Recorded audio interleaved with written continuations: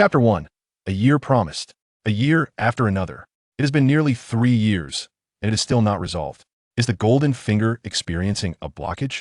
In the year 1521 of the Marine calendar, in the city of Marineford, in a commonplace classroom of the Naval Academy, a boy named Rofi lay sprawled on his desk, idly gazing out the window while uttering his complaints. Indeed, Rofi was a traveler from another world, marking the 7th day of his arrival in Marineford 3 years prior. Upon entering this realm, he was bestowed with the quintessential gift of a traveleric golden finger. However, mere seconds after its appearance, it declared, "This system will enter maintenance mode for a duration of 1 year." Thus, 1 year passed, and then another 3 years later, this contraption remained in its maintenance phase. In these 3 years, Rofi, of average talent and background, found solace in his towering and robust physique, which deterred his classmates from provoking him. Meanwhile, the female students were utterly captivated by his striking looks. Consequently, Rofi's life during these years had been relatively pleasant. He would often daydream during classes, amuse his female classmates, and collect a bit of protection money after lessons, leading a rather contented existence. Today, as Rofi continued his customary daydreaming, an unexpected piece of chalk was hurled at him. "Rofi, why were you absent this morning?" The voice of Instructor Tina rang out sharply within the classroom. Rofi, known for his penchant for mischief, had largely evaded significant reprimands thus far. However, his blatant act of skipping class that morning had severely undermined Tina's authority as an instructor. As her question echoed, all eyes in the classroom turned to Rofi. Classmates stifled their laughter, eagerly anticipating Rofi's embarrassment, especially those who had been victims of his antics in the past. Nevertheless, a number of female students watched Rofi with expressions of concern. Confronted with Tina's furious inquiry, Rofi calmly rose and replied, reporting to the instructor, "I was receiving an infusion this morning that I see you are robust enough to devour an ox. What sort of infusion could you possibly require?" Reporting to the instructor, "It was your essence." Tina, a mere student, dared to tease the esteemed instructor? Tina's anger flared at that moment. Her pink hair threatened to ignite in a fiery crimson. "Rofi, I believe you are becoming rather audacious." With those words, Tina rolled up her sleeves and advanced towards Rofi. In response to her threatening demeanor, Rofi shrugged, displaying indifference. Tina was not the first instructor to be provoked to such a degree by Rofi, and he had grown accustomed to such scenes. However, just as Tina was poised to take action, a sudden wave of dizziness washed over her. When she regained her senses, the scene before her had undergone a dramatic transformation. It was a resplendent morning, bathed in sunlight. Yet, for reasons unknown, the atmosphere was laden with an oppressive heaviness that instilled a sense of dread. At the execution platform knelt a disheveled man. Before him stood 2 executioners wielding long blades. Despite the grim tableau, the man exhibited no trace of fear. Instead, he emanated an imposing aura. Witnessing this sight, Tina found herself momentarily breathless, for she recognized the scene unfolding before her. It was the execution platform of Rogue Town. The Pirate King, Roger, the man who single-handedly ushered in the era of great pirates, had reappeared. Even as he stood on the execution platform, his mere presence was enough to evoke terror. The vividness of the scene was almost surreal, as if she were immersed within it, and beads of perspiration began to form on Tina's forehead. The inexperienced naval soldiers around her trembled in fear, their legs quaking. "This is Marineford. Who dares to conjure such illusions?" Tina remarked cautiously, her arm morphing into an iron bar like a barricade. Yet, her words bore no fruit, and the scene continued unabated. "Is this truly the Pirate King, Roger? Is this the man who solely reached the end of the Grand Line? Quick, inform the commander. The Naval Academy has been infiltrated by a formidable presence." Instantaneously, the classroom erupted in a cacophony of voices, some brimming with excitement, others steeped in fear, reverence, and confusion. Soon, the entirety of Marineford resonated with such exclamations. "Has everyone witnessed this scene?" Tina gasped, her incredulity palpable. In that moment, a wave of panic washed over her, for she was acutely aware that the great figure had met his demise. Furthermore, it had been a public execution witnessed by the entire world. Thus, the vivid portrayal she beheld, though undeniably real, was merely a reenactment of events long past. Could this be the power of a high-level devil fruit? The ability to allow countless individuals to perceive an illusion without their awareness was indeed terrifying, and it was no wonder that even someone of Tina's stature felt a surge of apprehension. However, the situation was far more intricate than mere shock permeating Marineford. The entire world had glimpsed this scene, yet Amidst the global turmoil and confusion, there was one individual who felt no surprise, and instead, a smile graced his lips. That person was Luffy. Ding! Congratulations, host. The global live broadcast system is being established. Ding! The global live broadcast system has been successfully established, binding the unique host, Rofi. Ding! Congratulations, host. You have been granted supreme administrative privileges in the live broadcast room. Members from around the world are joining. Pirate Whitebeard has joined. Admiral Kazuru has joined. Joker Buggy has joined. Red-haired Shanks has joined. Straw Hat Luffy has joined. But in addition to the familiar figures from the world of pirates joining, Rofi also noticed that the live broadcast system's database continuously incorporated new footage. The Marineford War, the death of Roger, the journey to Skypiea, the Sabeti Archipelago arc, the Buster Call on O'Hara, the annihilation of the Rocks Pirates. The live broadcast room will randomly play 3D films from a database. During the broadcast, random questions will arise, and all members in the live broadcast room can participate in the QA. Correct answers will yield generous rewards, while incorrect responses will result in the loss of one personal possession. Soon, the system explained. Live QA? So, what benefits do I, as the host, receive? Rofi remarked, somewhat displeased. While other systems grant various perks up front, his system appears to treat everyone equally. The possessions lost by members who answer incorrectly will automatically belong to the host. A mechanical voice echoed, and Rofi's heart felt considerably more balanced. Additionally, this live broadcast room supports a tipping feature, allowing all participating members to contribute. The items that can be tipped include, but are not limited to, martial arts techniques, devil fruit abilities, and special powers. Members will not lose their own abilities upon tipping. The host can also earn rewards by guiding other members to tip, the system added. Upon hearing this, Rofi felt a wave of relief wash over him. Encouraging others to tip him was akin to charming them, and charming was precisely his forte. Just as Rofi reveled in this newfound happiness, the chat box on the aquamarine floating screen before him began to flash with messages. Garp. If I'm not mistaken, that's Roger, isn't it? Sengoku. Garp. How can you still have the audacity to speak? Were you not the one responsible for guarding Lowtown? Why has he resurfaced? You better provide me with a satisfactory answer. Whitebeard. Could that fellow still be alive? Haha. I truly miss the days we used to drink together. Ace. Dad. Do you realize your fore drip is about to burst? Crocodile. Oh? Are you implying that Whitebeard is critically ill? Whitebeard. Ha, not quite critically ill. Your concern for me is touching. Are you eager to become my son? No problem, but you must first bow to me. Crocodile. Rayleigh. Captain, I truly hope you can witness this world once more. In a live broadcast room, the prominent figures from around the globe spoke one after another, leaving the ordinary populace too intimidated to utter a word at AS for the authenticity of this live broadcast room.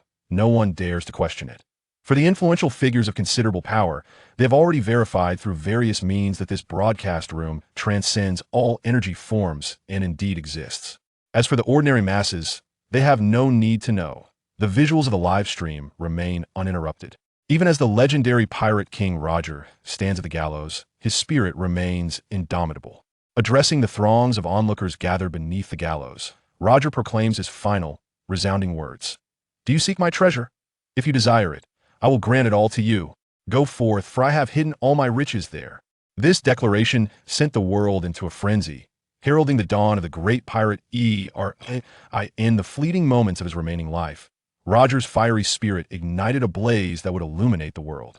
At the moment of Roger's execution, the world erupted in fervor. 2 decades have passed since, yet this chapter of history remains profoundly impactful, particularly for those pirates who, inspired by Roger 20 years ago, ventured into the Grand Line. Nostalgia fills their hearts. The current live streaming space provides them with a platform that transcends both time and space for interaction. However, just as the prominent figures within the broadcast engage in casual conversation, inquiring about each other's well-being and gauging the depths of one another, the live stream abruptly halts. Above the entire broadcast room, a crimson text materializes. Question time. Why was Pirate King Roger captured? Correct answer reward. Thundercloud Zeus. Incorrect answer penalty. Randomly strip one item from the incorrect responder, including but not limited to devil fruit abilities, martial prowess, life, equipment, etc. Thundercloud Zeus. The ordinary viewers within the broadcast may not comprehend its significance. Yet for those grand pirates who had traversed the Grand Line, as well as certain high-ranking naval officers, the meaning of Thundercloud Zeus is well understood. Meanwhile, on Cake Island, situated in the latter half of the Grand Line, Big Mom sits upon her throne within her palace, gazing down at a white cloud prostrating beside her. With a smug grin, she declares, "Ha! Thundercloud Zeus was created by my own hand. Could there possibly be a second Thundercloud Zeus in existence?" This so-called live broadcast is clearly a ruse. As for the question of why Roger was captured, it is utterly trivial who would care about that. With that, Big Mom seizes a massive dessert over a meter tall and devours it in one bite. A live stream broadcasted to the entire world? Big Mom harbors no belief in it. To her, it is merely an elaborate illusion. Moreover, she possesses the very ability to create such illusions herself. In fact, within this grand line, there are not a few who share such capabilities. Thus, Big Mom was entirely unconcerned about the happenings in the live broadcast room. Until 3 seconds after she had just stuffed a dessert into her mouth. Zeus? Where's Zeus? Big Mom gazed blankly at the empty air before her. Originally, her Thundercloud Zeus was right there. Yet, in the blink of an eye, it had inexplicably vanished. As Big Mom stood in shock, she noticed that in the area designated for questions and rewards in the live broadcast, Zeus had suddenly appeared. Moreover, Zeus' expression mirrored her own bewilderment, clearly indicating that it too was perplexed about its sudden relocation. Upon witnessing this scene, Big Mom's fury ignited instantaneously. What sort of live quiz is this? To claim something from my Cake Island as a reward? A blatant act of thievery. Having navigated the pirate world for decades, this was the first time she had encountered someone pilfering from under her very nose. Enraged, she swung her fist, intending to strike the live broadcast. However, the broadcast was merely an illusion, and her fist could not reach it. Her most capable son and subordinate, Katakuri, soon arrived at the palace of Cake Island. Observing Big Mom's explosive rage over the disappearance of Zeus, Katakuri fell into deep contemplation. Perhaps this live broadcast possesses powers that surpass all worldly limits. Otherwise, how could his observation haki have failed to perceive anything at all? Contemplating this, Katakuri quickly focused his attention back on the live broadcast. At that moment, the notable figures in the live broadcast were engaged in a fervent discussion regarding the matter. Whitebeard. Zeus? Is that fellow Charlotte's new boy toy? Marco. Old man, that is Big Mom's weapon, a cloud with a soul. Whitebeard. What? I never imagined that after such a long seclusion, Charlotte's tastes have become so extravagant. Now, even clouds are not spared. Sengoku. Charlotte Katakuri. Whitebeard. As a fellow emperor, kindly watch your words. Marco. Everyone, let's focus on answering the questions. Akainu. Is there any doubt regarding this question? Clearly, it was captured under our great and just Navy's offensive. Robin, you shouldn't speak so decisively. Can your Navy truly possess the capability to upheave the entire sea? Akainu. Robin, is it? Very well. I shall remember that every word you speak will serve as evidence in court. You would do well to reconsider your statements. Crocodile. Haha. Is Akainu threatening a young lady to her face? It seems the esteemed Navy is not so formidable after all. Akainu. 7 warlords. Please be mindful of your position. Kapu. Red Dog. That name is rather pleasant. Far more appealing than Akainu. Akainu what? So you're saying your elbow is turning outward. Hancock. Since no one is willing to answer, I shall take the liberty to respond. Hancock. The true answer is that Roger was captured, naturally due to his inability to contend with the formidable Vice Admiral Garp of the Navy. Once Hancock's answer was uttered, the entire livestream chat fell silent for a moment. This information was something Hancock had overheard from the Navy. When Roger was the pirate king, Hancock was merely a child. Thus, her understanding of this historical event was rather limited. Therefore, when such a question arose in the live stream, she simply relayed what she had heard. At that moment, Garp, who was sipping tea at Navy headquarters, couldn't help but choke upon hearing the response. The reasons for Roger's capture have long been a subject of speculation within the world of pirates. One version that has circulated from the Navy is that Garp triumphed over Roger, thus enabling the Navy to successfully apprehend him. However, Garp himself has never acknowledged it. Garp, do not spread rumors or believe them. I have never uttered such words. Hancock, what nonsense about not spreading or believing rumors.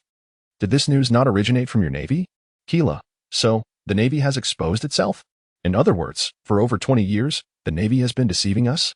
Garp, I cannot say, Sengoku, what exactly is going on? Sengoku, Garp, you better keep your mouth shut. Keela, is Lord Sengoku in a hurry? It's nothing much really. The Navy, after all, cares about its reputation, I understand. Sengoku, you know nothing, you little brat.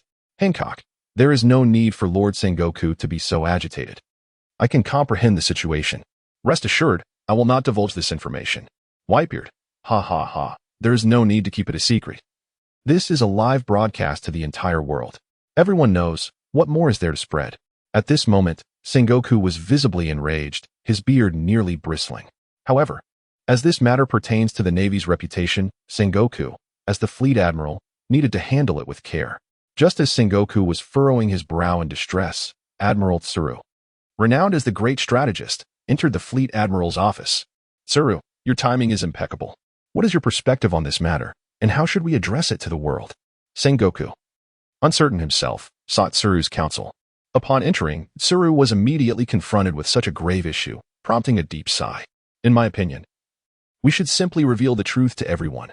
After all, Garp has acknowledged it himself," Admiral Tsuru remarked. 20 years ago, when Roger was executed in Logtown, Tsuru had opposed the Navy's High Command's decision, yet at that time, she possessed little influence and thus acquiesced. Now that this matter has come to light, she was unwilling to concoct excuses to conceal it any longer. However, Sengoku, as fleet admiral, had many considerations. It was for the faith of the ordinary citizens. "Perhaps they require a leader of justice," Sengoku stated earnestly. Hearing this, Tsuru understood and silently sighed. "Leave this matter to me." Subsequently, Tsuru sent a message in the live broadcast. "Tsuru, Roger's capture was a joint operation by the Navy. While Garp may not have been directly involved in the entire process, he was indeed the commanding officer of the Navy during Roger's capture." Tsuru, thus, stating that Garp is the hero who captured Roger is entirely accurate.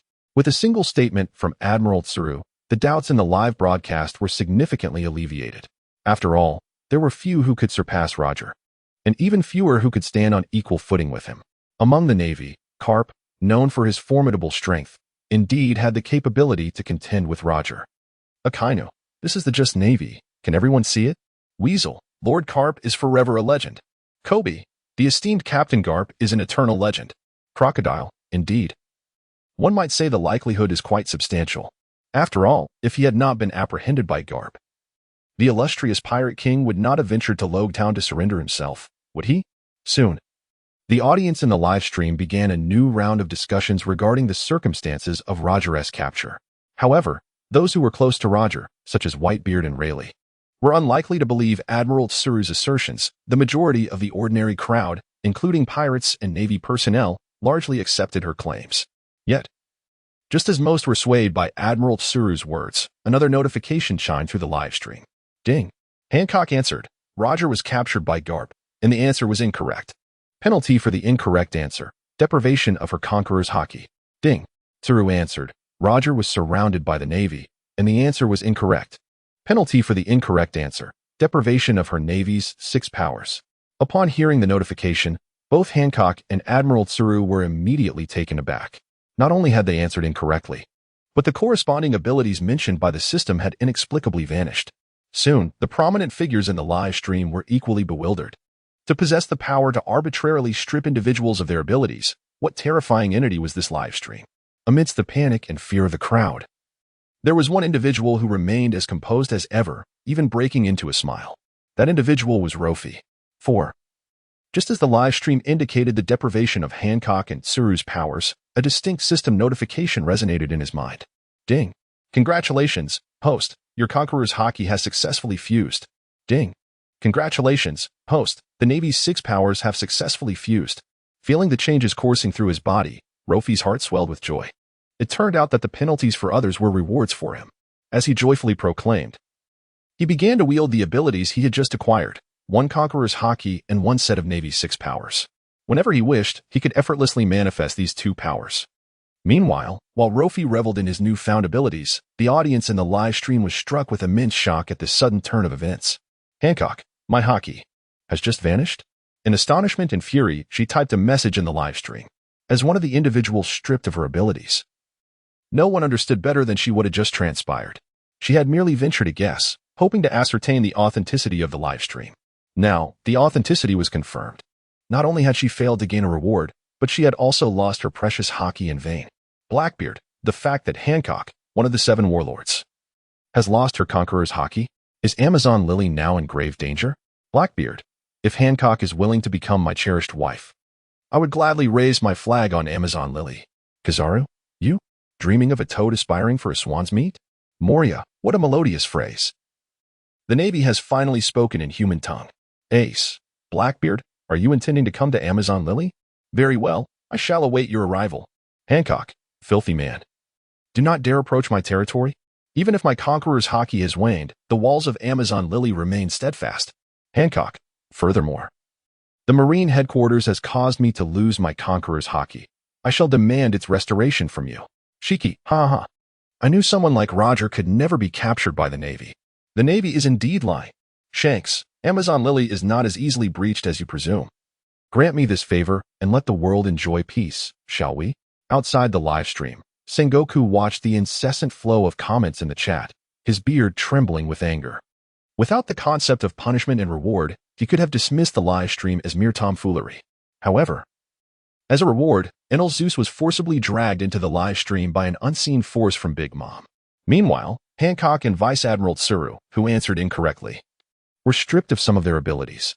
Under such circumstances, how could he shift the blame? No. Rather, how could he continue to uphold the Navy's justice?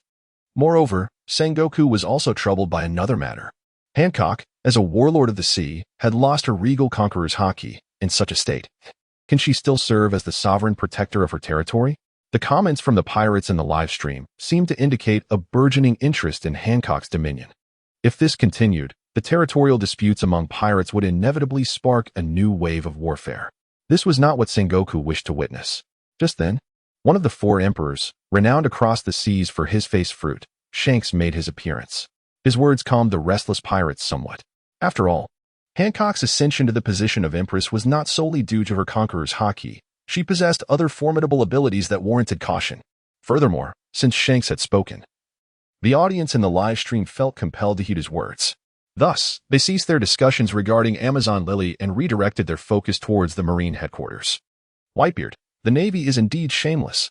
For the sake of their ridiculous justice, they have cast aside their dignity. Shiki, indeed, Sengoku, as Fleet Admiral, appears to preach benevolence and morality, yet he pales in comparison to Vice Admiral Garp's straightforwardness. Garp? Why does that sound oddly flattering? Well, I shall take it as a compliment. Sengoku, Garp, please clarify your position. Caesar Clown, I wonder if everyone remembers the scientific weapon explosion incident that occurred at Punk Hazard. It was clearly a naval research base, yet the Navy completely absolved themselves of any responsibility for the accident. Doflamingo, of course I remember. The Navy released a statement back then, claiming that you, Caesar, conducted dangerous experiments without authorization. Moonlight Moria, it stands to reason that without the world government's directive, how could a mere Caesar dare to engage in such perilous endeavors? Sengoku, 7 warlords, please be mindful of your positions. Whitebeard, ha, you're getting anxious, Sengoku. Caesar's words instantly ignited a fervor in the live broadcast. Whether among the 4 emperors or the 7 warlords, once they chose the path of piracy, none hoped for world peace. After all, war is merely the reallocation of power among various factions. The strong devouring the weak finds its justification. These pirates consider themselves the strong ones, with the exception of Shanks, who relies on reputation to thrive globally. At this moment, both the 4 emperors and ordinary citizens began to question the Navy due to Caesar's insinuating remarks.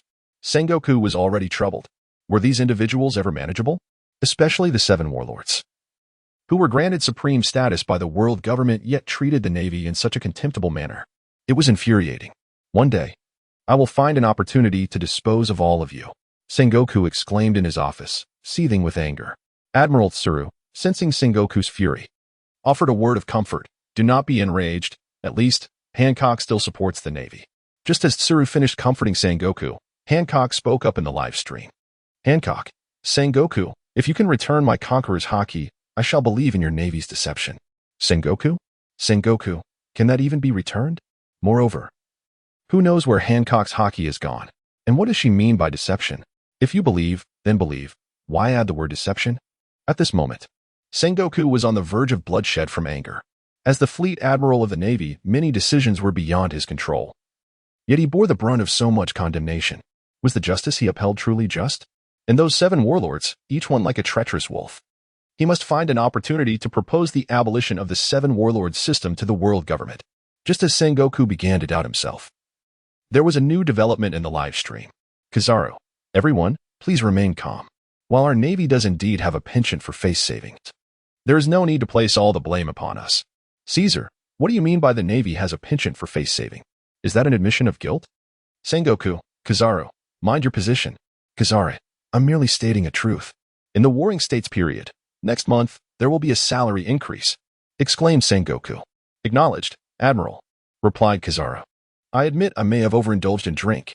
This is a personal matter. Please do not escalate it to the Navy, Shanks remarked with a smile. Is this the power of capital? He gazed at the lively chat scrolling across the live streaming interface, amused by the entertaining spectacle that had been absent for quite some time. Meanwhile, Sengoku was fuming, feeling the weight of indignation. Ever since this live stream had emerged, the Navy's authority had been incessantly questioned, leaving him, the fleet admiral, somewhat embarrassed to face others. In the live stream, participants were vociferously criticizing the Navy, with many pirates, who had past grievances with the Navy, fervently slandering them. The chat box was bustling with activity. However, the quiz page remained devoid of new updates. After witnessing the fates of Hancock and Tsuru, no one dared to answer questions, fearing the consequences of a wrong response. Even pirates like Whitebeard and the Golden Lion, who were contemporaries of Roger and familiar with him, hesitated to respond. After all, when Roger made his fateful decision, no one had forewarned them. Although they could speculate on a few reasons, certainty eluded them. Naturally, a select few high-ranking Navy officials were privy to the actual reasons behind the events, yet they were unwilling to publicly acknowledge them, thereby undermining their own credibility. Just as everyone was apprehensive about answering questions, a mechanical voice suddenly resonated within the live stream. Warning: if a correct answer is not provided within 30 seconds, one member's life will be randomly forfeited. With this superadmin authority, life had indeed become convenient. The ability to invite or expel participants, mute, and reward had granted him privileges akin to that of the room's host, thought Luo Fei with satisfaction. He had not anticipated that the first quiz would yield such benefits. The system was indeed not deceiving him. At that moment, a thundercloud resembling Zeus materialized beside Sushin. Despite being merely a cloud, it possessed eyes and a mouth akin to a human, its fluffy form giving it an endearing appearance. Master, I look forward to your guidance, exclaimed Zeus upon encountering Luo Fei. Initially, Luo Fei harbored concerns that this thundercloud Zeus, created by Big Mom, might be disobedient. Yet now, gazing upon Zeus's docile demeanor, Rofi felt entirely reassured. Ah, my good child, henceforth, remain by my side. Rest assured, as long as I have a morsel of meat to savor, I shall certainly share a taste of vapor with you. Rofi chuckled, patting Zeus's plump and soft form. He recalled how this creature had an insatiable fondness for the clouds produced by Nami's climate baton. It would be splendid if such delicacies could grace the livestream in the future. Alternatively, once he grew more formidable, seizing such treasures directly might prove to be a delightful endeavor. However, for the time being, it would suffice to allow Zeus a taste of vapor to tide him over. Before long, after successfully taming Zeus, Rofi turned his attention once more to the system livestream. He remembered that the system had previously delineated the privileges of a super administrator, explicitly noting the ability to invite others. Yet, with nearly the entire population of the pirate world already present in the livestream, where could he summon anyone from? System: are there still individuals who have yet to join? Prompt: this livestream currently only includes members that possess a life force from the existing world. In addition to these, you may also invite members from the realm of the underworld and from alternate worlds. The underworld? So, does that mean individuals like Roger and Odin, whose ashes are unknown, can also be summoned? Prompt: indeed. However, the live broadcast room must reach a certain level before the privilege to invite members from alternate worlds can be granted. For each level the room ascends, it can invite members from the underworld. For every 5 levels, it may invite individuals from other realms, and upon reaching 10 levels, the authority to add new groups will be unlocked. At that time, the system will randomly open a live broadcast room in an alternate world, with the host remaining the sole proprietor. Upon hearing this, Luo Fei nodded silently. If he could draw Roger into the group chat, how might this world transform? Or perhaps, if he could bring back the souls of those perished in O'Hara's flames, would the blank century of history finally be unveiled? Such possibilities were indeed intriguing. So how could one elevate the level of the live broadcast room? Luo Fei inquired. The system responded, the basic growth value of the live room is 0. 1 per day. Once the growth value reaches 10, the room may be upgraded. Answering questions and offering rewards can additionally enhance growth values. In other words, the live broadcast room has the capacity to elevate itself. According to the fundamental algorithm, it would take 100 days for the live room to ascend a level. Thus, to invite members from the underworld, he would have to wait at least 3 months. This would take quite a while. The matter of invitations could be addressed later. Was there not a permission for shared vision? Perhaps he should try that feature. Once Luo Fei uttered this thought, the system swiftly comprehended. In an instant, the scene before him was transmitted across the globe. Just as he activated the shared vision, a white figure abruptly appeared before him. It was Admiral Akainu. Luo Fei was somewhat taken aback by Akainu's appearance. After all, they were in a naval academy, a gathering place for the most junior sailors, where high-ranking admirals rarely tread. As confusion washed over him, Akainu spoke. Kid, it's your luck to have acquired the Thundercloud Zeus, but its power is immense and possesses great research value. I believe you should voluntarily hand it over to me for Dr. Vega Punk. He continued, naturally, to reward your contributions, I have decided to grant you additional rewards. Just as Akainu finished speaking, his eyes suddenly glazed over, and a troubling thought flitted through his mind. This kid had activated shared vision? This meant that the entire world had just witnessed his inquiry about the Thundercloud Zeus. Luo Fei, it's your fortune to possess the Thundercloud Zeus. I hope you will willingly surrender it. Echoed incessantly in the minds of the prominent figures in the live broadcast room. What a spectacle! A Grand Admiral of the Navy, reduced to disregarding his own dignity for a mere Thundercloud Zeus. The first to speak was Whitebeard, who had previously extended an invitation for Luo Fei to become his son. Is this what the Navy has become? You would stoop to stealing from a child? What has become of your honor, esteemed Admiral? Kapu, Red Dog, you have gone too far. Even I find it hard to bear.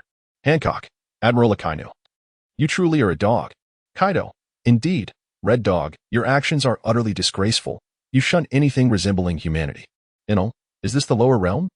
It is indeed rife with filth and wickedness. Shanks, this conduct truly reflects one's name. I declare that I shall no longer involve myself in naval affairs. There is no need for you to spare my feelings.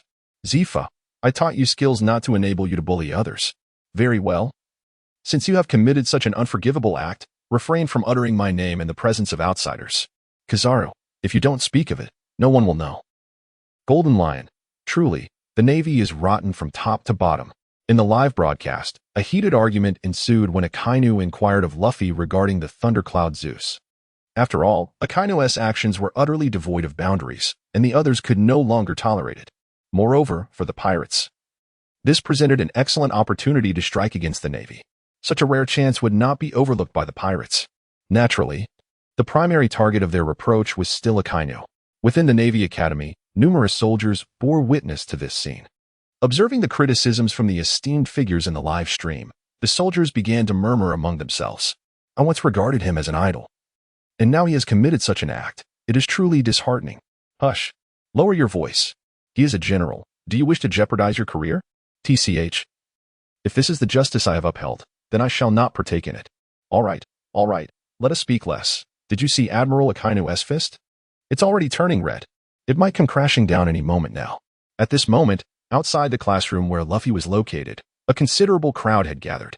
They were eager to discover the identity of Luffy, who now wielded super administrator privileges.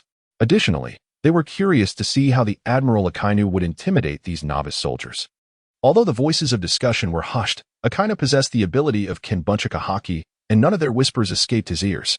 Initially, Akainu intended to discipline a few of the gossiping students as a warning to silence the others.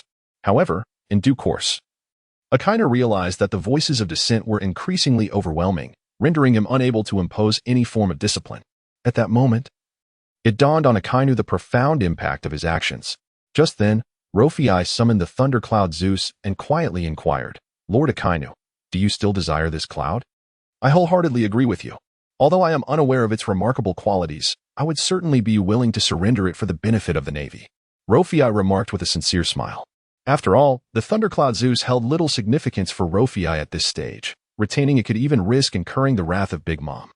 If Akainu desired it, it would be prudent to relinquish it. After all, it was unwise to jeopardize relations with the Admiral over such a trivial matter. Yet, it remained uncertain if Akainu would still dare to accept it. Upon hearing Rofi's words, Akainu's expression underwent a remarkable transformation. He felt rage. For the cloud was indeed a possession of the Navy, yet it had attracted such vitriol. He felt embarrassment. As the world had witnessed his desperate plea to Rofi for the object, he felt helpless, for he could no longer take the cloud. regardless of the circumstances. Ultimately, the honor of the Navy was more crucial than Dr. Vega Punk's scientific achievements. As Akainu wrestled with his tumultuous thoughts, Sengoku, who was in his office, spoke up. Quickly return the item to Rofi. This is a reward for Rofi's hard-fought efforts, and as embodiments of justice, how can we claim what belongs to him? The chat room in the live stream was quite convenient, allowing for real-time communication. Upon reading the Marshal S words, Akainu felt a deep sense of frustration. All his actions had been for the Navy's sake, yet he found himself labeled the villain. Nevertheless, for the sake of the Navy's dignity, what did it matter if he made a small sacrifice to preserve its honor? Wagahai, Rofi, please keep this thundercloud, Zeus. My earlier remarks were merely a test of your character. Faced with such a formidable treasure, you have maintained your humility and unwavering loyalty to the Navy. Well done. Akainu stated. A rare smile gracing his face, an expression of admiration and approval for the younger man. Could he truly claim Zeus? Certainly not. He had merely shared his thoughts with Rofi, and before even initiating the plan, he had already faced relentless criticism from the maritime elite. If he were to actually take Zeus, he would undoubtedly be met with even greater backlash.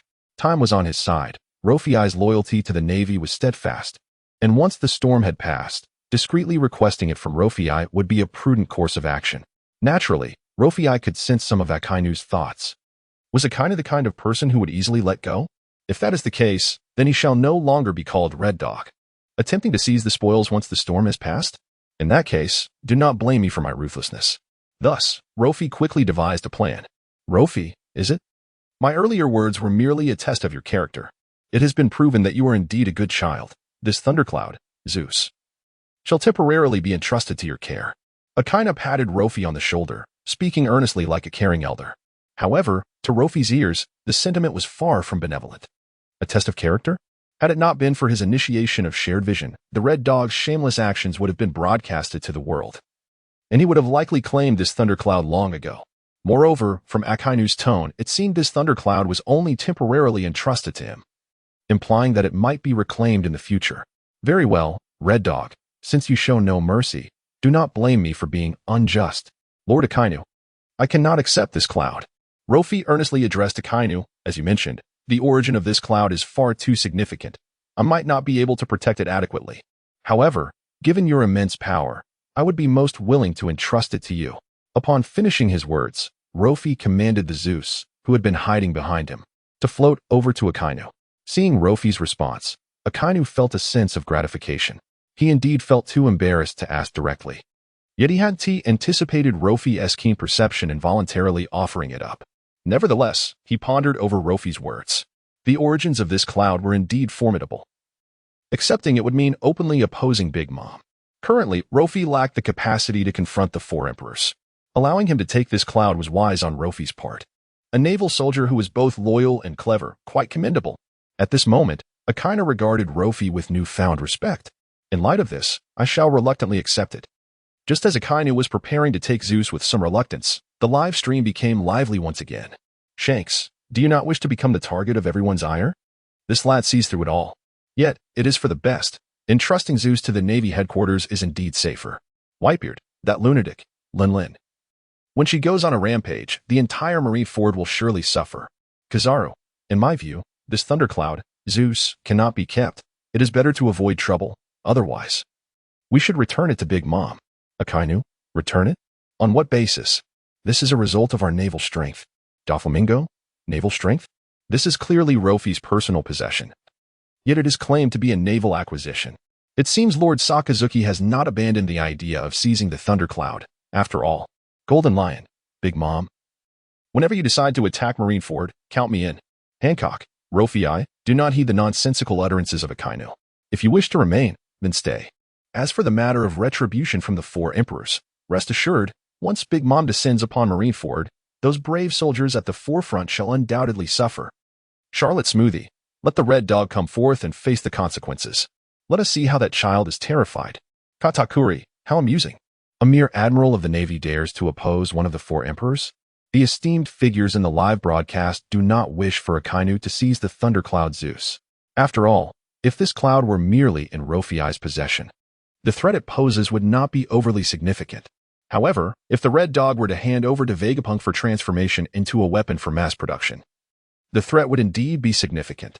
As the esteemed figures in the live stream fervently criticized the Red Dog, they hoped to compel him, under the weight of global public opinion and to preserve the Navy's honor, to abandon this objective. Amidst the heated arguments ignited by Luffy's remark, Luffy, in a moment of fury, typed furiously in the live stream chat, declaring, "Stop spouting nonsense. Our Navy's admirals are truly formidable." Upon reading this, a radiant smile spread across the Red Dog's face. This was the very essence of Marineford. This was the future of the Navy. You truly are commendable, young one. I shall promote you upon my return, he thought to himself. As the audience in the live stream looked on in confusion, seemingly all rallying in support of Luffy, they wondered why Luffy seemed unable to discern right from wrong. To their astonishment, he picked up a naval textbook and began to peruse its pages. Through shared vision, everyone witnessed the contents of this textbook. Look, our Navy is indeed formidable. Lord Garp once felled Gold Roger with a single punch. Lord Kizaru annihilated Dressrosa with one blow, and Lord Kazan ended an entire nation with a mere wave, invoking the Ice Age. As for Lord Sengoku, he single-handedly toppled Whitebeard's pirate ship. Do you still dare to underestimate our Navy?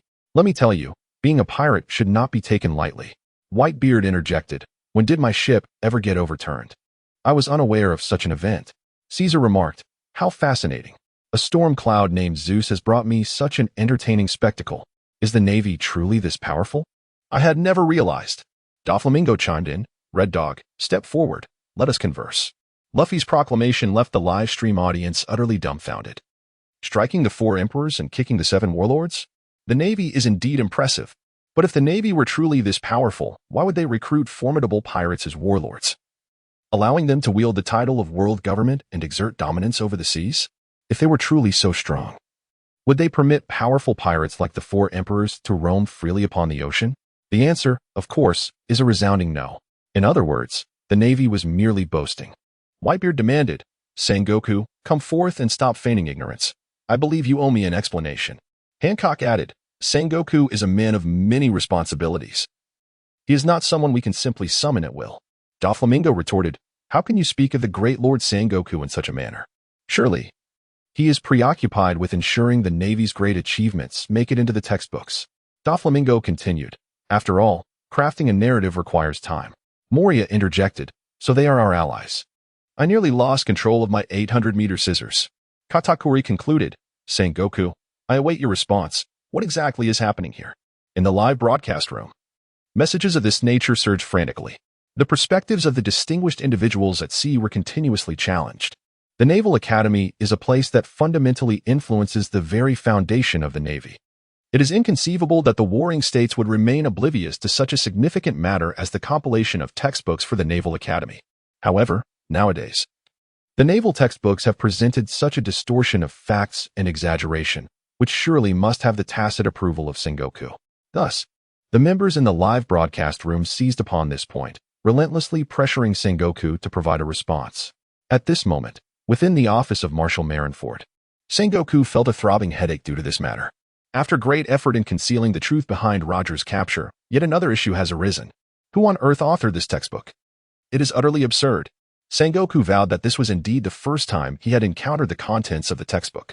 However, at this juncture, such discussions are rendered futile.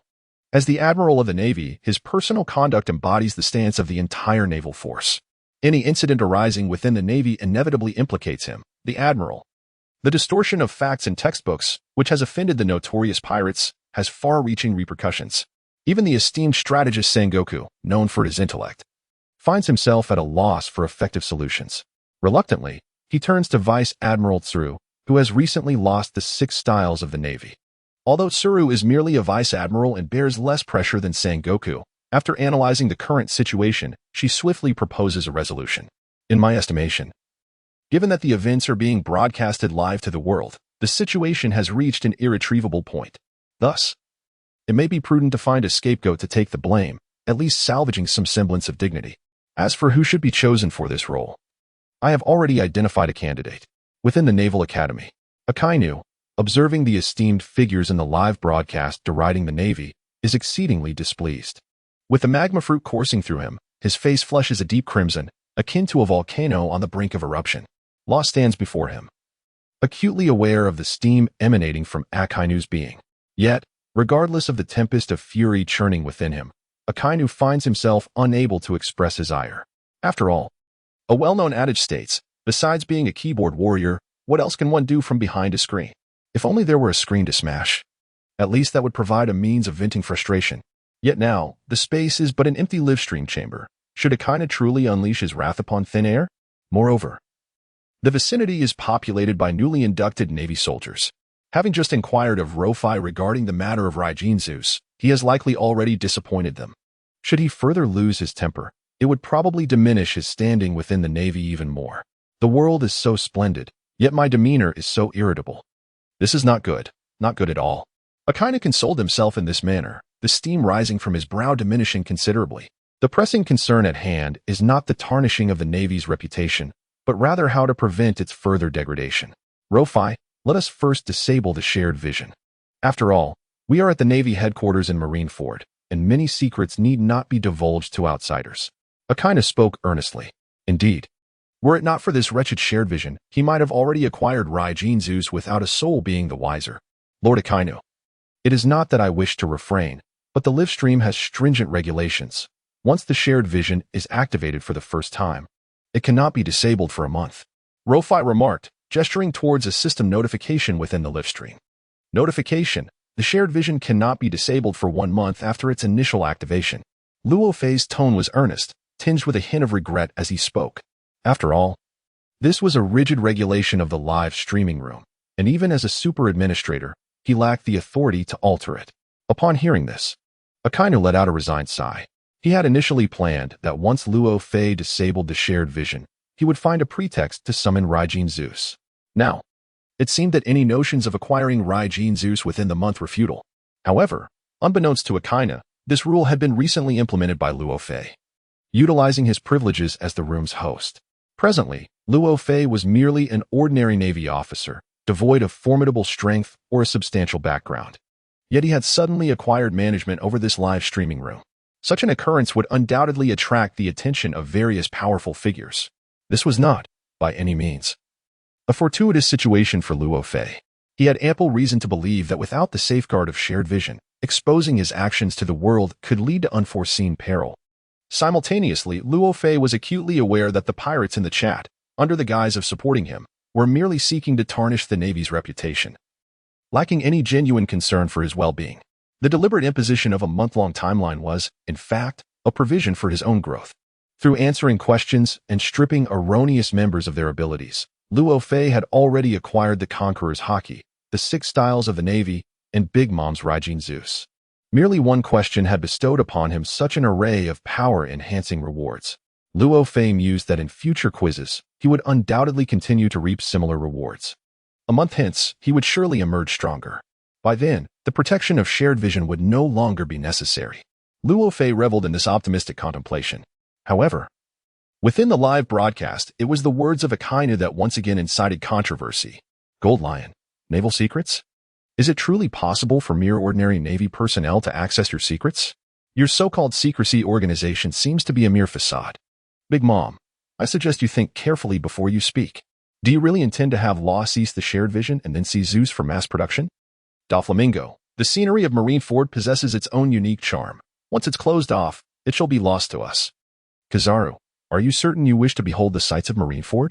Shirahoshi, could we not close it? I still wish to gaze upon the outside world. Luffy, is the shared vision truly unclosable? Ha ha ha, what perfect timing. Law, consider this a favor owed to you. May I borrow your eyes someday to see my grandfather? Garp, you little rascal, still thinking of me. Old Man Dew is in excellent health. Rest assured, until I manage to awaken that decaying will of yours, I certainly shall not encounter any unfortunate events. Hancock, grandfather, grandson, what is going on here? In the bustling chat group, a lively atmosphere prevailed. At this moment, Luffy had gathered a band of like-minded companions, emerging as a sensational pirate. The fact that Garp, a hero of the Navy, had a grandson who had chosen the path of piracy was, in Sengoku's eyes, a disgrace to the Navy's image. Consequently, to prevent Garp from further exposing himself, Sengoku summoned him to his office, intending to keep a close watch on him and ensure he refrained from speaking out of turn. On the other hand, Rofi readily agreed to Luffy's request, as even he felt compelled to grant some favor to the future Pirate King. As for Akainu, Realizing that his plans to acquire the Thundercloud Zeus had fallen through, he chose to leave the Naval Academy. However, despite such minor setbacks, the pirates did not forget the tales within the Navy's textbooks, which spoke of admirals who struck the 4 emperors and kicked the 7 warlords. Those imprisoned and impelled down were particularly eager for the Navy to descend into chaos, incessantly discussing the matter in their live streams.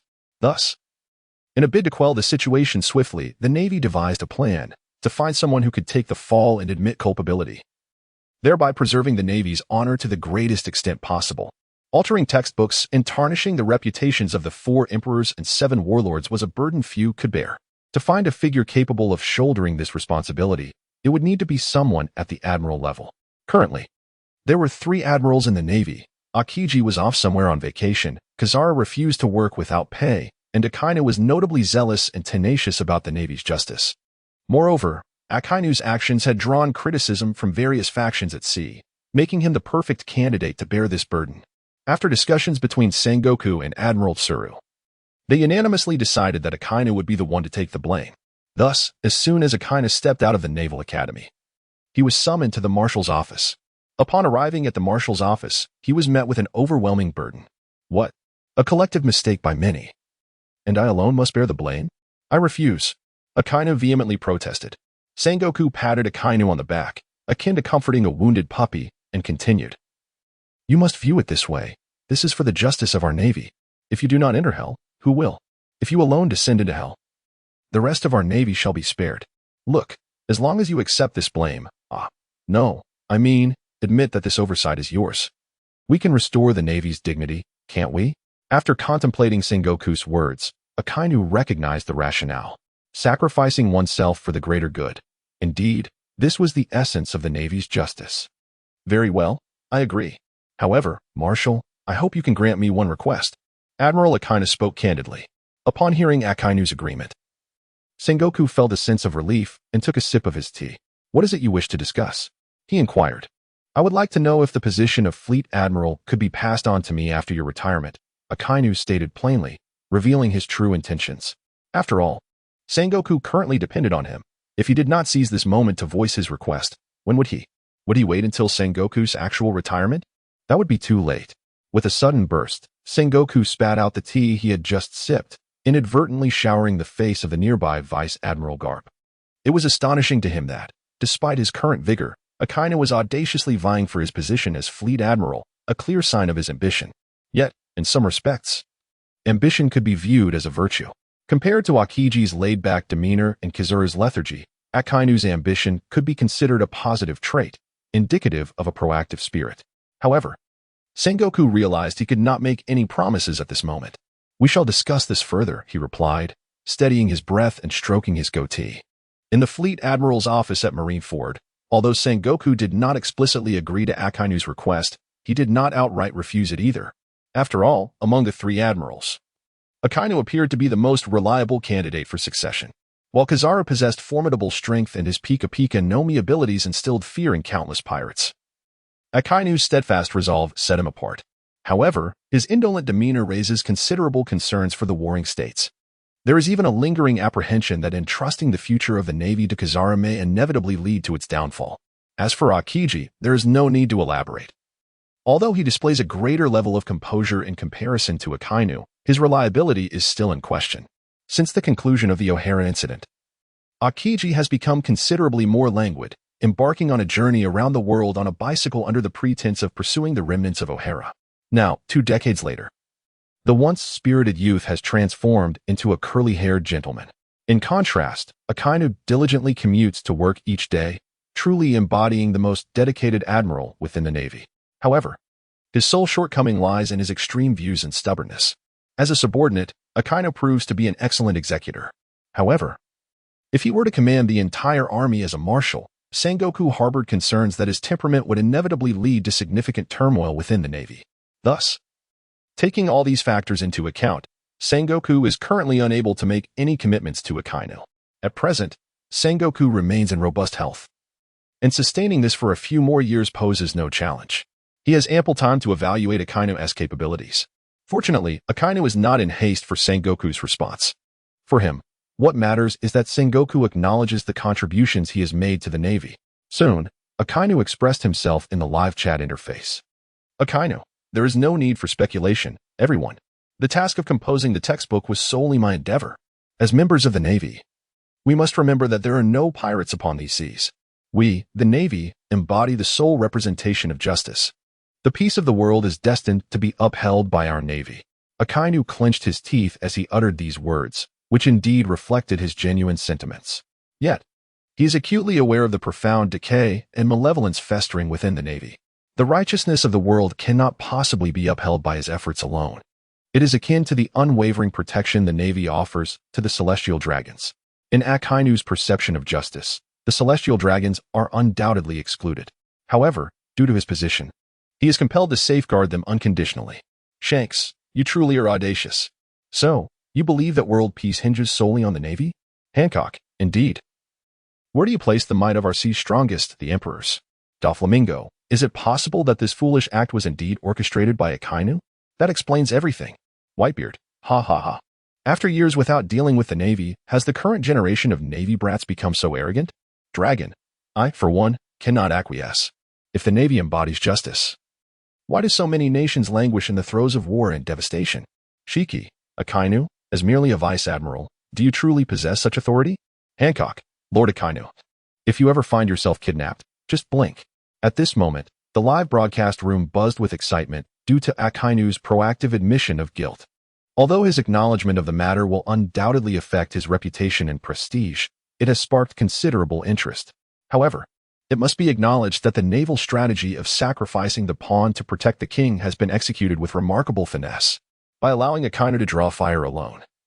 The integrity of the entire Navy is preserved. Only in this manner can the banner of justice upheld by the Navy remain unyielding. After observing the chat content in the live stream, Rofi could not help but shake his head. Was this action solely the doing of Akainu? It was evident that he did not believe so.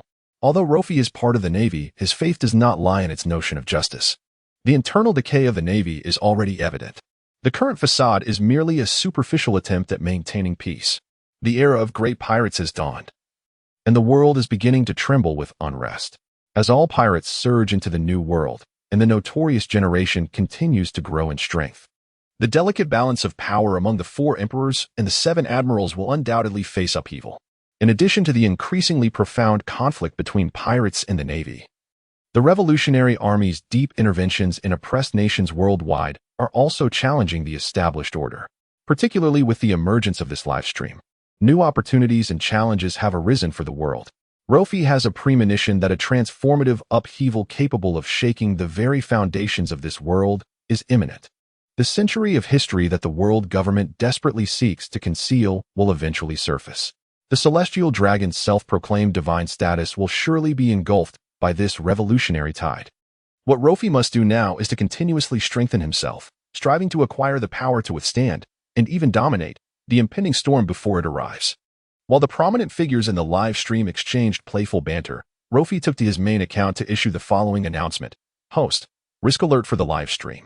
This is a QA live stream. Incorrect answers or lack thereof will result in system penalties, with the most severe consequence being the loss of life.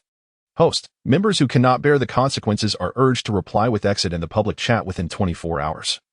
Any requests for withdrawal after this period will not be entertained. This live stream is both wondrous and merciless. Correct answers yield rewards. Yet these rewards come at the expense of other members' abilities or possessions. Incorrect answers also incur penalties, including the ultimate price of life. However, if no one answers the questions, a punishment will still ensue, namely, the random deprivation of life among the members of the group. Such consequences must be borne by the members themselves. For the average individual, it is exceedingly challenging to shoulder such repercussions, and thus it is necessary for the host, Luo Fei, to issue a reminder. Notably, Luo Fei, fully aware of the risks inherent in the live broadcast, chose not to expel ordinary individuals from the group outright. Instead, he granted them the opportunity to make a free choice. After all, setting aside the risks, this live broadcast represents an extraordinary chance for ordinary people to alter their fates. As the saying goes, those who stand at the forefront can soar to great heights. The current live broadcast indeed offers everyone a chance to rise. Whether one can seize this opportunity ultimately depends on personal fortune. Soon after Luo Fei issued this announcement, many ordinary individuals opted to withdraw. In fact, At the very moment Luo Fei made his announcement, the chat interface was swiftly inundated with messages of withdrawal. Ultimately, for the average person, the instinct for self-preservation outweighs the allure of the spectacle presented by the elite. After all, Morgan from the World News Agency remained in the live broadcast, sharing fresh updates daily. As Luo Fei processed these withdrawal notifications, within mere seconds, he received dozens of messages.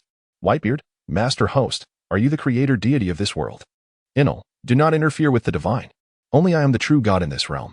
Luffy, you dare to claim divinity? Watch as I send you flying with a single punch. Doflamingo, might I inquire if the esteemed host would be willing to join forces with me to conquer the seas? Kaido, Doflamingo, have you lost your mind? Do you seek to establish your own domain? Crocodile, Kaido, what do you mean by establishing a domain? Do you harbor some unspoken secret? Doflamingo, just a fleeting acquaintance, yet I am surprised that you, Admiral Crocodile, remain so sensitive at your age. Shanks, dear host, you must not heed their foolish words. They merely wish to exploit you to disrupt this world. Please, do not reveal yourself. Big Mom, Shanks, could you kindly mute yourself? Big Mom, I wholeheartedly welcome you, esteemed host, to visit Cake Island. I shall ensure you receive a splendid reception. Whitebeard, I wonder if the esteemed host would consider becoming my son. I promise to provide the warmth of family. Hancock, having long admired your esteemed name, I am quite infatuated. Might you have the time to visit Amazon Lily? The emergence of Luo Fei's identity as the host instantly astounded the various powerhouses. After all, the ability of this live broadcast to strip away lives is a terrifying reality. They all speculated on the immense power the host must possess as the sole ruler of this live broadcast. As Luo Fei gazed at the incessant flattery and invitations, he found himself momentarily dazed.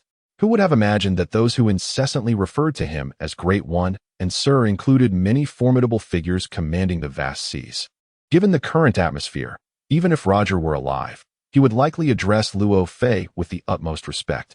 However, this sensation of being revered did not last long for Luo Fei. After addressing the withdrawal messages, he reverted to his ordinary persona.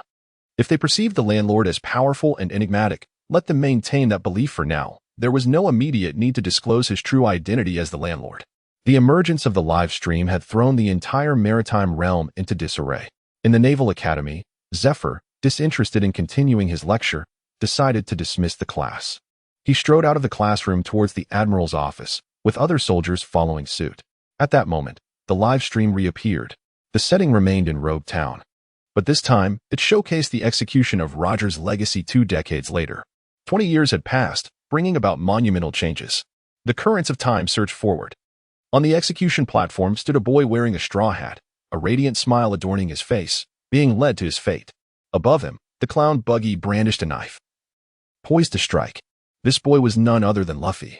Unfazed by Buggy's boisterous laughter, Luffy faced death with a brilliant smile reminiscent of the Pirate King Roger, who had been executed in the same spot 2 decades prior.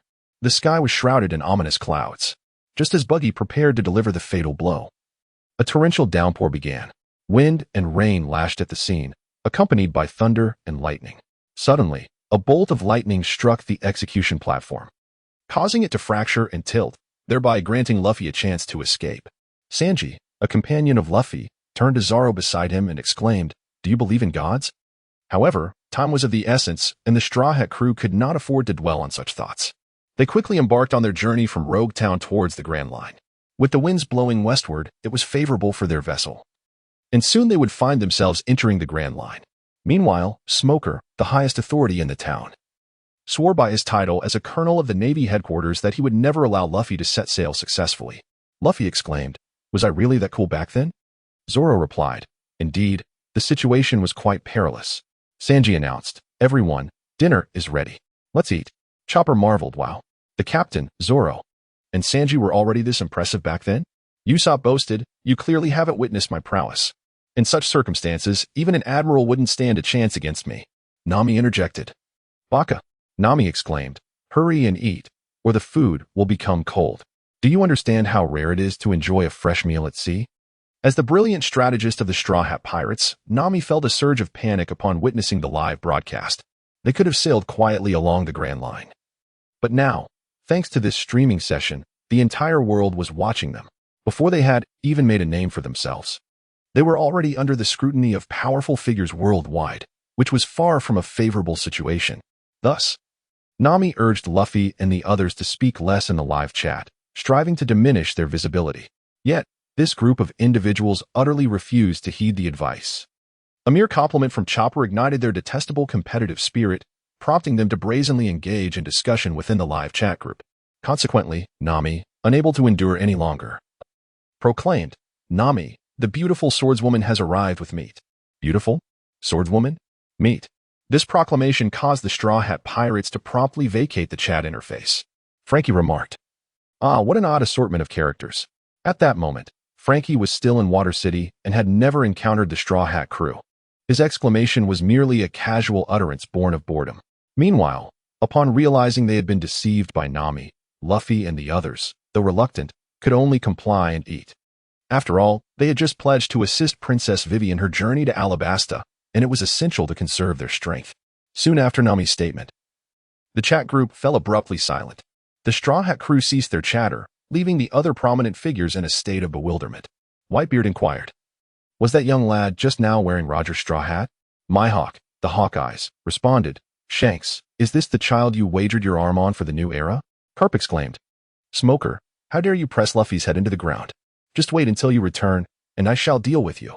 Hancock questioned, "What is happening? May I ask what the connection is between Captain Garp and Straw Hat Luffy?" Doflamingo interjected, "What relationship? Just a matter of connections." Moria added, as a naval hero, "It is truly laughable that you shield a mere pirate child." Whitebeard retorted, "The Navy is no better."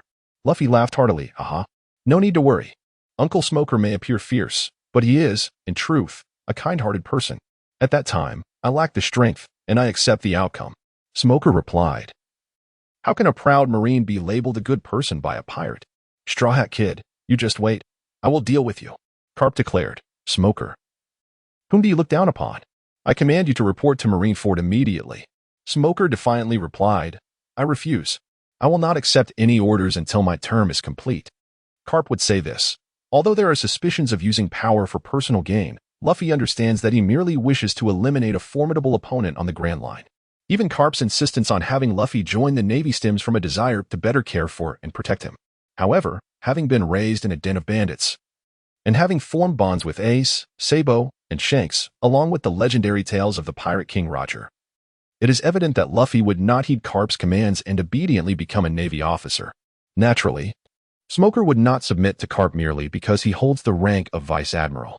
Smoker is steadfast in his convictions, adhering to his own sense of justice, often disregarding orders from his superiors. Observing Smoker's unwavering stance, Garp ultimately abandons the idea of recalling him and turns his attention back to persuading Luffy. "Garp, Luffy, you are quite the upbeat character. However, revealing yourself too soon is not prudent. Continuing as a pirate will undoubtedly lead to treacherous paths ahead. Garp, Luffy, if you can come to understand this, I would gladly welcome you into the embrace of the Navy." Kobe, really? Does that mean you, Luffy-senpai, are joining the Navy? Luffy, I appreciate your concern. Yet, I cannot be swayed, for I am destined to become the Pirate King. Garp, Shanks, what are these for emperors? Mere nonsense. You are nothing but a cult leader. Look at the chaos you have wrought. Shanks. At this moment, Shanks felt a wave of frustration. How could it be that Luffy, unable to endure Garp's loving iron fist, willingly set sail, yet it seemed as though he had lured Luffy away? It felt profoundly unjust. More unjust than the tale of Doi. What alleviates worry? Only a grand feast. Thus, Shanks promptly commanded his crew to prepare for the festivities, despite having just held a banquet the previous day. As for the trivial matters in the livestream, Shanks merely smiled and chose not to engage in lengthy debates. After all, his goal is world peace. Shanks, everyone, let us focus on the livestream. It seems new issues are about to arise. A single phrase from Shanks served as a reminder to all those present in the livestream. After all, they recalled that the full title of this broadcast was Question and Answer Livestream. With the advent of a live show, questions were bound to follow. The initial broadcast was accompanied by inquiries regarding the reasons behind Roger's capture, due to the scant number of individuals privy to the internal causes of that incident, compounded by the erroneous information deliberately disseminated by the Navy. No one in the live stream was able to provide the correct answer. In the end, it was an obscure Navy officer, Rofi, who correctly answered the question. As a reward, Rofi not only received Big Mom's Thundercloud Zeus, but also attained the enviable status of a super administrator within the livestream. Instantly, a profound sense of reverence filled the hearts of all participants in the broadcast. With the anticipation of the forthcoming second round of Live QA, excitement bubbled within everyone. After all, the rewards from this live stream were indeed tangible. Whether pirate or navy, all aspired to seize this additional power. The live stream continued to unfold, with everyone's gaze fixated upon the Straw Hat crew, who had just made their appearance. In the tumultuous town of Town, as Smoker initiated his operation, a tall man clad in a green cloak also materialized. Let the winds blow. The storm of destiny is upon us.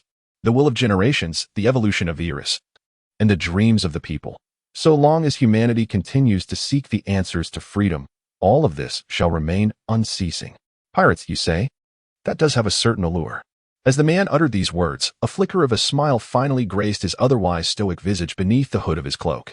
Meanwhile, Smoker had intercepted Luffy at a crucial juncture in Town, just as Luffy found himself at a disadvantage, pinned to the ground by Smoker's hand. The man in the green cloak suddenly appeared. Illuminated by flashes of lightning, Smoker discerned the man's true identity. A grotesque red scar marred his right cheek, and Smoker recognized him instantly. It's you. The town has long sought your head. He chuckled. The world awaits our answer. After a brief exchange, a violent tempest suddenly surged through the heavens, engulfing the entire town in chaos. Buildings collapsed, coastal artillery shattered, and all were swept into the storm, rendered immobile. Once this devastating tempest subsided, the town lay in disarray. Luffy and his companions seized the opportunity to board the Going Merry, setting sail towards the Grand Line. Amidst the sudden flashes of lightning and thunder, the true visage of the man in the green cloak was finally revealed. Question time. How did the mark on Dragon's face come to be? Correct answer reward, Jinbira. Penalty for incorrect answers. Randomly deprive those who answer incorrectly of something, including but not limited to fruit abilities, physical prowess, life, equipment, etc. Upon the announcement of this reward, the audience in the live stream expressed their astonishment. It is widely acknowledged that the renowned sword, Jinbira, is the weapon of Vice Admiral Peach Rabbit, although the rank and strength of this blade remain unknown. Luffy surmised that Jinbira should indeed be one of the supreme greatswords. There are a total of 12 supreme greatswords, each a king among blades. Their enhancement of the wielder's power is not to be underestimated. The sword Kanjiunki, wielded by one of the 4 emperors, Whitebeard and Blackbeard, Knight, belonging to one of the 7 warlords of the sea, are both among these supreme great swords. As a member of the Navy, Luffy had heard a rumor that Jinbira's name symbolizes the guardian spirit of the seas, and Vice Admiral Peach Rabbit, possessing Jinbira, is often regarded as a candidate for promotion to admiral. Thus, whether due to the symbolic significance of this blade or its inherent power, it is enough to make everyone covetous. For the Navy, acquiring this sword would be akin to possessing a stepping stone for rapid ascension. Conversely, for pirates, obtaining Jinbira would be akin to delivering a resounding slap to the face of the Navy. Just imagine if the Vice Admiral, a candidate for admiralship, has her prized sword seized by pirates. What would become of the Navy's reputation? Consequently, the audience in the live stream, particularly the pirates, erupted with excitement upon hearing this reward. Cavendish, to think the reward would be the Vice Admiral's sword. I wonder if I were to claim it. Would the ladies in the Navy become madly infatuated with me? Bartolomeo, can we have some dignity, please? Des Bones, little pirates, don't get too arrogant. Once I take care of the Straw Hat brat, none of you will escape. Blackbeard, just what I need. A sword. I wonder how Jinbira feels in hand. Smoker, don't get too ahead of yourself. Have you even answered correctly? Kid, the Navy has the time to engage with us pirates in a chat group? Are they afraid to answer the questions wrong? Ha. Smoker, you little brats are quite arrogant. Where are you? I'm coming to catch you. Jewelry Bonnie, is the Navy in a panic?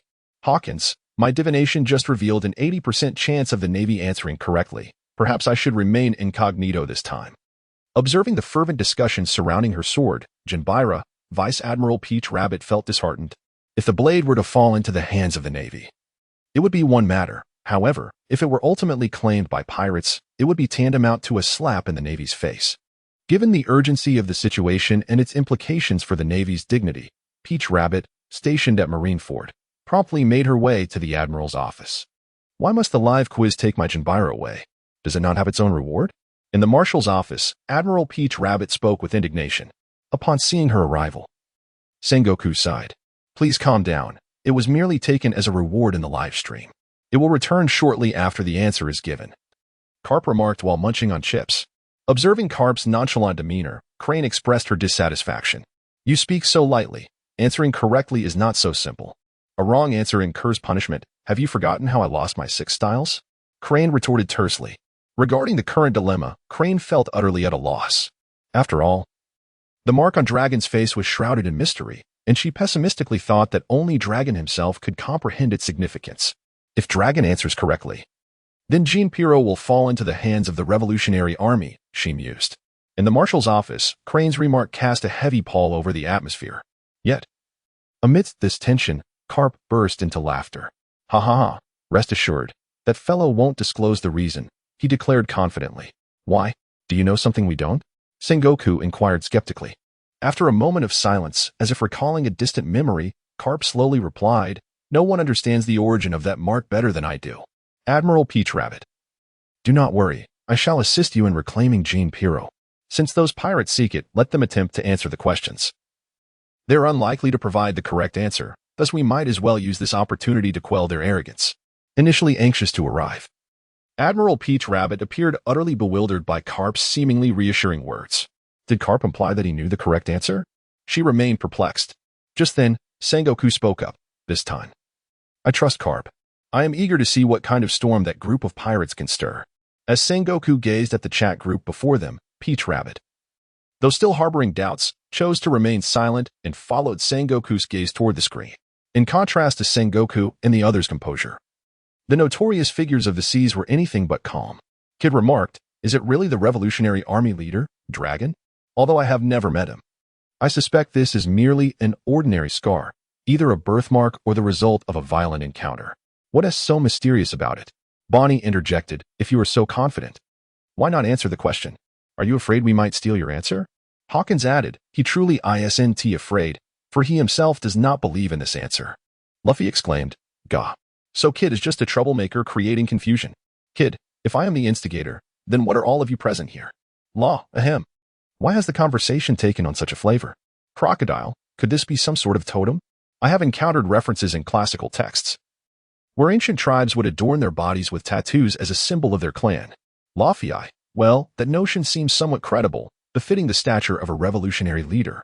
Hancock, if it is indeed a totem, then that makes sense. Moreover, since the esteemed super-administrator has deemed this answer plausible, I am inclined to believe it. Now, I shall proceed to answer the question. Old lowly OSA, the emperor from 3 generations prior of Amazon Lily, no. You mustn't. The kingdom has a plethora of state affairs to attend to. Shouldn't you prioritize managing the nation's significant matters? In the live stream, nearly everyone was convinced by this explanation.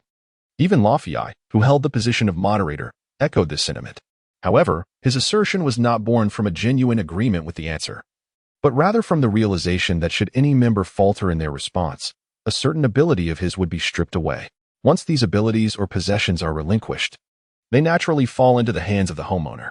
Thus, at this moment, Luo Fei ardently wishes for everyone to participate in answering the questions. A correct response merely yields a reward of a golden piro. However, should one err, the treasure lost may well be of greater significance than even the illustrious Jinbira. A casual conjecture from Crocodile, coupled with the incitement from Rofi, led nearly all in the live stream to embrace this notion. After all, Dragon, as the leader of the Revolutionary Army, has always presented a majestic and heroic visage. Even the scar upon his face surely conceals a tale of valor. Yet, following Hancock and Crane's initial blunder that cost them their abilities, the audience grew increasingly cautious. Amidst this tension and probing, a brave soul finally spoke up. Buggy, this time, no one shall impede me, Buggy the Great, from claiming the Jinbira. Shanks, Buggy, take it easy, just observe the live stream. You really wish to answer questions? Don't risk your life over this. Buggy, Shanks, I still hold a grudge against you. Spare me your prattle. Whitebeard, how audacious of this clown to address Shanks in such a manner. He has quite the character. Whitebeard, speaking of which, this Giba seems rather familiar. Have I encountered you before? Buggy, it's Buggy, not Giba. Moria, ha ha ha. You all carry on with your discussions.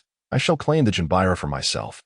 Moria, the mark on Dragon's face originates from the totem of the Revolutionary Army. A sinister grin spread across Moria's face aboard the thriller bark.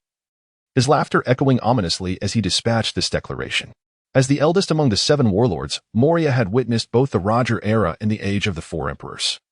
In his youth, he even dared to challenge Kaido. Following that failed endeavor, all of Moria's crew perished, leaving him as the sole survivor. A decade prior, he sailed the thriller bark into the fog-laden seas, joining forces with the nefarious Surgeon Hogback to establish his zombie legion. Since then, Moria has languished in obscurity, retreating from any ambitions of breaching the New World. However, though Moria's physical form appeared to be in decline, the flickering flame within him, yearning for a return to the New World, continued to glow faintly. It was merely the overwhelming injuries and setbacks sustained from his prior battle with Kaido that led him to become complacent. This question and answer live stream presented him with a splendid opportunity. Fortune favors the bold. Perhaps he could seize this chance, along with the rewards for answering questions correctly, to rise again. Moria was resolute about this golden opportunity. As he successfully sent this message, the chat interface suddenly quieted considerably. Buggy, damn it. How could you steal my question? Moria, do you have a problem with that? Upon hearing Moria's retort, Buggy was momentarily at a loss for words. After all, his opponent was one of the 7 warlords of the sea, while he was merely an ordinary pirate just setting sail from the East Blue. Buggy, your answers are splendid. Brilliant, truly magnificent. I have no objections. Absolutely none. Shanks, ha ha ha. Buggy, I never imagined you still remain as cowardly as you were 20 years ago. Buggy, you know nothing. This is a strategic retreat. I still have tricks up my sleeve. Machi, the beast tamer of Buggy's pirate crew, truly worthy of being the captain. You possess great wisdom. Machi, long live the captain. At this moment, within the office of Admiral Sengoku at Marine Headquarters, Garp observed the speculations of the crowd in the chat. Upon seeing Moria's final answer, he burst into laughter. These fellows certainly knew how to embellish the Revolutionary Army's reputation. Haha, however, that mark on Dragon's face is indeed far more precious than gold. Just as Garp finished speaking, another prompt appeared in the live stream. Ding. Moria answered that the mark on Dragon's face was the totem of the Revolutionary Army. Answer incorrect. Penalty for incorrect answer. All of Moria's physical abilities revoked. Upon the sound of this prompt, the entire live stream fell silent. The viewers, stunned by the announcement, were taken aback. First, Hancock's Conqueror's Hockey. Then Moria's complete loss of physical abilities. The penalty for answering incorrectly in this live stream was indeed severe. Among all the astonished viewers, Moria himself was the most shocked. In fact, he was so overwhelmed by the shock that he collapsed to the ground. Although Moria's strength had long been questioned by the world, many considered him to be the weakest among the 7 warlords. Yet, even so, one must concede that Moria's fruitability is formidable and his martial prowess is equally commendable. After all, many years ago, Moria wielded a sword against Kaido with fierce determination. Ultimately, although he faced utter annihilation, he at least managed to retreat unscathed.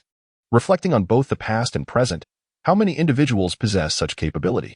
Despite his recent years of lethargy and decline, which have transformed Moria into a rather unfit figure, it is undeniable that his martial skills surpass those of the majority across these seas. Now, having lost all his martial prowess, he is left solely with the powers of the Shadow Fruit. In the wake of his shock, Moria appeared as though his very soul had been siphoned away, sitting vacantly upon the ground. Initially, he had aspired to leverage this live stream to amass wealth and stage a comeback. Yet, how has it culminated in such a loss? Costing him both his reputation and his forces, Moria is filled with hatred. However, just as Moria wallowed in despair from his lost abilities, the live stream sparked a new wave of discourse. Doflamingo, TSK, what a remarkable punishment indeed. Moria, stripped of all his martial skills, is akin to having lost both his right and left arms.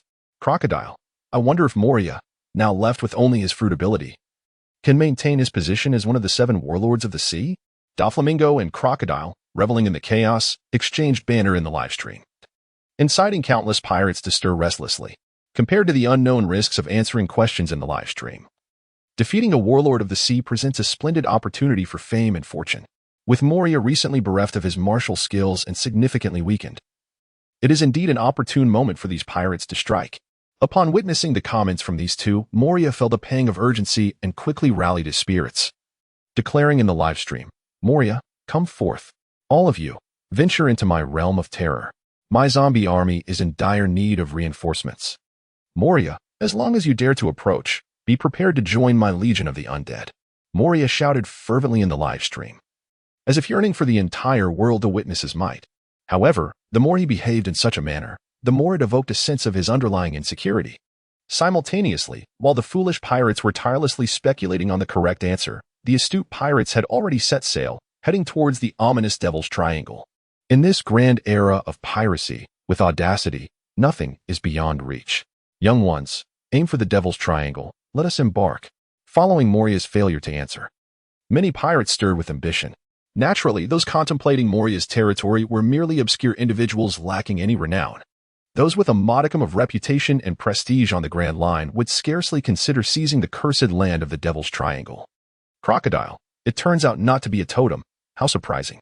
Buggy, clearly, you intentionally spread false information to mislead everyone, didn't you? Crocodile, who is this jester? Step aside. Buggy, Ivankov, haha, have you lost your minds? Who would print a totem on their face instead of on a flag? Bello Betty, commander of the Revolutionary Army's Eastern Division, could it be that the captain, while sleeping, pressed his face against the boiler and got a mark? Mori, commander of the Western Division Dragon, captain, please come forth and reveal the correct answer. Surely you desire the reward? Lindbergh, commander of the Southern Division, haha. The captain's reluctance to answer must stem from something hard to articulate, right? Bello Betty, could it truly be because he got burned by the boiler? Clar, if that were the case, the captain would be utterly adorable. Jack, could it be the effect of a devil fruit? Much like the dragon scales that sprouted from Lord Kaido's arms or the ivory emerging from my face. Queen, that indeed seems quite plausible. In a fleeting moment, the live stream quickly devolved into a lively discussion surrounding these two answers. The first response was deemed utterly absurd, provoking mere laughter without any serious contemplation. However, Jack's second hypothesis held a semblance of reason. Yet, Jack himself harbored no intention of providing an answer, as he remained uncertain of the veracity of his own claim. Amidst the stalemate and discourse, the second valiant contender emerged. Walpo, I wish to answer. The mark on the dragon's face originates from a devil fruit. The adage, the early bird catches the worm, rings true, while the crowd in the live stream was still engaged in a discussion about the veracity of the answer. Walpole chose to respond directly. Walpole, once the king of Drum Kingdom, possessed the power of the chop-chop fruit and was known as the Iron Tyrant, a self-serving despot. When Blackbeard attacked Drum Kingdom, Walpole abandoned his people to escape to the seas and became a pirate. He was subsequently defeated by Luffy when he attempted to reclaim his kingdom, vanishing from the public eye thereafter. Drum Kingdom, notably, is the birthplace of Chopper. He recalled that when they were in Drum Kingdom, Luffy and his crew should have already sent this loathsome king flying. Upon witnessing Walpole's unexpected appearance in the live stream and his participation in the quiz, Chopper's fury ignited, causing his fur to bristle. Yet soon, news from the live broadcast room once again brought a radiant smile to Chopper's face. Ding. Valpo's answer, the mark on the dragon's face comes from the devil fruit, was incorrect. Punishment for the wrong answer. Deprivation of his devil fruit abilities. The quiz continued. Upon hearing this, Chopper was utterly elated. If he understood correctly, the deprivation of all devil fruit abilities meant that Valpo would lose his powers while retaining the curse of being unable to swim. How splendid. That vile Valpo not only lost his arrogant advantage but also became a landlocked creature. It would be interesting to see how he would cause trouble now. Realizing this, Chopper felt an immense sense of satisfaction. Simultaneously, the live broadcast moderator, Rofi, wore a beaming smile. For at the very moment that Moria and Valpo answered incorrectly, two bright system notifications echoed in Rofi's mind. Ding. Congratulations, host, Moria's entire martial arts fusion has succeeded. Ding. Congratulations, host. The ability of the Swallow fruit has successfully fused. Note, the Swallow fruit ability has transformed into an active ability, freeing the host from the swimming limitation imposed on devil fruit users, allowing for activation or deactivation at will. As these two announcements concluded, Rofi felt his body brimming with power. After all, Moria was someone who could stand toe-to-toe with Kaido at the peak of his strength. So the prowess of his martial arts was certainly not to be underestimated. The ability of the Swallow fruit allowed the user to consume anything, assimilating it into their body or synthesizing something new. More alarmingly, the user could even consume a part of their own body, and when regurgitated, they would be slimmer. Although Rofi was not entirely satisfied with the Swallow fruit ability, it held great potential. However, it is undeniably an enhancement of ability, and furthermore, one can autonomously choose whether to utilize it, unencumbered by the adverse effects of the devil fruit. From this perspective, it is indeed quite humane. After experiencing the harmonious fusion of two powers within his body, Luo Fei redirected his attention to the chat interface before him. After all, two incorrect answers had already emerged, and considerable time had elapsed. Noticing the absence of responses in the live stream, Luo Fei promptly activated the host privileges, setting the answer time to 3 minutes. 3 minutes may seem neither excessively long nor particularly short, yet both the Navy and the pirates grew increasingly anxious upon hearing the limited time frame. Should no one answer by the end of this period, someone in the live stream would inevitably meet their demise. Luo Fei was confident that, under such constraints, a number of brave souls would rise to the occasion. As for the answer to the question, Luo Fei mused, aside from his own knowledge, only Garp and Dragon were privy to it. It was certain that Dragon would never divulge the answer himself. The reason Garp had yet to step forward to answer was likely that he was awaiting the pirates' responses. In any case, those pirates were as oblivious to the correct answer as anyone else, engaging in futile analyses in the chat group. Thus, let them answer. Garp remained composed, and naturally, Luo Fei felt no urgency. Ultimately, it sufficed to respond before Garp did. Luo Fei had deduced with high certainty the timing Garp was anticipating. Soon, amidst the fervent discussions within the chat group and the final 3-minute countdown in the live stream, many began to feel the tension rise. Simultaneously, in a small tavern on a certain island in the Grand Line, a burly middle-aged man, rugged in appearance with a profusion of body hair, burst into loud laughter. As he laughed heartily, the gaps in his teeth became glaringly apparent. This man was Blackbeard. Haha. It is neither a totem nor a devil fruit, therefore. The correct answer must be this. I shall answer. Upon hearing Blackbeard's declaration, his crew was struck with fear. Captain, do you truly know the answer? A wrong answer comes with a price. You must remain calm. Fear not. I swear by the name of the D clan. This time, I shall certainly answer correctly. Blackbeard proclaimed confidently, flinging aside an empty bottle. I shall answer this question. Clear the way for me. The mark on Dragon's face is no ordinary mark. It embodies the will of the D clan. A person's dreams shall never fade, just as the name of the D clan will ultimately resound throughout the entire world. In the live broadcast, with the successful proclamation of Blackbeard's grandiose rhetoric, the world was left in a state of bewilderment. The term D family is not unfamiliar to the Lords of the Seas. Nearly every individual historically associated with the D family has proven to be a formidable figure, a lineage that commands respect and is regarded as the nemesis of the gods. Indeed, the name D carries an undeniable aura of intimidation. However, Blackbeard's response, while seemingly persuasive, lacks any semblance of logic. To suggest that the mark on Dragon's face symbolizes the manifestation of the D family's will is rather far-fetched. Crocodile remarked. Has Ace's pursuit driven him to madness? Ace retorted. Oh, has Teach lost his mind? Quickly tell me where he is. I shall see if I can remedy him with fire. Shanks added, while I concede that the D family is indeed powerful, to draw such a connection between the two requires a rather unique mindset. The crowd collectively questioned Blackbeard's assertion, even casting doubt upon his mental faculties. Of course, it wasn't just the rest of the world struggling to comprehend Blackbeard's statement. Even his crew shared the same sentiments.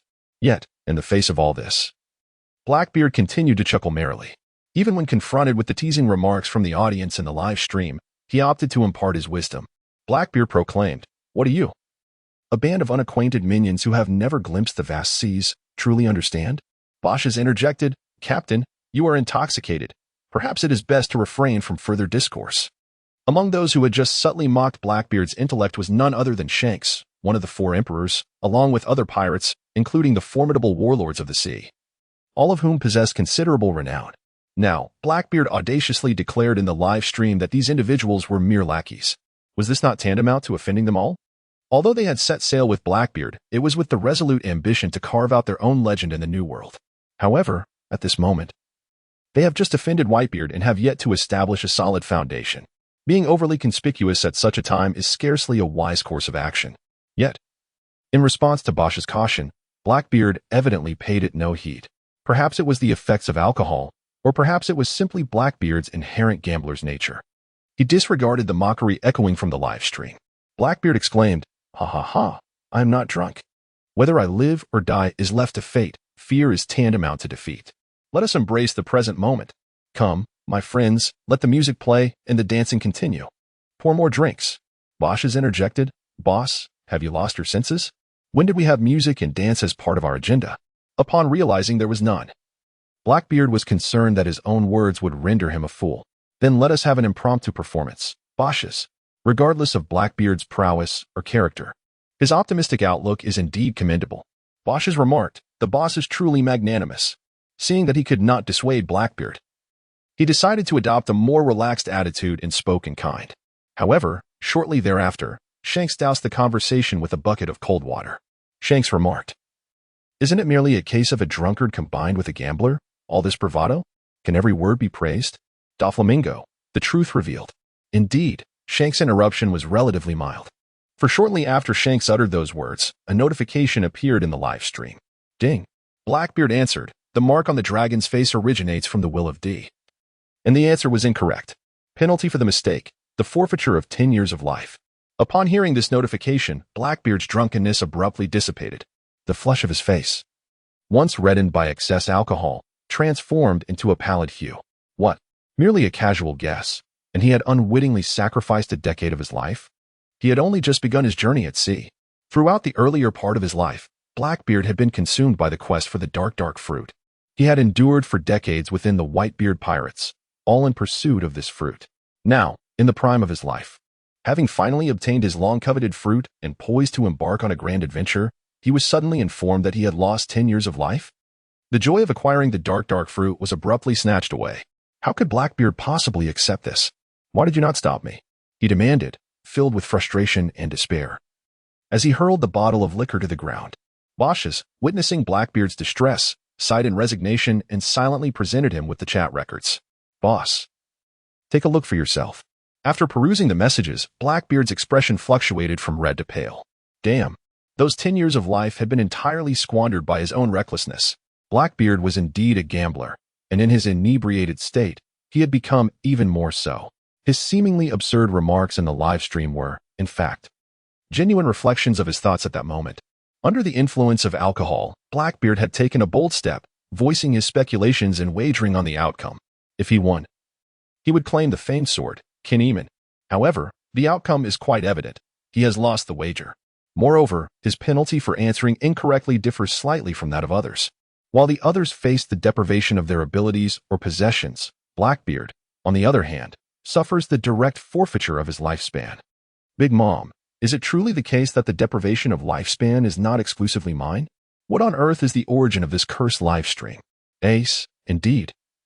The transgressions committed by Teach have drawn the ire of the heavens. Whitebeard, son, you must always prioritize your safety when out in the world. Ace, do not worry, father. I am well aware of my limits. Luffy, Whitebeard, Ace, is this the man you aspire to follow? Whitebeard, what is it, Straw Hat? Do you have any objections? Luffy, no objections. However, the one destined to become the Pirate King is me. Upon hearing Luffy's declaration, Whitebeard suddenly erupted into laughter aboard the Moby Dick. It seems Ace has shared something amusing with this lad. Whitebeard is somewhat aware of Ace's desire to assist him in becoming the Pirate King. Yet, this was not the desire of Whitebeard. On the contrary, Whitebeard awaited the moment when Ace would carve his name across the vast ocean. However, such matters had grown inconsequential. Whitebeard had long since come to terms with his role as Ace's father. All that was required of him was to provide a steadfast support and ample freedom. The rest could be entrusted to fate. Whitebeard chuckled, how audacious. For some reason, deep within him, Whitebeard felt a sense of familiarity with Luffy's unwavering determination and foolishness, reminiscent of the legendary Roger of yore. Thus, he was not angered by Luffy's somewhat brash remarks. In the live broadcast, with Luffy's arrival, the atmosphere lightened considerably, and the incident regarding Blackbeard's loss of 10 years of life was swiftly forgotten. However, just as everyone began to lower their guard, the countdown for the quiz echoed through the live stream. A warning. If a correct answer is not provided within 30 seconds, one member's life will be randomly claimed. With only 30 seconds remaining, an air of tension enveloped the room.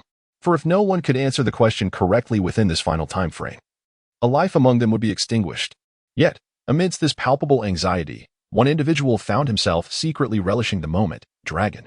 Hurry and conclude this. He silently wished that this answer would remain forever concealed. The origin of the mark upon Dragon's face was known to but one other, Cap, the instigator of this very scar.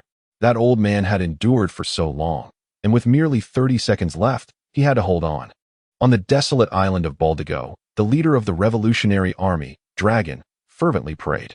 If only he could carry this secret to his grave. Regrettably, circumstances have unfolded contrary to expectations.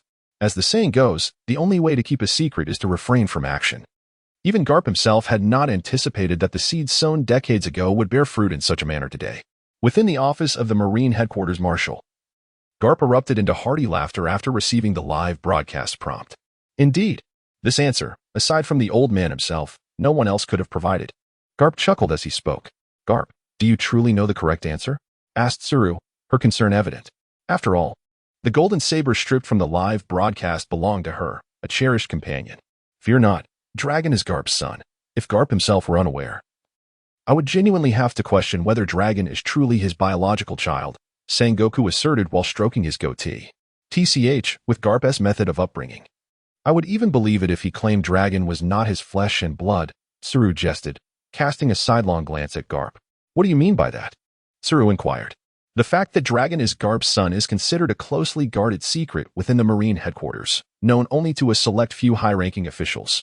Tsuru, a young rear admiral, was aware of the relationship between the Revolutionary Army leader Dragon and Garp, but lacked knowledge of the specifics.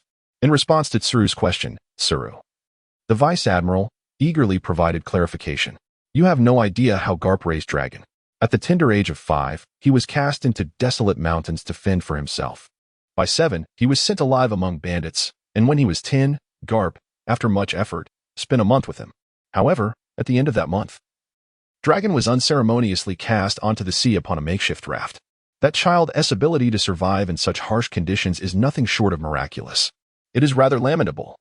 Garp, had it not been for your unconventional parenting style, Dragon might have risen to the rank of admiral within the Navy, achieving feats that far surpass your own. With a sigh, Tsuru concluded. Dragon, known as the leader of the Revolutionary Army, was once a member of the Navy, successfully following the path that Garp had meticulously laid out for him under the guise of tough love.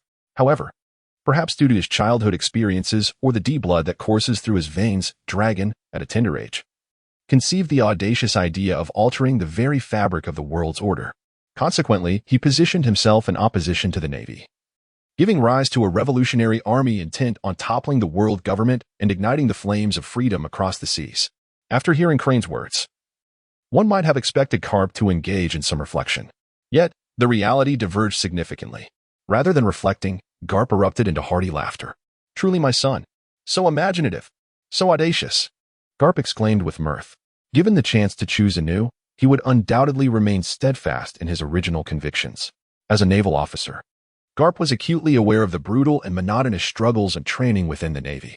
He did not wish for Dragon to lose his innate nature in such an environment, nor to be compelled to accept the Navy's brand of justice, thereby becoming desensitized.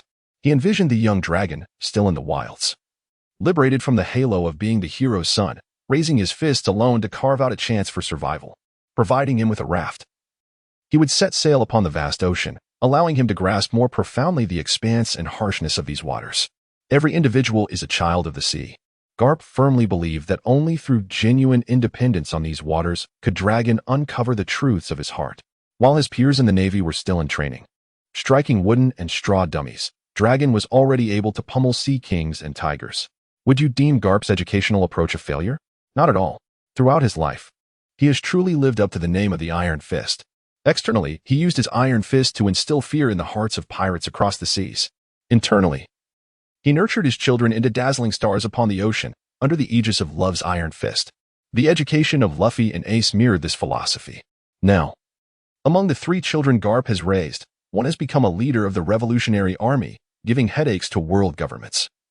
Another has echoed his fiery fist's name throughout the seas, and the last is embarking on a journey towards the New World, aspiring to become the Pirate King. It is undeniable that Garp's children have all emerged as formidable figures upon these waters.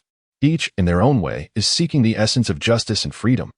Garp stands at the pinnacle of an eternally powerful justice within the Navy, pursuing his own interpretation of righteousness. Dragon has chosen to fundamentally alter this world, striving for freedom for all through revolution. Meanwhile, Ace and Luffy have opted for piracy, living freely upon the unbridled ocean. Perhaps, in some mysterious way, this affirms the extraordinary fate of the D family. Haha, enough of discussing that wayward son. Let us continue with the questions. Garp chuckled. Although he referred to Dragon as a wayward son, he bore no ill will in his heart. Marshal Sengoku, observing Garp's demeanor. Could not help but interject a caution. Do not rejoice too prematurely. Dragon has already caused us considerable trouble, and if this continues, a great conflict is inevitable. At that time, I hope you can remain true to your convictions. Garp, unfazed by Sengoku's admonition, merely smirked and replied, Marshal, I hope you can clarify your own stance at this moment. After all, I am the sole possessor of this answer, Garp declared with a smug expression. The hope of reclaiming Peach Rabbit's Jean Piro now rested solely on him, as Sengoku sighed in resignation upon hearing Garp's proclamation. All right, enough of this. Answer the question already. Time is running out. You know the answer, so you are in charge, right? Garp, finally satisfied with Sengoku's words, nodded in agreement. However, just as Garp was about to provide his answer, an unexpected event unfolded. Someone in the live stream had preempted him by offering the correct answer. That individual was none other than Rofi. Rofi boldly declared, since no one else is stepping up, I shall dare to give it a try. He continued, have you ever contemplated that the mark on the dragon's face is neither a birthmark, nor the flag of the Revolutionary Army, nor a symbol of the so-called D family? This suggests that the mark was not self-inflicted. Rofi elaborated, if we set aside personal reasons, then it must have been left from a confrontation with another. Who, pray tell, could leave such a mark on the dragon while soaring through the skies? Rofi concluded, indeed, it could only be our navy. He added, among our ranks. The esteemed Vice Admiral Garp would undoubtedly be among those capable of subduing the dragon. Rofi ventured further, speculating that the imprint was likely that of Vice Admiral Garp's slipper. With this reasoning, Rofi's assertions appeared to hold some merit, yet in reality, they were nothing more than fanciful conjectures. Many ordinary pirates and naval personnel, lacking discernment, were swiftly captivated by Rofi's remarks. However, for those with considerable influence and reputation at sea, the assertions made by Rofi evidently lack credibility. Don Quixote Doflamingo remarked, isn't Dragon a figure of considerable strength, akin to an admiral? What sort of supreme iron sandal could have left such a conspicuous scar upon Dragon's visage? It is indeed perplexing. Absalom, the user of the transparent fruit, chimed in, Rofi's notions are truly fanciful. No wonder he is part of the Navy, exhibiting unwavering loyalty. Crocodile added, previously, we witnessed punches thrown at the Yonko and kicks aimed at the 7 warlords. Now we are graced with the tale of a supreme iron sandal, truly in line with the Navy's customary style. Charlotte Gatling laughed, ha. The mark upon Dragon's face is allegedly the imprint of Garp's sandal? What a foolishly delightful response. Due to Rofi's super-administrator status, these prominent figures dared not overtly challenge him, opting instead for veiled mockery while awaiting the eventual revelation. Rofi remained unfazed, even noting down the names of those who had cast aspersions in the stream. Dare to insinuate against me? Very well. In this live stream, I am the master. Watch as I seize an opportunity to deal with you. Rofi mused inwardly. Ding. Rofi's assertion regarding the origin of the mark on Dragon's face as being from Garp's sandal was deemed correct. Congratulations to Rofi for providing the correct answer and receiving the reward of the renowned sword Jean Pilo. As the notification echoed throughout the stream, everyone present was left in stunned disbelief. Astonishingly, it was indeed Garp's sandal imprint that had been revealed. The most outrageous and seemingly implausible response turned out to be the correct one. Doflamingo, who had just been ridiculing Rofi, was left wide-eyed in astonishment. Having had the privilege of encountering Dragon on several occasions, Doflamingo recalled that as the leader of the Revolutionary Army, Dragon was perpetually composed, his face devoid of any expression beyond that calm demeanor. Speculation surrounding the scar on Dragon's face had crossed Doflamingo's mind countless times. Perhaps it was the result of a battle with a significant figure, or perhaps it was a mark he bore by nature. Little did he anticipate that the seemingly enigmatic and formidable mark was, in fact, the imprint of Garp's sandal. How utterly absurd. Meanwhile, on the island of Baiduzi, a tempest of white sand engulfed the entire expanse, rendering the island akin to a solitary fortress lost within a desolate desert. However, it is precisely due to the swirling white sands that visibility near the shoreline is severely compromised, resembling a natural barrier. Consequently, the Revolutionary Army led by Long has seemingly established this location as a steadfast base for quite some time. Haha, so that is how the mark came to be. The leader is rather endearing. A girl with yellow short hair and goggles remarked with a smile from within a castle obscured by the white sands. All right, Clara, stop laughing. If you keep it up, the leader may not emerge, Bella Betty interjected, swiftly attempting to curb Clara's teasing of their commander. However, as soon as Betty finished speaking, she couldn't help but burst into laughter. But it was truly amusing. I am so curious to know what expression the leader had at that moment, Betty exclaimed with a hearty laugh. Originally, the cadres of the Revolutionary Army had gathered here to collectively discuss the correct answers to the issues concerning the live broadcast. Unforeseen, they ultimately encountered such an answer. From the lips of Luffy, they discerned that their idealized leader, one who appeared flawless, even divine, had indeed experienced moments of folly. However, upon receiving this revelation, the image of Dragon within the ranks of the Revolutionary Army remained largely unscathed. Rather, it became imbued with a newfound warmth. They understood well that for Dragon to effectively lead this faction, he must project an image of invulnerability, devoid of any apparent flaws. Previously, Dragon was akin to a deity, impervious and without weakness. Yet now, in light of these events, the humanity of their leader was finally illuminated. This revelation was a boon for the other cadres within the Revolutionary Army. Leader Dragon was safeguarding the entire movement in his unique manner, while the revolutionaries wished for him to occasionally lower his defenses and embrace the joys of the mundane world. However, amidst the laughter and banter, one individual remained devoid of joy. This individual was Sabo. At that moment, Sabo stared blankly at the live stream, his heart heavy with an inexplicable emptiness as he beheld the sudden appearance of the names Luffy and Ace. These names struck a chord of familiarity, yet he could not grasp the identity behind them. Perhaps the missing fragments of his memory were intrinsically linked to this person named Luffy, he pondered. Just then, Dragon emerged. Clad in a cloak, he had removed his hood. Dragon had traveled from the distant East Blue specifically to discuss how to address this unexpected live stream and to recalibrate their strategic deployments. At the onset of the live stream, when the first question arose, Dragon had been merely indulging in the spectacle of why was Roger captured? Yet, as the discussion unfolded, he found the spotlight turned upon himself. In an instant, his joy dissipated. Nonetheless, being of the D lineage, Dragon possessed a remarkable resilience. Even when the secret of the scar upon his visage was laid bare before the world, he maintained his composure, unperturbed and serene. Very well, everyone take your seats, he commanded, and the atmosphere of the meeting swiftly shifted to one of gravity. Sabo, regaining his focus, contemplated how to address the matters concerning the live stream. Yet, from the very outset of their discussions, Dragon had already formulated a rough plan, the pursuit of Luffy. This live stream possessed the capability to broadcast authentic occurrences from the past, as well as the power to arbitrarily strip individuals of their abilities. Although it appeared that certain rules governed this live stream, instilling a sense of caution among all present, the stakes were undeniably high. Yet, one cannot dismiss the possibility that one day, this live streaming room may fall under the control of those with nefarious intentions, potentially bringing calamity to the entire world. Thus, it is imperative that they seize the initiative before other malevolent forces take action. The crux of contesting control over the live streaming room lies with Luo Fei. Meanwhile, as the conference on Baizu Island unfolds fervently at the Navy headquarters in Marineford, Garp has already succumbed to despair in the restroom. Good heavens, is this even human? He could have guessed this answer. I am utterly exasperated. Observing Garp's dejected demeanor, Sengoku approaches, patting Garp's back in a gesture of consolation. At this juncture, we must adopt a more optimistic outlook. On the bright side, you are not only Iron Fist Garp, but also the Supreme Iron Slipper Garp. The revelation of this incident has added yet another illustrious achievement to Garp's illustrious record. The renowned title of Supreme Iron Slipper swiftly propagated around the globe, serving as a new source of intimidation for pirates everywhere.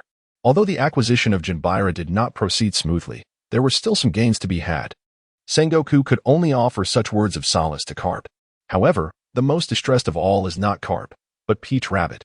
From the onset of this question to the present, her emotions have traversed a tumultuous roller coaster. Initially, she was engulfed in sorrow and frustration due to the forced seizure of Jinbira by the live streaming room, only to feel a sense of relief and joy from Garp's assured commitment. Now, however, she is incensed that Garp's incessant chatter has resulted in the loss of a prime opportunity to answer the question, leading to her Jinbira genuinely being bestowed as a reward to another. At this moment, Peach Rabbit is exceedingly frustrated and furious, to the point where she only wishes to wield a knife against someone. Regrettably, her blade has vanished. Amidst this vast ocean, there are those who rejoice and those who lament due to this exchange. Rofi, wielding the revered blade Jean Pirro, is sharpening his skills with fervor. This sword is quite commendable, and he finds it rather agreeable in his grasp. He muses with satisfaction while testing the weapon. However, he wonders how Vice Admiral Peach Rabbit will react upon discovering that he has acquired this blade. Nonetheless, Rofi is not overly concerned about Peach Rabbit's potential response at this moment. After all, he is currently sharing the live stream's perspective. Just moments ago, the world witnessed the incident when Admiral Akainu sought him regarding the Thundercloud Zeus, an event that has called the Navy's credibility into question globally. To restore the Navy's image, Akainu has taken on a significant portion of the responsibility, successfully minimizing the repercussions of this affair. If Peach Rabbit were to approach Rofi now regarding the acquisition of Gene Piro, all of Akainu's efforts would be rendered futile. Considering this, Rofi is confident that Peach Rabbit will not act impulsively. The legendary blade Gene Piro symbolizes the guardian of the seas, and possessing it signifies a particular status. Furthermore, its craftsmanship is among the finest in the world. Although Rofi does not particularly favor swords, he finds this one remarkably comfortable to wield. Perhaps, he reflects, being a swordsman does not seem so bad after all. Gazing at the Gene Piro in his hand, he cannot help but exclaim. To make a name for oneself in this ocean, one must possess unique qualities. For instance, Whitebeard's tremor fruit, Big Mom's ability to manipulate lifespans, Kaido's sheer brute strength, and Shanks' unparalleled conqueror's haki and unfathomable power. All of these are the foundations that allow them to thrive upon the seas. Devil fruits, innate abilities, martial skills, and so forth. Mastering any one of these to its zenith can render one a formidable force capable of instilling awe across the ocean. Few individuals are renowned solely for their exceptional swordsmanship in this world, yet each of them possesses the capacity to shape an era. Dracul Mihawk, one of the 7 warlords of the sea, is celebrated as the world's greatest swordsman due to his unmatched swordplay. Among the 4 emperors, Shanks, besides his formidable conqueror's haki, is also a powerful swordsman. In his youth, Shanks frequently sparred with Mihawk, but their duels ceased after Shanks lost an arm in the East Blue. However, during Shanks' visit to Whitebeard, the two fortuitously crossed swords, and at that moment, Shanks Griffin met Mihawk's black blade, Yoru, creating a shockwave that rent the very sky. In addition to these 2 unparalleled swordsmen, there were later Vice Admiral Fujitora, as well as Rayleigh, the former first mate of the Roger Pirates, and Shiryu, the former chief warden of Impel Down, each a master swordsman in their own right.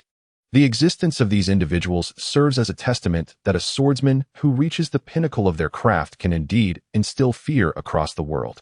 Perhaps one could approach this matter from the perspective of a swordsman, given that he currently possesses the refined techniques of the Marine 6 styles and the formidable conqueror's haki. Complemented by the supreme blade, Kinemon, he would undoubtedly excel as a swordsman. As Rofi indulged in these delightful thoughts, he suddenly became aware of an unfortunate reality. The Kinemon lacked a sheath. The live stream had been straightforward, promising Rofi a renowned blade, and thus bestowed upon him the Kinemon. As for the sheath, it was naturally with Peach Rabbit. Where could he procure a suitable sheath? Would it be appropriate to directly ask Peach Rabbit for one? It seemed rather impertinent, and he surmised that Peach Rabbit might be inclined to request something from him in return. Crafting a sheath haphazardly? That also appeared unfeasible. How could an ordinary sheath befit a blade of such exalted status as the Kinemon? At this moment, the Navy Academy had concluded for the day, and Rofi had left, preparing to return home. Along the way, he pondered this dilemma. As he walked, he began to feel a pang of hunger and thus made his way to the Navy mess hall. Though Marineford serves as the stronghold of the world government's Navy, representing the zenith of power and justice globally. However, this circumstance has led to a continuous military presence on the island throughout the year. In order to ensure a comfortable existence for these naval personnel, Marineford has, of course, not constructed it like an ordinary military base, but has incorporated more humane amenities. For instance, the very street where Rofi currently resides is a supply street that has been specially approved for public access by the Naval High Command. Along this thoroughfare, one can find vendors selling clothing, food, and various everyday necessities. Naturally, the clothing shops experience rather lackluster business, as the Navy personnel are typically clad in uniforms, leaving little opportunity to don other attire. After arriving at this supply street, Rofi promptly settled down at a shop renowned for its octopus balls. Having spent 3 years in this place, he held a special fondness for the octopus balls served here. "Owner, a serving of octopus balls, please," Rofi exclaimed joyfully. Indulging in a portion of octopus balls after school is, without a doubt, one of life's greatest pleasures. Certainly. Soon, the octopus balls Rofi ordered were brought to his table. Just as he was about to take a bite, a familiar voice resonated from behind him. "Rofi?" It was a girl's voice, one he recognized well. Turning around, he found a girl with short black hair and a pair of red-framed glasses. "Daki, what brings you here?" Aren't you supposed to be in the East China Sea? Rofi inquired, somewhat surprised. Originally, both Rofi and Daki were mere first-class soldiers. 2 years prior, Dashki, with her extraordinary swordsmanship, quickly distinguished herself among the ranks of the Navy, achieving the rank of sergeant and being assigned to the East Sea under the command of Rear Admiral Smoker. In contrast, Luffy, known for his mischievous nature and lack of exceptional skills, remained at the Naval Academy. Upon recognizing Luffy, Dashki naturally took a seat opposite him. During their time at the Naval Academy, they shared a close friendship, with Luffy often playing pranks on Dashki. Remarkably, despite the passage of 2 years, their bond remained unscathed. I happened to come to headquarters to report on the situation in the East Sea, and was pleasantly surprised to see you, Dashki remarked, admiration evident in her voice. I also caught the live stream and was impressed by how accurately you guessed the answers twice. Quite impressive. After taking her seat, Dashki expressed her admiration. During their time in the same class, Luffy was always lively, notorious for his bizarre pranks and whimsical ideas. Therefore, Dashki was not surprised by Luffy's correct guesses in the live stream. However, Luffy, upon hearing Dashki's compliment, felt a bit bashful and scratched his head. His knowledge of the answers stemmed not from mere guessing, but from his prior understanding of the storyline. However, in order to provide a plausible explanation to the crowd, he could only admit that he was relying on speculation. Haha, let us not dwell on that. How are things going for you over in the East Sea? Luo Fei swiftly redirected the conversation. After uttering these words, Luo Fei instructed the waiter to bring another serving of octopus balls. When we first arrived in the East Sea, the pirates were quite rampant, but things have improved considerably under the regulation of Admiral Smoker. By the way, the takoyaki there is absolutely delectable. I'll be sure to bring you some when I have the chance. Dashki, being a longtime friend of Luo Fei, found herself with much to discuss after 2 years apart. However, just as she began to speak, the phone bug in her pocket suddenly rang. Dashki quickly answered the call, only to find it was Smoker on the line. Just keep it brief. The whole world is watching the broadcast. Be cautious not to disclose any confidential information, Smoker commanded coldly. Upon recognizing Smoker's voice, Dashki instantly felt a surge of tension. Hello, Admiral Smoker. She responded hastily. After the call ended, Dashki cast an embarrassed glance at Luo Fei. Refraining from continuing her tales of the East Sea, Luo Fei understood her sudden change in demeanor, after all, with the shared vision activated. Even though he had a thick skin and was unperturbed by being observed by the world, he still needed to be considerate of Dashki's feelings. How's your swordsmanship? Have you been diligently practicing since arriving in the East Sea? Luo Fei inquired. What was initially intended as small talk, however, caused Dashki's eyes to sparkle with excitement in her subsequent reply. Everything has been splendid in the East Sea, especially my swordsmanship. It has advanced by leaps and bounds. Moreover, when I first arrived in Logtown, I seized a shop that specialized in smuggling swords and weapons, which housed numerous valuable blades, all under my supervision, Dashki proudly declared.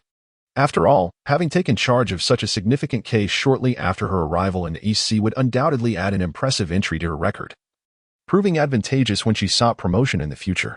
Initially, Dashki's words were merely a sharing of her experiences over the past 2 years in the East Sea with Luo Fei. However, upon hearing this, Rofi swiftly grasped another piece of information. The closure of shops dealing in the illicit trade of weapons had also resulted in the confiscation of numerous exquisite swords and other armaments. In other words, Dashki possessed a considerable arsenal of weaponry. Contemplating this, Rofi cast another glance at the nearby Jinjilyuo. Perhaps he could pursue the matter of the sword sheath through Dashki. Given her domain, acquiring a high-end, sophisticated sword sheath from her should not pose a significant challenge.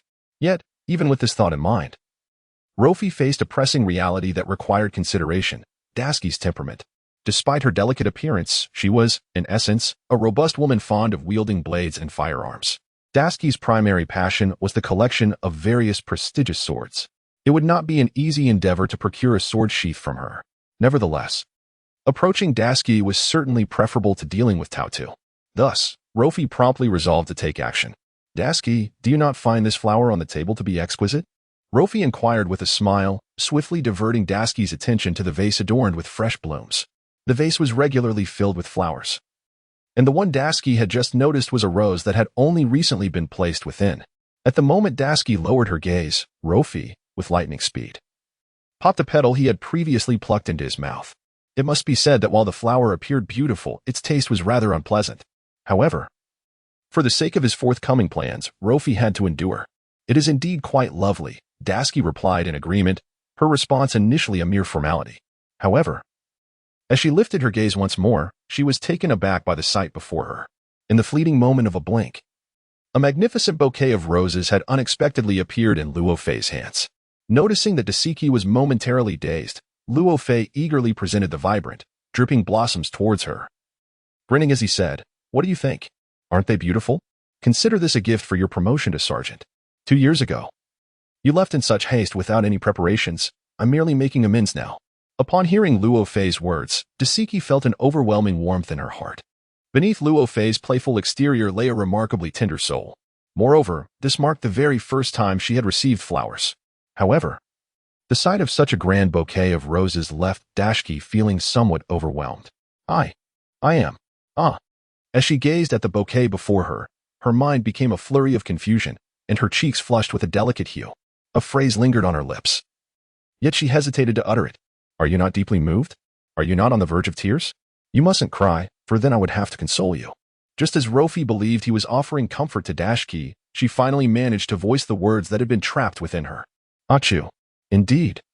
Dashki let out a resounding sneeze. Fortunately, Rofi, quick-witted and agile, swiftly lifted the bouquet of roses and retreated several paces, thus avoiding the fallout. Following that sneeze, a wave of relief washed over Dashki. Humph. You insufferable Rofi, you remain as irreverent as you were 2 years ago. The first thing Dashki did after feeling better was to confront Rofi. After all this time spent together, they had both been oblivious to her allergy to pollen. Upon finishing her statement, Dashki raised her fist at Rofi. Of course, her anger was feigned. She merely sought to mask the fleeting emotional stir she had just experienced. Seeing this, Rofi hastily discarded the roses and presented her with a golden kanjira. He chuckled, "Hey, calm down. Aren't you the one who adores collecting swords? Behold, this is the kanjira I just acquired. Consider it a token of apology."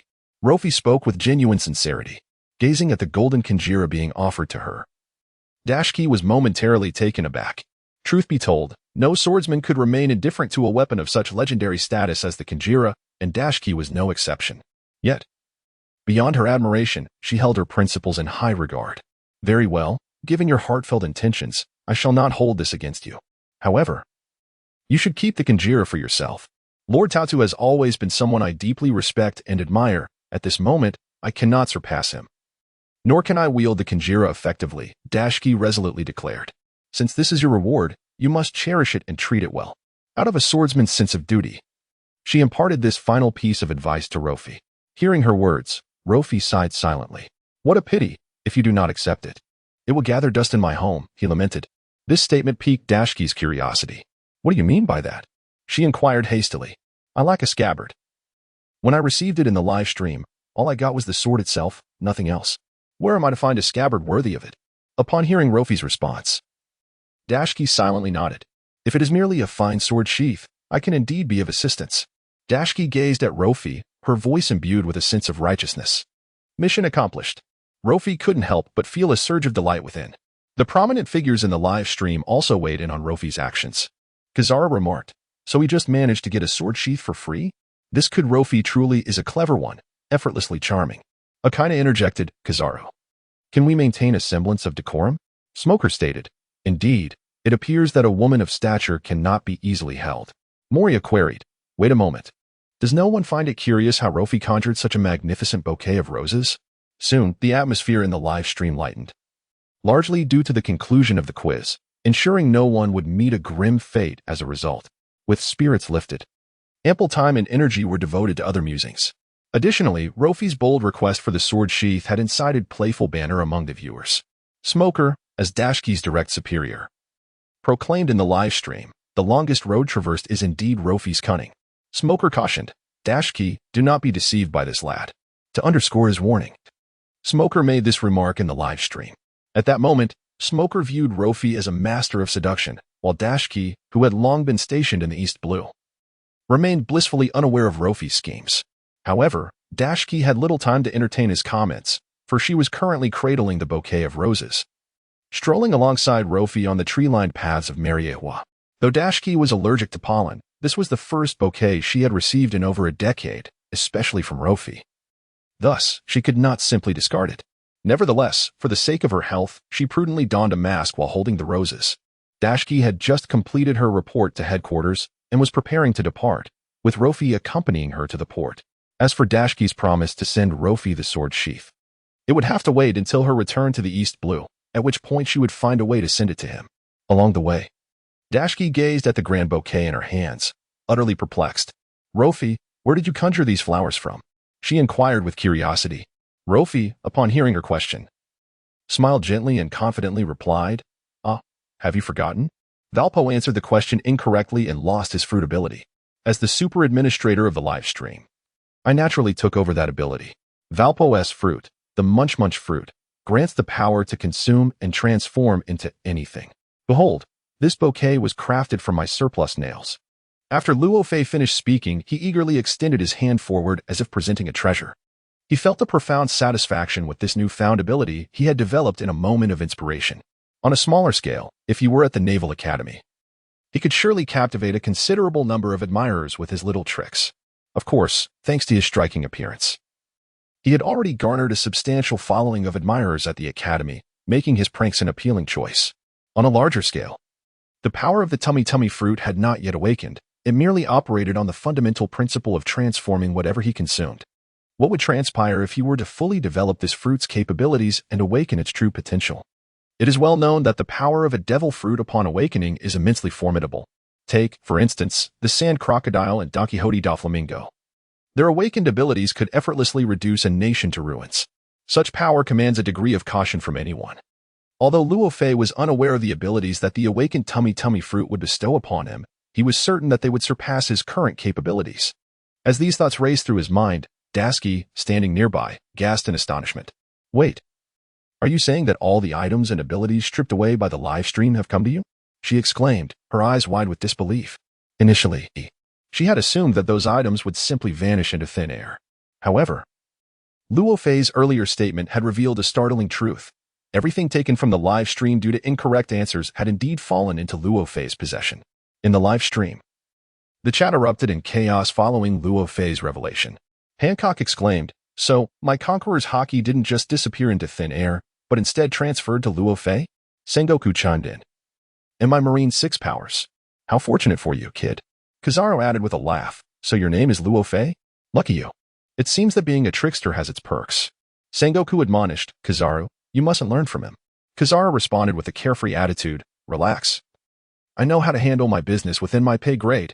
Moria lamented, and all my martial arts as well. Blackbeard interjected, in terms of misfortune. Who could possibly compare to me?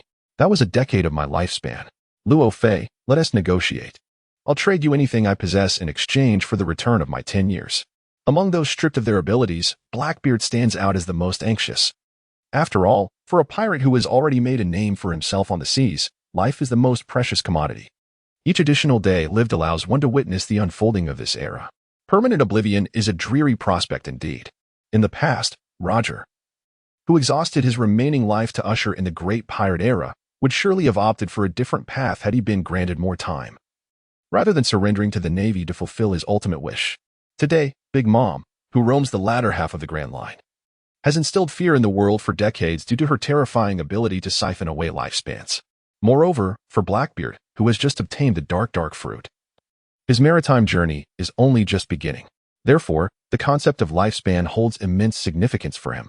Upon learning that his 10 years of life had not vanished into thin air, but had instead been transferred to another, Blackbeard felt a flicker of hope rekindle within him.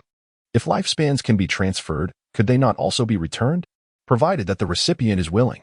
However, the choice of whether to reclaim those 10 years of life does not rest in his hands. As Blackbeard earnestly expressed his thoughts, Luffy fell into contemplation. The livestream rules stipulated that other members could tip the moderator, but did not clarify that the moderator could freely tip other members. Additionally, Blackbeard's inherently cunning nature, having lurked in the shadows for decades under Whitebeard, reveals his ambition and patience. Thus, Luffy had justifiable reasons to doubt whether Blackbeard's display of desperation was genuine or merely an act. Nevertheless, the truth of Blackbeard's sincerity would soon be revealed through a simple test. Luffy remarked, exchange? Very well, I find your fruit ability intriguing. Should you be willing to bestow it upon me, I might consider your proposition. No sooner had Luffy sent this message than a prompt appeared at the top of the chat group. It stated that all members of the group could tip the moderator and the host, with the contents of the tip including, but not limited to, fruit abilities, martial skills, special techniques, and items. Furthermore, items tipped by group members would not disappear from their possession. In summary, the message conveyed one crucial point. Tipping would not affect the members who executed it. The moment of truth had arrived to test Blackbeard's sincerity. By transferring his fruit ability to Luffy as a tip, he would incur no personal loss, however. The emergence of another with the same power would effectively create a formidable rival. However, if he does not comply, then his decade of life shall be irretrievable. After a brief moment of hesitation, Blackbeard gritted his teeth and swiftly reached a decision. Ding! Congratulations to Rofi for acquiring the power of the dark fruit, generously bestowed by the member Blackbeard. To everyone's astonishment, this avaricious Blackbeard was indeed willing to sacrifice his fruit ability for the sake of his lifespan. It appears that Blackbeard is not as unflappable as he previously claimed, especially when confronted with the specter of mortality. Yet, it is understandable. After years of lurking in the shadows, Blackbeard has finally arrived at a juncture where he can envision a glorious future. And he certainly cannot stand idly by as his 10 years of life are snatched away. Rofi was equally surprised that Blackbeard valued that decade of life so highly, immediately relinquishing his fruit ability without a second thought. Even Rofi felt a twinge of emotion at Blackbeard's actions. However, sentimentality aside, the restoration of the 10 years of life lost due to a wrong answer remains a significant quandary.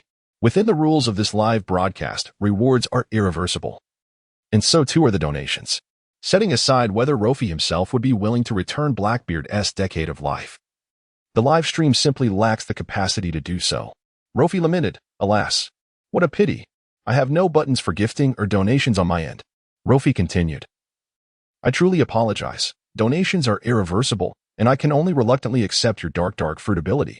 He feigned regret as he added, "However, in light of your heartfelt sincerity, should there be any future questions, I will promptly share my guest answers with you." Upon hearing this, Blackbeard was utterly bewildered. It seemed he had accompanied his lady only to suffer a loss. Not only did he fail to reclaim his lifespan, but he also unwittingly forfeited his fruit ability. While Blackbeard lamented his lost decade of life, Rofi joyfully accepted the powers of the dark fruit. Ding! Congratulations to the host for successfully merging with the dark fruit ability.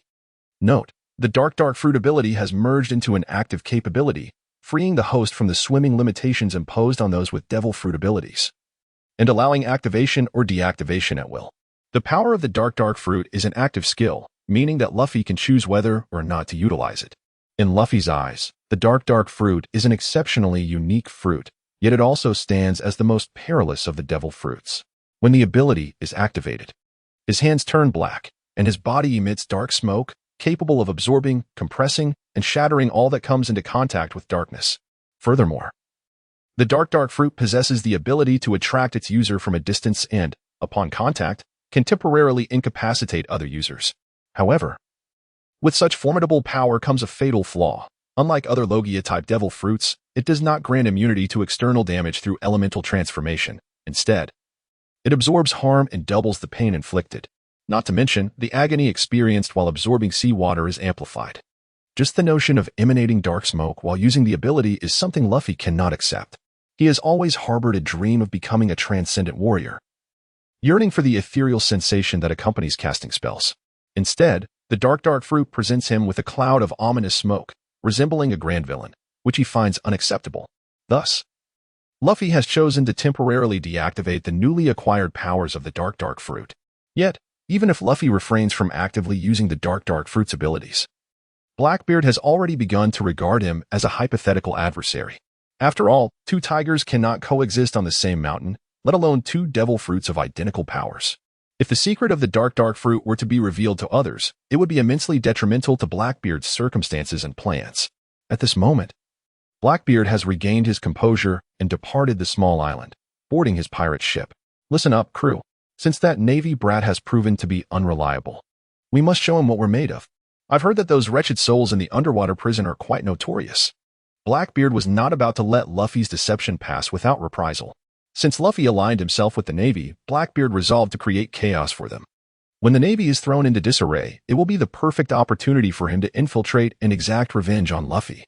These malevolent thoughts consumed Blackbeard's mind. With the loss of 10 years of life now a certainty, he decided to make the most of his limited time by undertaking actions that would shock the world. It seemed that his plans needed to be expedited. He fervently hoped that the day of upheaval would arrive swiftly. On deck, Blackbeard gazed out at the sea, his smile growing ever more audacious. Soon, the Blackbeard pirates set sail once again. At the same time, the rest of the world, through this broadcast, learned of the information that Luffy had inadvertently revealed. "Damn it, how did I not realize this could be used to impress the ladies?" exclaimed Bartholomew. "TCH," replied Chopper. "Do you think everyone is as vulgar as you?" Valpo retorted, "You little reindeer, do you know who you were speaking to?" Chopper replied, You seem quite unconvinced." Valpo, after a brief outburst, quickly recoiled, having just been sent flying by the Straw Hat Pirates. He had not only lost his royal title, but also the powers bestowed upon him by the Devil Fruit. In the live QA, the ability stripped away due to an incorrect answer was irrevocably lost, unlike the abilities willingly relinquished through generous donations. Thus, Valpo found himself not only a lost dog but one incapable of swimming, with little hope of redemption. In such dire circumstances, he had no choice but to adopt a submissive demeanor. Doflamingo laughed. "Now, that is the correct application of the Gura Gura no Mi. Rofi, as a super administrator, is truly astute." Doflamingo was the first to commend Rofi, recognizing the extensive management privileges that came with being a super admin. He sensed that Rofi's identity was far from ordinary, questioning why the live stream would select him for such a powerful role. Soon, Hancock joined in, stating, "Is it merely for transforming into roses? It seems Rofi has yet to grasp the true purpose of the Devil Fruit." Crocodile interjected, "What do you know, Empress? This is a case of profound wisdom appearing foolish." Crocodile praised, "Indeed, as a super admin, you are remarkably clever. You have swiftly comprehended the essence of the Devil Fruit." Moria chimed in, "Absolutely. A bouquet of roses for a beautiful heart and a sword sheath is indeed a worthy exchange." Hancock continued, "Rofi, I wonder if you have mastered my Conqueror's Haki. If not, I could assist you." Hancock had recently lost her Conqueror's Haki, and with Amazon Lily now under scrutiny from various powerful factions, she desperately needed a formidable protector. Rofi, as the super admin of the live stream, wielded unparalleled authority and had integrated numerous formidable abilities within a single day. Thus, Hancock's words, in contrast to the flattery of other pirates, held a semblance of sincerity. A weasel remarked, offering flattery without cause is either deceitful or opportunistic. "Rofi, do not heed their words." Hancock retorted, "Impertinent fool, back away." Within the live broadcast, the perspectives of the pirates swiftly transformed. In less than a minute, their initial shock gave way to an outpouring of praise. If Luffy truly lacked the understanding of how to wield the powers of the Devil Fruit, merely utilizing its abilities for trivial pursuits, this would certainly be welcomed by all the notorious pirates. After all, with Luffy suddenly endowed with such an array of powers, one could only speculate about the potential developments that might ensue. This posed an undeniable threat to the pirates of the New World. However, judging by Luffy's previous actions, they had almost unanimously concluded that he was merely an ordinary Navy officer, somewhat cunning, eloquent, and fiercely loyal to Akainu, yet devoid of ambition.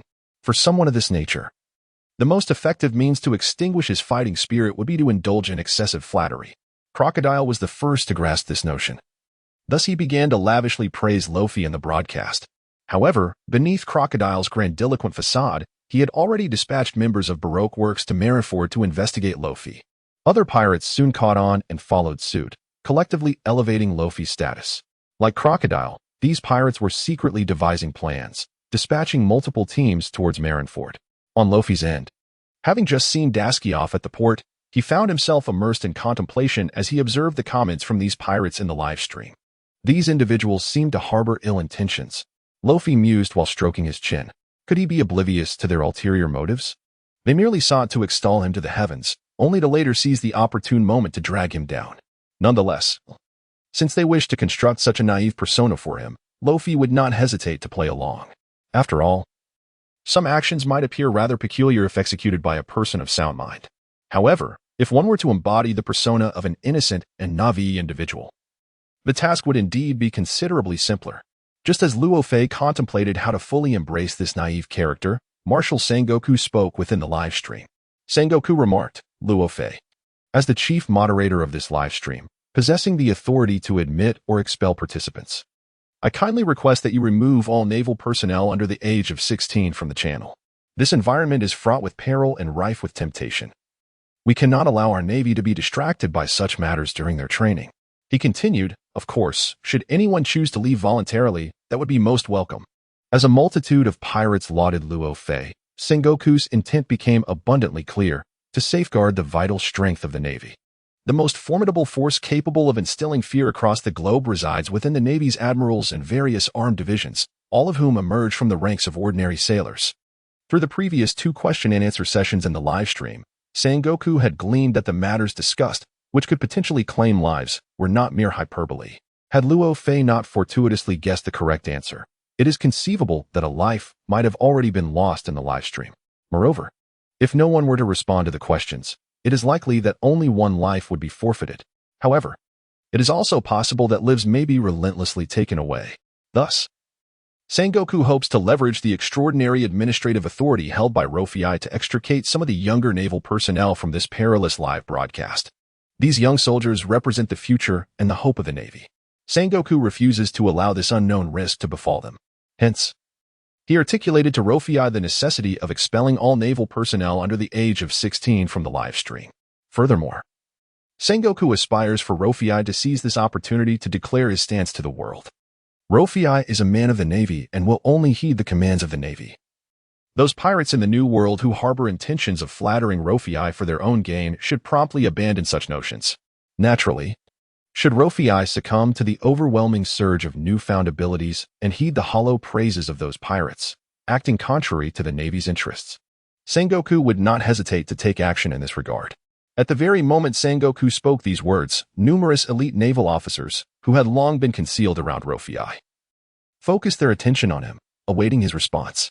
Rofi is no longer the ordinary naval officer he once was. He has now amalgamated the conqueror's haki of the Empress, the 6 styles of the Navy from Vice Admiral Tsuru, and all of Moriya's physical techniques. In addition to these, Rofi possesses the powers of the Gura Gura no Mi and the Yami Yami no Mi, along with Big Mom Zeus and Vice Admiral Momonosuke's Kinemon. The amalgamation of these abilities bestows Rofi with strength comparable to that of the 7 warlords of the sea. Can an ordinary naval officer, suddenly endowed with such formidable powers, maintain his original principles? Sengoku hopes so, yet cannot be entirely certain. Thus, Rofi now finds himself not only under the scrutiny of those formidable pirates, but also the subject of suspicion within the upper echelons of the Navy. On Rofi's part, he is acutely aware of the unusual atmosphere surrounding him. He understands that this question posed by Sengoku serves as a test. However, Sengoku's so-called test is ultimately superfluous. Rofi is not yet inclined to turn against the Navy. After all, compared to the pirates in the New World, these naval officers in Marineford are far more endearing. Moreover, Rofi concurs with Sengoku's proposal. This live broadcast is indeed a tumultuous whirlpool of fame and fortune, rendering it unnecessary for certain individuals to remain. Rofi, Your Excellency, the Marshal, is indeed correct. I shall proceed with the personnel screening and expel all naval personnel under the age of 16 from the live stream. Soon after uttering these words, Rofi accessed the member management page and, after screening for those under 16, promptly ejected them with a single click. KB had initially wished to take advantage of this live broadcast to observe Luffy's journey through the Grand Line. Yet, before he could utter a word of defiance, he was expelled from the group chat. Kobe felt a profound sadness wash over him, and tears began to well in his eyes. However, the Kobe of today is no longer the same. Although remnants of timidity linger in his character, he has learned to rise like a true man. Soon, Kobe wiped away his tears, invigorated his spirit, and murmured to himself, Captain Luffy, wait for me on the Grand Line. On the day you become the Pirate King, I shall also become a great Marine. As he spoke these words, the sparkle in his eyes reignited. The expulsion process was swiftly concluded, and it wasn't long before Rofi found himself at leisure. All done, Admiral, Rofi announced. But what should we do with the pirates under the age of 16? Should we expel them as well? He inquired in the live stream. In truth, he had no desire to remove the pirates, after all. An additional presence meant an increased chance for mistakes, and with each mistake, he had another opportunity to gain strength. In this regard, the pirates shared Luffy's sentiment, as they were indeed reluctant to leave the chat. Sengoku, taking a cautious approach, hoped that the younger Marines would voluntarily withdraw to safeguard the Navy's active forces. Yet, the pirates are distinctly different. What do pirates revere? Seizing the day, reveling in freedom, and living for oneself. The ultimate aspiration of a pirate is to amass greater wealth and status. This live stream presents an unparalleled opportunity for all pirates. The pirate captain desires to have more of his crew present in the live stream, for this would enhance their chances of answering questions correctly and securing rewards, thereby bolstering the strength of the entire pirate crew. Those pirates under the age of 16, regardless of their achievements, yearn to gain something from this live stream. Thus, when Luffy uttered those words, a wave of panic swept through the pirates. They feared that Luffy truly intended to expel all the underage pirates from the group chat. Hancock declared, "My Amazon Lily does not need to withdraw. We fear no danger." At that moment, Hancock had just lost her conqueror's haki, rendering her nation vulnerable. They required the opportunities presented by the live stream to fortify their power. Having emerged from a life of slavery, Hancock comprehended the significance of strength, and she was willing to face the peril of losing her life for it. With Hancock leading the charge, other pirates promptly expressed their stances. Big Mom proclaimed, "Our members from Cake Island also do not need to withdraw. It's merely a matter of life being taken. There is nothing to fear," Kaido asserted. "My beast pirates shall not allow any crew members to exit." Shanks remarked, "Fortunately, there are no child laborers on my ship. What a delightful situation. Let us celebrate with a feast. Bring forth the wine and meat." Mihawk quipped, "If you keep indulging in feasts daily, be wary of becoming a couch potato." Shanks laughed. "Haha, I'm no Moria, worry not." Moria retorted, "So, speaking up means getting caught in the crossfire?" Regarding the pirates' declarations, Whitebeard remained quite zen, allowing his crew to stay or leave at their discretion. However, upon witnessing these expressions of resolve, Luffy couldn't help but smile, a smile that, to the discerning eye, seemed rather ominous. "So, none wish to depart from the live stream, do they?" In the live broadcast room, as the esteemed pirates began to express their thoughts and refused to withdraw, Rofi calculated that it was time for these individuals to face some consequences. After all, this was his domain. Regardless of whether they were emperors or warlords, in this space, they were mere subordinates. Although the Navy seemed to hold some dominion at present, that authority was merely a reflection of Rofi's influence. Had Rofi not declared his allegiance to the Navy, figures like Sengoku and Akainu would have been utterly inconsequential. Rofi firmly believed that all things in the world resemble the concept of yin and yang, containing both light and darkness. While pirates epitomized the forces of evil, there were still noble souls among them. Conversely, although the Navy bore the banner of justice, its internal decay had permeated its very foundation, rendering it irreparable. Thus, Rofi felt no obligation to genuinely stand with the Navy. Soon, Rofi spoke up in the live broadcast. "It appears that none of you wish to withdraw. However, as Lord Sengoku has stated, for the sake of love and peace in the world, we must exhaust our efforts to protect the next generation. Through our current endeavors, we can ensure that the future populace enjoys a prosperous life. This is the essence of our Navy's justice. But you pirates often roam the world, abducting children and luring them onto your ships, treating them as free labor. This in itself is a heinous crime. Given the dangers present in this live broadcast, we cannot involve them," Rofi declared with righteous fervor. "Therefore, for love and peace, you must withdraw." With this proclamation, countless pirates were taken aback. The first to respond was Shanks. "Back in the day, when Luffy cried and begged me to take him aboard, I refused. Now you accuse me of employing child labor? What an absurdity!" Garp interjected, "Shanks, absolutely not. If you spread such slander, I will pursue you to the ends of the earth." Hancock chimed in, "What on earth? Why is Garp so protective of that Straw Hat boy? Is there an unspeakable secret at play here?" Sengoku retorted, "No, there is nothing." Kizaru added, "Marshal, this does seem a bit like a case of hiding the truth." Sengoku responded, "Kizaru, double your salary and keep your mouth shut." "Understood," Kizaru replied. After Shanks voiced his dissatisfaction, other pirates began to express their grievances as well. Moria exclaimed, "My crew is composed entirely of zombies. Where would I find children?" Whitebeard declared, "I have no interest in abducting children. They willingly acknowledge me as their father." Doflamingo remarked, "As is well known, my pirate crew is a family business. The notion of abducting child labor is preposterous. Room master, do not spread baseless rumors." Rofi countered, "I am not spreading rumors. These are the very words spoken by Lord Sengoku. You pirates are indeed heinous and utterly shameless," Rofi exclaimed. In a single sentence, Rofi deftly absolved himself of responsibility while simultaneously taking a jab at the pirates. After all, he merely identified as an ordinary Navy officer. Could anyone truly believe that a mere naval recruit could utter such words without the influence of others? Certainly not, Crocodile remarked. Isn't it possible that the housing authority is simply a victim of Navy indoctrination? The sand alligator made this assertion live on air. Kaido added, When it comes to casting aspersions, the Navy undoubtedly claims the top spot.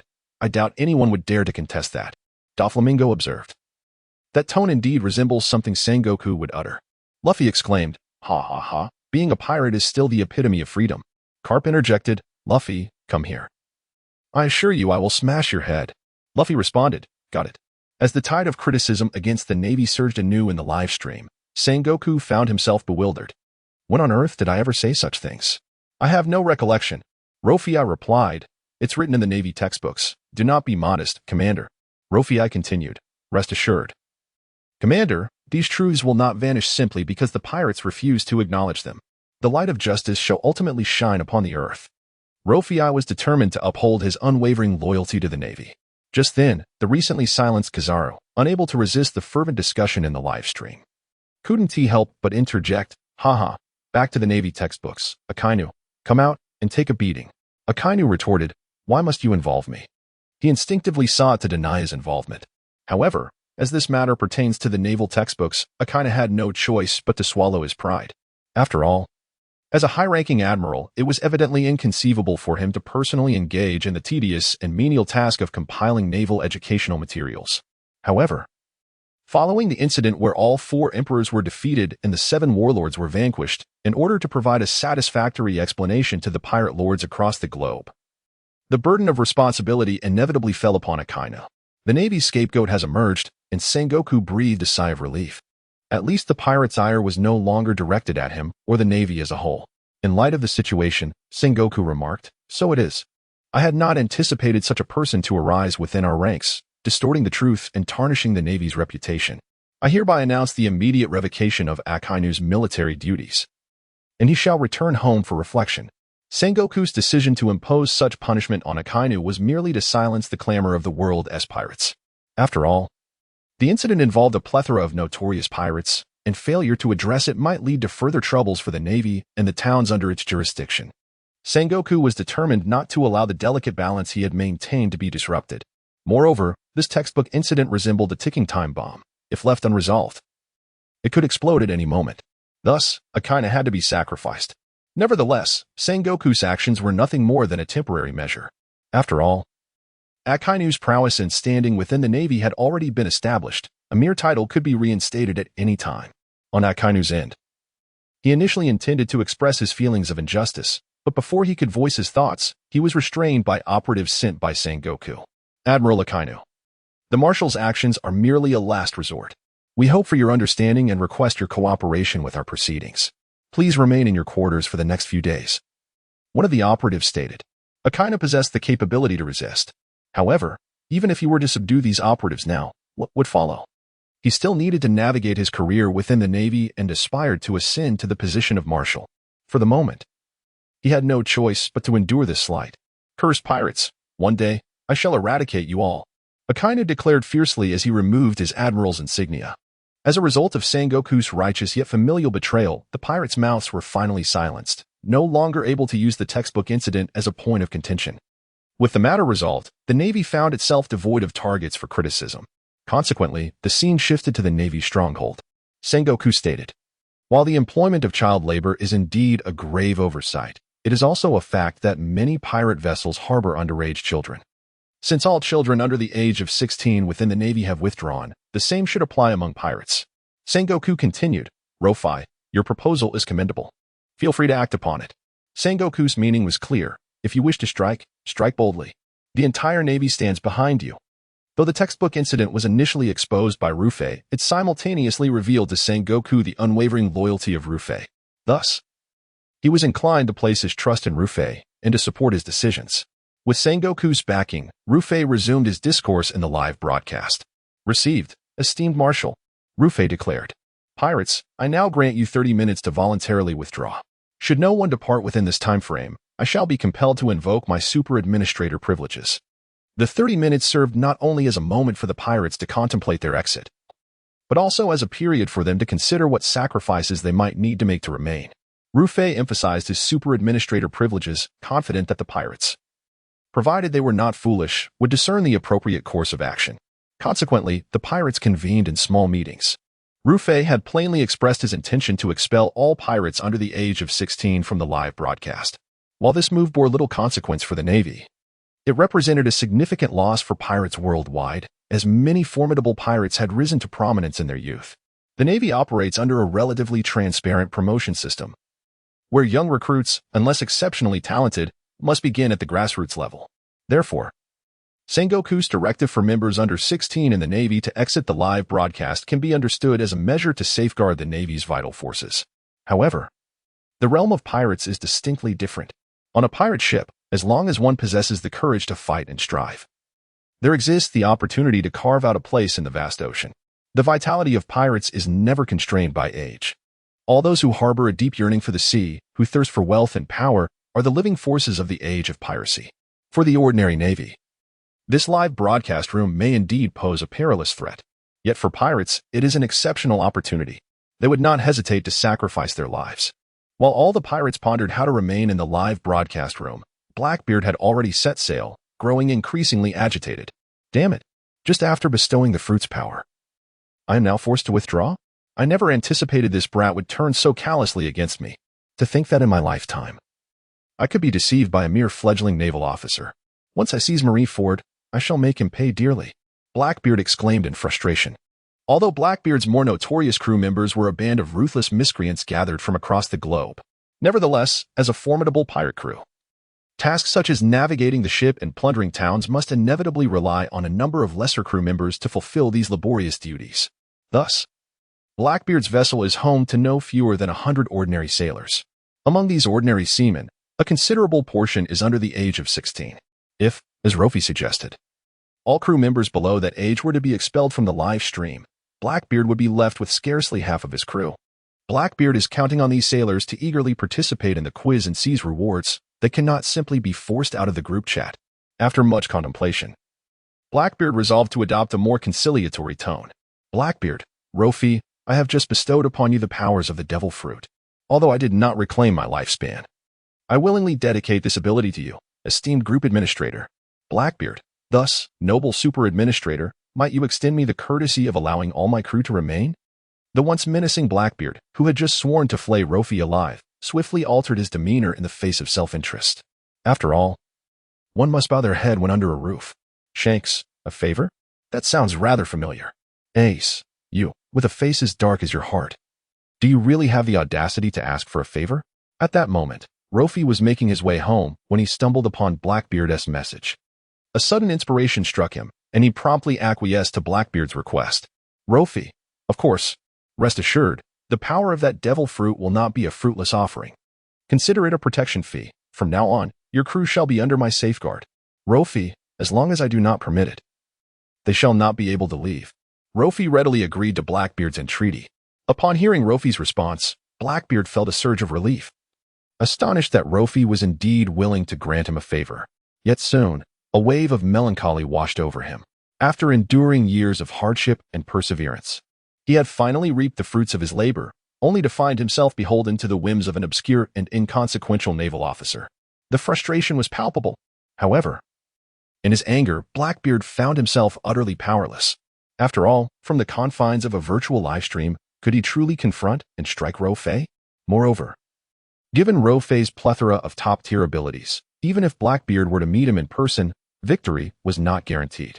This feeling of helplessness nearly drove Blackbeard to despair. Beside him, Basis watched in astonishment as Blackbeard oscillated between laughter and tears. Since their acquaintance, he had never witnessed Blackbeard in such a despondent state. In fact, it could be said that Basis had initially joined Blackbeard's crew drawn by his ambition, confidence, and the glimmering teeth that shone in the darkness. Yet now, a naval officer of unknown origins had dulled the light in Blackbeard's eyes. Who was this young man? Observing Luo Fei, who had just finished speaking in the livestream, Basis could not help but heighten his vigilance. Luo Fei, however, was unconcerned with how these individuals perceived him. He was acutely aware that even in Marineford War, one had to pay a protection fee to conduct business, and as the super administrator of this live stream, he was in a position of authority. In this space, he was the boss. Requesting a protection fee from Blackbeard was hardly unreasonable. Of course, Blackbeard could choose to refuse, but the immediate consequence would be his expulsion from the group chat.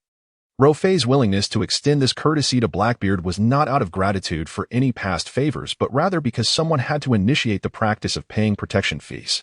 Rofi believed that once one individual took the plunge, countless others would inevitably follow. After all, the allure of this live stream was immense for any faction. Soon, after Rofi candidly declared that he would not expel any members of Blackbeard's crew, other notorious pirates began to follow suit, offering their goodwill to him.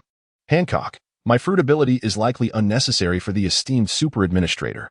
Therefore, I present my martial skill, Fragrant Leg, and hope you graciously accept it. Hancock's sincerity was commendable. Fragrant Leg was one of her signature techniques, and her willingness to offer it, especially after losing her conqueror's haki, underscored her respect for the live stream and acknowledgement of Rofi's status as super administrator. Doflamingo, it is well known that Dressrosa is famed for love, passion, and toys. I am willing to provide top-tier toys annually, hoping that the esteemed super administrator will allow my subjects from Dressrosa to remain in the live stream. Compared to Hancock, Doflamingo appeared rather miserly.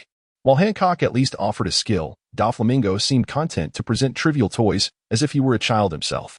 After uttering those words, Doflamingo felt a twinge of discomfort and promptly added, of course, should the esteemed super administrator have a penchant for dance performances, I would be delighted to present the finest courtesan from Dressrosa.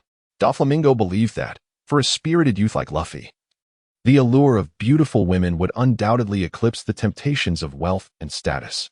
His assumption proved correct. Upon hearing Doflamingo's offer of a top-tier dancer, Luffy experienced a flicker of excitement. Among Doflamingo's cadre, there were certainly a few individuals whom Luffy held in high regard, such as the elegant and mature Violet of the Don Quixote family, whose enchanting aura undoubtedly qualifies her as the epitome of many men's dreams. If compelled to select a premier dancer from Dressrosa, Violet would undoubtedly be the prime candidate. Should Doflamingo be willing to present Violet, Luffy might indeed contemplate his request.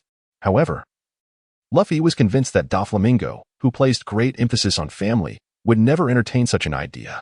Thus, he merely smiled dismissively at Doflamingo's rhetoric. Following Doflamingo's remarks, Moria chimed in, aside from zombies, there is little of value aboard my mysterious ship. If even Doflamingo's toys are to be offered, then I too shall present my dolls. Big Mom interjected, this is progressing rather swiftly. Is it necessary to offer something to Super Administrator Luffy to ensure that my crew and subjects are not expelled from the group chat? She continued, in that case, I must reluctantly present the cake freshly made from my long loaf. This is something I hold dear. Perona exclaimed, dolls? What dolls are left on the mysterious ship? Wait, Moria, are you planning to offer my dolls to the Super Administrator? I absolutely refuse. I categorically oppose this. Shanks inquired, might I ask if young Luffy enjoys a drink? I happen to have a few barrels of fine wine aboard my ship. Kaido remarked, our ship has little else but an assortment of peculiar beasts. If the esteemed Super Administrator is not averse, you are welcome to witness a complimentary performance of the Beast Pirates.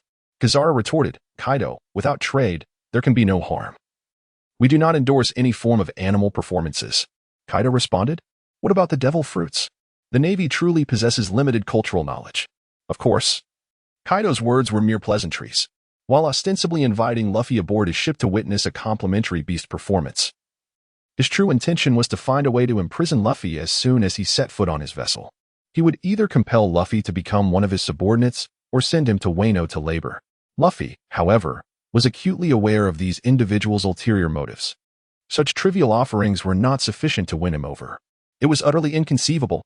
With the formidable presence of the 4 Emperors of the Sea and the 7 Warlords leading the charge, the announcement by Luffy to expel members under the age of 16 from the livestream quickly spread like wildfire. The pirates, gripped by anxiety, sought to assure Luffy of their earnestness in order to remain in the virtual realm. Soon, a fervor of gifting erupted within the livestream. It became a prevailing sentiment that one could not possibly remain a part of this community without offering something in return. Even Monkey D. Luffy, the captain of the Straw Hat Pirates, found himself swept up in this trend, contemplating what tribute he could present to the esteemed moderator, Luffy. Luffy mused, this live stream is so captivating. I certainly do not wish for anyone to leave. Since everyone else is presenting tributes to the moderator, we must not fall behind. He continued, Sanji's delectable dishes are not fit for tribute, and Nami's oranges are out of the question. Alas, our ship is rather impoverished. We seem to have nothing of value. At that moment, Luffy gazed at the tidy Mary, letting out a silent sigh. However, Luffy was undeterred. He refused to believe that after thoroughly searching his ship, he could not uncover a worthy offering. After scouring the vessel from bow to stern, Luffy finally stumbled upon something suitable for tribute. How about we present our gold and jewels to the esteemed moderator? He proposed. Buggy interjected. You're offering gold and jewels because the ship is too poor? Are you sure you're not just trying to flaunt your wealth? Luffy retorted. Could it be that your pirate ship is even poorer than mine? Luffy surveyed the scant valuables aboard, pondering that these were the only items of worth. Unfamiliar with the true cost of living, he remained oblivious to the actual value of the gold and jewels he had discovered. However, Nami is well aware that for Luffy, money holds no value. However, Nami has always regarded money as her lifeblood. Upon witnessing Luffy's casual intent to part with the treasures aboard their ship, she immediately grew alarmed. Nami exclaimed, "You mustn't speak so carelessly. We do not have any crew members under the age of 16. Luffy responded, Huh? Isn't Chopper one? Chopper interjected, Nami. This live stream is so entertaining, I don't want to leave. He quickly joined the group chat. If merely losing some riches meant he could remain in the live stream. Chopper was eager to seize that opportunity. However, being relatively new to the crew, he was still unaware of the extent of Nami's obsession with wealth. Nami reassured him. It's all right. You only need to step out for a moment. Once you come of age, the esteemed moderator can reinstate you. Chopper whimpered, Wah, Luffy, save me. Luffy declared, You are all my comrades, and we must stick together. He brushed aside their concerns, insisting, It's just gold and jewels. It's nothing significant. Nami retorted. You reckless spendthrift. Hearing Luffy's intention to tamper with their ship's treasure trove, Nami was on the verge of an explosion of fury. However, amidst his anger, he must devise a means to safeguard the treasure while ensuring Chopper remains in the livestream. Soon, Nami concocted a clever excuse. Nami proclaimed, Chopper is a reindeer. He does not count as a human. Thus, he cannot be excluded from the list of those under 16. Walpole chuckled. Indeed, a pet remains a pet. Even aboard a pirate ship, he is still merely a pet. Dr. Correa added with a laugh, What a fascinating pirate ship it is. My foolish son. How are you faring on the vessel? Yet, even the intervention of Dr. Correa could not alleviate Chopper's current negative emotions. Upon hearing Nami's remark, Chopper felt utterly disheartened. Fortunately, Nami's intention was not malicious. Her claim that Chopper was a reindeer was merely a tactical delay to ensure he could continue in the livestream. Consequently, after making her statement, Nami quickly approached Chopper to offer comfort. Chopper, with his tender heart, was reassured by the trust he had in his companions. After several minutes of Nami's comforting words, he finally acquiesced to her explanation. Chopper said, All right, I am a reindeer. Luffy inquired, Is that truly acceptable? Nami replied, What could possibly be wrong with that? After all, the super admin does not recognize Chopper. Moreover, it is merely a temporary measure. Chopper won't mind. Nami's statement, broadcasted in the live stream, was visible to the entire world. Even Law found it hard to believe. Had she truly spoken her mind? Law muttered, Do you take me for a fool? Nami suddenly exclaimed, Oh no. I forgot this is a live stream. Can I retract that? At this moment, Nami realized the irrevocable mistake she had just made. But alas, it is far too late. In this streaming room, words once spoken are akin to water poured out. There is no reclaiming them. The Straw Hat Pirates are collectively bewildered. Sanji exclaimed, Baka. Such a private matter cannot be discussed aboard the ship. Why reveal it in the streaming room? Usopp retorted, Indeed. It is I, the vice captain, who is far more reliable. Jesus Burgess chimed in, Has Usopp truly become the vice captain? Haha, I am genuinely happy for you. I await your arrival in the Grand Line. The chat group buzzed with lively chatter. However, while conversation flows, the pressing issues must still be addressed.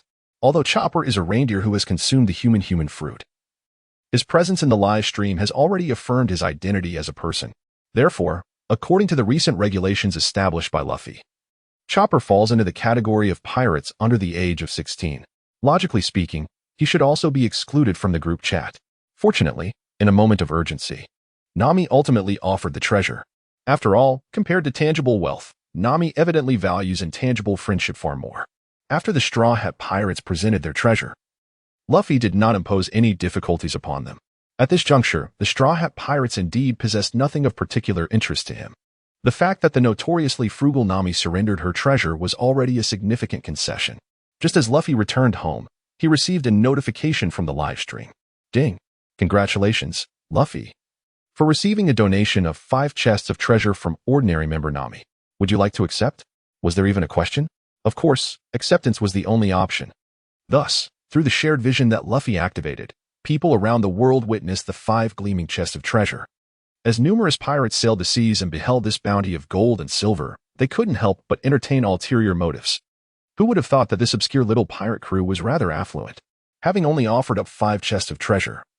One could only speculate what rare treasures might still be hidden aboard their ship. Crew, our target is the Straw Hat Pirates. Set sail. Following the enigmatic voyage of the ship 3G Fan, another pirate vessel has embarked upon the Grand Line, setting its sights on the Straw Hat Pirates led by Luffy. However, these individuals perceive only the superficial aspects of their target, failing to comprehend the profound depths beneath. For instance, Luffy's inexplicable connection to Garp, the elite swordsman Zoro, who instills fear in the hearts of countless pirates as the infamous pirate hunter, and Usopp, the boastful yet remarkable slingshot master. These crew members represent the unrecognized combat prowess aboard the Straw Hat ship. To provoke without a true understanding of the Straw Hat pirate strength is to invite certain ruin. They shall undoubtedly serve as mere stepping stones for Luffy and his companions to establish their renown in the New World. Meanwhile, the recently acquired treasures have brought great satisfaction to Rofi, who nodded in approval. This chest of riches alone is worth a lifetime's salary as a Navy officer. And there are 5 chests brimming with wealth. Rofi is aware that the Straw Hat Pirates have only recently set sail, perhaps not even a year has passed. Yet they have amassed such a fortune in this brief time. It is improbable that a Navy career would yield such abundance. Now, Rofi begins to grasp why Admiral Kazara often appears so apathetic. Without the pursuit of justice and dreams, a career in the Navy lacks allure.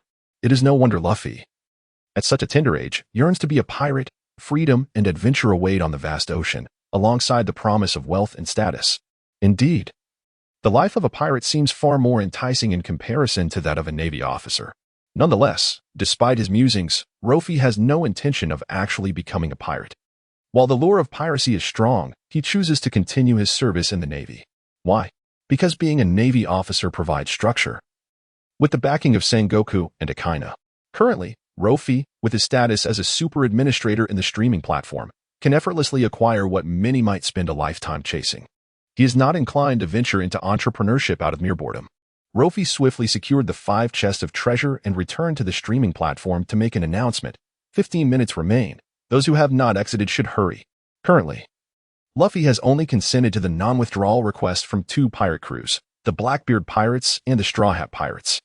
The Blackbeard Pirates received Luffy's approval due to their prior offering of fruit powers, while the Straw Hat Pirates secured their place by presenting 5 chests of treasure.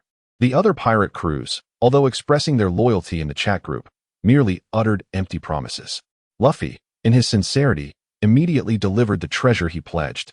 The rest, whether the 4 emperors or the 7 warlords, merely sought to gauge Luffy's reaction without any genuine offerings. Although Luffy himself holds little regard for the items they previously promised, their actions reveal that, in their hearts, Luffy is not of considerable importance. Doflamingo, might I inquire whether the esteemed lord has a preference for the dancer or the finest toys? Regardless, I assure you that either choice will surely delight you. Big Mom, the long bread is being expedited. If all goes well, the desserts intended for you should be ready by tomorrow. Your patience is greatly appreciated. Moria, Perona. Stop fooling around. Hand over the doll. Kaido, might I ask when the esteemed lord will grace Wano with your presence? My Beast Pirate Circus is always at your service. In the live chat, the prominent figures chimed in. Akainu, now retired and at home, could not suppress a chuckle upon witnessing the pirates' dialogue. Akainu, I must say, you lot are rather stingy, aren't you? Doflamingo, what value do those toys hold? Luffy is already 17. Do you take him for a mere child? A few toys will not suffice to win him over. And as for the dancer, vulgar and debased. Akainu, moreover, Moria, you have the audacity to present dolls? It appears they were pilfered from someone else. Is the Shichibukai truly in decline? Perhaps it is time for a reshuffling of the 7 warlords. Akainu, however. If we speak of the most insincere, I believe Big Mom takes the cake. What is remarkable about desserts made from long bread? If you possess the ability, showcase those exquisite confections that have been offered to you from around the globe. But then again, only you would consider such desserts to be the pinnacle of delicacy. Akainu, with such a lack of sincerity, do not be surprised if your crew members under 16 are compelled to exit the live stream. Even you might find it difficult to remain. Currently, Akainu finds himself unencumbered by any official duties, embracing a sense of liberation. He regards the 4 emperors and the 7 warlords with utter disdain. Furthermore, when he previously inquired of Law about the Thundercloud Zeus, it was evident that Law was aligned with him. demonstrating loyalty to the Marines. Although this unwavering devotion may appear somewhat mindless, it is of little consequence. The Marines aim to cultivate steadfast supporters like Law. Given that Law is also a proponent of the Marines, it is only fitting that Akainu offers his support in return. Moreover, the apathetic demeanor exhibited by the pirates is glaringly apparent to all. Law's status as a super administrator has not garnered the respect it deserves, which is not advantageous for the Marines. The optimal scenario for the Marines arises when Law, as one of their own, becomes the singularly supreme entity within this live stream, instilling a formidable sense of intimidation among the pirates. Upon witnessing Akainu's backing, Law promptly interjected, addressing the assembly, "Are you all merely dismissing the situation? Even a newly launched pirate ship, with fewer than 10 crew members, can deliver 5 chests of treasure, and all you can muster are empty words?"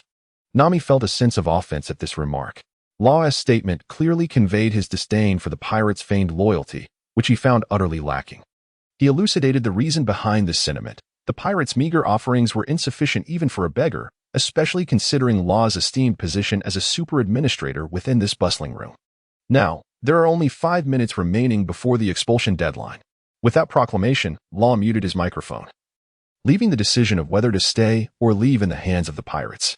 As the time dwindled, a sense of urgency permeated the atmosphere. Hancock was the first to present her abilities to Law, for unlike other pirate crews, she represented a nation. Her isolationist stance was aimed at safeguarding her people from harm. And this live stream not only allowed them to glimpse the outside world, but also offered the opportunity to alter their destinies through answering questions. Hancock was resolute in ensuring that her compatriots were not cast aside. Ding. Congratulations to Law. As group member, Hancock has sent you the skill Fragrant Feet through her generous donation. Regarding this skill, Luffy felt a certain satisfaction. It is noteworthy that during the War of Focus 2 years later, Hancock utilized her signature move, the Fragrant Leg, to petrify and subsequently shatter the transformed human weapon. The Great Bear. The Great Bear, having been altered into a human weapon, possessed no emotions, thus rendering the notion of being petrified by the fruit's ability irrelevant. This implies that the power of Hancock's Fragrant Leg to petrify her foes is not solely derived from her fruit's capabilities. It is likely that, akin to the later feats of Sanji, her prowess is the result of rigorous physical training. Furthermore, when contending with the Smoker, the Fragrant Leg proved equally effective. These instances underscore a singular truth. Hancock's Fragrant Leg is undoubtedly among the pinnacle of martial arts techniques. Having relinquished her Conqueror's Haki and now offering her unique skill, Hancock's sincerity and intention were palpable to Luffy. Hancock stated, "I have presented my martial arts technique, and I hope that the esteemed administrator can bestow protection upon my Amazon Lily, allowing us to remain in the live broadcast." After sending her offerings through donations, Hancock added this with utmost sincerity and respect, fearful that Luffy might decline. After all, Hancock's strength had significantly diminished due to the loss of her Conqueror's Haki, and her Amazon Lily was under the scrutiny of numerous maritime powers. In her current predicament, she desperately needed a formidable ally, and Luffy, as the sole administrator of the live broadcast, naturally emerged as her primary choice. Hancock's plea for protection was imbued with this very meaning. Luffy, not one to be unkind, acknowledged Hancock's earnest demeanor, especially given her typically proud and confident nature, and thus felt no need to impose difficulty upon her. Luffy declared, "The Amazon Lily and the Kuja pirates need not withdraw." Kizaru interjected, "Oh ho, it seems the Empress is rather generous. The other pirate crews better hurry, as time is swiftly running out." Kizaru, reveling in the unfolding drama, added his commentary. However, the pirates, gripped by their own trepidation, were too preoccupied to heed Kizaru's jests. Katakuri was the first to grasp the situation, realizing, so the administrator desires ability rather than tangible wealth. Indeed, compared to material riches, intangible abilities hold far greater significance. Moreover, with Luffy having already received 5 chests of treasure from the Straw Hat Pirates, he had little need for further wealth. Regarding Luffy's acceptance of the Straw Hat Pirates' offerings, Katakuri speculated that the crew must be in dire straits financially, given their relative obscurity. After conferring with Big Mom, Katakuri swiftly represented Whole Cake Island in sending Luffy a gift. Ding. Congratulations to Luffy for receiving a century of lifespan from the live broadcast member, Big Mom. This is the outcome of a careful discussion between Katakuri and Big Mom. Having just lost Zeus, Big Mom still harbors resentment. If, at this juncture, they were to bestow further powers upon Luffy, enhancing his already formidable abilities, it would likely provoke Big Mom's wrath. Thus, Katakuri suggested that if they were unwilling to grant powers, they could offer something equally significant, lifespan. With Katakuri's astute analysis, and under the leadership of Hancock and Big Mom, other pirates, both great and small, began to take action. Ding. Congratulations to Luffy for receiving top-tier swordsmanship from Shanks in the livestream. Ding. Congratulations to Luffy for acquiring a box of Zoan-type artificial devil fruits from Kaido in the livestream. Ding. Congratulations to Luffy for obtaining a box of Buggy's cannon from Buggy in the livestream. Ding. Congratulations to Luffy for securing the skill of the String doll from Doflamingo in the livestream. The livestream was soon flooded with these donation notifications. Observing this deluge of gifts, Moria, located far away in the Devil's Triangle, found himself in a predicament. Moria, I truly have nothing of value to offer. If it comes to that, would you settle for a ghost doll? Perona, Dame. Moria, speak not, child, when the adults are conversing. Luffy, surely. You possess a certain Absalom on your ship? His transparent fruit seems rather impressive. Moria had always ranked towards the lower end of the warlords of the sea, and now, having lost all his physical prowess, he was left with only his fruit abilities, significantly diminishing his strength. Furthermore, the Devil's Triangle was notoriously inhospitable.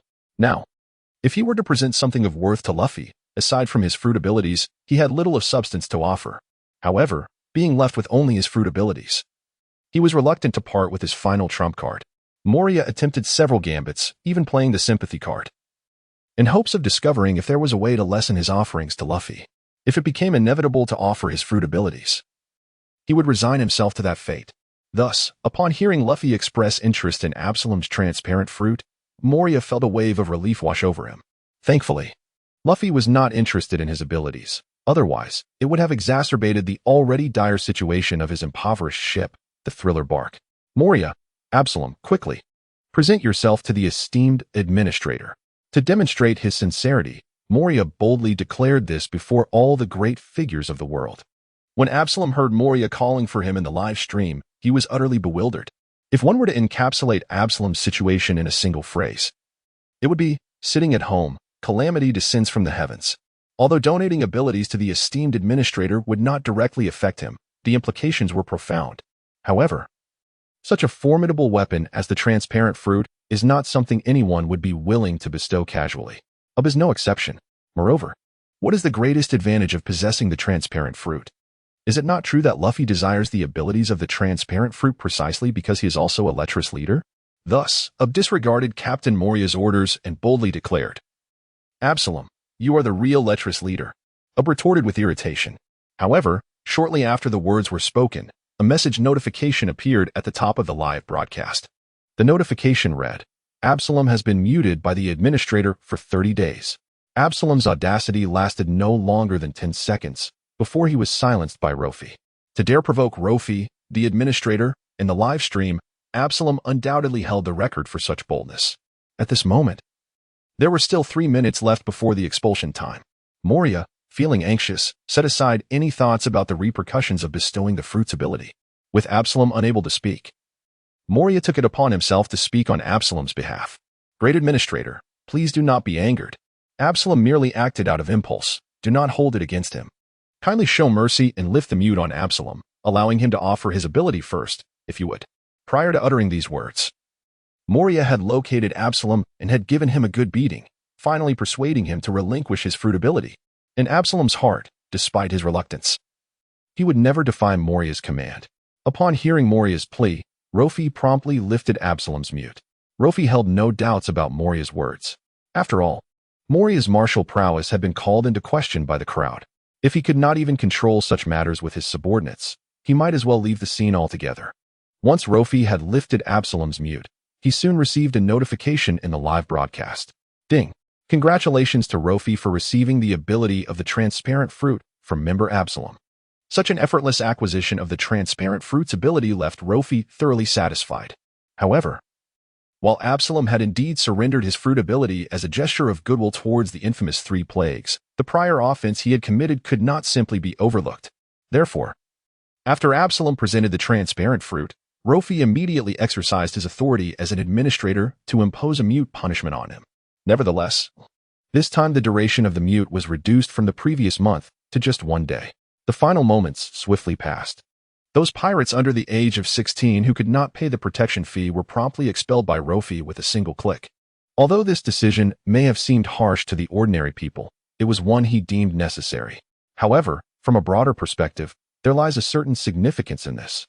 After all, this question and answer livestream has the arbitrary power to strip group members of their capabilities, possessions, and even their lives. The consequence of such actions is a profound reshuffling of the world. The ordinary ants, lacking any hidden cards, are deemed unworthy witnesses to the dawn of a new era.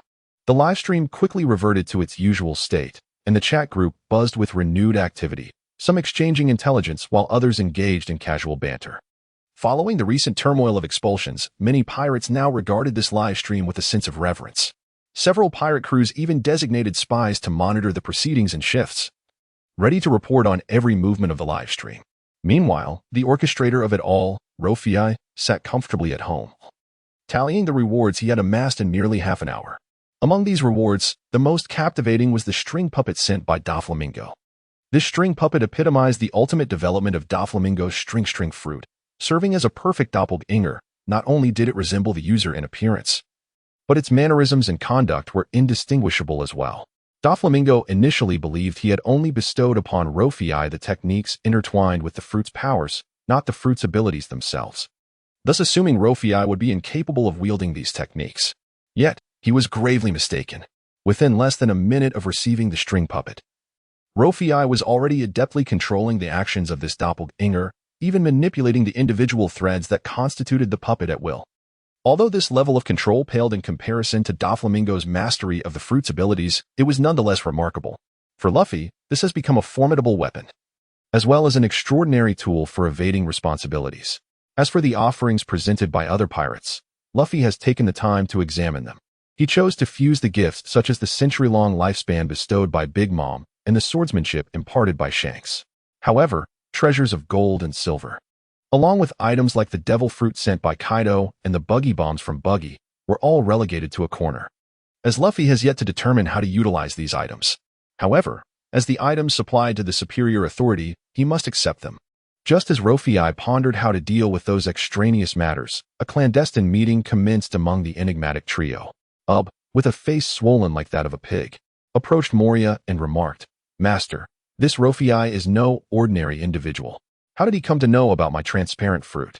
Having recently been compelled by Moria to relinquish his fruit abilities, Ub, having finally regained his senses, sought to report these suspicions he harbored to Moria. Upon hearing this, Moria too experienced a moment of clarity, exclaiming, "Why did I not think of that sooner? The Devil's Triangle is known for its strict confidentiality. How could he possibly know? It seems this Rofi has grander ambitions than we anticipated." Moria's eyes widened as he spoke with a grave demeanor.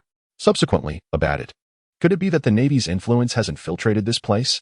It appears, Master Moria, that we must enhance the protection of our ship's information."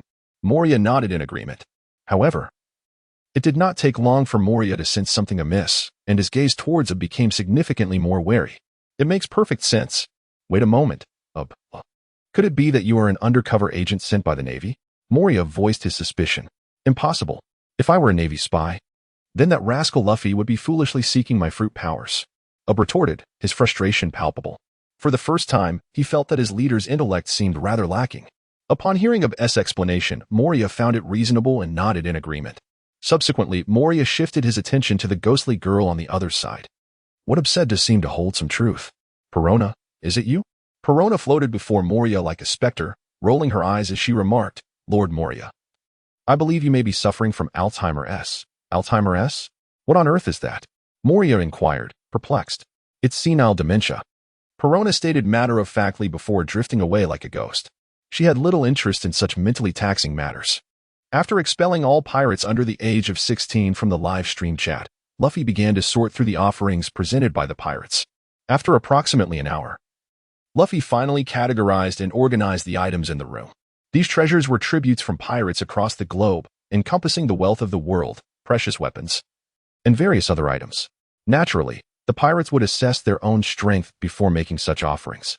If the cost of remaining in this live stream exceeded half the value of their ship, they would undoubtedly choose to withdraw. Thus, after presenting these tributes, the core strength of their ships was still preserved.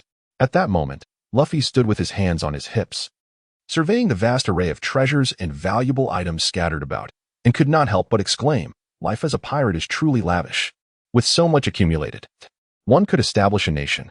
Were it not for the ample space assigned by the Navy, Luffy would likely have no place to sleep tonight. Soon, Luffy began to ponder a pressing question. How should he dispose of these items? Should he keep them all for himself? It was certainly an option. After all, these were acquired through legitimate means via his superadmin privileges. He had neither stolen nor robbed them. However, under such circumstances, the Navy would undoubtedly take precautions. After all, an ordinary sailor suddenly endowed with the wealth and power to establish a nation would not simply stand idly by. If these treasures were entrusted to the Navy, the issue would be easily resolved. Yet, if they were indeed surrendered to the Navy, would that not mean a significant loss of wealth for oneself? At this moment, Rofi found himself engulfed in distress. Should he seize control of these treasures and wait for the opportune moment? Or should he offer them to gain the trust of the Navy and continue relying on such a formidable ally? Each option bore its own merits and drawbacks, leaving Rofi in a state of turmoil. Just as he grappled with his dilemma, the live broadcast before him suddenly experienced some fluctuations. Subsequently, the chat group page vanished, and a new scene emerged in the live room. Was this the third session for today? Rofi murmured to himself. The frequency of updates in this live broadcast is quite remarkable. What new question would arise this time? Rofi couldn't help but feel a surge of anticipation. It was a sunlit morning, the sky an endless expanse of blue, vast and unbounded. Above, layers of pristine white clouds floated, occasionally graced by the passage of seagulls soaring in from the horizon. As the clouds parted, several islands of varying heights came into view. Behind these islands, a rainbow arched across the sky like a bridge. On the highest of these islands, a fissure split the white clouds in two. Ace, this island is rather extraordinary. It seems to float in the sky. Morgans, it looks somewhat familiar, as if I have seen it somewhere before. Whitebeard, it bears a striking resemblance to the island of the Golden Lion, doesn't it? Golden Lion, not at all. It looks nothing like it. It's merely another island suspended in the sky. What about that empty island? I think it resembles that one quite a bit. Golden Lion exclaimed somewhat irritably. But he was quickly reprimanded by Enel, the ruler of the empty island. Enel, Golden Lion, if you find your vision lacking, perhaps you should consider donating your eyes. My empty island is steeped in celestial essence, devoid of such mundane trivialities. Upon hearing this, Golden Lion lost his temper, not out of fear of Enel, but rather out of concern that his carefully crafted scheme of 20 years might be exposed. Originally, he intended to remain in the shadows, discreetly observing the dynamics of this live broadcast while seeking questions he could answer. Little did he expect that as he indulged in this melon, it would eventually land upon his own head. The Golden Lion now found himself in a state of utter anxiety regarding the island that had appeared in the live stream. He was all too familiar with it, for it was none other than his beloved Vermeil. After he had miraculously escaped from the prison of Advanced City, he arrived at this island known as Vermeil.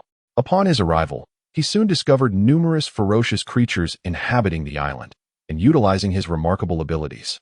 He elevated the entire island into the sky, transforming it into a floating paradise. Thus, when this island manifested in the live stream, the Golden Lion was engulfed in apprehension. He could only hope that this was merely an accidental broadcast of his floating island and that the stream would swiftly transition to other scenes. After all, the Golden Lion had invested considerable effort into the creation of this aerial haven, and its premature exposure to the world would deal a catastrophic blow to his meticulously crafted plans. However, no matter how fervently the Golden Lion prayed and hoped, he could not alter the scene within the live broadcast room. As the camera zoomed in, the circumstances on this island gradually became clear to the eyes of viewers around the world. They observed that this island was home to numerous enormous and ferocious creatures. Even Kaido could not help but exclaim in astonishment. Kaido, are these real animals or Zoan-type devil fruit users? Gazing at the size and behavior of those beasts, Kaido began to harbor doubts. Simultaneously, he questioned whether Don Quixote da Flamingo, the factory manager who had consistently supplied him with artificial devil fruits, had betrayed their business. Da Flamingo, not one to be outsmarted, promptly responded upon hearing Kaido's remark. Da Flamingo, it must be some kind of mutated animal. Though this response seemed trivial at first glance, it indirectly addressed Kaido's inquiry. Soon, everyone's attention shifted back to the live broadcast. The screen panned around the island before finally settling on a man with a dense mane of golden hair, yet a receding hairline at the center, adorned with a wooden ship's helm. It was none other than the Golden Lion Shiki. As the audience pondered the secrets of this island and the reason for the Golden Lion's presence, a mechanical voice echoed through the live room. Question: who blew up the Golden Lion's head? Upon this question's emergence, the entire live room erupted in excitement. Who was the Golden Lion? He was a figure capable of rivaling the Pirate King, Joel D. Roger. Although he ultimately fell to Roger and ended up with a ship's helm embedded in his head. Disregarding the unforeseen circumstances, the Golden Lion's strength was undoubtedly on par with Roger's. Yet now, the live broadcast posed the question of who had blown up the Golden Lion's head. The audience was, of course, taken aback. However, the most shocked of all was the Golden Lion himself. Who would dare to blow up my head? He exclaimed in disbelief, quietly touching his own head while expressing his astonishment. The new round of questions in the live broadcast was sufficient to leave the Golden Lion in utter shock. Unexpectedly, the reward for this query sent chills down the spine of the Golden Lion. No. The Golden Lion has no feet. The question posed was, who shattered the head of the Golden Lion? The reward for a correct answer: Sakura tin and dry wood. The penalty for an incorrect answer: randomly strip away something from those who answered incorrectly, including but not limited to fruit abilities, martial arts, life, and equipment. When this announcement echoed, the Golden Lion was utterly bewildered. No one understood the significance of Sakura tin and drywood better than he did. These were the legs that had accompanied him for 20 long years. Years ago, to successfully escape from impelled down, the Golden Lion had severed his own legs, finally freeing himself from the shackles of sea stone. After losing his legs, he sought out two renowned swords, one named Sakura tin and the other dry wood, to serve as his legs and feet. Just as the Golden Lion was still processing this information, the two legendary swords affixed to his lower limbs suddenly vanished into thin air. With a thud, the Golden Lion collapsed to his knees. At that moment, 1,000 curses surged through his mind. How could this happen? The Golden Lion was instantly overwhelmed with rage, cursing vehemently. Ever since he had successfully evaded capture from impelled down, these supreme blades had followed him like shadows. Now, due to the random rewards and penalties of the live stream, the Golden Lion found himself separated from his feet for the first time in 2 decades. If only he had known, he would have exited the live stream at once. Now, not only had his secrets been exposed, but he had also lost the companionship of Sakura tin and dry wood, which had been with him for 20 years. The Golden Lion was filled with a mix of fury, frustration, and helplessness. The last time he felt such a tumult of emotions was when he learned of Roger's impending execution. The messages in the live stream spread with astonishing rapidity, leaving him no time to react. As the Golden Lion lamented his plight, the prominent figures in the live stream began to mock him. Blackbeard, who shattered the Golden Lion's head. So, does that mean the Golden Lion has no head now? Big Mom, a rudder stuck in his head would be one thing, but now he might as well be headless. How pitiful. Crocodile, to live without a head? Truly miraculous. Vega Punk, well, he has potential as a subject of research. Bartolomeo, since Dr. Vegapunk has spoken, I suppose I must assist him in fulfilling his wishes. Vegapunk, ahem. I was merely speaking hypothetically. After all, that fellow is not one you can simply catch. Bartolomeo, oh? Isn't headless now? Golden Lion, do you all have any sense of decency? My head is still perfectly intact on my neck. Moria, intact? That is a first for me to hear such a description. Huh? Golden Lion, Moria, are you seeking death? At this moment, the Golden Lion was becoming increasingly agitated. Not only had the secret base he had painstakingly built over the years been exposed, but he was also being ridiculed by others in the live stream. While it was one thing to be mocked by formidable pirates in the navy backed by the world government, even Moria, one of the weakest warlords of the sea who had just lost all his physical abilities, dared to make light of him. Naturally, the Golden Lion could not endure such disrespect. At that moment, Moria was at his weakest, and although the Devil's Triangle had the advantage of geography, it was not impossible for the Golden Lion to force his way in if he truly desired. Moria soon realized the gravity of his flippant remark and hastily offered an explanation in the live stream. Moria, haha, I was just joking, don't take it to heart. Besides, many of my zombie army have their heads stitched on, so it's understandable to have a head hanging around one's neck.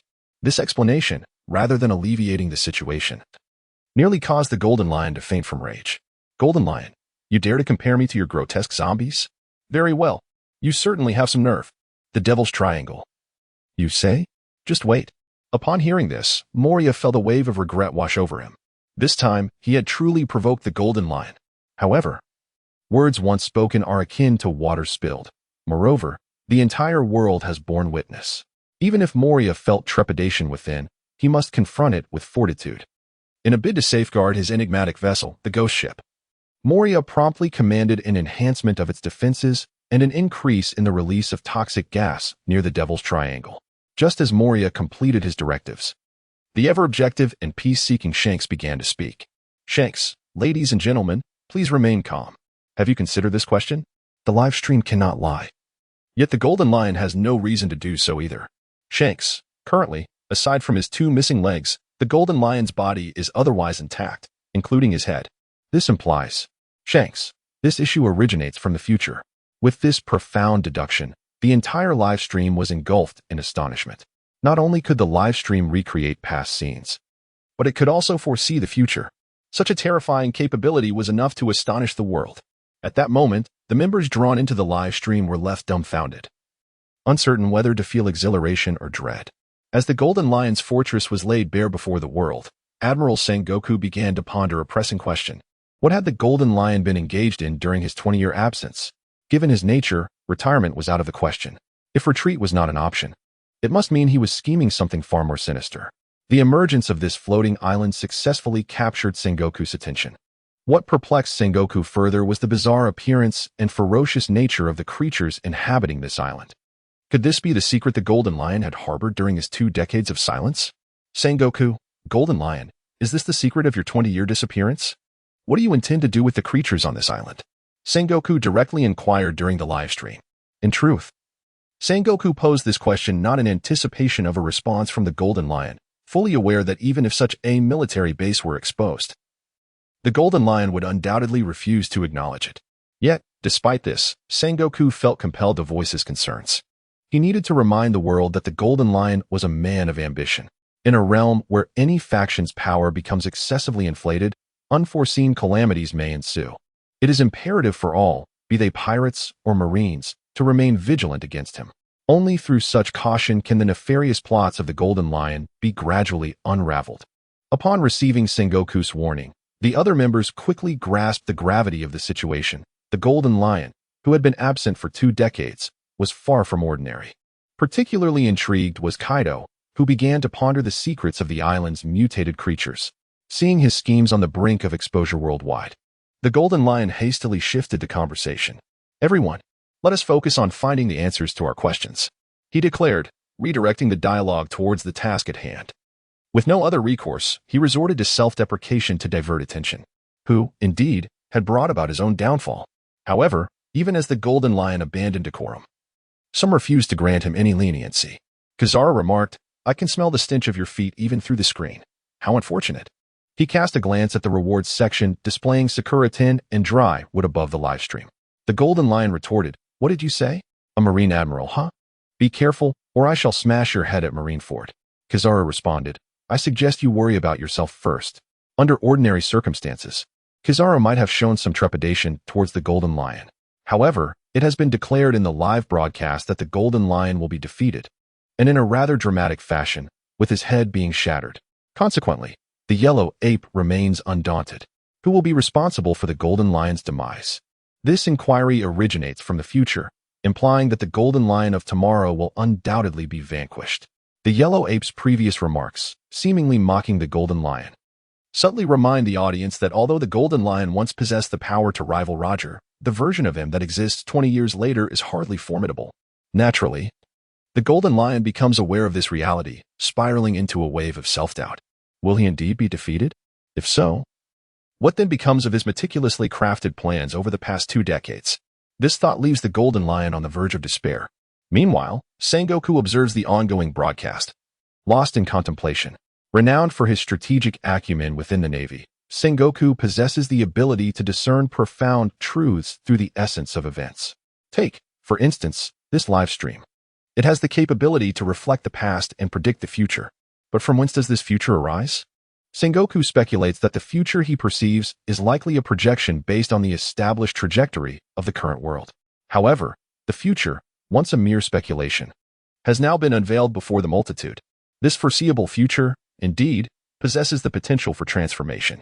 Every action taken in the present holds the capacity to alter the course of what lies ahead. If this is the case, Can the future he currently perceives still be deemed a future? When the future ceases to be a distant prospect, does the present retain its tangible existence? Sengoku began to ponder these profound questions. In the midst of Sengoku's contemplation, a commotion erupted within the live streaming room. A new question had emerged. Accompanied by a reward of 2 supreme swords, an incentive worthy of perilous pursuits on the high seas. At the forefront was Moria, who, having learned from previous encounters, refrained from engaging directly and instead commanded his legion of zombies. Zombie 1. The head of the Golden Lion was shattered by Kaido. Zombie 2. The head of the Golden Lion was obliterated by Big Mom. Zombie 3. The head of the Golden Lion was destroyed by Kizaru. Zombie 4. The head of the Golden Lion was smashed by Sengoku.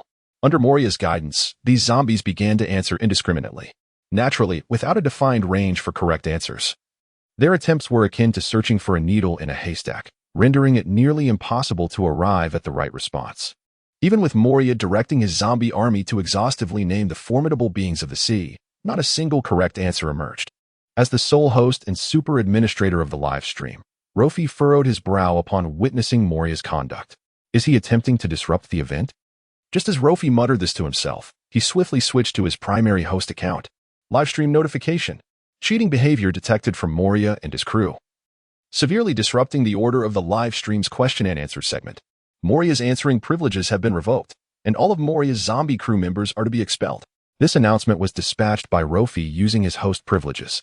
Once completed, he pinned the message to ensure that every participant in the live stream could see it. From the moment the question and answer feature was introduced, Rofi had anticipated that some might exploit bugs in the live stream, recklessly providing incorrect answers at the expense of their own well-being. Yet, he could never have anticipated that the individuals causing the turmoil would ultimately be these zombies.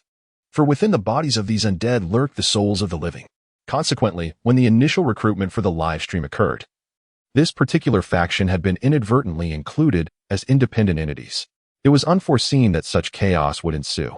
However, Luo Fei's response was indeed timely.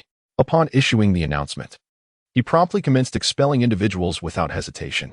Anyone attempting to employ cunning tactics to garner additional benefits within the live stream would find themselves unable to escape the stringent enforcement of its regulations. Those who dared to challenge the established order of the stream would certainly face Luo Fei's unwavering resolve. Although Luo Fei may appear carefree and seemingly unperturbed, this demeanor serves merely as a fade. After all, navigating the tumultuous and treacherous seas necessitates a degree of disguise. Moreover, Luo Fei possessed the enigmatic and formidable guise of the livestream's host. Simultaneously, Moria, who was orchestrating all of this from the Devil's Triangle, found his smile abruptly vanish upon witnessing the sudden announcement in the livestream. In an effort to ensure that his entire crew remained within the stream, Moria had gone so far as to relinquish the abilities of the transparent fruit through Absalom. This strategy had been conceived through intense contemplation. Yet, as fate would have it, plans often falter in the face of unforeseen developments. Merely seconds after implementing this scheme, without even a single correct answer, they were detected for a violation. Moria's elation dissipated in an instant. Naturally, the most distraught of all was Absalom, to aid Moria in fulfilling his desires.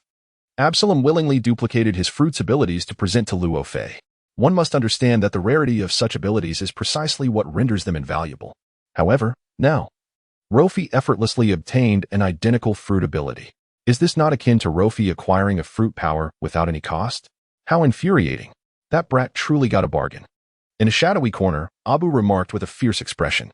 Nevertheless, Rofi paid little heed to Abu's lamentations. After all, the advancements in technology often surpass one's imagination.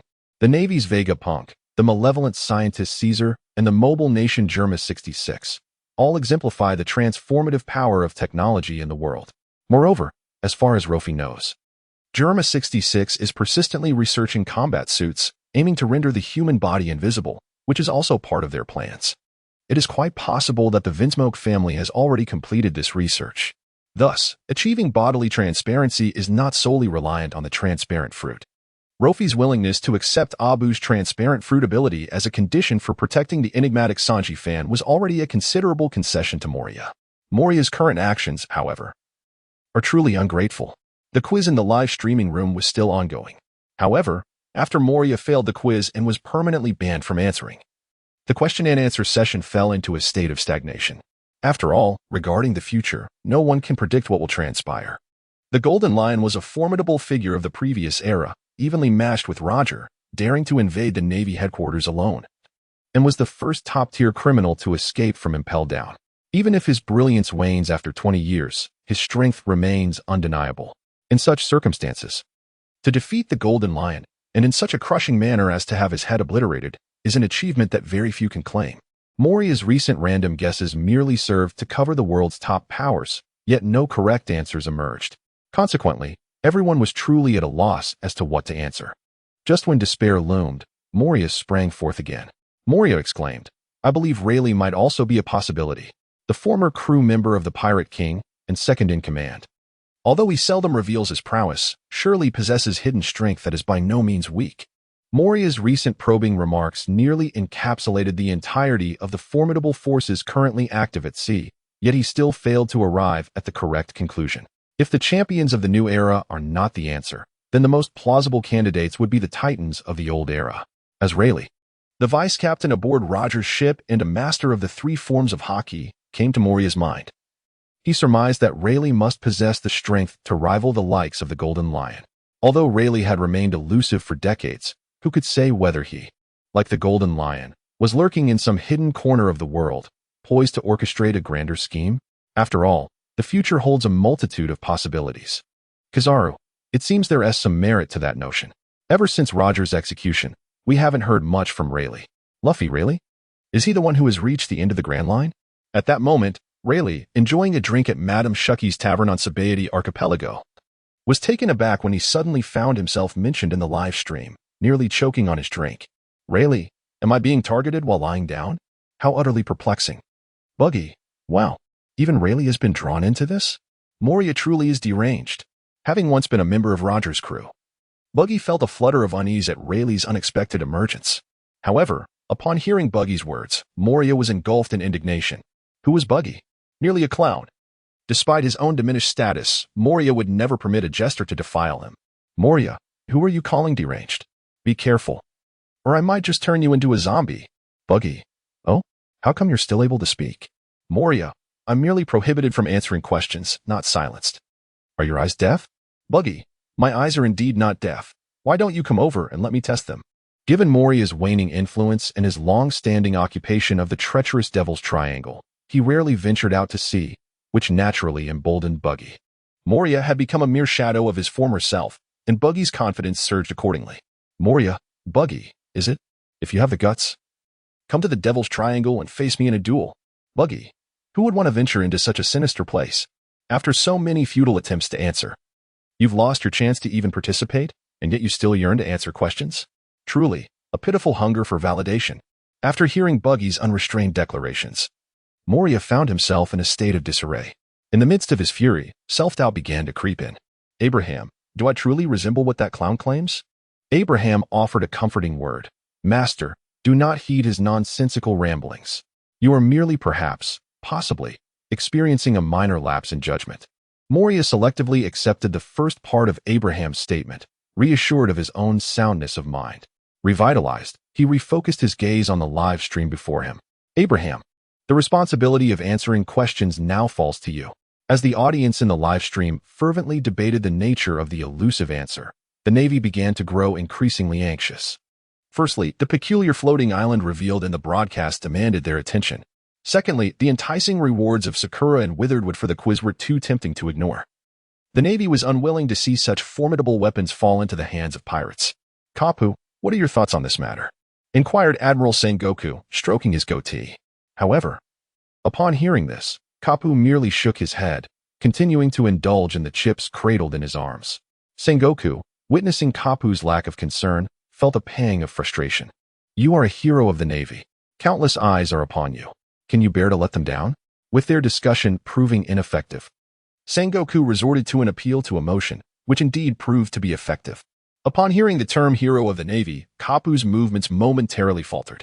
Perhaps we should consult that soldier named Rofi, he suggested. From the moment Rofi answered correctly for the first time, Kapu had taken notice of him. When Rofi subsequently gained access to the housing management privileges, Kapu could no longer regard him as an ordinary individual. Yet, it was Rofi's performance during the second question that truly impressed Kapu. His seemingly nonsensical reasoning had led to the correct answer. Kapu found it hard to believe, even beginning to suspect that this young lad was the eyewitness from years ago, possessing an uncanny understanding of himself.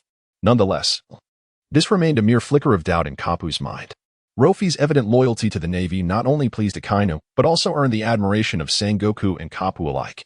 To maintain one's integrity in the face of such overwhelming power is, in itself, a rare quality. Upon hearing Kapu's words, Sengoku silently nodded. In truth, Sengoku had initially harbored similar intentions. Rofi had answered 2 questions correctly, whether through luck or innate talent. There was certainly no harm in considering Rofi's insights in the absence of clarity. However, due to the previous inquiry made by Akainu regarding Luffy's possession of the Thundercloud Zeus, he has consequently become the subject of ridicule across the globe, significantly diminishing the Navy's prestige. If he were to seek Luffy's answer once more at this juncture, Sengoku feared that it would incite a wave of mockery from the world, rendering all previous efforts to remedy the situation futile. The scenario would be markedly different if Garp were present. Garp, a hero of the Navy, commands immense respect both within the ranks of the Navy and among the common populace. His approach would not carry the same connotation of exerting authority over others. However, if it were Garp, I believe that the people around the world would not harbor much aversion towards him. At the very least, it would not be akin to the disdain directed at Akainu. The two were in perfect harmony and promptly set off for Luffy's residence. Ordinary sailors reside in communal dormitories. Yet Luffy's situation is quite different. He enjoys the solitude of a single room. This is not indicative of Luffy's wealth or uniqueness, but rather a consequence of his abysmal performance. His dismal grades have resulted in all his contemporaries being promoted elsewhere, leaving Luffy alone to languish in the ranks. Consequently, his former peers have vacated the naval dormitory due to promotion issues, leaving Luffy as the sole occupant of the vast space. Nonetheless, Luffy himself seems unfazed by this circumstance.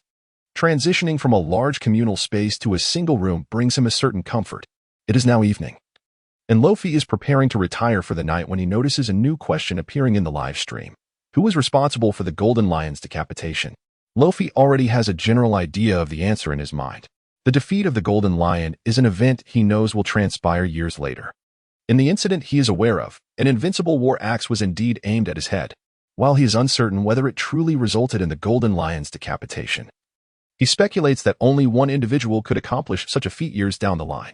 After arriving at the correct answer once more, Luffy becomes entangled in another dilemma, whether or not to respond to this question. He has answered correctly twice in succession. The first 2 times could be attributed to luck. Yet he has managed to discern a logical pattern from the correct responses. The initial question concerned Roger's surrender. At that time, Roger's prowess and influence were unparalleled across the seas, and capturing him alive was no simple task due to his numerous followers. Thus, Luffy was able to deduce that Roger's capture resulted from his own surrender. The second question pertained to the origin of the mark on Dragon's face. This follows a similar logic to that of Roger's surrender. While Dragon possesses formidable strength, he still pales in comparison to the Pirate King, Roger. Both pirates and revolutionaries are inherently rebels, devoid of a competitive relationship. Rather, it is the Navy and the Revolutionary Army that exist in a state of irreconcilable conflict. Within the Navy, who could have left such a mark on Dragon's face? Naturally, the esteemed hero of the Navy, Garp, is a prime candidate. Although the reasoning behind identifying Garp's supreme iron sandals may seem somewhat tenuous, the ultimate logical thread remains coherent. The first 2 questions that Luffy answered correctly can be attributed to his remarkable logical reasoning skills and a stroke of fortune, as there are discernible paths leading to the correct answers. However, the inquiries concerning the future cannot solely be resolved through reasoning. Were it not for his identity as a time traveler and his omniscient perspective, Rofi would be utterly incapable of discerning what would transpire in the coming years, let alone predicting the eventual defeat of the Golden Lion. Given these circumstances, should Rofi still manage to provide the correct answer, it would undoubtedly provoke skepticism among the global populace. Taking the broader context into consideration, Rofi resolved to forego this particular question. After all, the overarching rewards of this query did not particularly pique his interest. Indeed, Sakuraten and the Withered are among the exceedingly rare supreme blades in this world. As the Yellow Ape previously remarked, it is indeed unfortunate. Luffy is wary of catching the foot odor of the Gold Lion. Moreover, Luffy already possesses the Golden Pira. Lights out. Time for bed. Luffy has resolved to withdraw from this live QA session. After all, in the pursuit of uncovering the ultimate correct answer. And for the sake of those two unparalleled blades, someone in the live stream will inevitably emerge to answer questions and make mistakes. As long as someone errs, certain possessions will be stripped away. Luffy merely needs to enjoy a peaceful slumber and collect these forfeited rewards the following day. However, just as he had turned off the lights and prepared for rest, a sudden, urgent knocking echoed at his door. It was apparent that the person outside was rather impatient. Reluctantly, Luffy rose to open the door.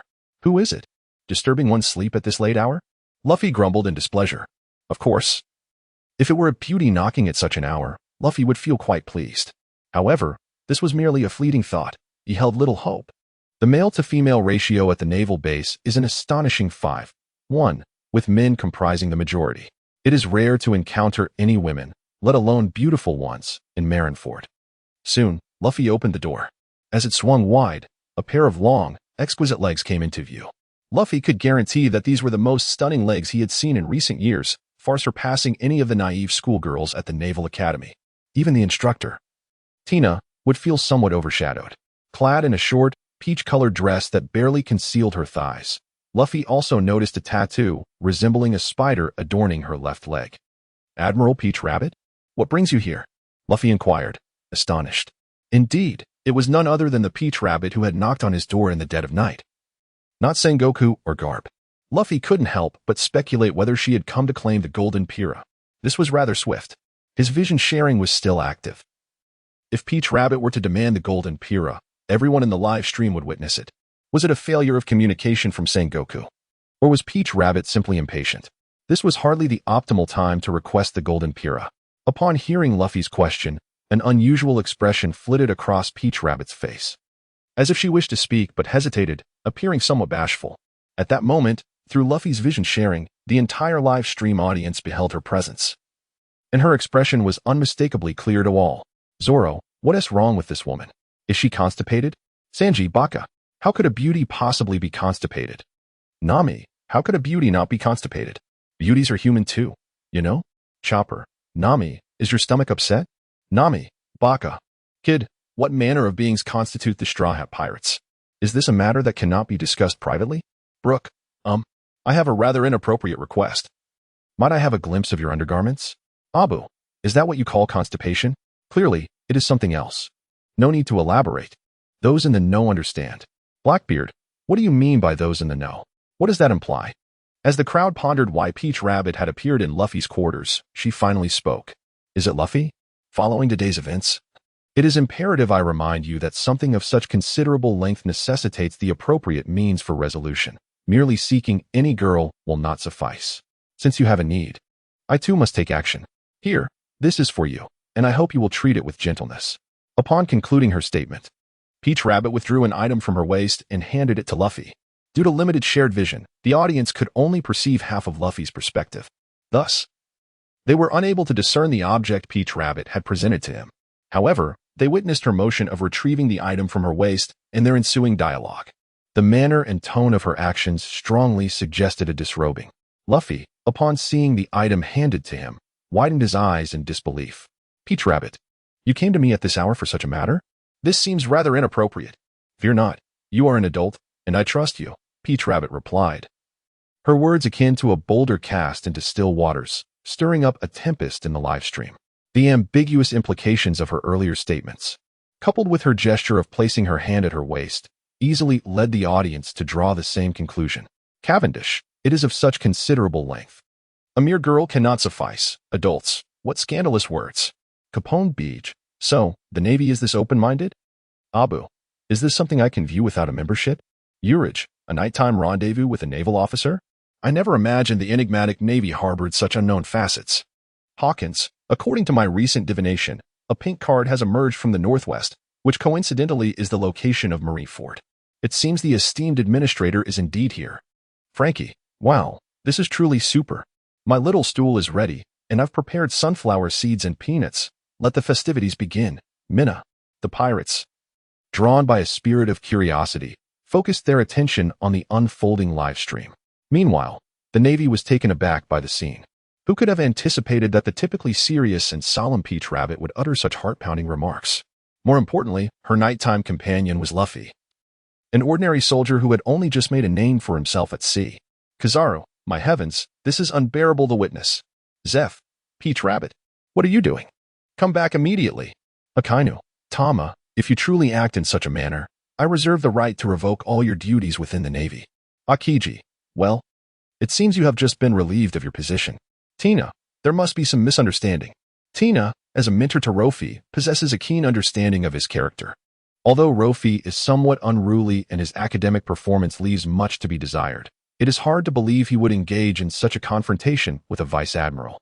Not only have some prominent figures within the Navy begun to question Tama's actions, but even the other sailors, upon witnessing her arrival, could not help but gasp in astonishment. After all, none of them anticipated that the seemingly stoic Ice Queen harbored such a passionate side. Regrettably, Tama herself remains oblivious to these reactions. The live stream is not mandatory for every group member. Each individual possesses the autonomy to activate or deactivate it as they see fit. Tama feels that the live stream has encroached upon her normal life and thus does not keep it continuously active. Therefore, she is entirely unaware of the teasing and spectacle unfolding among the group members at this moment. Rofi is likewise uninformed. The moment he chose to abandon the quiz in favor of sleep, he had closed all live stream visuals. However, is the reality truly as everyone speculates? Certainly not. What Tama retrieved from her waist was not the garment that the viewers believed it to be, but rather the scabbard of the golden Kinger, which she presented to Rofi. Indeed, Tama's late-night visit was solely to deliver the scabbard to Rofi. After all, this Kinger had once been her cherished blade. Previously, Rofi had sought a suitable scabbard for this sword, specifically requesting one from Dasky, a request that Tama witnessed through the live stream. Thus, she felt a surge of affection. Tama realized that even if this sword were to come into Rofi's possession through the quiz, it had once been her beloved weapon. She could not bear to see Kinger forsaken and obscured by mundane objects. Naturally, Tama's heart longed to reclaim Kinger and bring it back to her side. As a vice admiral, she was acutely aware of the delicate nature of the situation, understanding precisely what actions were permissible and which were not. She could neither reclaim Jean Pilo nor allow it to be ensconced within an ordinary scabbard. In a compromise, Tautu was left with no choice but to relinquish the original scabbard with a heavy heart. This was the reason for Luo Fei's astonishment. Not only was he witnessing his beloved blade being claimed by another, but he was also personally presenting the scabbard. Tautu truly demonstrated remarkable generosity. After his initial shock, Luo Fei promptly accepted the scabbard of Jean Pilo. After all, a gift of a scabbard was an opportunity too good to pass up. Even if Tautu might seek to reclaim Jean Pilo in the future, that was at least a month away. By then, his own strength would undoubtedly have multiplied several times over. At that point, the initiative would reside firmly in his hands. Thus, he expressed his gratitude to Vice Admiral Tao Tuesday. As Luo Fei's hand brushed against the scabbard, a robust male voice resonated from a distance. This cannot be. The voice, unmistakably that of an older man, was not only commanding but carried an air of caution. Both Luo Fei and Tao Tu were startled by the sudden outburst and turned towards the source of the voice. Approaching rapidly were Sengoku and Garp. What a disgrace! What a disgrace! How could you engage in such actions? Sengoku exclaimed as he hurried along. Indeed, as if that were not enough, you have left the door wide open.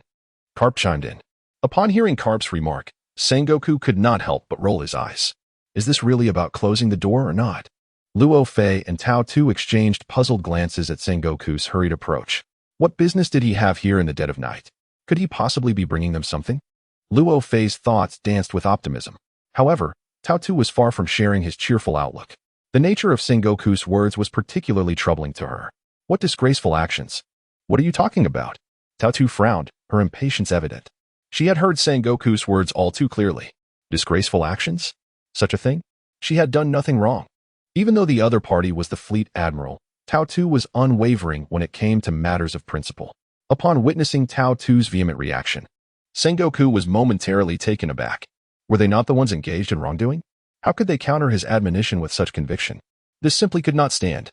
As a vice admiral, Tao Tu must set a proper example. What if her actions led to the misguidance of the sailors under her command?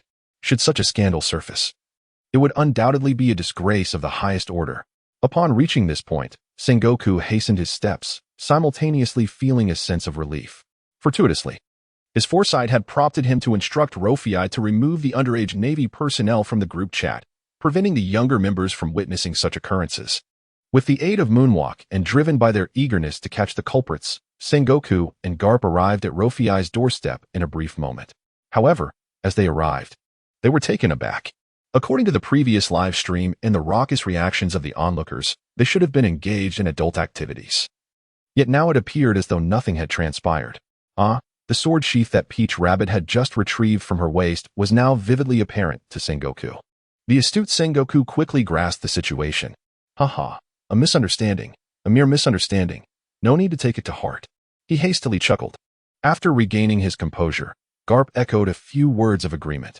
Rofi, observing the two elders bursting into laughter and desperately trying to explain something without clarity, felt utterly perplexed.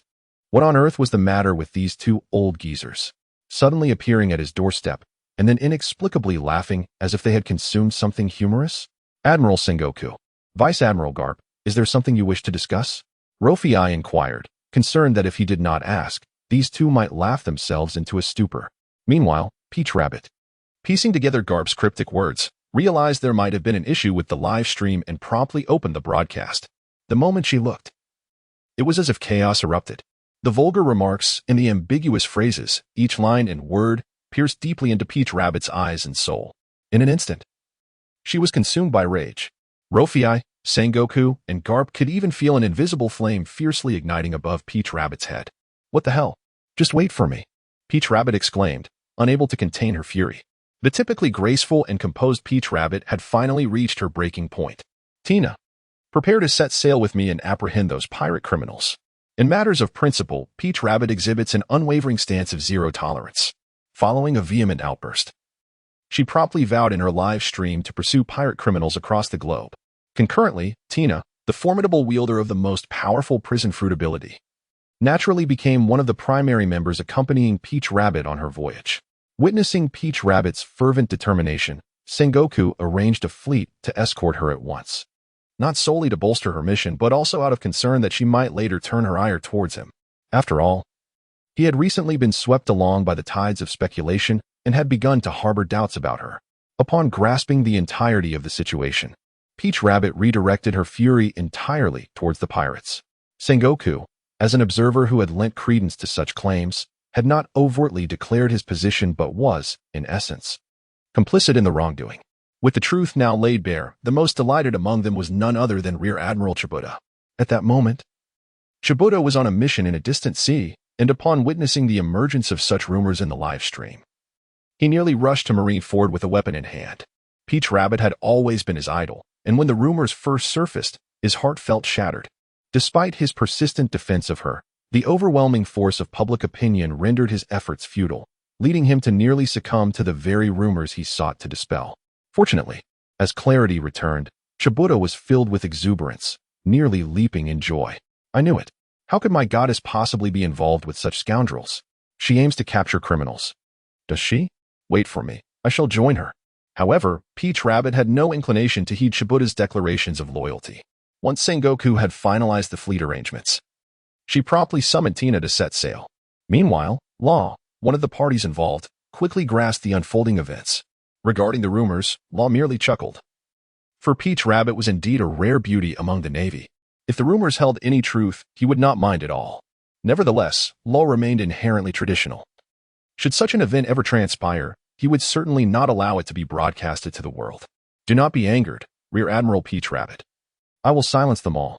After Peach Rabbit departed, Law hastily typed this statement in the live stream. No sooner had he sent the message than a series of notification sounds filled the air. Ding. Group member Frankie has been muted by the admin for 3 hours. Ding. Group member Kid has been muted by the admin for 3 hours. Ding. Group member Cavendish has been muted by the admin for 3 hours. Ding. Group member Urich has been muted by the admin for 3 hours. A series of prompt sounds resonated, and the live broadcast room indeed quieted down significantly.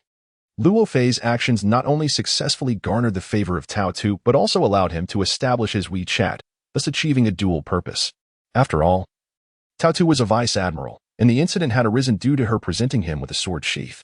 In such circumstances, if he, the super administrator, remained silent, it would reflect poorly on his competence. However, Luo Fei had considerably shortened the duration of the mute period. After all, He still needed these individuals to answer questions incorrectly in order to earn rewards. Therefore, the mute period should not be excessively long. A light reprimand would suffice. Having completed these tasks, Luo Fei then turned his attention to the figures of Sengoku and Garp before him. One was the supreme commander of the Navy, while the other was a celebrated hero of the Navy. Luo Fei could not believe that the two had arrived together in the dead of night, suddenly bursting in with such urgency, without a significant matter at hand. Admiral Sengoku, Vice Admiral Garp, have you come here specifically for this matter? Luo Fei inquired tentatively. Luo Fei's words successfully jogged Sengoku's memory, reminding him of the original intent behind their visit to find Luo Fei. The purpose of this special trip was to inquire about Luo Fei's perspective on the current live broadcast issue.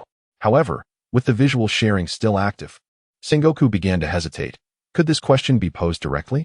Moreover, the incident with Tao 2 delivering the sword sheath had just been broadcasted. Sengoku pondered how to broach this subject with Luo Fei while evading the scrutiny of the live audience. After a moment of awkwardness, Sengoku soon retrieved a piece of paper from his pocket and handed it to Luo Fei.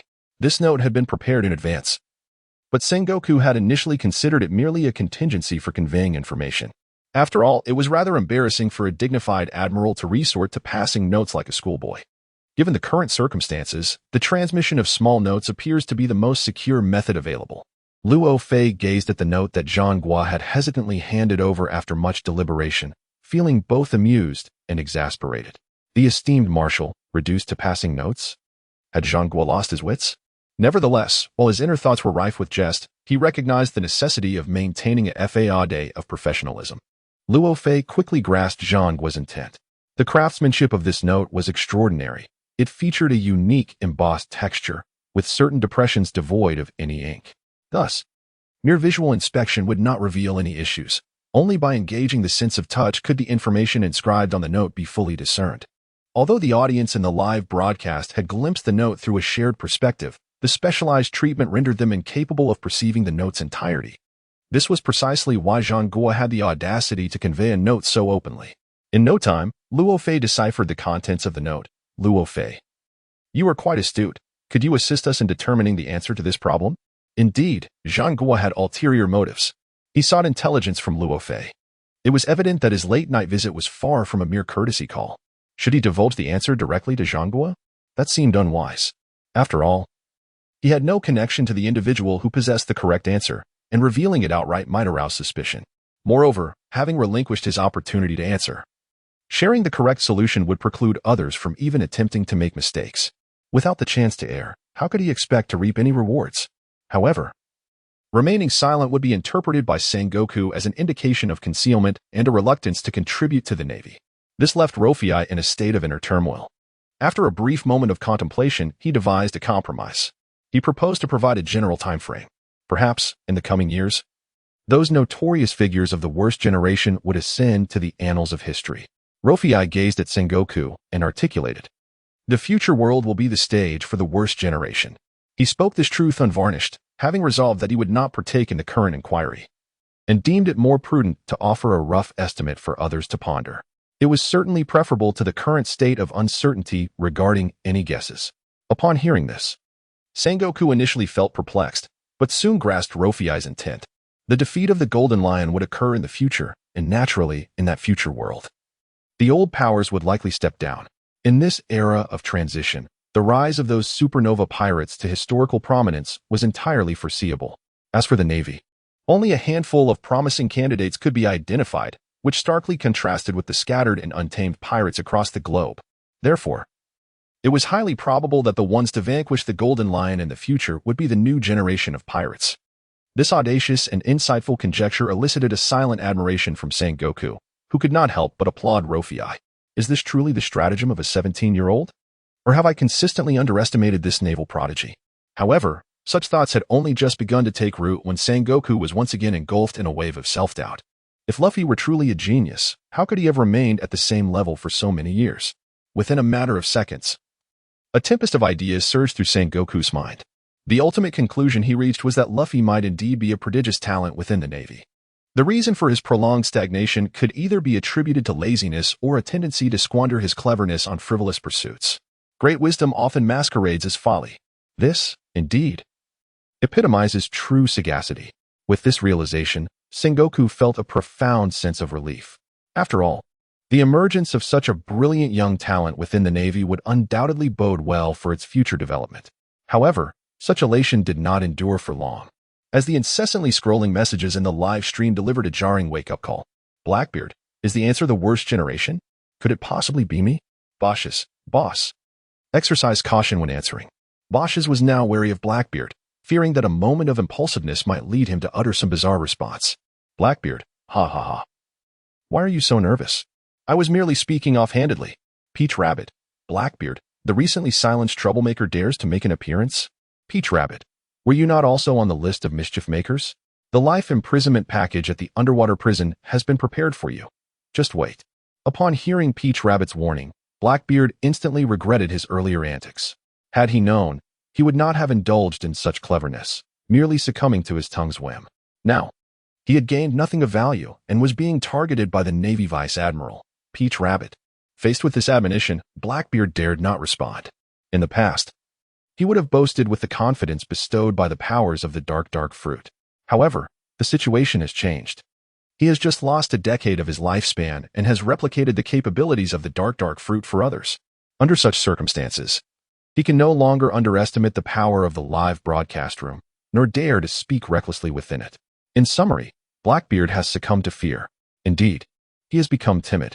Having lurked aboard Whitebeard's ship for decades, he finally obtained the coveted dark fruit, rekindling the ambitions and fervor of his youth, only to be compelled once again to cower. The frustration within Blackbeard is beyond measure. Meanwhile, in the live broadcast room, the question and answer session continues, and the discussions remain unabated. Doflamingo remarked, "Time flies, doesn't it? The new generation of supernovas is already making a name for themselves so swiftly." His eloquent rhetoric seamlessly referred to this era of chaos as the age of supernovas, garnering admiration from numerous pirates. Hancock interjected, "If the esteemed super administrator has proclaimed it, then it must indeed hold truth." Kid chimed in, "Shall we blow the head off the golden lion? What a splendid opportunity for fame. I am all for it." Hawkins declared, "I just performed a divination, and I sensed a dark blood mist hovering over the golden lioness head. This is a portent of calamity. It seems feasible to blow off his head." Hawkins added, "Kid, when shall we set off? Count me in." Initially, Hawkins sought to forge an alliance with Kid. Such an opportunity for notoriety was coveted by all, yet the Golden Lion remains a formidable figure from the previous era, his strength unfathomable even in this time. Hawkins harbored no illusions about his capability to confront the Golden Lion alone.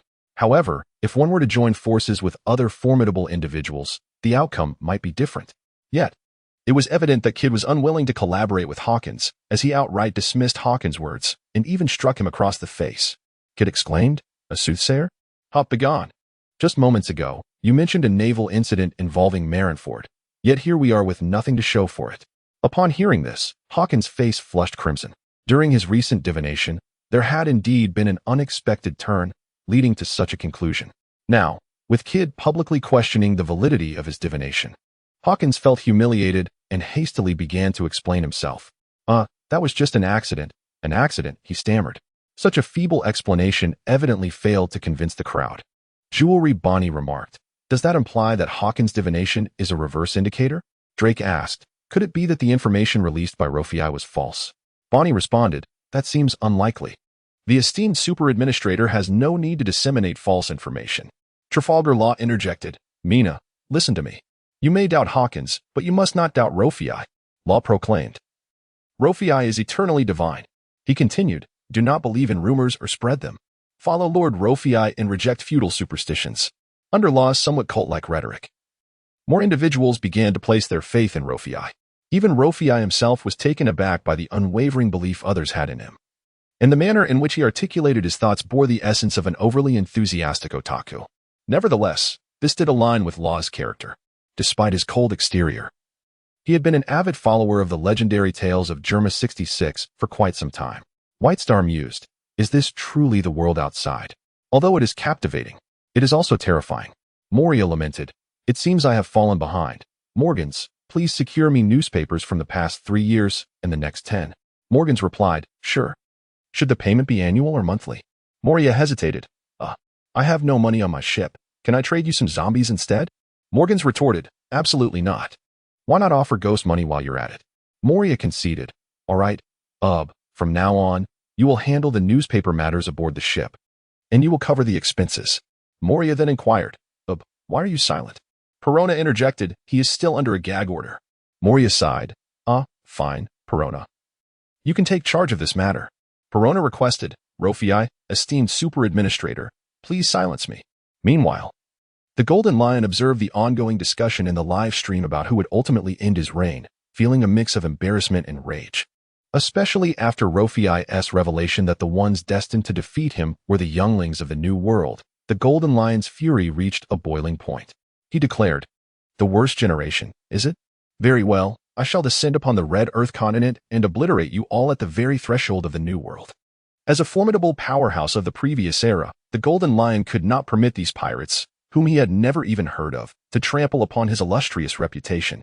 Furthermore, his grand ambitions were still unfolding, and he had yet to fully realize his plans.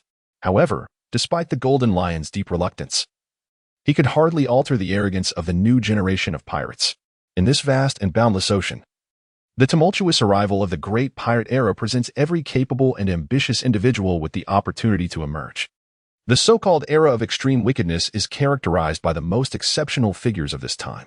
Kid exclaimed, haha. The old monster speaks rather grandly. Just wait for me on Sky Island. I shall undoubtedly usher in a new era. Roger's treasure must rightfully belong to me. Given the nature of the virtual space where neither could see the other, Kid's tone naturally took on a more boastful quality. Luffy retorted, nonsense. The one destined to find Roger's treasure is me. I am the man who will become the Pirate King. Ace interjected, Luffy, is your goal also to become the Pirate King? That differs from my aspirations. To which Luffy replied, oh, are you also aspiring to be the Pirate King? Then let us see who prevails. Hawkins candidly stated, to be frank, I recently conducted another divination, and the results indicated that I too have a chance to become the Pirate King. Bonnie chimed in. Did your divination not reveal that your predictions are inaccurate? The Golden Lion's words not only failed to quell the discussion surrounding his bounty, but instead ignited an insatiable yearning for the title of Pirate King among the crowd.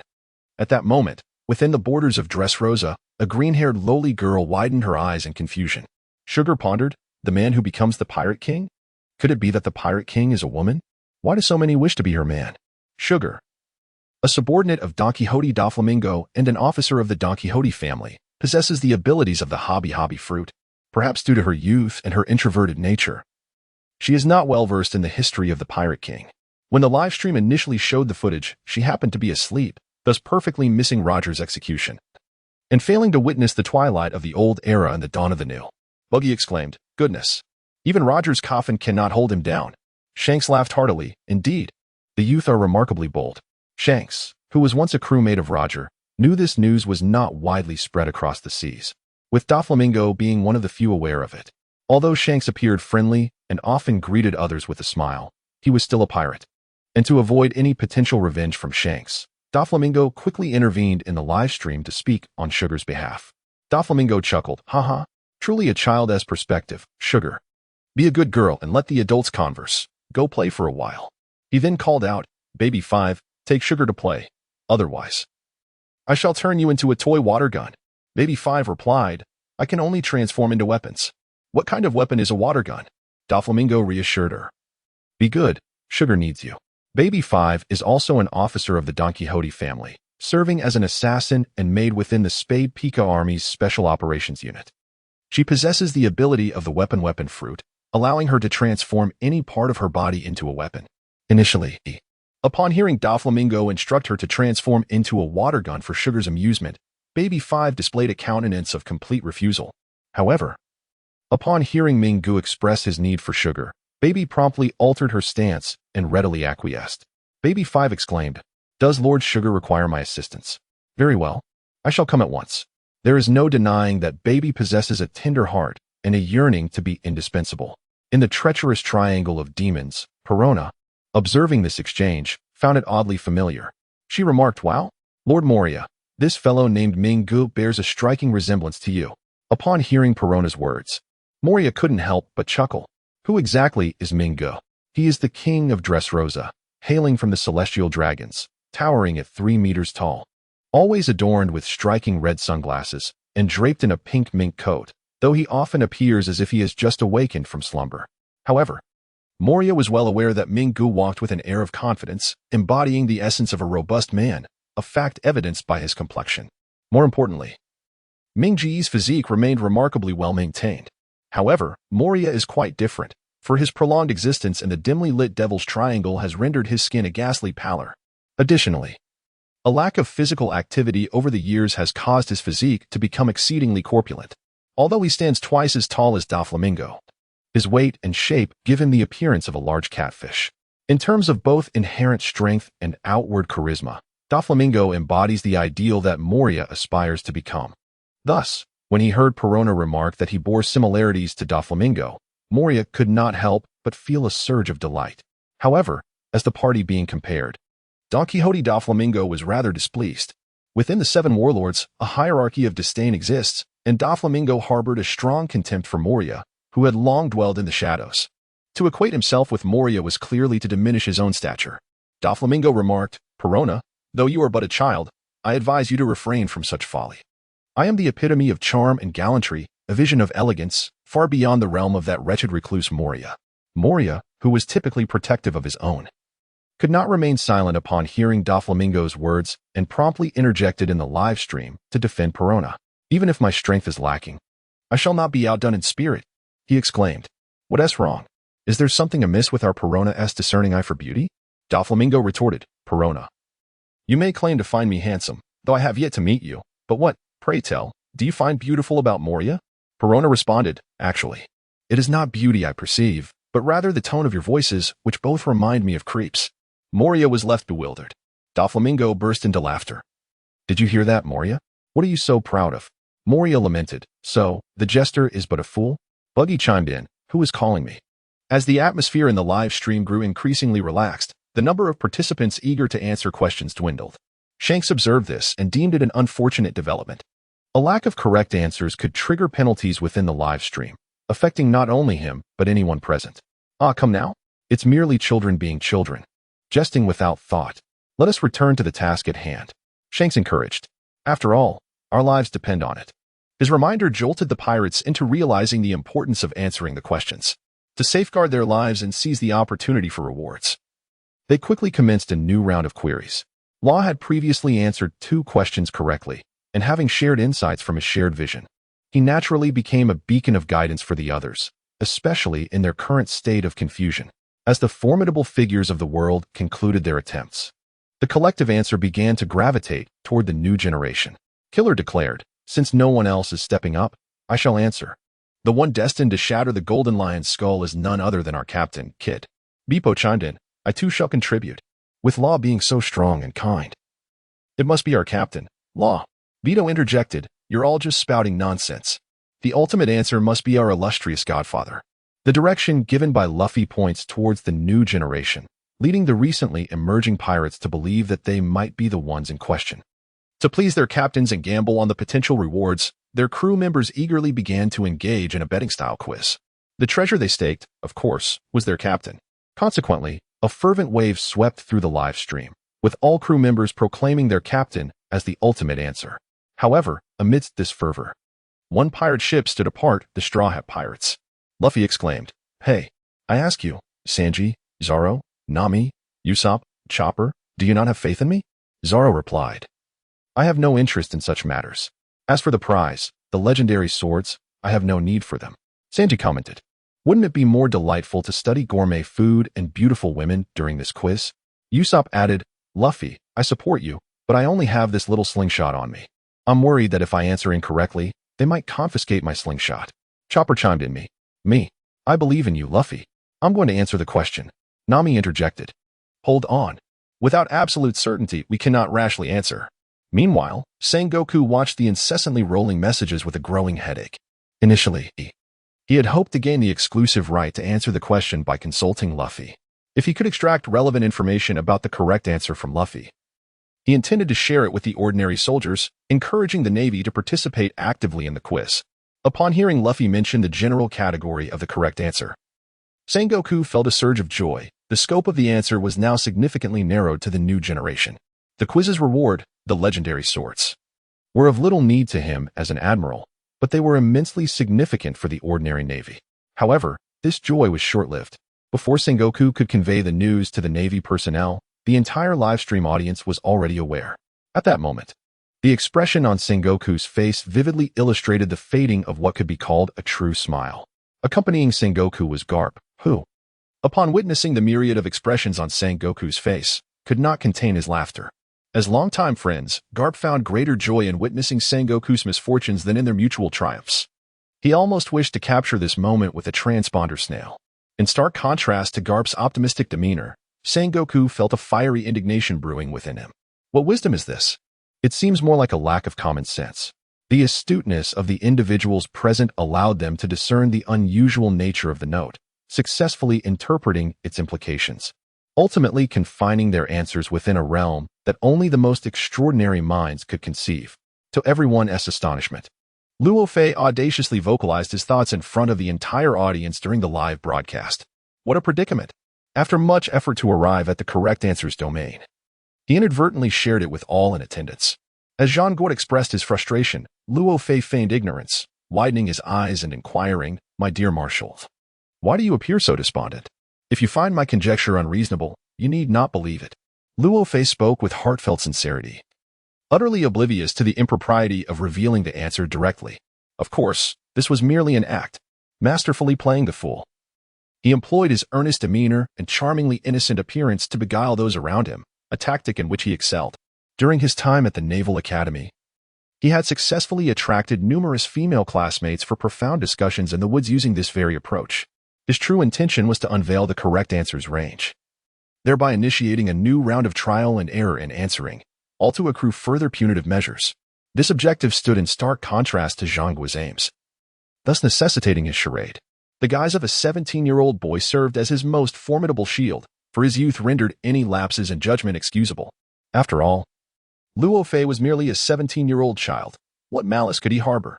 Perhaps it was his inherently innocuous appearance or the genuine tone of his voice that convinced Kapu to accept Luo Fei's narrative, believing that his disclosure of the answer's scope was an unintentional slip. Haha, the Marshal is simply feeling a bit withdrawn. There's no need for concern. Tomorrow will be better. Kapu reassured him with a pat on the shoulder. Among the Navy, the most protective figures of the young were Jean Gouet and Kapu. With Jean Gouet currently ensnared in melancholy, the responsibility of nurturing fell squarely on Kapu's shoulders. Upon hearing Kapu's words, Luo Fei nodded, feigning understanding. Well then, it's getting late. We should return. Rest well, Kapu concluded, casting a glance at Luo Fei before addressing the still gloomy Jean Gouet. Their visit had been to ascertain the answer to the question, and although they had not obtained a precise solution, they had at least gleaned a rough estimate. With their objective achieved, albeit not as splendidly as envisioned, there was no further need to linger, prompting Kapu to prepare for his departure from Luo Fei. However, just as Garp was about to leave with Sengoku, Rofi suddenly called out to the two of them. "Wait a moment, esteemed Marshal and Vice Admiral." After speaking, Rofi dashed into the house. When he emerged once more, he carried a wooden chest in his hands. "This afternoon, the pirates offered these items, and I was pondering where to store them. Fortunately, you two have arrived, and I am willing to present all of these offerings." Rofi's eyes were wide with sincerity as he spoke. The decision to hand over the tributes he had received during the live stream to the Navy was one that Rofi had deliberated upon carefully. Firstly, he was merely an ordinary seaman at present, lacking the strength and status to possess such wealth and weaponry, which posed a significant risk to his personal safety. In contrast, relinquishing these treasures to the highest command of the Navy would ensure they received the utmost protection, safeguarding him from any repercussions. Moreover, a considerable portion of the items he was submitting was not available at Navy headquarters. Thus, upon submission, they would not be immediately deployed in combat, but rather subjected to research. This arrangement effectively allowed Rofi to utilize the name of the Navy's highest commander to secure these items. In the future, when he was capable, reclaiming them would not be too late. Secondly, Rofi's recent remarks in the live stream had undoubtedly infuriated Sengoku. At this juncture, submitting the offerings served as a fitting opportunity to alleviate Sengoku's inner turmoil and dispel any doubts he may harbor about Rofi. Although Sengoku, due to the shared vision still being active and Garp's presence, did not currently harbor suspicions against him, it was essential to consider that Sengoku, known for his wisdom, could awaken to doubts at any moment. Rofi deemed it worthwhile to exchange these external possessions for the trust of the Navy's Marshal. Of course, Rofi was not naive enough to relinquish everything. When he mentioned all, he had indeed taken certain measures. Although the system of the live stream allowed for the recording of the items offered by the pirates, it did not reveal their specific quantities. For instance, regarding the artificial devil fruits contained in the chest, Rofi had discreetly retained 5 for himself prior to presenting them. Upon hearing Rofi's words, Garp was taken aback, his eyes widening in astonishment. Sengoku, although tumultuous within, maintained a facade of calm. However, it was not merely Rofi's words that astonished them, but rather the sight of the contents within Rofi's chest, which was filled to the brim with devil fruits.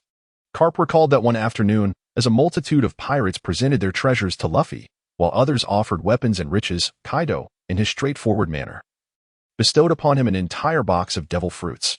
At that moment, Garp did not dwell on the matter, believing that Kaido was merely engaging in a superficial display, casually presenting a few items as a mere formality. To their astonishment, it turned out to be an entire box brimming with treasures. What truly took Garp and Sengoku by surprise, however, was that Luffy was willing to surrender all these items to the Navy. It is well known that the number of devil fruits is limited, and in the vast market of devil fruit transactions, they are often valued beyond reach. Even though Kaido offered artificial devil fruits, some were still traded at exorbitant prices on the black market, with affluent nobles draining their fortunes in pursuit. Yet, here was Luffy, possessing such an impressive collection. Such audacity in the spirit of treating wealth as mere refuse commanded their admiration. Under Luffy's guidance, Sengoku and Garp entered his chamber, where they beheld a meticulously arranged array of treasure chests. Gazing upon these bountiful supplies, especially after learning of Luffy's willingness to turn over all his treasures, Sengoku felt an immense sense of relief. Just moments ago, he had been disheartened by a missed opportunity, but now he exclaimed, "Luffy, you are a remarkable young man. Your contributions to the Navy will not go unnoticed." He patted Luffy on the shoulder, embodying the demeanor of a true leader. In contrast to Sengoku's formal remarks, Garp's words were more grounded. "At such a tender age, you possess such insight. Your future is limitless. Should you encounter any difficulties within the Navy, invoke my name. Whoever stands against you stands against Garp." Upon receiving Garp's assurance, Luffy nodded appreciatively. "Thank you, Garp," he responded politely. With a few boxes of treasures gifted by others, Luffy had not only earned Sengoku's trust, but also secured Garp's pledge of support. It was undoubtedly a profitable transaction. In his heart, Luffy felt a swell of pride, knowing that Garp's words had been broadcasted worldwide through shared vision, making it clear that Garp was openly backing him. On a smaller scale, with Garp's promise, he could navigate the Navy Academy with ease. On a grander scale, with the protection of the Navy hero Garp, everyone across the seas, be they pirates or Navy personnel, would be compelled to show him some respect. Contemplating this, Luffy couldn't help but feel a sense of triumph. This kind of treatment was something even Luffy's own grandson, the famed Monkey D. Luffy, had never experienced. Upon Rofei's unequivocal declaration that he would surrender all the treasures submitted by the pirates, Sengoku and Garp swiftly summoned individuals to transport the bounty. To commend Rofei, Sengoku promised to assist him in graduating from the Navy Academy and to bestow upon him a commendable position. Rofei, however, held little concern regarding his departure from the Navy Academy. In fact, he found the life there rather leisurely, enjoying the company of female classmates and playfully provoking instructor Tina. Yet, he did not dwell on the matter, as it was clear that he could not remain at the academy for a lifetime. Shortly thereafter, having bid farewell to Sengoku and Garp, Rofei retreated to his quarters for a well-deserved rest. Meanwhile, not long after leaving Rofei's abode, Sengoku and Garp commenced a discussion regarding the young man.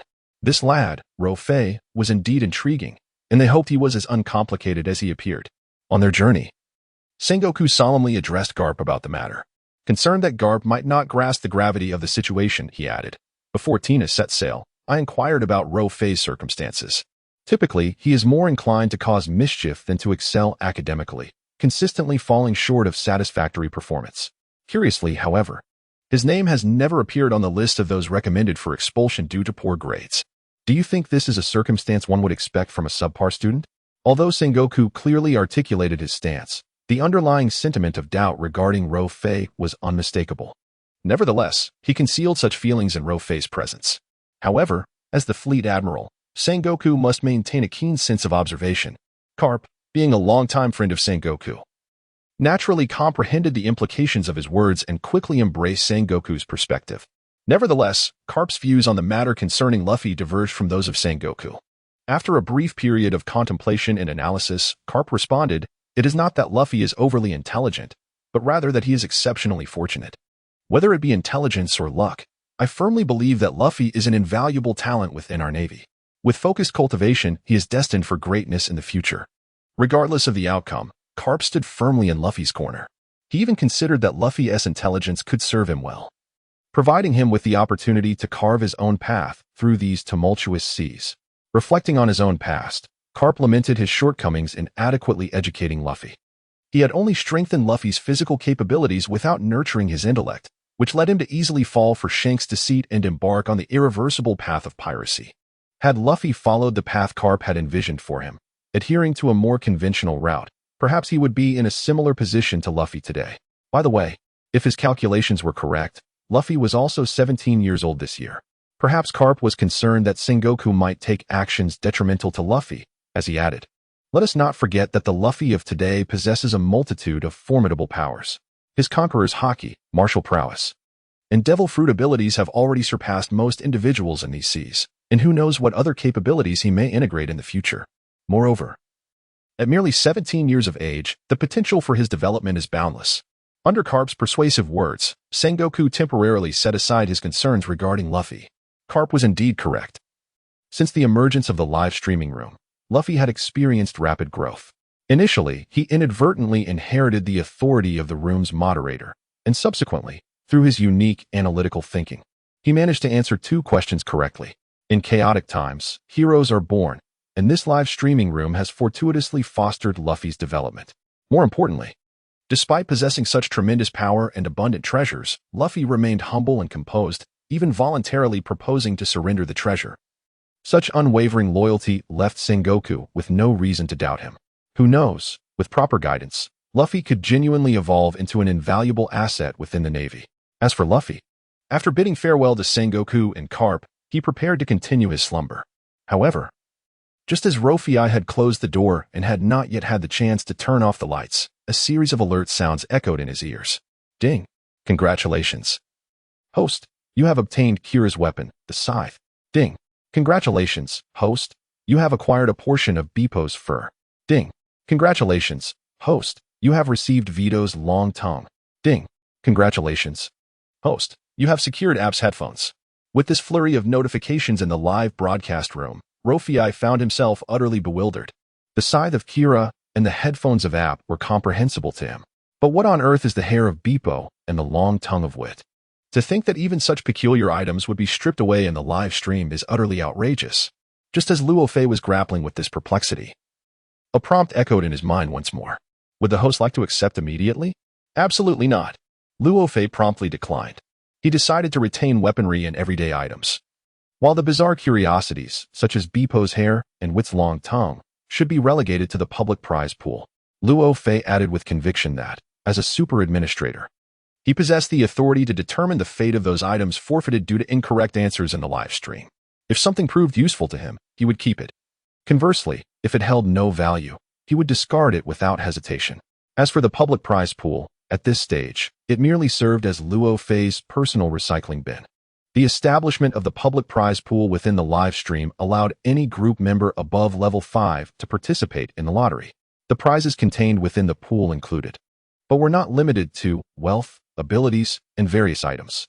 Notably, the rewards in the public prize pool encompassed not only items from this world, but also treasures from other realms. All group members could enter the lottery using accumulated points. Each correct answer would earn 1 point, and upon reaching 3 points, one could partake in the lottery. As the host of the live stream, Luo Fei enjoyed a considerable luck bonus. Anything he contributed would not be drawn again by him. Meanwhile, at the same moment that Luo Fei was bewildered by the strange items sent by the system, another individual, far out at sea, was similarly distressed by the same predicament. Indeed, he was losing his hair over it. This individual was Bepo of the Heart Pirates. Bepo, a purebred polar bear mink, served as the navigator of the Heart Pirates. Many years ago, in a bid to assist Cat Viper in locating the historical text, he set sail with Pedro, Brooke, and his brother Jebin, forming the Nox Pirates. However, Bepo inadvertently drifted into the North Sea while observing the ocean, leading him to an unexpected encounter with Law, and he subsequently joined Law's Heart Pirates. Just moments ago, Bepo, trusting his captain Trafalgar Law, confidently answered the question, asserting that the one destined to defeat the Golden Lion's Roosterhead would undoubtedly be his captain, Law. Yet, in the brief span of merely 3 seconds after he had completed the quiz, the live broadcast room notified him of his error. As a consequence, a portion of his hair was cruelly stripped away, and rather ironically, the area affected was precisely atop his head. The slap of reality came all too swiftly. The exuberance he felt while answering the question starkly contrasted with the desolation that enveloped him upon receiving the punishment, feeling an unexpected chill on his scalp. Bepo sought out a mirror to examine the damage. To his dismay, the sight that met his eyes was enough to bring him to tears. Oh dear. How could I have ended up like this? What mother bear would ever find me appealing now? Bepo lamented with a heavy heart. Captain Luo, noticing the imminent tears in Bepo's eyes, offered a comforting reassurance. It's all right. It's all right. Your hair will grow back. Just be patient for a little longer. Upon hearing Luo's heartfelt words of comfort, Bepo was tempted to leap into Luo's embrace and weep for a while.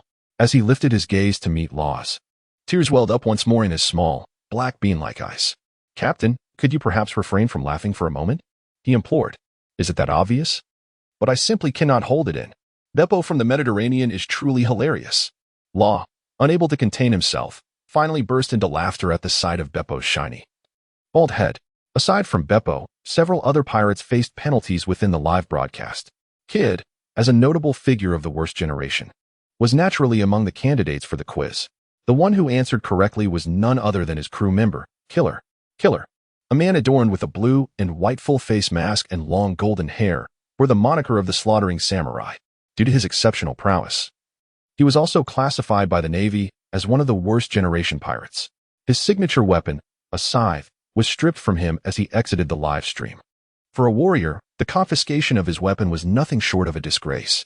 Moreover, the entity responsible for this humiliation was an intangible live broadcast, leaving him without recourse for vengeance, forced to swallow his frustration. However, the penalty for incorrect answers in the live stream was not entirely detrimental. Among the pirates who had nowhere to weep, there was one individual who rejoiced at the loss of a certain aspect of himself, Vito, a member of the Fire Tank Pirates. Vito had just answered incorrectly regarding his captain, Capone Beach. The live stream promptly stripped him of his long tongue. For Vito, this was nothing short of a tremendous blessing. Vito's genetic structure was rather peculiar, with the most notable feature being his exceptionally long and thin tongue, which often protruded from his mouth like a small snake. This unusual trait, combined with his penchant for laughter, frequently led him to inadvertently bite his tongue, resulting in a year filled with at least 6 months of oral ulcers. The remaining half of the year was spent either in the throes of creating new ulcers or in the pursuit of their remedy. Now, with his lengthy tongue removed and only a normal tongue remaining, Vito felt no pain due to the nature of the live stream's actions. This punishment was tailor-made for him, and he reveled in the delight of his newfound freedom. After yet another round of trial and error in answering questions, a profound silence enveloped the live stream room. Previously, the scope of the questions posed by Luo Fei had been confined to the new generation of pirates, prompting nearly every pirate who had only recently begun to make their mark on the high seas to name their respective captains, with the focus narrowed to the worst generation. It seemed that all potential candidates capable of standing out within this realm had been thoroughly addressed. Even the beast tamer Underbuggy expressed a desire to contribute to the discourse. However, Baki possessed neither the inclination nor the audacity to provoke the Golden Lion. Thus he swiftly delivered a sound thrashing to quell the tamer's desire to respond. Those pirates of notable repute, regardless of their stature, were thoroughly interrogated, including several renowned vice admirals and rear admirals from the Navy, all of whom were subjected to the same scrutiny. Yet, none provided a correct answer. This was certainly not a favorable circumstance for the pirates of the New World. At this juncture, the notorious generation had only just begun to make its mark upon the seas, lacking both a solid foundation and formidable strength. Thus, the repercussions they faced were quite substantial. However, amidst the majority of pirate crews suffering penalties for their incorrect responses, one crew within the notorious generation managed to evade unscathed, the Straw Hat Pirates. The reason behind this could easily become a source of ridicule among their peers. It was simply that no one believed that the captain of the Straw Hat Pirates, Monkey D. Luffy, could possibly defeat the Golden Lion's cock's head. Why? Even Luffy's own crew harbored doubts. So who could be expected to believe otherwise? In light of such results, the Golden Lion himself was quite pleased. Not a single individual, be it a Marine Admiral, one of the 4 Emperors, or the 7 Warlords of the Sea, down to the supernovas of the notorious generation, had provided the correct answer. Could it be that the one destined to defeat him had yet to be born? It would be best if that correct answer never emerged. The Golden Lion even began to pray, hoping that this query was merely a mistake of the system, wishing that his future self would not be vanquished by anyone. Just as the Golden Lion was silently offering his prayers, new activity stirred in the live broadcast. Garp exclaimed, "Ha ha ha. Luffy, it seems your crew has little faith in you. Do you still dare to dream of becoming the Pirate King? What a failure." Garp's mocking words were not intended to genuinely belittle Luffy. As a Marine Vice Admiral, he had to maintain his stance. A pirate is a pirate, and towards Luffy, Garp could only adopt such a detached tone. Yet, as Luffy's grandfather, Garp found himself yearning for Luffy, especially after encountering the equally youthful and spirited Rofi, also at the tender age of 17. Garp could not help but wonder what Luffy might be like at this moment. As Luffy's heart simmered with indignation, he prepared to retort when Garp spoke once more. "Garp, I do not know how you have fared in the New World, but since no one has chosen you, I shall reluctantly place my faith in you. Garp, the one destined to shatter the head of the Golden Lion in the future must undoubtedly be Luffy." At this proclamation, a profound silence enveloped the room. Even Luffy wore an expression of disbelief. He never anticipated that Garp, a man renowned for his stern and unwavering demeanor, who had thrust him into the depths of perilous forests for training since childhood, would ever utter words of belief in him. Luffy recalled how, in his younger days, each time he declared his dream of becoming the Pirate King, Garp would deliver a resounding thrashing. Luffy was astonished that his long-absent grandfather would acknowledge him in such circumstances. Apart from Luffy himself, pirates and naval officers around the world paused in astonishment upon hearing Garp's words. Some of the pirates actively navigating the New World were somewhat familiar with this name. However, their understanding of Luffy and the Straw Hat Pirates is merely that of a ragtag crew of no more than 10 members. Even the more formidable pirates, such as Kaido and Doflamingo, who have long occupied the latter half of the Grand Line, have never even heard of this name. As for the Navy, it is unnecessary to elaborate. Aside from Smoker and Tashigi, who have crossed paths with Luffy in Logtown, the Navy has hardly recognized his name. Therefore, when Garp uttered this name, many in the live broadcast harbored skepticism. "Buggy, that rubber kid? Are you joking? Smoker, Garp, while you are indeed a Vice Admiral, I believe your judgment this time is somewhat skewed. Caesar, at least the previous answers were somewhat familiar. There is a chance they could indeed become threats in the future. But this Straw Hat Luffy? I've never heard of him. Hawkins, isn't he the kid with fewer than 10 crew members? He thinks he can defeat the Golden Lion? Garp, are you dreaming? Tama, to be honest, the new generation doesn't solely refer to pirates. There may also arise formidable individuals within our Navy. I think Luffy is quite impressive. Akainu, Garp, to speak candidly, as a Vice Admiral and a man hailed as a hero, your every word and action represent the Navy. I advise you to exercise caution." The retired Akainu, upon hearing Garp's response, could not resist interjecting. However, Garp was not swayed by his influence. In fact, after hearing the various derisions and disbelief from the prominent figures in the live chat regarding Luffy, Garp felt a surge of anger. He could scold, reprimand, or mock his own grandson, but others were not permitted to do so. "Garp, Akainu, have you reflected on your actions at home? If not, refrain from speaking. Garp, and as for Kid and Hawkins, if I recall correctly, you are both notorious criminals currently wanted, right? Before you consider smashing the Golden Lion's head, perhaps you should contemplate your own safety." Under Garp's fierce defense of his grandson, the voices of dissent in the live chat diminished significantly.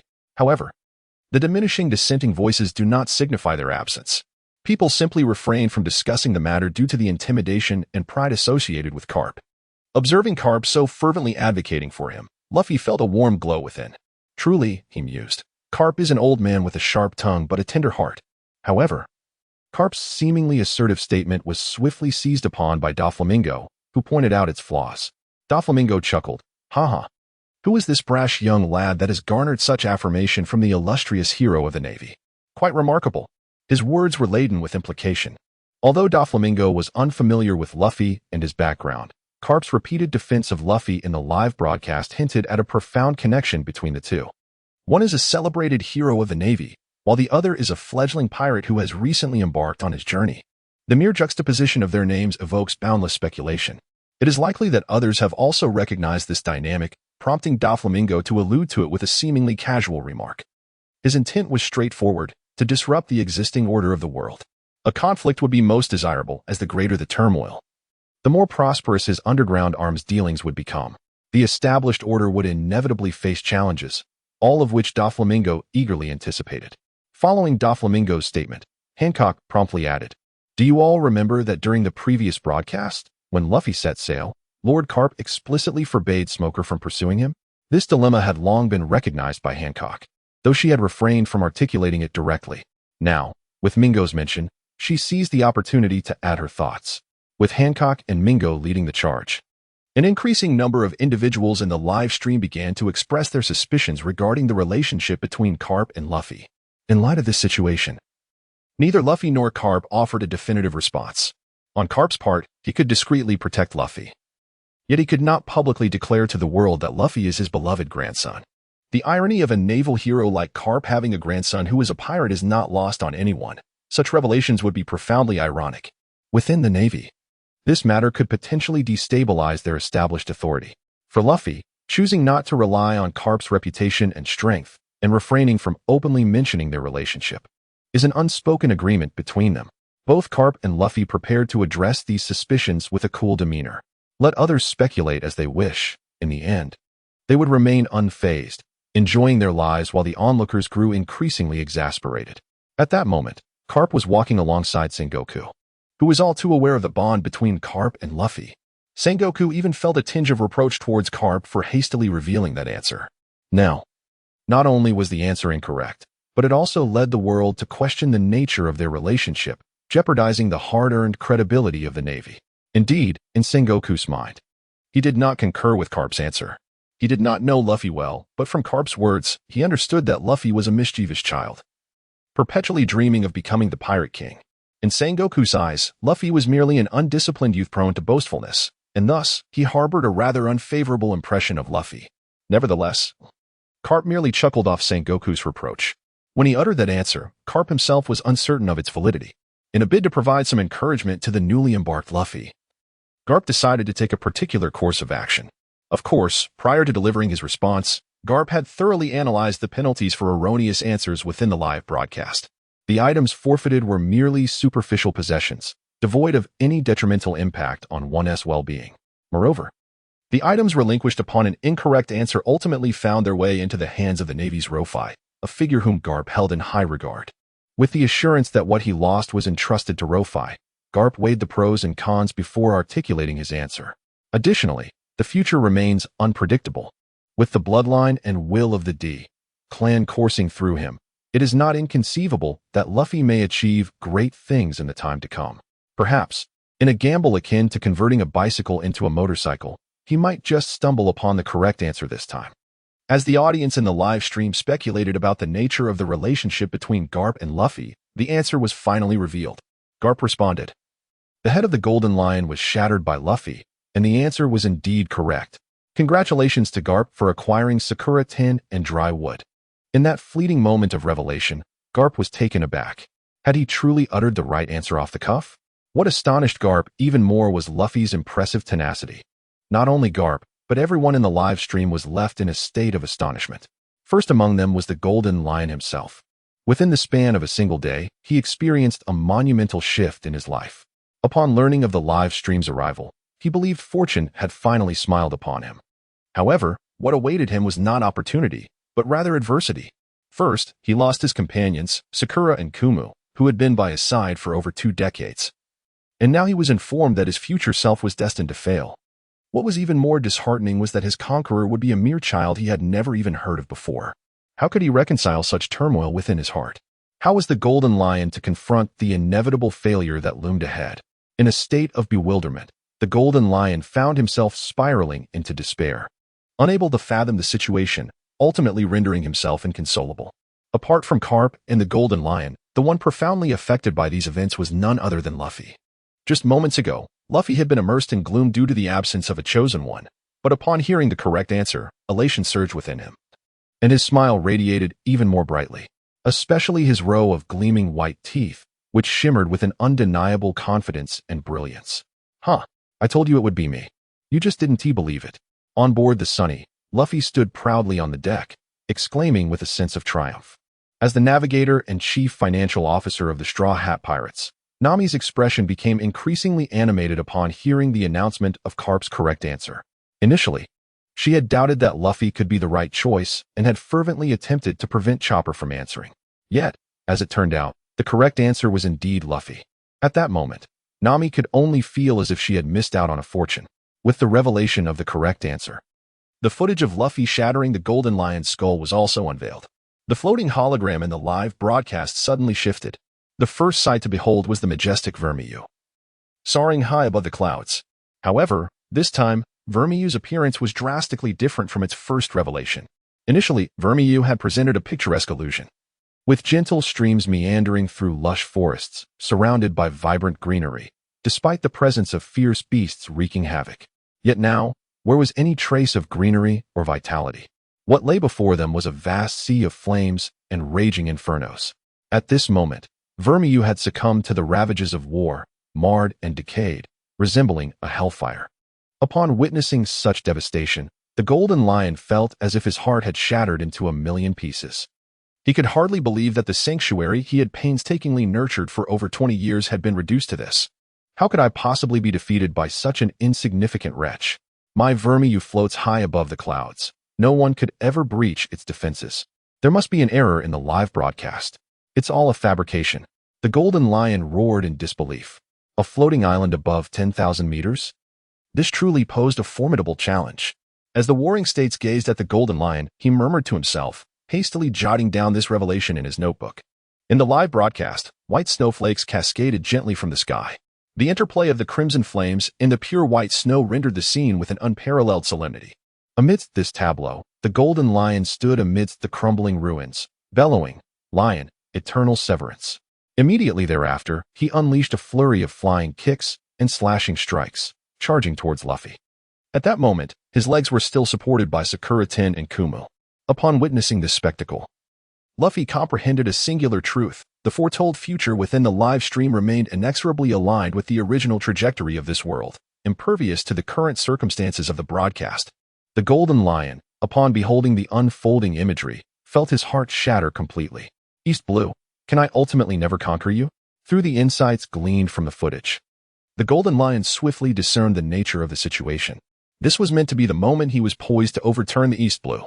The ferocious beasts, cultivated through the intellect of Vermiu, were now ready for combat, thus marking the commencement of the Golden Lion's vengeance. Contemplating this, his thoughts inevitably drifted back 2 decades. In that era, Roger, the Golden Lion, and Whitebeard stood as the triumvirate of the greatest pirates of their time. Each pirate, driven by distinct dreams and aspirations, charted divergent paths. Roger sought the fabled treasure to become the pirate king.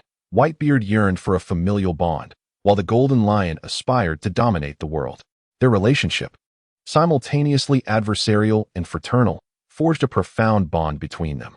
From that moment onward, their connection was indelibly etched. When news of Roger's execution reached the confines of Impel Down, many pirates rejoiced, yet the Golden Lion merely stated with calm resignation, "What great pirate era? What meaning does the sea hold without Roger?" The East Blue, the homeland of Gold, Roger, epitomized the final tether between the Golden Lion and Roger. By unleashing these ferocious beasts upon the East Blue, allowing them to wreak havoc and obliterate the region, the Golden Lion sought to bid a definitive farewell to Roger, as well as to proclaim the resurgence of his vengeance to the governing authorities. Alas, through the live broadcast, the Golden Lion had already foreseen his fate and conclusion. It was indeed laughable that he would ultimately be vanquished by such a young upstart. On the island of Vermil, the Golden Lion self-deprecatingly remarked. Simultaneously, the warlords, who were also witnessing this live broadcast, quickly comprehended the Golden Lion's intentions. The annihilation of the East Sea and the declaration of war against the world government. This was the secret that the Golden Lion had harbored in silence for 2 decades. Yet, the once ambitious dreamer of world domination found that, after 20 years, his aspirations had dwindled to merely the destruction of the East Sea. The warlords couldn't help but reflect that even heroes eventually face twilight. This world is eternally a stage for the new generation. The scenes in the live stream continued to unfold. As the Golden Lion and Luffy exchanged blows, dark clouds began to thicken in the sky, and bolts of thunder flashed intermittently, with azure storm clouds gathering ominously above the East Sea. I will not allow you to destroy the East Sea, Golden Lion. Luffy roared defiantly at the Golden Lion, then promptly bit his thumb to initiate his power-up. In mere seconds, Luffy's body swelled significantly, particularly his feet, which expanded to an immense size, ultimately stretching 1 foot into the stormy heavens. Golden Lion, I will not permit you to enter the East Sea. I will not allow you to trample over my friends. Giant Thunder Axe. With Luffy's thunderous proclamation, his colossal, thunder-infused axe descended heavily from the sky, aimed squarely at the Golden Lion's forehead. Although the Golden Lion hastily summoned massive stones using the powers of the Float fruit to defend himself, it all proved futile against Luffy's thunderous war axe. Debris soared through the air as the sound of crackling electricity mingled with the chaos. Time seemed to freeze at that moment. The Golden Lion's mind flashed back to an image from 20 years prior. The wheel of fate turned once more, and the cycle resonated. That day, the weather was just as tumultuous, with thunder and lightning mirroring the day he was defeated by Roger. Have I been thwarted again by a man from the East Sea? Roger. As the thunderous war axe bore down upon him, the Golden Lion's eyes widened as if entranced. Boom. Luffy's indomitable thunder axe cleaved through space, shattering the island into fragments that rained down from above, with the Golden Lion caught amidst the chaos. The scene abruptly halted, although the live broadcast did not explicitly reveal the outcome of this battle. However, from the final scene, it is undeniably evident that the Golden Lion has been defeated. After witnessing this live broadcast, the hearts of all viewers were profoundly shaken. They observed the Golden Lion, a representative of the old generation of formidable warriors, exiting the stage, while simultaneously witnessing the rise of Luffy as a symbol of the new generation's strength. The Golden Lion's disheveled appearance was laid bare before the entire world, and in a moment of indignation, he declared in the live stream, "It was not Luffy who defeated me, but rather the weather. I never anticipated that I would once again be bested by the elements." Thus, the Golden Lion desperately sought to salvage his dignity. However, those who witnessed his ultimate fate were not convinced. Big Mom, come on. Is it so difficult to acknowledge your defeat? You were once again vanquished by a man from the East Blue, as you yourself have stated. Doflamingo, the champions of the old era are nothing extraordinary. Enel, this Thunder Axe technique seems oddly familiar. As the multitude of pirates began to revel in the downfall of the Golden Lion, mocking him in his disgrace, one individual stood apart from the crowd. Whitebeard, we are both remnants of a bygone age. Given the chance for a fresh start, why not cast aside our shackles and embrace the present more fully? Indeed. This individual was Whitebeard, a formidable force from the same era as Roger and the Golden Lion. Hearing Whitebeard's words of solace, the wounded spirit of the Golden Lion found a fleeting glimmer of warmth. However, the subsequent words of Whitebeard once again made him acutely aware of the treachery of this world. Whitebeard, come, join me aboard my Moby Dick and be my son. Whitebeard, even if you are a bit older, you can still be accepted. Golden Lion, damn you. Dream on. Though Whitebeard was well aware that the Golden Lion would never join his pirate crew, he still chose to say so. Firstly, he wished to jest at the Golden Lion, who had suffered defeat at the hands of an unknown adversary. Secondly, he intended to convey that if the Golden Lion ever found himself in dire straits, he could seek assistance from Whitebeard. They had both traversed the same era of piracy. Despite their differing philosophies and paths, Whitebeard was willing to lend a hand, honoring their shared history. However, as one of the 4 emperors, Whitebeard could not simply dismiss the matter with a chuckle. The fact that Luffy had utterly overwhelmed the Golden Lion posed a potential threat to himself in the future. After indulging in laughter, Whitebeard promptly dispatched Marco to investigate Luffy's full background. Once the live broadcast concluded, the name Luffy became indelibly etched in the minds of nearly everyone present. Thus, in addition to Whitebeard's inquiry into Luffy's information, numerous other pirates also began to incorporate Luffy's name into their intelligence networks. Beneath the calm surface of the ocean, turbulent currents began to surge. Meanwhile, Luffy remained blissfully unaware of the brewing storm. At that moment, he sat leisurely on the deck of the Going Merry, casually blowing on his fingertips. The recent broadcast had illuminated the path for developing his powers. The notion of accelerating his strength through self-replication appeared to be a promising avenue. Oblivious to the imminent dangers, Luffy remained carefree. Fortunately, Nami was more vigilant, sensing that their recent notoriety might attract unwelcome attention from various factions. and advised everyone to maintain a low profile in the coming days. Upon viewing the footage, Rofi merely nodded in quiet acknowledgement, feeling little surprise. The answer and the images presented were entirely within his expectations. The sole unexpected element was that the individual providing this response was Garp. However, this was not a matter that particularly concerned Rofi. His focus lay solely on the valuable rewards he might glean from this round of questioning. Previously, due to Moria's disruptions, he had eliminated numerous plausible answers, and, given that the respondents were merely zombies, there was little of worth to claim, aside from their souls. Thus, Rofi had scarcely accrued any valuable items during the initial phase of the questioning. In the latter half, as the participants were primarily minor lackeys from emerging pirate crews, even incorrect answers yielded little of value to seize. The most noteworthy item was perhaps the scythe that Killer frequently carried. Nevertheless, Rofi remained unfazed. He had already acquired treasures that most individuals in this sea could only dream of possessing in their lifetimes. Moreover, this was merely the third question in the live session. Upon correctly answering 5 in total, he would have the opportunity to draw rewards from an alternate realm through the shared prize pool.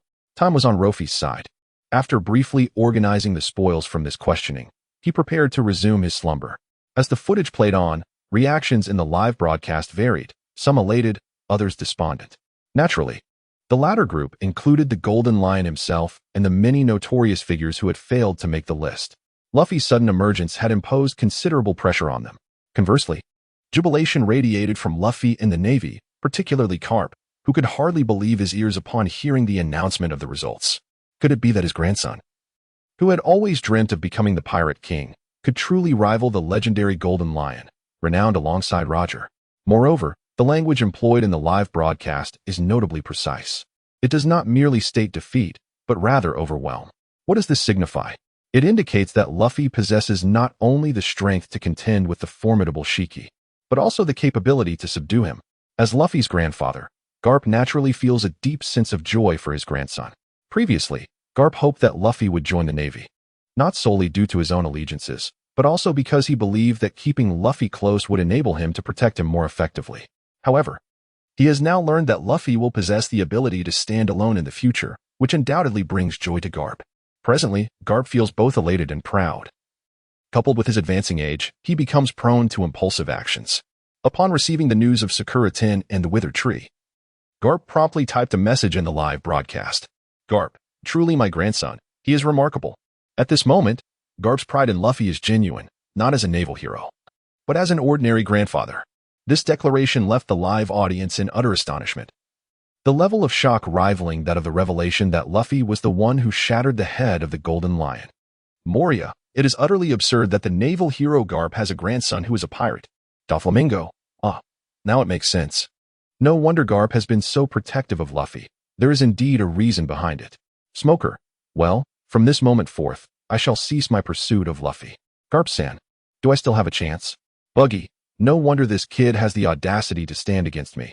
He has the Navy backing him. Robin, are the Navy and pirates colluding? How intriguing indeed. In the live broadcast, a multitude of pirates began to question the Navy regarding this matter. As for Garp himself, he remains unfazed. The knowledge of Luffy's future accomplishments is sufficient to shield him from any negative news. However, the situation with Sengoku was markedly different. As the Grand Admiral, he naturally had to prioritize the greater good. At this moment, both Sengoku and Garp had returned to their respective homes. Upon hearing Garp's statement, Sengoku was filled with profound regret. Why had he not accompanied Garp home? Why had he not shared a night of rest with him? Why had he failed to keep a watchful eye on Garp? Regarding Garp's reckless act of self-detonation, Sengoku felt both exasperation and helplessness. He was, of course, aware that Luffy was Garp's grandson. However, due to the unique status of Garp, this matter has long been treated as a confidential affair within the Marine headquarters, impervious to external dissemination. Ironically, it has now been divulged by Garp himself. A spoken word is akin to spilled water, and more so when it comes from Garp's own lips. Sengoku had no time to engage in crisis management. Left with no other recourse, Sengoku was compelled to seek alternative remedies. Soon, he conceived a strategy.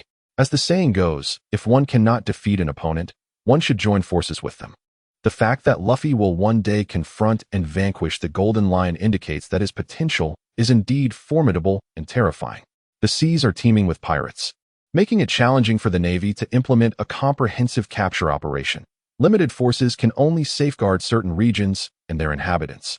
Thus emerged the 7 warlords of the sea and the celestial dragons, alongside bounty notices and pirate hunters. The 7 warlords and the celestial dragons were established by the government to maintain the existing balance of the world. Bounty notices and pirate hunters were devised to attract a cadre of brave warriors to serve the government through civilian recruitment, with Luffy's immense potential. Failing to take any measures now would render future actions exceedingly difficult. Yet, if any coercive actions are taken against Luffy that stifle his growth, who will ultimately rise to defeat the Golden Lion? From the recently broadcast footage, Sengoku has discerned the ambitions of the Golden Lion. As the first criminal in history to escape from Impel Down, the existence of the Golden Lion has been a persistent source of concern for the Navy. Over the years, they have not ceased their pursuit of him, yet regrettably, they have failed to find a breakthrough. However, with the prophecy of the live broadcast, it is highly probable that Luffy will serve as the breakthrough point for the Navy to capture the Golden Lion. Such an exceptional opportunity is certainly not one that Sengoku would overlook. However, even if Luffy could assist the Navy in capturing the Golden Lion, it would not alter his identity as a pirate. As long as he remains a pirate, he will forever be positioned in opposition to the Navy. By the time Luffy matures to the point of defeating the Golden Lion, it is likely that the Navy would be powerless against him. Therefore, it appears that the only feasible solution to eliminate the Golden Lion while preventing Luffy from becoming an enemy of the Navy is to recruit him. The decision has been made, and soon Sengoku addressed Luffy through the live broadcast. Sengoku, Luffy, since you are the grandson of Garp, you are naturally one of us in the Navy. If you can find your way back and return to our embrace, I promise to provide you with the utmost favorable treatment, and your companions can be removed from the pirate bounty list. Sengoku believes that his words hold undeniable allure for Luffy, who is a pirate. Not only does Sengoku promise the best treatment for Luffy, but he is also willing to accept his comrades, something many pirates would scarcely dare to dream of. Being a pirate, after all, is akin to venturing into entrepreneurship. Fraught with insecurity and instability, how can it compare to the Navy? With a structured organization and provisions, especially considering Luffy's lineage as Garp's grandson. If he were to join the Navy, he would be truly legitimate and need not fear a bleak future. However, he underestimated Luffy's unwavering determination to become the Pirate King and overestimated the allure of the conditions he proposed. Sengoku repeated these words to Garp more than once.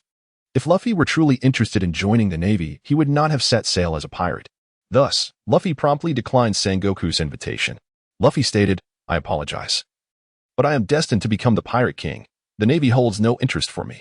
With resolute conviction, Luffy rejected Sengoku, leaving no room for negotiation.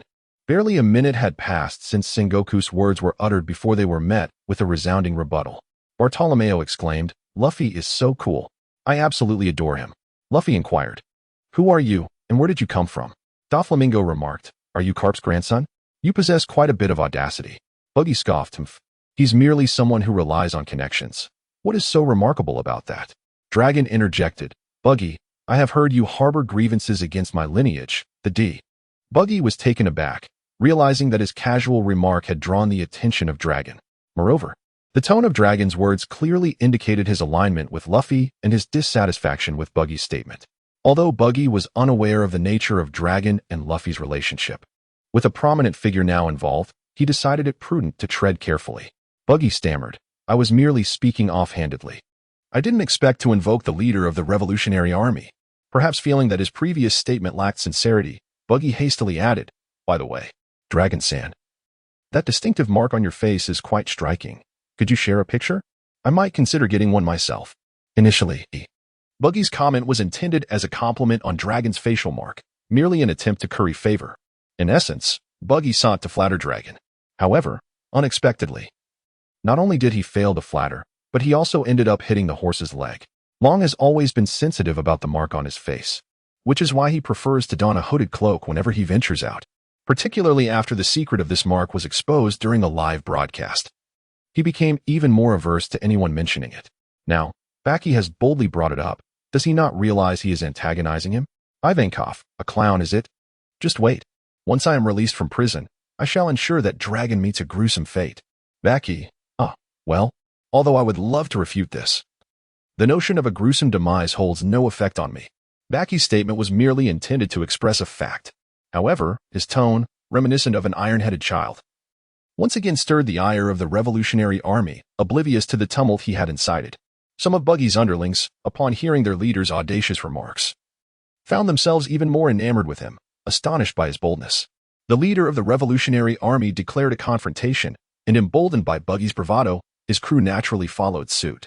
Machi exclaimed, "Boss, you're magnificent. What is the Revolutionary Army to us? Our leader is so formidable that he deigns to leave a mark on your shoehorn, dragon. I advise you not to overstep." Machi, the vice captain and beast tamer of the Buggy pirates, felt invincible under Buggy's protection, allowing him to speak with reckless abandon. Upon hearing Machi's words, Yalatali, an ally of the Buggy pirates, felt as though a thunderbolt had struck her. Who was Dragon? He was the leader of the Revolutionary Army, commanding a mysterious force that had liberated numerous nations in just a few years, making him the world government's most wanted criminal. How ignorant was Machi to provoke such a figure? Yalatali cried out, "Heavens! Someone, save me! What madness is this?" She continued, "If I am guilty, let the Navy be my judge. I refuse to be entangled with a pirate alliance composed entirely of fools." Buggy inquired, "Yalatali, what do you mean by that?" With a nonchalant air, she replied, "It means I shall take my leave now. There will be plenty of time for encounters in the future. We shall meet again in the world of martial arts." Buggy protested, "How can you be so ungrateful? This is the new world. Without an alliance, we risk being consumed by other pirates." Dragon interjected, "Instead of worrying about others, you might want to consider your own circumstances." In the live stream, Buggy, the jester, brought a surge of excitement. Rofi glanced at the spectacle a few times before drowsiness overtook him, and he quickly fell into slumber. However, at the moment when Luffy succumbed to slumber, a new query emerged within the live broadcast room. This time, the question was devoid of any visual accompaniment, presenting merely a solitary inquiry: who is Luffy's father? The reward for a correct answer was the technique known as 100-petal hands, a special ability derived from the flower fruit, allowing the user to sprout 100 flower-like hands from their body. Conversely, a wrong answer would result in the random confiscation of an item from the incorrect respondent, which could encompass, but was not limited to, fruit abilities, physical prowess, life, or equipment. As the words resonated through the live stream, a delicate pink petal unexpectedly materialized in the rewards section of the broadcast. The flower fruit belonged to Robin. And this technique, 100-petal hands, was one of the abilities she had developed through her fruit's power. It was astonishing that even a technique could be claimed as a reward by the live stream. Nevertheless, perhaps due to the nature of the fruit's abilities, which possessed versatility and regenerative power, Robin remained unaffected by the loss of her technique. She was still able to utilize 100-petal hands. Unlike others who were flustered after having their items stripped away by the broadcast, Robin maintained a sense of composure. Once she confirmed that her body had not sustained any harm, she resolved to focus on answering the question. After all, her fruit ability was her trump card, and she was keen to prevent anyone from mastering her unique technique. Yet, the question regarding Luffy's father genuinely troubled Robin. She hardly recognized Luffy. How could she possibly know who his father was? Opinions regarding this question varied within the live stream. Given that the broadcast had recently showcased Luffy's victory over the Golden Lion, the audience's interest in Luffy remained high, with many beginning to acknowledge him as a promising young man with great potential. However, upon the emergence of this question, the hearts of all present were consumed by a singular notion: the sense of injustice. Most among them had no inkling of who Luffy was, let alone the identity of his father. Doflamingo remarked, "Luffy's father? This is merely a gift question for Luffy." Nico Robin noted, "This question indeed leans heavily towards Luffy. It seems we are all devoid of hope." Hancock sighed, "Alas, must I once again miss this question?" Crocodile mused, "Perhaps not. This question has lingered for quite some time without a single soul stepping forward to answer. Could it not suggest that even the young Luffy himself is oblivious to the identity of his father?" As the crowd engaged in fervent discourse regarding the identity of Luffy's father, Luffy himself bore a perplexed expression. Just as Sand Crocodile had surmised, Luffy was indeed unaware of who his father was. He only knew that his grandfather was Garp, that he had grown up in Fuchsia Village in the East Blue, raised by the mountain bandit Dayton, and that he had subsequently gained 2 brothers. However, he has always been oblivious to the identity of his father. In his childhood, he once inquired about it from Garp, but each time he posed the question, Garp would unleash his wrath upon him. Eventually, young Luffy learned to be clever and ceased to ask Garp about this matter. Luffy, Isn't this an easy question? How could I not know? Perona, shockingly. Is it possible that someone truly does not know who their father is? Luffy, is that so strange? Then who is your father? Perona, I actually have no idea. I apologize for the interruption. Bartolomeo, no way, no way. Is it genuinely true that someone doesn't know who their father is? Garp, didn't you just say that Luffy is your grandson? Then who is your son? Regarding the relationship between Garp and Luffy, Garp had previously acknowledged it himself during a live broadcast. However, the fact that Garp has a son is seldom known, even before this inquiry arose. Many speculated whether Luffy had emerged from some crevice of stone. Of course, the answer to this question is not entirely unknown. At the very least, Garp and the leader of the Revolutionary Army, Dragon, are aware of it, along with a select few high-ranking Navy officials who also possess this knowledge. Nonetheless, should this information be revealed, it would severely tarnish the image of the Navy. Those few who are privy to the truth have chosen to remain silent.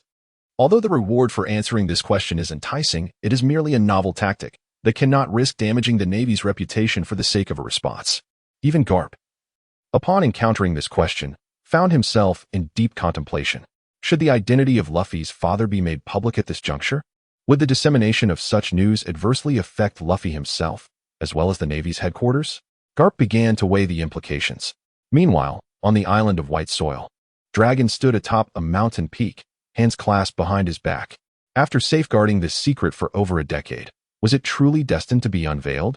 As for the identity of Luffy's father, no one in this world is likely more informed than he. In the Navy headquarters, within Luffy's room, he had just settled into bed, prepared for slumber, when he was interrupted by the notification of the live-streamed question-and-answer session. Not even letting me sleep. Luffy grumbled upon hearing the question. However, upon witnessing this reward, Luo Fei was immediately filled with excitement. If it were merely the technique itself, his reaction might not have been so pronounced. What truly captivated Luo Fei's interest was the intrinsic fruitability that accompanied this technique. In a bid to protect his family members who remained in the live broadcast room, Brother Ming had previously bestowed upon Luo Fei a skill known as the Puppet of Threads. When this skill was first transmitted, it appeared merely as a bundle of thread resembling a puppet. However, after Luffy assimilated this technique, he could effortlessly wield the puppet, transforming it into his own likeness or into various other forms. Perhaps, by mastering this skill, he might also unlock the capabilities of the flower fruit. After considerable contemplation, Luffy resolved to answer the question. Yet, the nature of this inquiry was rather sensitive. Those privy to the details but who did not immediately engage in the questioning were likely deliberating, which conveniently afforded Luffy more time to respond. To secure the reward, he needed to act swiftly. Given the implications of his current identity, Luffy refrained from providing an immediate answer. Instead, he remarked in the live stream, "Friends, do you recall when Luffy set sail? He was initially unable to escape my grasp, but thanks to the protection of that man, he managed to depart safely." Upon hearing Luffy's words, nearly everyone in the live stream was momentarily taken aback. The name of a singular man began to materialize in their minds. The leader of the Revolutionary Army, Dragon. Previously, when the live stream questioned the origin of the mark on Dragon's face, they had coincidentally showcased the moment Luffy set sail. Upon hearing Luffy's statement, the audience experienced a sudden epiphany. It appeared that each of their names contained the letter D. Of course, merely sharing a letter was insufficient to substantiate their beliefs. After all, both Roger and Blackbeard also bore a D in their names, and it would be absurd to assert that they were both sons of Dragon. What truly convinced them was the fact that Dragon had escorted Luffy on his voyage. Until that point, the Revolutionary Army had operated covertly, akin to a hawk gliding through the night, where tumultuous storms raged, yet tranquility reigned with the dawn. Prior to Luffy's departure, the Revolutionary Army had liberated numerous nations in the East Blue, making direct confrontation with the Navy unnecessary. Thus, the assertion that Dragon is Luffy's father seemed increasingly credible. With Luffy's deduction, nearly everyone harbored a firm belief in his conclusion. Just as they were poised to answer, Luffy preemptively declared, "Therefore, Luffy's father must be Dragon, the leader of the Revolutionary Army." Following this revelation, the live stream fell into a prolonged silence. Although they were unable to claim the reward for this question, they understood the monumental implications behind the inquiry. Luffy's grandfather was the Navy hero Garp, and his father was Dragon, the leader of the Revolutionary Army. In other words, Dragon was indeed the son of the hero Garp. This conclusion left the entire ocean in astonishment. As a hero of the Navy, Garp not only had a grandson aspiring to become the Pirate King, but also a son intent on overthrowing the world government. Such news was undeniably explosive.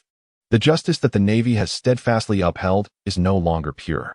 At this moment, the authority of the town government faces a profound challenge. Doflamingo remarked. It appears that the Navy maintains not only a close relationship with pirates, but also engages deeply with the Revolutionary Army. How enlightening. Moria added. If they can so brazenly distort textbooks, what is it that the Navy is incapable of?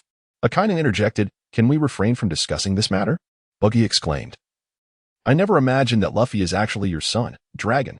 I am friends with your son. During our time in the East Blue, I helped him quite a bit. In light of our connection, could you perhaps show some leniency and let me go? Luffy retorted, friends? I don't recall that. You didn't help me back then. Buggy protested. You can't say that. When Smoker was chasing you, didn't I divert his forces? If I hadn't delayed the Navy's advance, how could you have set sail so smoothly? Luffy chuckled. Haha, I suppose you have a point. I'll take your word for it. Dragon inquired, son, how have you fared in the New World? Acknowledging that this secret had been unveiled, Dragon chose to cease his concealment. Uttering such a gentle phrase nearly depleted all of Dragon's courage. Originally, this should have been a poignant reunion, a tear-jerking spectacle of a father and son recognizing each other, leading to a life of happiness and fulfillment. However, unexpectedly, a single utterance from Luffy sent a chill down Dragon's spine. Luffy, who are you? I don't recognize you. Please refrain from collecting sons like that old man Whitebeard. Whitebeard, ha ha ha, do I really gather sons indiscriminately? Nevertheless, considering you are the son of the Revolutionary Army's leader, I shall let this pass. Luffy, one made indiscriminately. But one must not speak carelessly. Nami, at this point, Luffy, you should just admit it. Luffy, I don't know anything. What do you want me to confess? Nami, admit that you are a prince, accompanying us common folk to experience life. Nami continued. Hey, Luffy, since your background is so formidable, do you possess a great deal of treasure? As she spoke, her eyes gleamed with the image of berries. Luffy, Buggy, pirates truly commit grievous acts. Look at how this long-separated father and son have been driven to such a state, in an attempt to appease Dragon and rectify his previous offenses. Buggy inadvertently incited a wave of pirates echoing his sentiments. Cavendish, indeed, the Navy is utterly inhumane and immoral. Bartolomeo, yes, yes, the Navy has lost all sense of decency. Mocha, I second that. Sengoku, witnessing this scene, felt a pang of anguish in his heart. Is it that all the blame rests solely with the Navy? Moreover, he had merely hesitated for a few seconds before others hurried to respond. If the responders had been other informed high-ranking Navy officials, it might have been acceptable. But it was instead a revelation from Luffy, someone he could never have anticipated. The year Luffy was born, Law was just coming into the world. Given his strength and background, it was implausible for him to be privy to such high-level secrets. Unexpectedly, it was the previously aired footage from the live stream that allowed Rofi to seize upon this detail, thereby deducing the correct answer to the question at hand. Sengoku, Smoker, were you not the one responsible for guarding Logtown? Did you not engage in battle with Dragon before? How could you be unaware of such crucial intelligence? Smoker, Your Excellency, if I am privy to this information, can it truly be deemed a secret? Smoker continued, furthermore, after Dragon obliterated Logtown to escort Luffy out to sea, why did the headquarters not dispatch troops? Smoker, known for his fiery temper, had always resisted authority. Although he held a steadfast commitment to justice, it was merely his own interpretation of it. The principle of military orders being disregarded in the field is precisely why Smoker sought refuge in the East Blue, a realm rife with piracy. Thus, in response to Sengoku's inquiries, Smoker did not cower like other naval officers. Instead, he seized the opportunity to voice sentiments he had long harbored. Sengoku found himself rendered speechless by Smoker's retort. Though he remained inwardly vexed, he chose to remain silent. Fully aware that the current discourse in the live stream was decidedly unfriendly towards the Navy, given that the matters concerning Garp, Dragon, and Luffy were now unavoidable. He reasoned that it was better to acquiesce than to resist. Of course, Sengoku had contemplated spinning a tale to deceive the viewers of the live stream.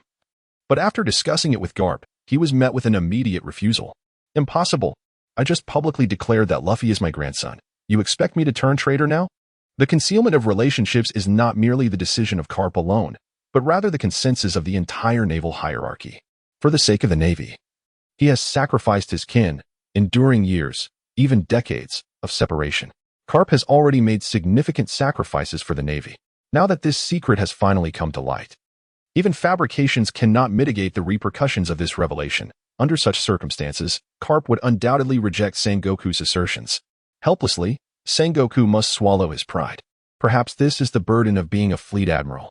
Despite possessing extraordinary strength and wielding immense power, one must prioritize the collective interests of the Navy above all else.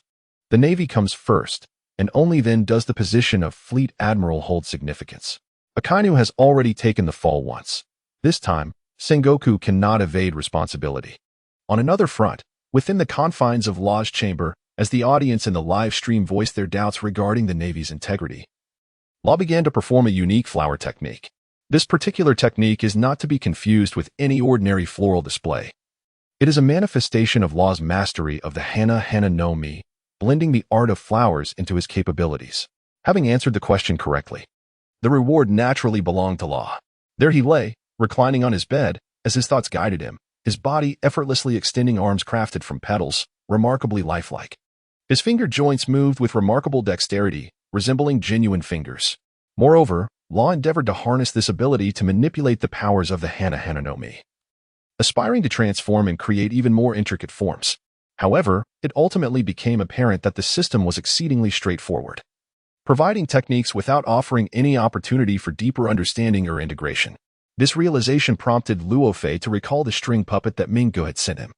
When Minggu dispatched this puppet, he believed he was merely sending a figurine, at most providing Luo Fei with a mere doppelganger, nothing more. To his astonishment, Luffy discovered that not only could he use his thread puppet to create duplicates of himself, but he could also manifest other objects through the capabilities of the thread fruit. From this perspective, it would be more prudent to directly solicit donations from the group members. After mastering this skill, the night had already grown late, and Luffy realized he needed to rest, lest he succumb to exhaustion. To prevent any inquiries from arising in the live stream during his slumber, Luffy promptly switched to his main account and set the live stream to sleep mode. This mode merely suspended the live stream temporarily, allowing the chat group to continue functioning normally. Therefore, while Luffy enjoyed his peaceful sleep, numerous pirates, Navy personnel, and other factions kept a vigilant eye on the live stream and the world's developments through the chat group. The following day, Luffy awoke naturally, experiencing one of the most comfortable sleeps he had enjoyed in 3 years. Given the Navy's strict regulations, there was a designated time for rising each day, and as an ordinary Navy soldier, Luffy was naturally obliged to adhere to this principle. However, times have changed. Luo Fei has ascended to the role of super administrator in the live streaming room, where he wields unparalleled power. Furthermore, Luo Fei has correctly answered 3 questions in succession, earning rewards that significantly enhance his prowess. In the span of a single day, Luo Fei has emerged as the most radiant figure within the Navy. Under such circumstances, it is only natural that the higher-ups would not regard him as an ordinary naval soldier. Moreover, the Admiral Sengoku personally sought out Luo Fei yesterday.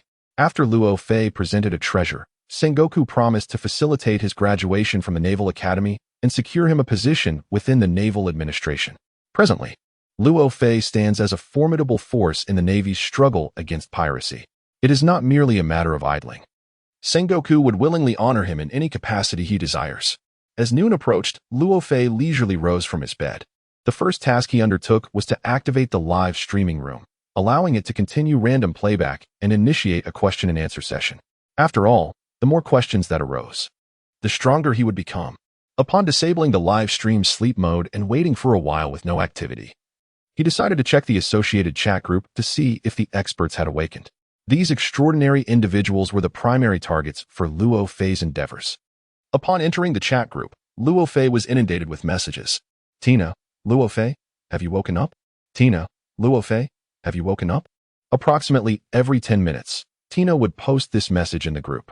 Eventually, seeing Luo Fei's continued silence, Tina grew exasperated and issued a stern warning in the group.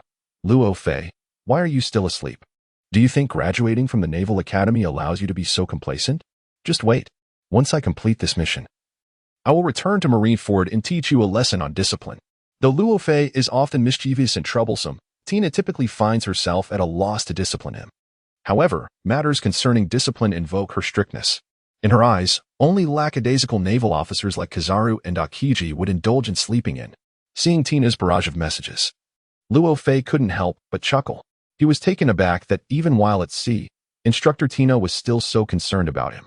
He was even more surprised that this live streaming room had become a tool for her to supervise him. Luo Fei, Instructor Tina, aren't you tired? Tina, just getting up? Tina is very angry. At that moment, Tina, having accessed Luo Fei's shared vision, realized he had finally risen, but it was already nearing noon. Under normal circumstances, Tina would have stormed into Luo Fei's room with her little whip at the ready. Yet, in response to Tina's wrath, Luo Fei chose to remain nonchalant and continued to inquire. You only need to tell me whether you are tired or not. Tina, after a night on the ship. How could I possibly be tired? Luo Fei, it's impossible.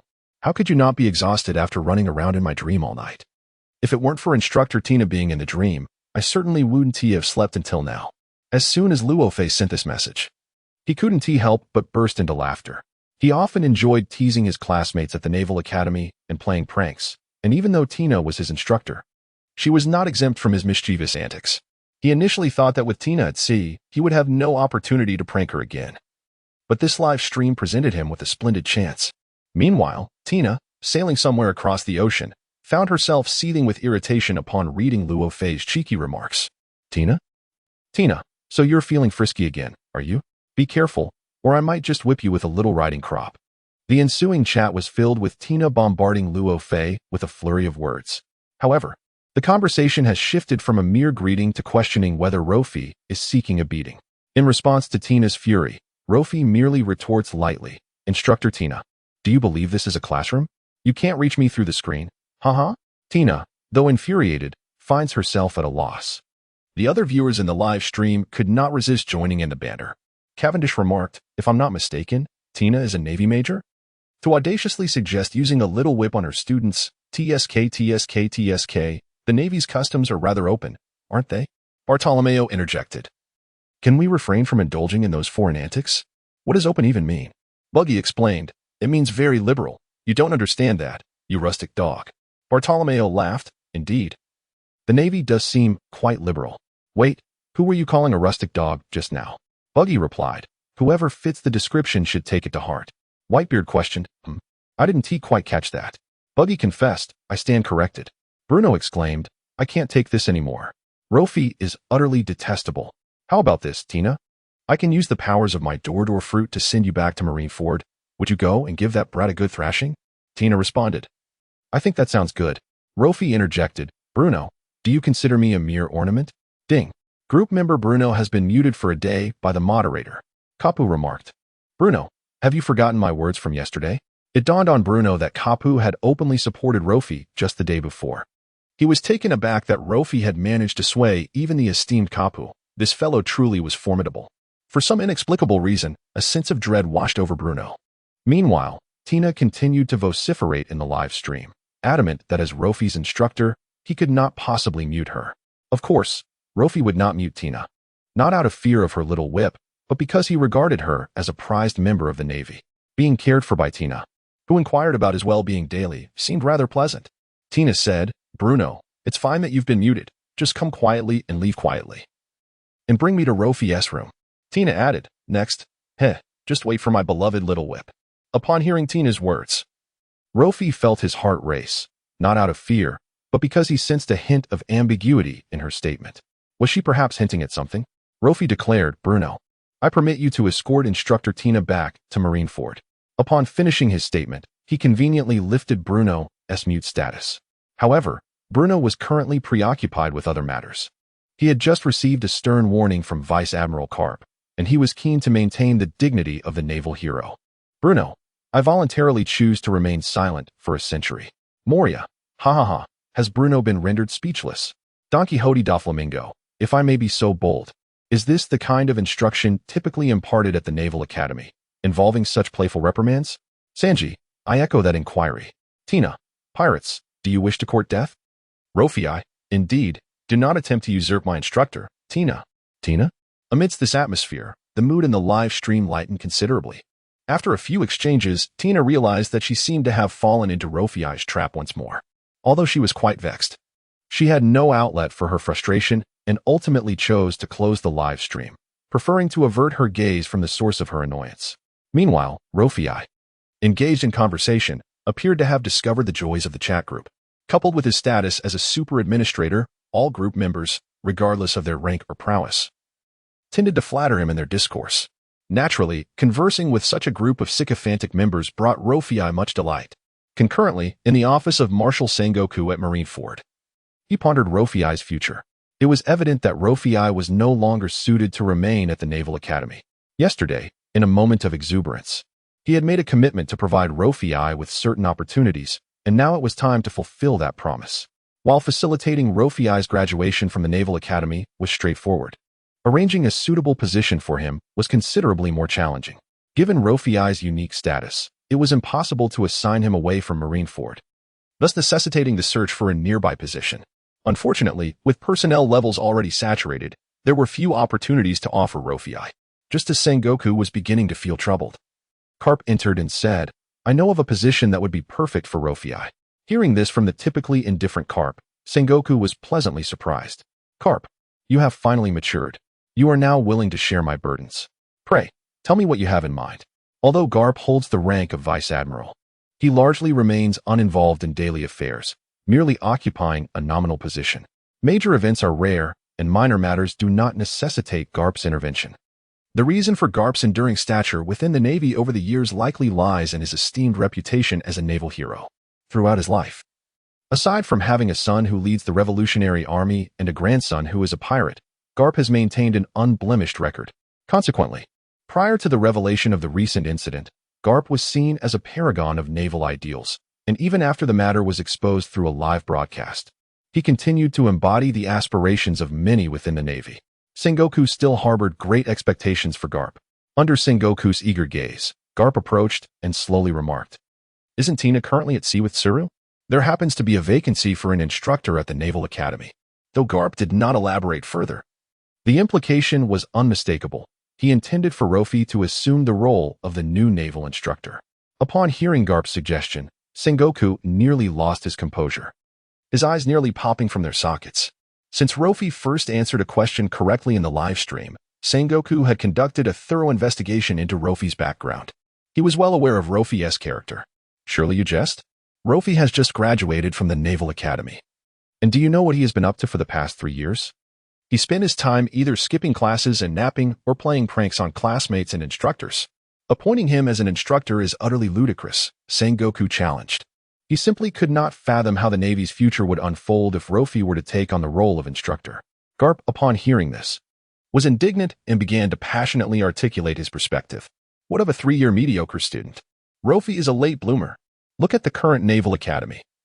Is there anyone who can rival him? The Navy's development has adhered to a rigid standard for decades without significant breakthroughs. Perhaps it is time to discard those antiquated teaching methods. Rofi possesses a wealth of innovative ideas, and his tenure as an instructor might inject fresh blood and vitality into our Navy. Moreover, how long would it take to bring in an instructor from elsewhere?" Garp believed Sengoku was blind to the potential, casting a disparaging glance at him as he continued, "I think Rofi is perfectly suitable. He graduates today, let him start today, and he will gain valuable experience." After a lengthy discourse, Garp felt somewhat fatigued and, having concluded his statement, proceeded to quench his thirst. Sengoku, upon absorbing Garp's analysis, refrained from immediate commentary, opting instead for a measured assessment. Garp's words were not without merit, particularly when he highlighted the lack of significant advancements in the Navy's development over the decades, which struck a chord deep within Sengoku. As the fleet admiral, he naturally aspired to lead the Navy towards a resplendent future, yet he had fallen short of this ambition. The Naval Academy serves as the foundation of the Navy. Unless the fundamental issues at its roots are addressed, how could he hope to resolve the persistent challenges that plagued him? Perhaps it was indeed prudent to consider Garp's counsel. After a few moments of contemplation, Sengoku arrived at a decision. "Regarding the current vacancy of instructors at the Naval Academy, I can agree to allow Rofi to fill the role temporarily, yet I harbor concerns about his capacity to shoulder such a significant responsibility. Therefore, I have resolved to assign a more composed and seasoned officer to accompany him," Sengoku remarked while stroking his goatee. This seemed to be the most judicious compromise he could devise, one that neither disappointed Garp nor neglected Rofi's placement. More importantly, he had placed a modest wager. Should it prove ill-fated, he could simply reassign Rofi without substantial repercussions. However, If he emerges victorious, he shall secure the future of the entire Navy. A prospect that seems undeniably profitable.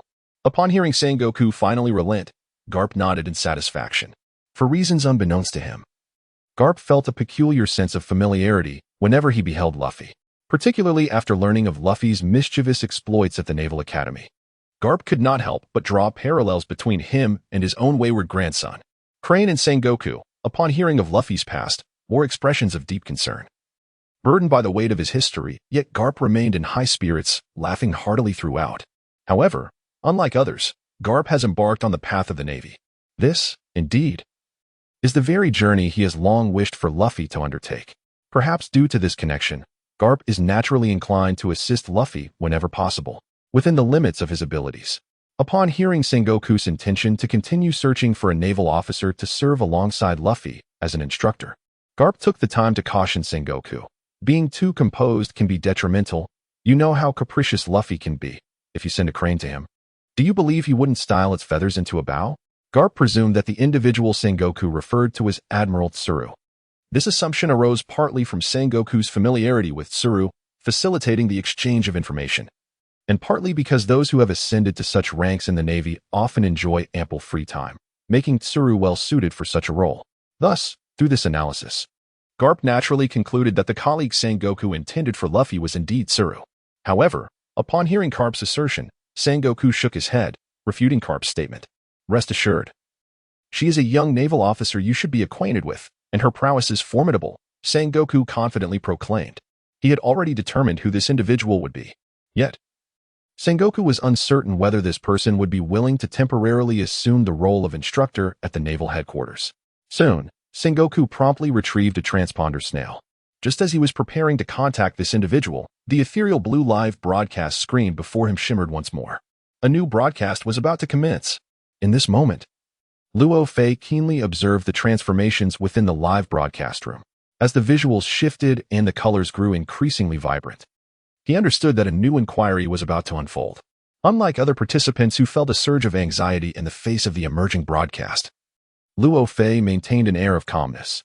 After all, the future of the live stream was one he could foresee. Even the past was largely familiar to him, with the exception of that blank century of history. As the images continued to transition and sharpen, Luo Fei immediately recognized that this broadcast depicted Marlon Vondo.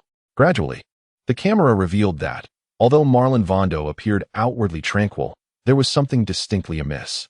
In a town, once home to the families of many sailors, an eerie emptiness prevailed. The Navy's flag still fluttered high, yet the desolation of the deserted town rendered it profoundly vacant. Such a scenario defied logic. The mass relocation of families signaled to Luo Fei that something significant was about to transpire in Marlon Vondo. As the live stream progressed, he soon caught sight of the town's inhabitants, but this time, they had congregated in the archipelago of Shambodi. The civilians, who should have been in the family town of Marlon Vondo, had sought refuge on Shambodi Island, and their reason was simple: they were fleeing. The residents, seeking shelter, were intently watching the central screen of Shambodi, observing every action of Marlon Vondo. They had been forewarned that an extraordinary event would unfold there today, one that would irrevocably alter the trajectory of the future. Whether this future would bring fortune or calamity, they were eager to witness it firsthand. The clarity of the visuals in the live stream created an immersive experience, allowing viewers to feel as though they were physically present on Shambodi Island, absorbing the details displayed on the grand screen. However, due to the distant angle of the camera, they could only discern a vague outline. Drake remarked. What is displayed on the grand screen seems to be the execution platform of Marlon Vondo. Could it be that a prominent figure is to be executed? Kid responded. It's no surprise that a fallen rear admiral is aware of such matters. Hawkins interjected. Have you all noticed that in the past, when the Navy executed significant individuals, it typically took place publicly in Rogue Town at the entrance of the Grand Line? Why has it shifted to the naval headquarters this time? Bonnie speculated, could it be? This broadcast is also from the future? As the scene had yet to conclude, the crowd began to murmur amongst themselves. At that moment, the singular subject of their discourse was the identity of the individual who was about to ascend the execution platform. Amidst the growing confusion, the live broadcast gradually zoomed in, revealing the figure destined for execution. Upon finally discerning the identity of the condemned, an air of astonishment enveloped the onlookers, particularly the elderly gentleman with the white beard. His emotions surged when he recognized the man standing on the execution platform at Marineford. It was none other than Ace. In that moment, Ace knelt with his hands bound behind him, his head bowed low, revealing only a few strands of his disheveled hair. The weariness in his form was markedly accentuated, likely due to the sea stone handcuffs that restrained him. Concurrently, the viewers noted that Marineford had fortified its defenses in preparation for Ace's execution. Surrounding the platform was a formidable assembly of thousands of naval personnel summoned from across the globe, brimming with fervor and vigilance. In the waters nearby, 50 warships encircled the area, while the shoreline bristled with an array of heavy artillery. At the port, 5 pivotal figures of strategic significance loomed: the 7 warlords of the sea, namely Bartholomew Kuma, Gecko Moria, Don Quixote da Flamingo, Dracula Mihawk, and the Empress Boa Hancock. Below the execution platform stood the 3 admirals of the Navy, renowned for their unparalleled combat prowess: Akiji, Akainu, and Kizaru. These visible strategic deployments merely scratched the surface of the Navy's true clandestine maneuvers. In summary, all conceivable forces of justice could be discerned in Marineford during Ace's impending execution. Upon grasping the extent of these preparations, the spectators comprehended the Navy's profound significance placed upon Ace's execution.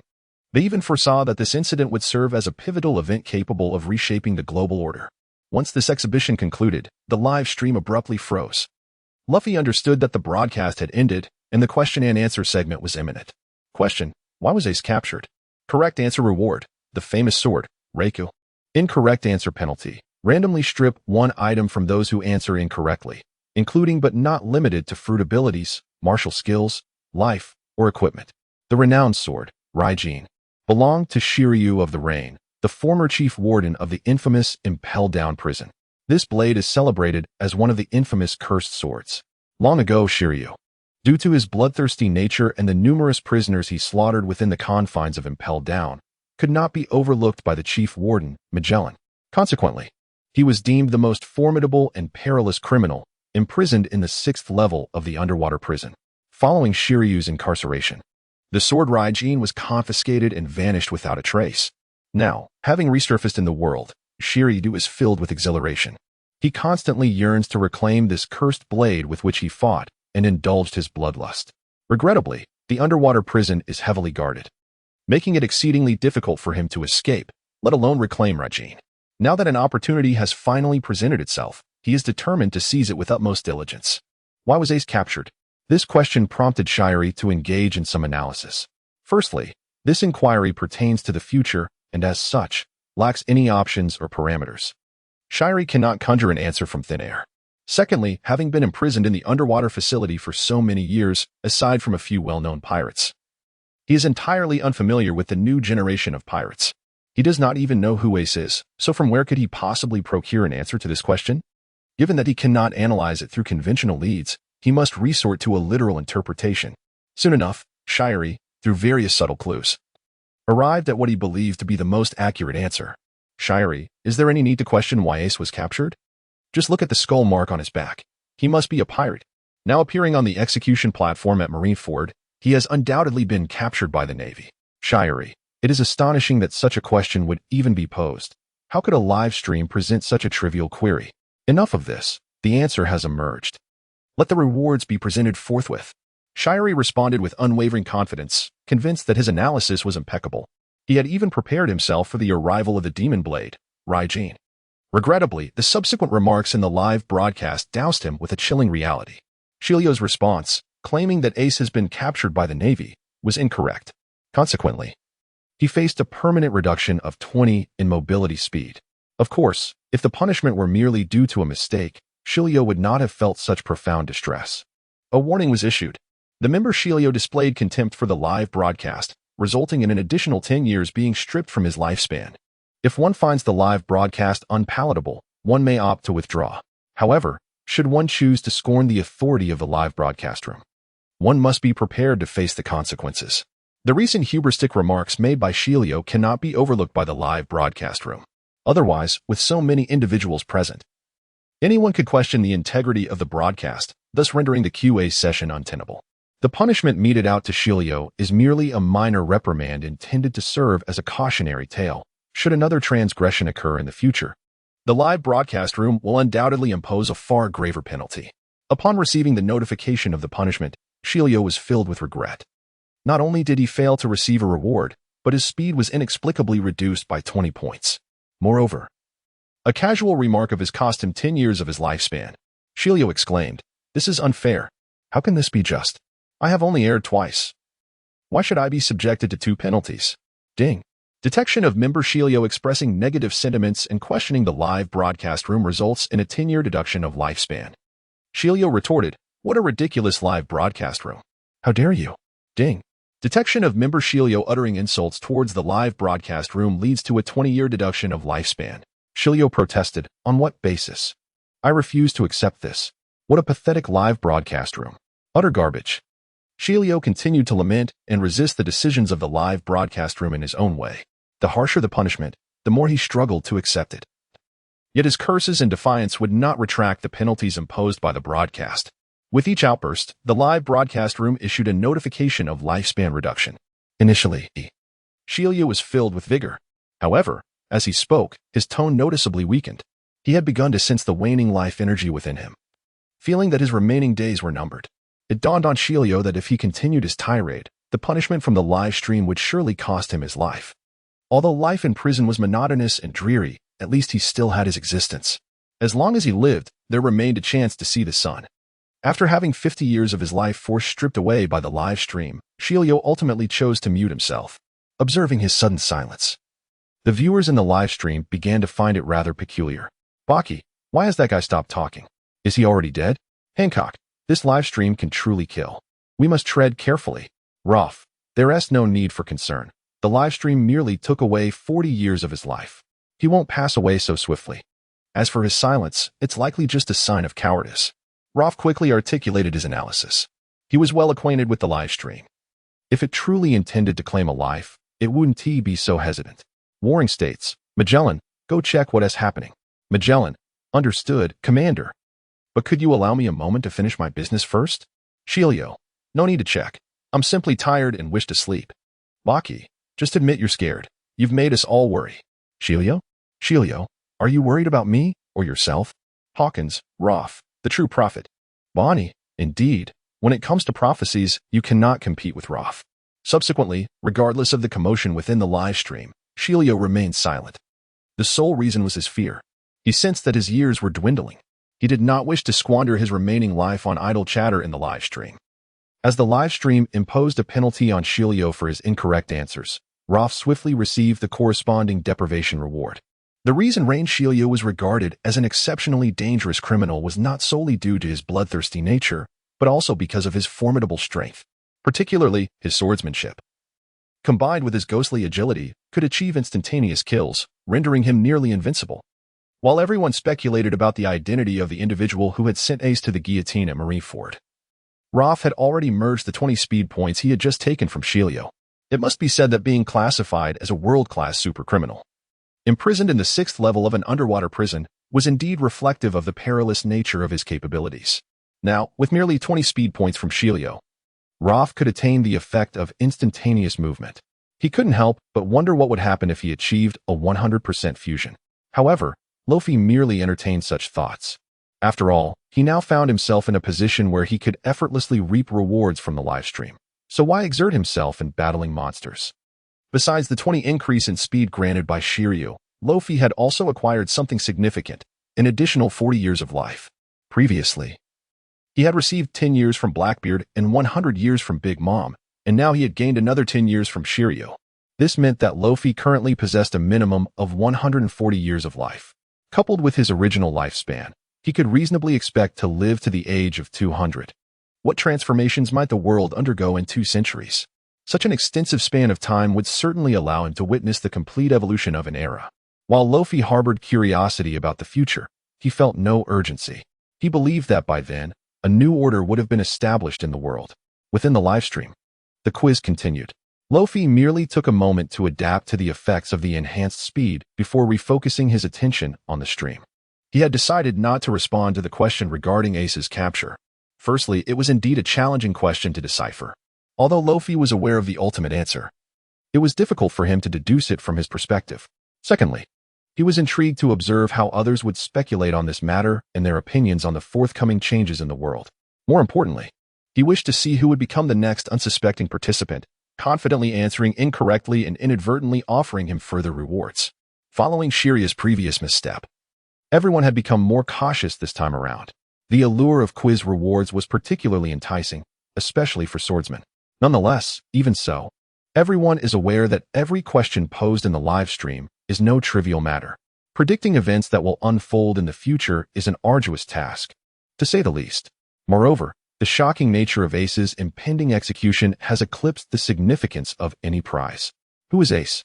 He is a young man audacious enough to challenge Whitebeard and capable of sinking 5 warships with a single fiery punch. Having repeatedly declined the government's invitation to join the warlords of the sea. Simultaneously, he serves as the 2nd Division commander of the Whitebeard Pirates. It is noteworthy that the Whitebeard Pirates consist of 16 divisions, with the strength of the earlier divisions surpassing that of the later ones. Thus one can gauge the prowess of a division commander. Rumors even circulate that Ace is the successor groomed by Whitebeard himself. Whitebeard has always held familial bonds in high regard, affectionately referring to his crew as his sons. Hence, when he witnessed Ace being led to the execution platform at Marineford, his fury was palpable. Who could it be that has brought Ace to the guillotine at Marineford? They had best not reveal themselves, for I shall surely crush their skull, Whitebeard exclaimed. Ace, on the other hand, chuckled. Father, there is no need to be so enraged. If this is my fate, then I shall accept it. He then turned to Marco, saying, If misfortune should befall me, please take good care of father. As Ace uttered these words, he was traversing the desert of Alabasta. He was acutely aware of what the recent live stream had implied. No one is devoid of the fear of death. When faced with the sight of his own ascent to the execution platform, Ace's mind was nearly blank. He had yet to discover the meaning of his existence. How could he simply embrace death? He could not reconcile himself with such a fate. However, in comparison to death, he was even less willing to trouble his beloved father due to his own disobedience. Whitebeard said, Ace, return to me, remain by my side, and I shall ensure that no one dares to lay a finger on you. As he uttered these words, a sense of foreboding began to creep into his mind. A premonition that stemmed from Blackbeard, originally a member of the 2nd Division of the Whitebeard Pirates and also Ace's subordinate. Blackbeard, Marshal D. Teach, posed a looming threat. One fateful day, upon witnessing the dark fruit obtained by the captain of the 4th Division, Blackbeard's heart was consumed by nefarious intentions. He heinously murdered Captain Sachi to seize the fruit and subsequently established his own Blackbeard Pirates. The merciless acts of murder and thievery committed by Blackbeard were intolerable to Ace, who could not abide by the betrayal of his own subordinate, nor could he endure the thought of Blackbeard killing his comrades. Thus, Ace, undeterred by opposition, embarked on a solitary quest to hunt down Blackbeard. Whitebeard had vehemently opposed Ace's pursuit of Blackbeard, recognizing even then the formidable nature of Teach. Yet, he was ultimately unable to dissuade Ace from his unwavering resolve. Now, upon witnessing the grim live broadcast, Whitebeard was beset by a wave of guilt. Pondering if he should have been more resolute that day in preventing Ace from leaving, Ace declared, I cannot return until I have captured that scoundrel Teach. He reassured, Do not worry, father. Once I have accomplished this task, I shall return to the ship. You need not fret for my safety. At this juncture, Ace's thoughts remained fixated on apprehending the traitor who had once been a part of Whitebeard's crew. Meanwhile, on the Straw Hat Pirates ship, Luffy was overwhelmed with rage upon witnessing Ace's execution. As Ace was his most cherished family member, Luffy could not bear to watch him march toward death. No, Ace, I will not allow you to be executed. Whoever captured you is my enemy. I will definitely crush him. Nami interjected, Calm down, will you? We don't even know who captured Ace. What if that person possesses overwhelming strength and we are simply no match for them? Though Nami was already aware that Ace was Luffy's brother, it was entirely natural for Luffy to be agitated by the news of Ace's impending execution. However, Nami was acutely aware that the individual capable of capturing Ace and delivering him to the Navy headquarters must possess formidable strength. Currently, Ace exhibited power at least comparable to that of the 7 warlords, and they had no absolute confidence in confronting such formidable adversaries. Luffy exclaimed, What is there to fear? Didn't he the live stream mention that I would one day shatter the Golden Lion's head? Nami retorted, That seems somewhat reasonable, but when did you become so astute? She then added, Wait, the matter of shattering the Golden Lion is a distant future event. Please, keep your words modest for now. The Golden Lion interjected. Can we refrain from discussing this? Luffy replied, Of course, Golden Lion. Just remember, Ace, I am your brother, and I will undoubtedly protect you. Not only do I aspire to be the Pirate King, but I also possess the capability to shatter the Golden Lion. The Golden Lion exclaimed, Are you doing this on purpose? Marco observed, Ace, is that brat truly your brother? He asked, quite the audacious little rascal. Ace acknowledged, Yes. I apologize for the trouble he has caused. I hope you can look after him in the future. Sabo remarked, Luffy? Ace, that name sounds quite familiar. On the island of White Earth, a man with wavy, golden short hair uttered these words. This man was Sabo, the long-lost brother of Ace and Luffy. Ace exclaimed, Sabo, is it truly you? Luffy cried, Big brother? Are you really alive, big brother? Nami interjected, Oh? The shift in atmosphere seems to have changed rather abruptly. Ace asked, Sabo, are you truly the Sabo we know? If it is indeed you, could you please respond? Upon hearing Sabo's words, both Ace and Luffy were filled with excitement. Memories from their childhood began to resurface in their minds, and they simultaneously thought of the person they had once frolicked with. Yet, the individual who had once been present in their memories was now entrenched in profound anguish. Sabo, originally a noble scion of the Goa Kingdom. Sabo had grown weary of the hypocrisy of aristocratic life in his youth and chose to follow his own will, yearning for freedom as he departed. In his quest for liberty, he encountered both Ace and Luffy, and they swore brotherhood, pledging to sail the seas together. Eventually, a day came when Sabo seized an opportunity to steal a small fishing boat and set sail alone.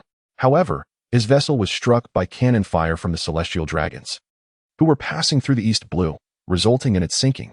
In a moment of peril, Sabo was rescued by Dragon. Unbeknownst to this unfolding drama, Luffy, Ace, and the Dayton family believed Sabo had perished. Upon regaining consciousness, Sabo found himself afflicted by severe head trauma, rendering him unable to recall any past events. Thus, the amnesiac Sabo joined the Revolutionary Army. At this juncture, although Sabo had lost his memory, the incessant appearances of Ace and Luffy's names in the live stream triggered fleeting fragments of recollection in his mind, particularly when he witnessed Ace being executed in the footage. Those memories became even more vivid. Yet, as Ace and Luffy incessantly tagged him in the chat, the overwhelming influx of memories caused him excruciating headaches. His companion, Karasu, unable to bear seeing Sabo in such distress, struck him unconscious and took him to a doctor. Just as Luffy and Ace fervently called out Sabo's name in the live stream, a new warning emerged. Attention! If a correct answer is not provided within 3 minutes, one member of this live stream will face random demise. Much time had already passed since the question was posed. If they failed to respond, punishment would befall the live stream. With the prior example of Shiria's life being relentlessly stripped away, no one dared to question the live stream's threat of taking a life. None wished to be deprived of existence. However, when it comes to the answer to this dilemma, they find themselves utterly at a loss. Although Luffy wishes to provide a framework, the multifaceted reasons behind Ace's capture hinder him from offering any overt hints. Just when everyone is engulfed in confusion, one individual cannot suppress his mirth. This individual is Blackbeard. His forthcoming scheme is intricately linked to Ace. He is acutely aware that Ace is relentlessly pursuing him across the globe. Initially, Blackbeard had no intention of confronting him directly, as Ace possesses formidable strength and serves as the second-in-command on Whitebeard's ship, having only recently assimilated the powers of the Dark Fruit. Blackbeard is still in the experimental phase of mastering its abilities. Engaging with Ace at this juncture would certainly not bode well for him. However, Blackbeard is acutely aware that given Ace's formidable strength, it is only a matter of time before Ace seeks him out. Thus, while evading Ace, Blackbeard began contemplating how he would react when they inevitably confronted one another. Ace's prowess is indisputable, and as he has just embarked on his maritime journey, he is in dire need of capable hands. If Ace were to submit to his leadership and join him in conquering the seas, it would be an ideal scenario. Yet, based on Blackbeard's understanding of Ace, the likelihood of this happening is nearly non-existent. Consequently, he has prepared himself for the possibility of rejection. Should Ace decline his offer, Blackbeard would not hesitate to unleash the powers of the fruit he has recently assimilated upon him. Brimming with confidence, Blackbeard has never entertained the notion of defeat. Haha. The scene from the live broadcast was precisely a foreshadowing of my triumph. Capturing Ace and handing him over to the Navy would suit me perfectly, Blackbeard proclaimed, taking a swig of his drink. Beside him, Basis erupted in laughter at Blackbeard's words. That young lad, Ace is blissfully unaware of his own limitations, truly believing he can stand against us in the name of Whitebeard. Having allied himself with Blackbeard and become one of his crew, he has placed his faith in Blackbeard's power. If Blackbeard were incapable of defeating Ace, Basis would not be so unwavering in his loyalty. With that settled, it's time for me to respond, Blackbeard declared confidently after taking another gulp of his drink. I shall answer. The one who can imprison Ace will undoubtedly be me. Following Blackbeard's declaration, the live broadcast did not immediately reveal the correctness of his claim. The other members of the broadcast took this opportunity to assess the veracity of Blackbeard's assertion. Hancock remarked, Blackbeard, are you the audacious frog who dreams of protecting my Amazon kingdom? I did not expect such bravado from you. Moria interjected, who is this fellow? He must be newly set to sea, yet he dares to fantasize about defeating Ace. He should really reconsider. Frankie added, Yo. Who would have thought that the warlord Moria would engage in freestyle? Marco chimed in, Blackbeard, it hasn't been long since we last met, yet your confidence has grown immensely. Kazara commented, next dreamer, please step forward. Luffy exclaimed, Blackbeard, although I know not who you are, if you truly defeat Ace and imprison him, I will make you regret it. Nami coughed, let us maintain some civility here. Law chuckled, indeed, the captain of the Straw Hats is undeniably bold. At this juncture, Blackbeard has just set sail and lacks significant notoriety, making it understandable that few are acquainted with him. However, Ace stands apart. Virtually every soul traversing the Grand Line has, to some extent, heard of his name. In these waters, reputation signifies power and status. At present, Blackbeard, when juxtaposed with Ace, undoubtedly pales in comparison to Ace's greater renown, which leads many to doubt the veracity of Blackbeard's assertions, particularly given that he has erred in his responses once before. However, just as everyone was questioning the validity of Blackbeard's answer, one individual quietly sighed, Whitebeard. The fact that Teach could remain concealed aboard his ship for decades speaks volumes of his ambition, patience, and foresight. Blackbeard's strength is already unfathomable, and now, with the enhancements from the dark fruit, he is finally free and eager to establish his reputation on these seas. One can only speculate what reckless actions he may undertake. At this juncture, Ace confronting him head-on may not yield favorable outcomes. This is also why Whitebeard refrained from immediate pursuit following Teach's betrayal.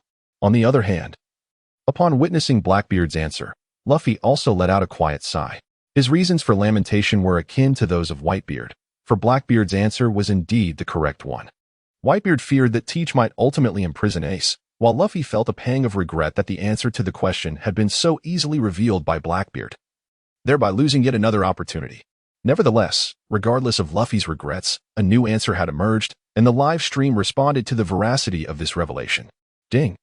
Congratulations to group member Blackbeard for providing the correct answer. Ding. Congratulations to Blackbeard for receiving the reward, the legendary sword Thunderstorm. The final answer has now been disclosed, and opinions regarding it vary widely among all parties involved. Undoubtedly, none could have anticipated that this seemingly unremarkable Blackbeard would, in the future world, stir such monumental upheaval. Hancock, I never imagined it would truly be Blackbeard. Buggy, ha. I always believed that Captain Blackbeard possessed remarkable audacity. Akainu, humph. A mere opportunist, swayed by the winds. Doflamingo, it appears that a remarkable figure has emerged aboard the Moby Dick. As the members of the live broadcast engaged in fervent discussion, a certain unknown expanse of the Grand Line witnessed an unexpected occurrence. A pirate ship, its prow reminiscent of a white whale, suddenly erupted with a deafening explosion. With the sound of the blast, the entire vessel began to sway violently. The cause of this turmoil was none other than Whitebeard himself. Upon hearing the announcement in the broadcast that Blackbeard had answered correctly, Whitebeard felt a surge of fury. With his fists clenched tightly, a mere strike against the air beside him produced a formidable sound, reverberating through the atmosphere, almost toppling the Moby Dick. Damn you, Teach! Whitebeard's voice, filled with wrath, resonated across the deck of the Moby Dick, deep and powerful, akin to a roaring tiger. Father, please calm down. The live broadcast is merely a prophecy. We still have the chance to alter our fate. Marco hastily reassured, witnessing Whitebeard's intense fury. However, his comforting words were evidently in vain. As one of Whitebeard's most cherished sons, he could not bear to witness Ace facing such calamity in the future. Thus, in the aftermath of his fury, Whitebeard hastily inscribed the following lines in the live broadcast. Teach, pay heed. I, Whitebeard, hereby vow that should you dare to inflict any harm upon Ace, I shall ensure your dismemberment. Whitebeard pirates, heed my command. Pursue the traitor Teach without relent. To all pirates across the world, listen closely. Whoever captures Teach and delivers him to my Moby Dick shall be generously rewarded. Chapter 47. Marco. This era is named after Whitebeard. On the other hand, Blackbeard, elated by the system's announcement of his correct answer, was beside himself with joy. Initially, he did not possess absolute confidence in facing Ace. After all, Ace was a renowned pirate with extensive experience in naval battles, while Blackbeard had spent decades lurking aboard Whitebeard's ship with few significant combat opportunities. In terms of combat experience, Ace held a slight advantage over Blackbeard. Furthermore, Ace had demonstrated a more mature mastery of his devil fruit abilities. However, despite this, Blackbeard remained confident in himself. The reason for his unwavering belief lay in the formidable devil fruit he perceived as the strongest, the Yami Yami no Mi. Moreover, the recent response from the live broadcast effectively conveyed to Blackbeard that he would ultimately triumph over Ace. Ace, a notorious pirate with a bounty of 500 million, served as the 2nd Division commander of the Whitebeard pirates. More significantly, he bore within him the blood of the one known as the Son of the Devil. Blackbeard understood the profound implications that executing Ace would have for the Navy and the future of the world. Perhaps by delivering a criminal of such stature to the Navy, he could secure greater advantages for himself. With the insights gained from the live broadcast, Blackbeard's path forward became increasingly clear. However, while ideals are resplendent, reality often proves to be starkly unyielding. Blackbeard's joy was fleeting. The harsh hand of reality swiftly struck, rudely awakening him from his reverie. Through the exposure provided by the live broadcast, Blackbeard found direction for his future. However, Ace also recognized that, despite being aware of his impending capture by the Navy, he could certainly take measures to evade it. Yet, what truly instilled fear in Blackbeard was not Ace, but Whitebeard. As one of the 4 emperors, Whitebeard's strength and charisma are beyond question. If it were merely a confrontation with Whitebeard himself, it would be manageable. However, he was now at odds with all of Whitebeard's followers. Although Whitebeard is a pirate emperor, his non-confrontational nature has earned him the respect of many pirates. With a global bounty on his head issued by Whitebeard, it is inevitable that a legion of his followers would soon appear. In such circumstances, Blackbeard could not afford to lower his guard. Nonetheless, this outcome was somewhat anticipated by Blackbeard. From the moment he killed Thatch to seize the dark fruit, he had envisioned this day. Although he did not expect it to arrive so swiftly, it was not entirely beyond his mental preparation. Therefore, while he harbored concerns regarding Whitebeard's worldwide manhunt, he did not feel terror. The question of whether he could conjure a miracle now rested upon the dark fruit in his possession. Moreover, having spent many years aboard the Moby Dick, he was aware of Whitebeard's deteriorating health, all of which factored into his strategic planning. After all, Blackbeard had glimpsed the future he desired through the live broadcast, rendering Whitebeard's warning inconsequential to him. Blackbeard proclaimed, "You want my life? Ha! Let those unafraid of death come forth. Perfect for a little practice." He continued, "Ace, I'll be waiting right here." As Blackbeard reveled in his audacity during the live stream at Marineford, within the Admiral's office, Sengoku sat in his chair, gazing at the live broadcast with a troubled expression. Sengoku was acutely aware of Ace's identity and understood the implications of sentencing him. Given the current global dynamics, the Navy, the 7 warlords, and the 4 emperors are pivotal forces in maintaining maritime peace. Logically, in order to preserve the existing balance and tranquility, should the Navy capture Ace, they ought to return him to Whitebeard. However, the Navy cannot proceed in such a manner.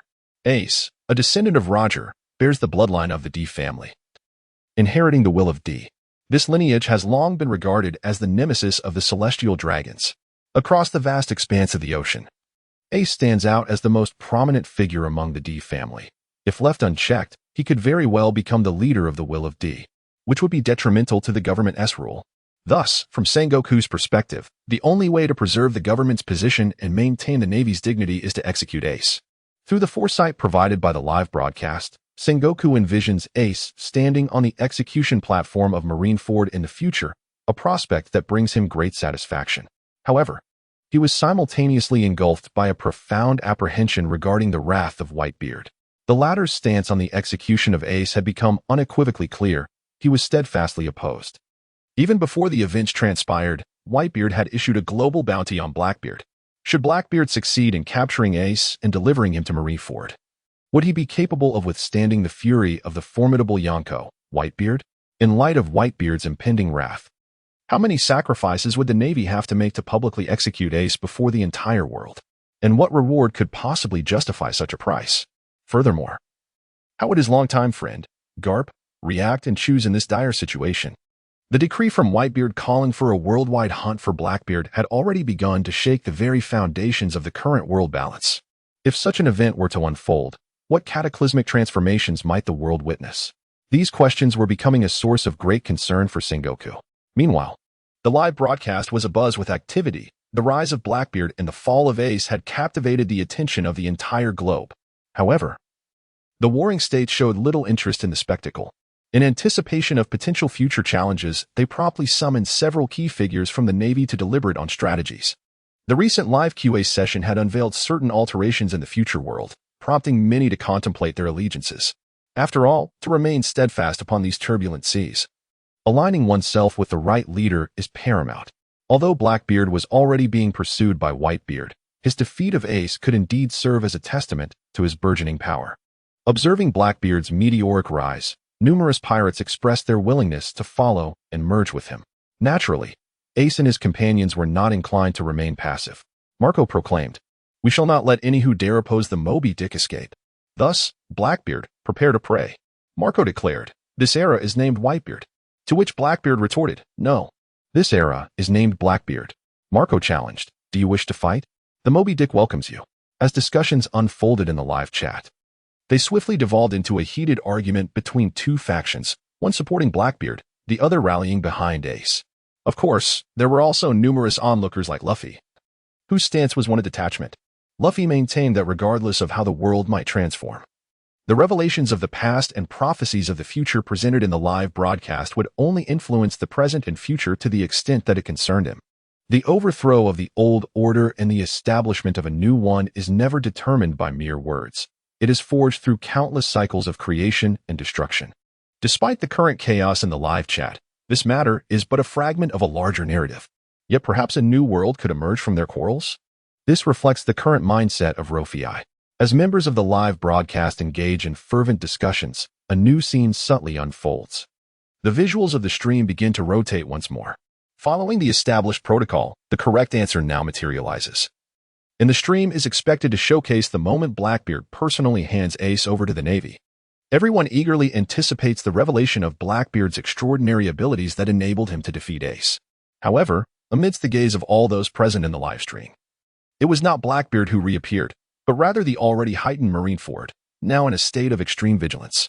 The scene remained focused on Ace during his execution. The coast of Marineford remained serene, with the crescent-shaped bay reflecting the azure sky. Everything appeared remarkably tranquil, devoid of even a single seagull. For any living creature passing over Marineford, even in the skies, would be subjected to indiscriminate gunfire from the Navy. This included the peaceful seabird. The 7 warlords were stationed at the harbor, while the 3 admirals guarded the execution platform below, and within the naval harbor, 100,000 Marines stood ready for action. In such a tense atmosphere, Admiral Sengoku approached the execution platform, standing beside Ace. "Ace, state your father's name." Sengoku inquired sternly, holding a den mushi. "My old man is Whitebeard," Ace responded. However, as soon as Ace finished his response, Sengoku opened his sharp eyes and retorted, "That is incorrect. Your mother is Portgasti Rouge, and you were born as the child inheriting the most malevolent bloodline in the world, 1 year and 3 months after your father's demise. That child is you. And your father is the Pirate King, Gold, Roger."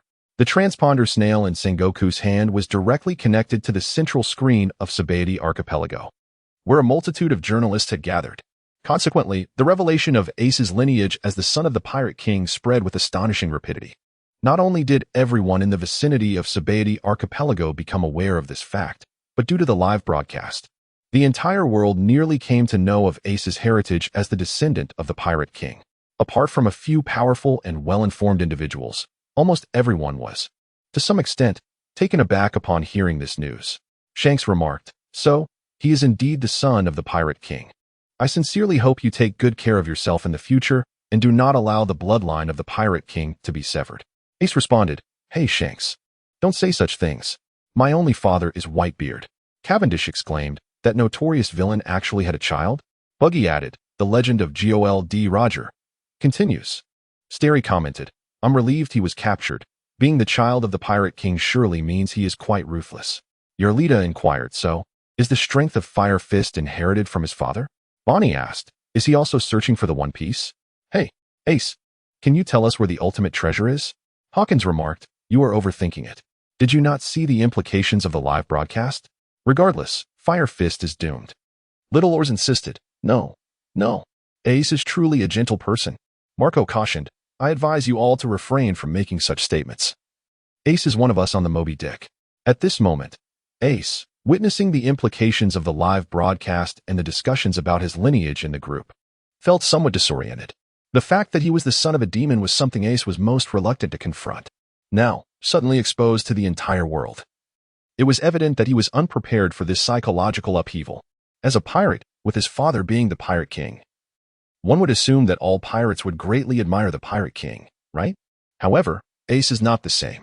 In Ace's eyes, Roger's identity led to the demise of his mother, Port-Asti Rouge, and his own execution by the Navy branded him an orphan from birth, forcing him to grow up among the destitute in a world fraught with uncertainty. In this environment, where everyone harbored disdain for Roger, they also turned their animosity towards him. Naturally, Ace became increasingly reluctant to acknowledge Roger as his father. In a setting that entirely repudiated Roger, Ace struggled to find his purpose, as all wished for his demise. As he matured, Ace ultimately discovered his faith, which was Whitebeard. Whitebeard embraced him as a son, granting him ample space and freedom to unleash his potential. Whitebeard proclaimed that everyone is a child of the sea, and no one would be forsaken. From that moment onward, Ace firmly recognized Whitebeard as his true father, a belief in which he held steadfastly. However, the revelation of his identity as the son of a demon has now been exposed to the entire world. The sense of helplessness and the despair of a life devoid of hope, which had enveloped him since childhood, once again surged through him. Unbeknownst to him, tears began to silently cascade down his cheeks. At that moment, when Ace felt isolated and helpless, Whitebeard once again made a bold proclamation in the live broadcast. Whitebeard, Ace, do you remember what I once told you? Every individual's existence holds significance, and each person has their own moment to shine. Whitebeard, no matter where you are or what choices you make, I will stand behind you. As a father, Whitebeard, whoever dares to speak ill of Ace's lineage, I, Whitebeard, shall not let it go unpunished. With Whitebeard's powerful declaration, the chat room finally quieted down considerably. At this moment, Ace is already in tears. Having grown up in the shadows, his entire life has been a quest for the meaning of his existence. Even though he has now encountered a group of like-minded friends and brothers, along with the father figure he most reveres, he still has not discovered the answer he seeks. Yet, despite his nature, Whitebeard remains steadfastly loyal to him, unconditionally standing by his side regardless of the circumstances that unfolded.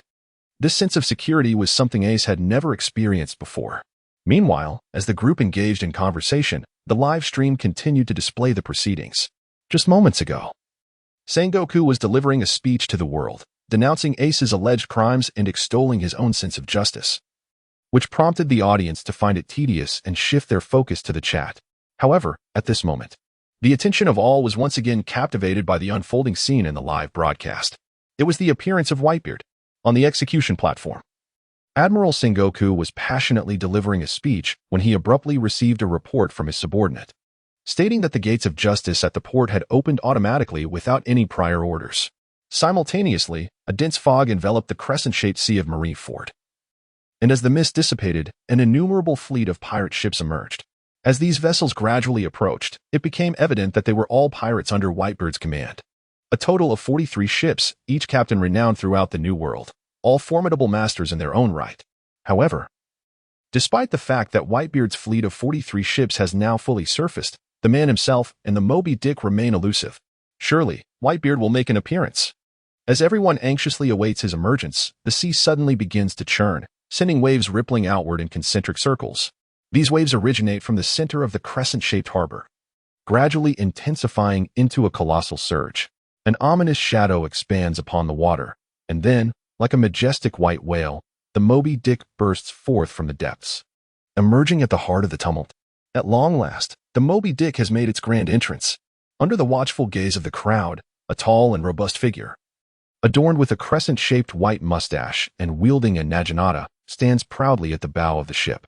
It is none other than Whitebeard himself. As the live feed captures his presence, all are captivated by the resolute and defiant glint in his eyes. It has been decades since we last met, Sengoku. I trust my dear son as well? Whitebeard bellows with a hearty laugh, facing Sengoku from the ship's prow. The epic confrontation between the four emperors and the Navy is finally poised to ignite, and within the live stream, countless hearts begin to stir with anticipation. They yearn to discover the outcome of this monumental battle. As everyone eagerly anticipated the unfolding of events, the live stream abruptly froze. Subsequently, a mechanical voice resonated, question, in the midst of the chaos, who plunged a cold blade into Whitebeard's back. Correct answer reward, otherworldly zodiac talisman. Incorrect answer punishment. Randomly strip one item from those who answer incorrectly, including but not limited to fruit abilities, martial prowess, life, equipment, etc. With the announcement echoing in the live stream, 12 octagonal zodiac talismans materialized in the space designated for rewards. Upon witnessing this prize, a multitude of question marks appeared above the heads of the viewers in the live stream. Buggy exclaimed, "Zodiac talismans? What on earth are those? Aren't they merely 12 pieces of ordinary stone?" Moria lamented, "I have no clue. Who could possibly answer this question?" Bartolomeo interjected, "The reward is 12 pieces of stone?" "Excuse me, but I'm withdrawing from this question," Cavendish remarked, as if you could answer it anyway. Moria continued, "What exactly are these zodiac talismans? Why no introduction?" Robin speculated, could it be that the live stream omitted an explanation because they are truly mundane? Crocodile mused, there seems to be a sliver of reason in that. Moria questioned, "So, are you all ready to forfeit this question? If so, I would have significantly fewer rivals." Doflamingo responded, "Indeed, no one is contesting with you. The opportunity is all yours. Let us see if you can retain your position among the 7 warlords after answering this question." The viewers remained oblivious to the powers of these 12 zodiac talismans, with many speculating they were simply ordinary stones, merely uniform in shape. Just as disdain for the 12 talismans permeated the atmosphere, one individual's eyes suddenly sparkled with realization. That person was Rofi. If Rofi wasn't mistaken, the 12 zodiac talismans now displayed in the livestream's rewards section were indeed imbued with the talismanic power from the future world. Contained within the body of the demon saint, the rat talisman symbolizes fame, granting motion to inanimate objects. The ox talisman signifies strength, endowing the user with immense power. The tiger talisman represents balance, harmonizing conflicting forces and rectifying the power deficiencies among the 12 talismans. The rabbit talisman embodies speed, while the dragon talisman signifies destruction. The snake talisman allows invisibility, and the yang talisman represents soul projection. The monkey talisman denotes transformation, permitting the user to morph themselves or others into any entity. The rooster talisman symbolizes flight, the dog talisman represents eternal youth, and the pig talisman can emit electric light from its eyes. Each of these 12 talismans, when considered individually, exists as a formidable weapon within this realm. The revelation of rewards from another world was an unexpected turn for Rofi. Just how many surprises does this live stream hold? Rofi could not help but begin to anticipate the forthcoming reward. Should he succeed in obtaining this prize, it would not merely elevate him within the realm of Marineford, but he would possess the power to stride confidently across the entirety of the world. Curiously, the issue at hand, centered around future events, was one that few could foresee. Thus, Rofi felt an overwhelming necessity to secure this reward. However, the challenge lay in meticulously deciphering the logic that pointed towards the correct answer, a task that proved rather perplexing. In truth, the answer was not difficult to conceive, for the individual who struck at Whitebeard from behind was not easily noticed by the majority. Consequently, there was a noticeable delay in responses. Seizing the opportunity while others were momentarily taken aback, Rofi hastened to articulate his thoughts. After a brief period of contemplation, he initiated a cerebral storm in the live broadcast. Rofi, esteemed viewers, have you ever pondered that throughout his life, regardless of whether in prosperity or adversity, Whitebeard has consistently confronted his adversaries head-on, never exposing his back to them? Rofi, therefore, anyone capable of leaving a scar on Whitebeard's back must either possess extraordinary strength or be someone he holds in high regard.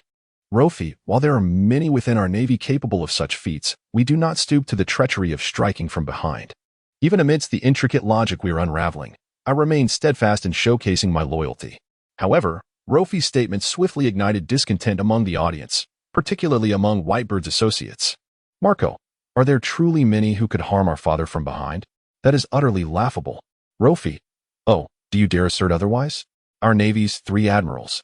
Along with Admiral Sengoku, are they not the ones who have fought against the 4 emperors and trampled the 7 warlords? How audacious for mere pirates to question us. Akainu, why must this matter be brought up again? Akiji, while I acknowledge my strength, it is unnecessary to make such declarations. Kizaru, ha. While kicking the 7 warlords is plausible, striking the 4 emperors is somewhat more challenging. Moria, Crocodile, I sense an offense taken. Rofi, Akiji, Kizaru. Let us not be so humble in this matter. I recognize your prowess, and I am certain you would disdain the act of striking from behind. Rofi, thus, the one capable of leaving a scar on Whitebeard's back must undoubtedly be someone he trusts implicitly. Rofi, the individual who could pierce Whitebeard's back in such circumstances would have to be someone he holds dearest, and looking at the live footage, it is evident that among his most trusted ones are his sons. Rofi, among Whitebeard's sons, the one most likely to wield a blade against him would have to be none other than Squard of the Whitebeard pirates. Rofi, after all, it has been mentioned in the naval textbooks that the infamous crew of Shiki was annihilated by Roger. In a state of desperation, Shiki sought refuge with the Whitebeard pirates, which could indeed imply that Roger is the person Shiki harbors the deepest resentment towards. At this point, Rofi has provided this answer and has elucidated the process leading to it with clarity. However, despite all that Rofi had articulated, there remained a few dim-witted individuals who failed to grasp the essence of his discourse. Take Moria, for instance. Moria questioned if Sciato's greatest hatred is directed towards Roger. What relevance does that hold concerning his assassination of Whitebeard? To which Doflamingo retorted, you seem rather oblivious. How have you managed to survive in the new world with such a limited intellect? Moria protested, what do you mean? Is my question not valid? Do you not harbor any doubts? Mihawk interjected, the esteemed overlord has elucidated the matter quite clearly. Moria persisted, what exactly do you comprehend? What does it all signify?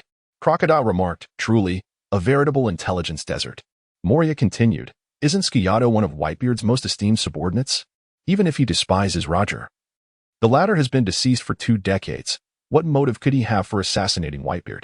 As the other warlords mocked him, Moria felt a surge of frustration but remained perplexed, prompting him to inquire once more.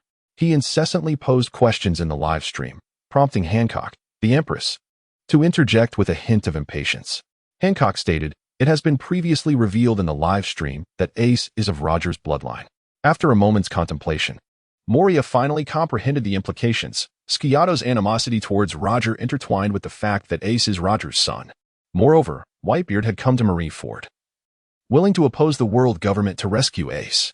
From the recent live footage and Whitebeard's declarations therein, it became evident that he likely had been aware of this information all along, keeping it concealed from everyone, shrouded in secrecy.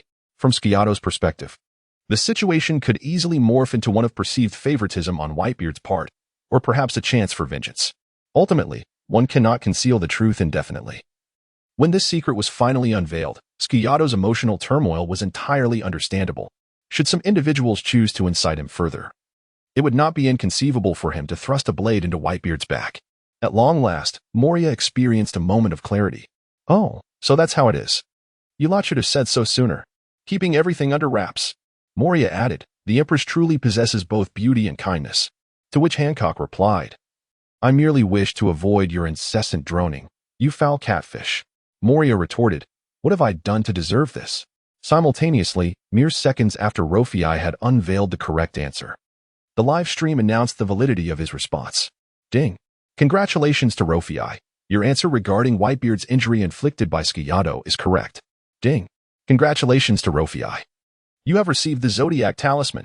As the prompt sound of the live broadcast echoed, the 12 Zodiac Talismans that had been quietly resting in the prize section abruptly vanished, appearing before Luo Fei. Overjoyed by the sudden emergence of the 12 talismans, Luo Fei began to examine each one closely, while the audience continued to engage in discussions regarding the outcome. However, despite having received his reward for answering correctly, Luo Fei remained perplexed by the government's insistence on executing Ace. As a pirate, Ace posed little threat to the Navy. It seemed utterly unreasonable to Luo Fei to become adversaries with the Whitebeard merely due to Ace's pirate status. In fact, he believed that rather than executing Ace, the Navy would be wiser to return him to Whitebeard in order to negotiate certain terms. If the Navy's motive for executing Ace was rooted in his lineage as the son of the Pirate King, GOLD, Roger, it was even more incomprehensible. The execution of Roger occurred 2 decades prior, and during this time, few were aware of his surviving bloodline, with Whitebeard being the sole figure Ace claimed as his father. The actions that could not be accomplished 20 years ago seemed unnecessary to pursue now, especially in light of the potential fallout with Whitebeard. Thus, synthesizing these considerations, Luo Fei could only arrive at a singular conclusion regarding the government's determination to execute Ace, the enigmatic blank century of history. There exists a legend that the D lineage is the sworn enemy of the celestial dragons.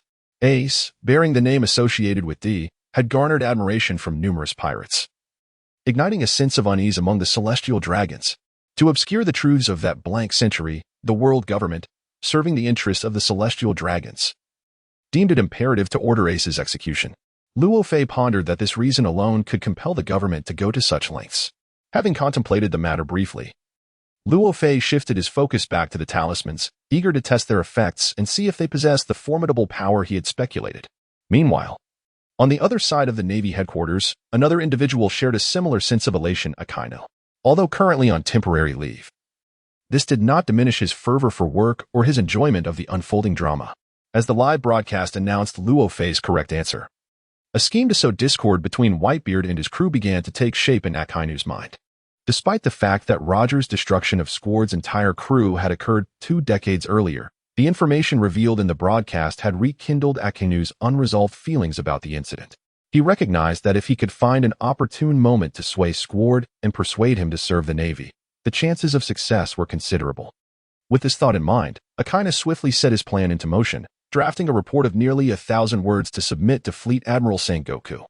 The content requested that Sengoku promptly dispatch intelligence personnel to create discord between Squard and Whitebeard, lacking authority during his leave at home.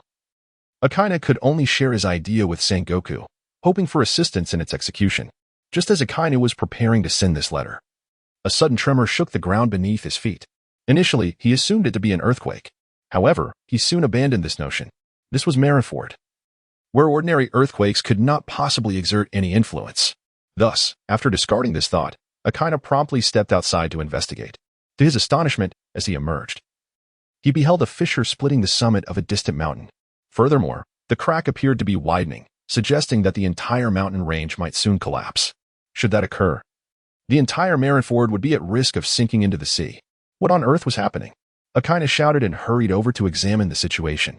The mountain, which was now fracturing, could be considered the second highest peak of Marineford. Due to its proximity to the coastline, the tremors from this massive mountain intensified, accompanied by increasingly powerful waves crashing against Marineford. The surging tide grew larger and more forceful, threatening to obliterate the surrounding buildings and villages in mere moments. The water had already risen to several dozen meters and showed no signs of abating. Akainu's speed could not match that of the waves, and before he could intervene, a gray haze enveloped his surroundings. At that moment, the tide had formed an ominous wall that blotted out the sun. Witnessing the scene filled Akainu's heart with trepidation. If he did not act swiftly, Marineford would plunge into calamity. Just as the situation reached a critical point, Admiral Akiji suddenly appeared. With a single move, Ice Age, the monstrous waves transformed into a colossal dragon frozen midair. At last, the crisis was temporarily averted, and Akainu's anxious heart began to ease. He then activated his own abilities, unleashing Meteor Fist to swiftly melt the ice and propel it back into the sea. After approximately half a minute, the imminent danger had finally passed. However, even when the overwhelming tides threatening Marineford recede, the underlying issue remains unresolved. The once stable mountain, now marred by fissures, continues to tremble, while new waves of turmoil gather strength. As the mountain nears the brink of collapse, those tides will surge once more. At that juncture, any attempts at remedying the situation will become exceedingly arduous. Therefore, the paramount task at present is to ascertain the cause of the mountain's inexplicable fractures, identify the source, and prevent its imminent downfall. Once the immediate crisis is averted, Akainu and Akiji exchanged glances before proceeding towards the epicenter of the tremors. Meanwhile, in the marshal's office, Sengoku and Garp sensed the disturbances on the island and hurried to the central control room, where they accessed the island-wide surveillance. Through the monitors, Sengoku observed that it was not just the marshal's office experiencing intense tremors. The entirety of Marineford was undergoing violent upheaval. However, despite the varying degrees of tremors experienced throughout Marineford, the sensation was least pronounced in the eastern region. Upon confirming this information, Sengoku promptly seized a communication device capable of broadcasting to all corners of Marineford and urgently proclaimed, Level 1 alert. All personnel, swiftly retreat to the eastern coastline. Of course, Sengoku's words were primarily directed at the ordinary soldiers and civilians, while elite naval officers such as Garp and Kazara remained to devise strategies for addressing the impending crisis. While Sengoku busied himself with overseeing the evacuation and assessing the extent of the damage on the island, Garp lifted his binoculars to scrutinize the western coastline, where the tremors were most intense. Ultimately, Garp deduced that the source of the formidable tremors likely originated from the Naval Academy. Meanwhile, as everyone on the island fled towards the eastern coast, Luffy stood resolutely within the training grounds of the Naval Academy, utterly motionless. At that moment, he held a talisman in his hand, the very talisman that symbolized strength, the Bull Talisman. Just moments ago, Luffy had decided to experiment with the powers of the Bull Talisman and had brought it to the training grounds of the Naval Academy. Initially, Luffy approached an iron post, a familiar sight from his practice sessions, intending to test the extent of his newfound strength bestowed by the talisman. Unexpectedly, as soon as he unleashed his fist, a gust of wind surged beneath his feet, and the sky took on a subtle hue. Luo Fei felt an overwhelming surge of power coursing through his body. Before he even struck, the iron stake before him was instantaneously reduced to dust. Luo Fei had an inkling of the magnitude of his punch's might, yet now, with the punch already delivered, there was no turning back. As the iron stake shattered, his fist came crashing down onto the ground beneath him. Upon impact, the earth beneath Luo Fei's feet fractured instantly, resembling a serpent slithering forth, with the fissure widening progressively. At the terminus of this crack lay the imposing mountain that faced the Naval Academy. Upon observing the mountain's surface begin to fracture and tilt ominously, Luo Fei finally grasped the true extent of the force he had just unleashed. More significantly, this was merely a casual strike, not an exertion of his full strength. While still astonished by the potency of the Bull Talisman, Akainu and Akiji swiftly arrived at the scene. They followed the tremors to pinpoint Luo Fei's location accurately. At that moment, Luo Fei stood silently, confronted by a chasm several dozen meters deep. The end of this fissure pointed ominously towards the distant mountains. The implications of this spectacle were abundantly clear. Luo Fei, did you cause all this? Akainu exclaimed, his eyes wide with disbelief. My apologies, Admiral Akainu. I merely struck out without anticipating such overwhelming force, Luo Fei responded, feigning ignorance. Standing before him was a vice admiral of the Navy, having acquired such formidable strength. Luo Fei knew he must adopt a more subdued demeanor to alleviate any suspicions. It's all this wretched stone's fault. It has turned Marineford into this state. I shall discard it immediately. To demonstrate his loyalty, Luo Fei added this remark. However, just as he lifted his arm to discard the talisman, it shrank like a worm, ultimately burrowing into Luo Fei's body. Akiji observed this scene with incredulity. Could it be that such immense power is bestowed by this seemingly worthless stone? Indeed, this cursed stone has brought calamity to Marineford. Yet, I can no longer part with it, Luo Fei lamented, gazing mournfully at the Bull Talisman that had vanished into his being. Once a trifling stone, now a coveted talisman beyond his reach. Luo Fei's recent punch vividly illustrated this lesson to the audience in the live stream. Through Luo Fei's shared vision, the viewers also beheld the extraordinary force he had manifested. Moria remarked, I never anticipated the talisman's might to be so formidable. Had I known, I would have participated in the challenge. Doflamingo, given your intellect, I strongly advise you to reconsider, lest you risk sacrificing your few remaining skills. Hancock, indeed. The esteemed admiral was simply magnificent just now. In a bid to garner as much favor from Luffy as possible, Hancock lowered her stance and offered this compliment. Bonnie, huh? Is this truly the power of those 12 meager stones? Remarkable. Nami, such an ordinary punch nearly obliterated Marineford? What other secrets does the Navy possess? Rayleigh, this strength could rival that of the legendary Navy hero, Garp. I will venture a guess, within the next decade, Luffy will undoubtedly become the most formidable man in the Navy. Robin, I wonder if anyone has noticed that the esteemed admiral merely utilized one zodiac talisman. Perhaps this is only a fraction of its power? Upon hearing Robin's observation, everyone in the live broadcast gasped in astonishment. Just one talisman almost brought Marineford to ruin. What might the combined effect of all 12 be? What a powerful monster has the Navy cultivated? As Luffy's punch reverberated, the entire sea began to tremble. Particularly, the pirates preparing to venture into the new world felt a surge of dread. while the entire broadcast room marveled at Luffy's recently displayed strength. Sengoku also witnessed the spectacle through the shared vision of the live feed. He could scarcely believe that such a force, capable of nearly annihilating Marineford, emanated from the body of a 17-year-old Navy youth. Furthermore, as Luffy had mentioned, this was merely a casual strike. What if he were to unleash his full might? Would Marineford itself not also suffer such terror? Simultaneously, Garp also took note of this development. Observing Luffy through the island-wide surveillance, Garp nodded in approval. Indeed, this lad embodies the spirit of my younger days, Garp exclaimed with a hearty laugh. Upon hearing this, Sengoku couldn't help but retort, "You must be mistaken. Luffy is far more formidable than you were at his age." Garp, undeterred by Sengoku's critique, laughed even louder, continuing, Indeed, this lad surpasses my youthful prowess." Garp, for once, acknowledged Sengoku's assertion. Hence, my prior suggestion to appoint Luffy as an instructor at the Navy Academy was undoubtedly a sagacious decision, wasn't it? After saying this, Garp made sure to take credit for his proposal. However, it must be noted that Garp played a significant role in advocating for Luffy's position as an instructor at the Navy Academy. Who would have thought that this young man would prove to be so exceptional? Come, let us also pay a visit to the Navy Academy. After discussing the Warring States period, Zhanghua and Garp made their way to the Naval Academy.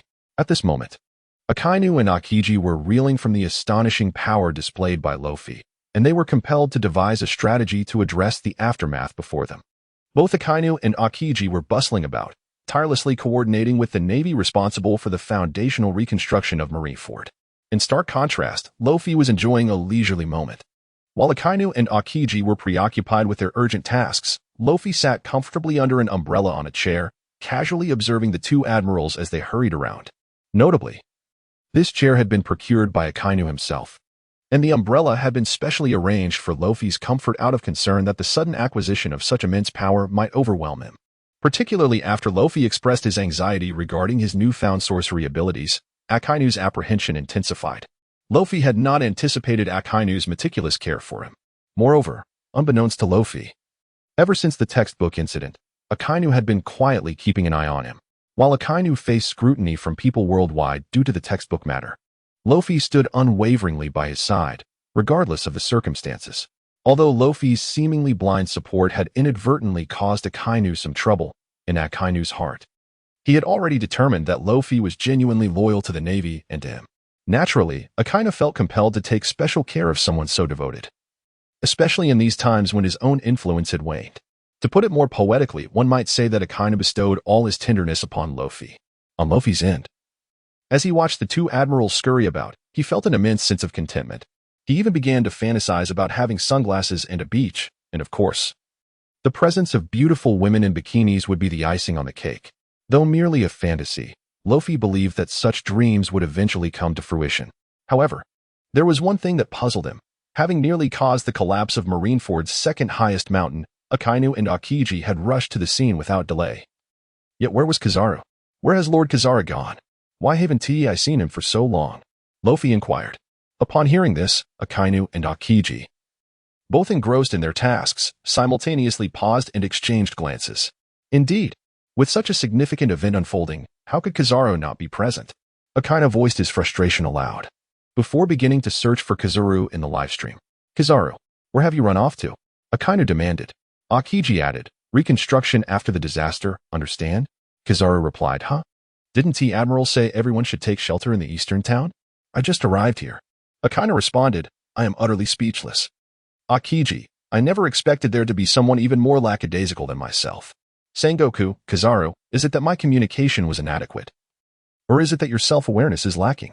I am referring to the ordinary soldiers and the townsfolk." Kizaru, well, I believe the townspeople in the east also wish to protect themselves. Look, I haven't been slacking off, have I? The conversation among the three admirals in the group chat left Sengoku feeling uneasy as he traveled. Akainu was overly zealous, while Aokiji, though somewhat lethargic, remained diligent regarding significant matters. Kizaru, on the other hand, seemed utterly unconcerned.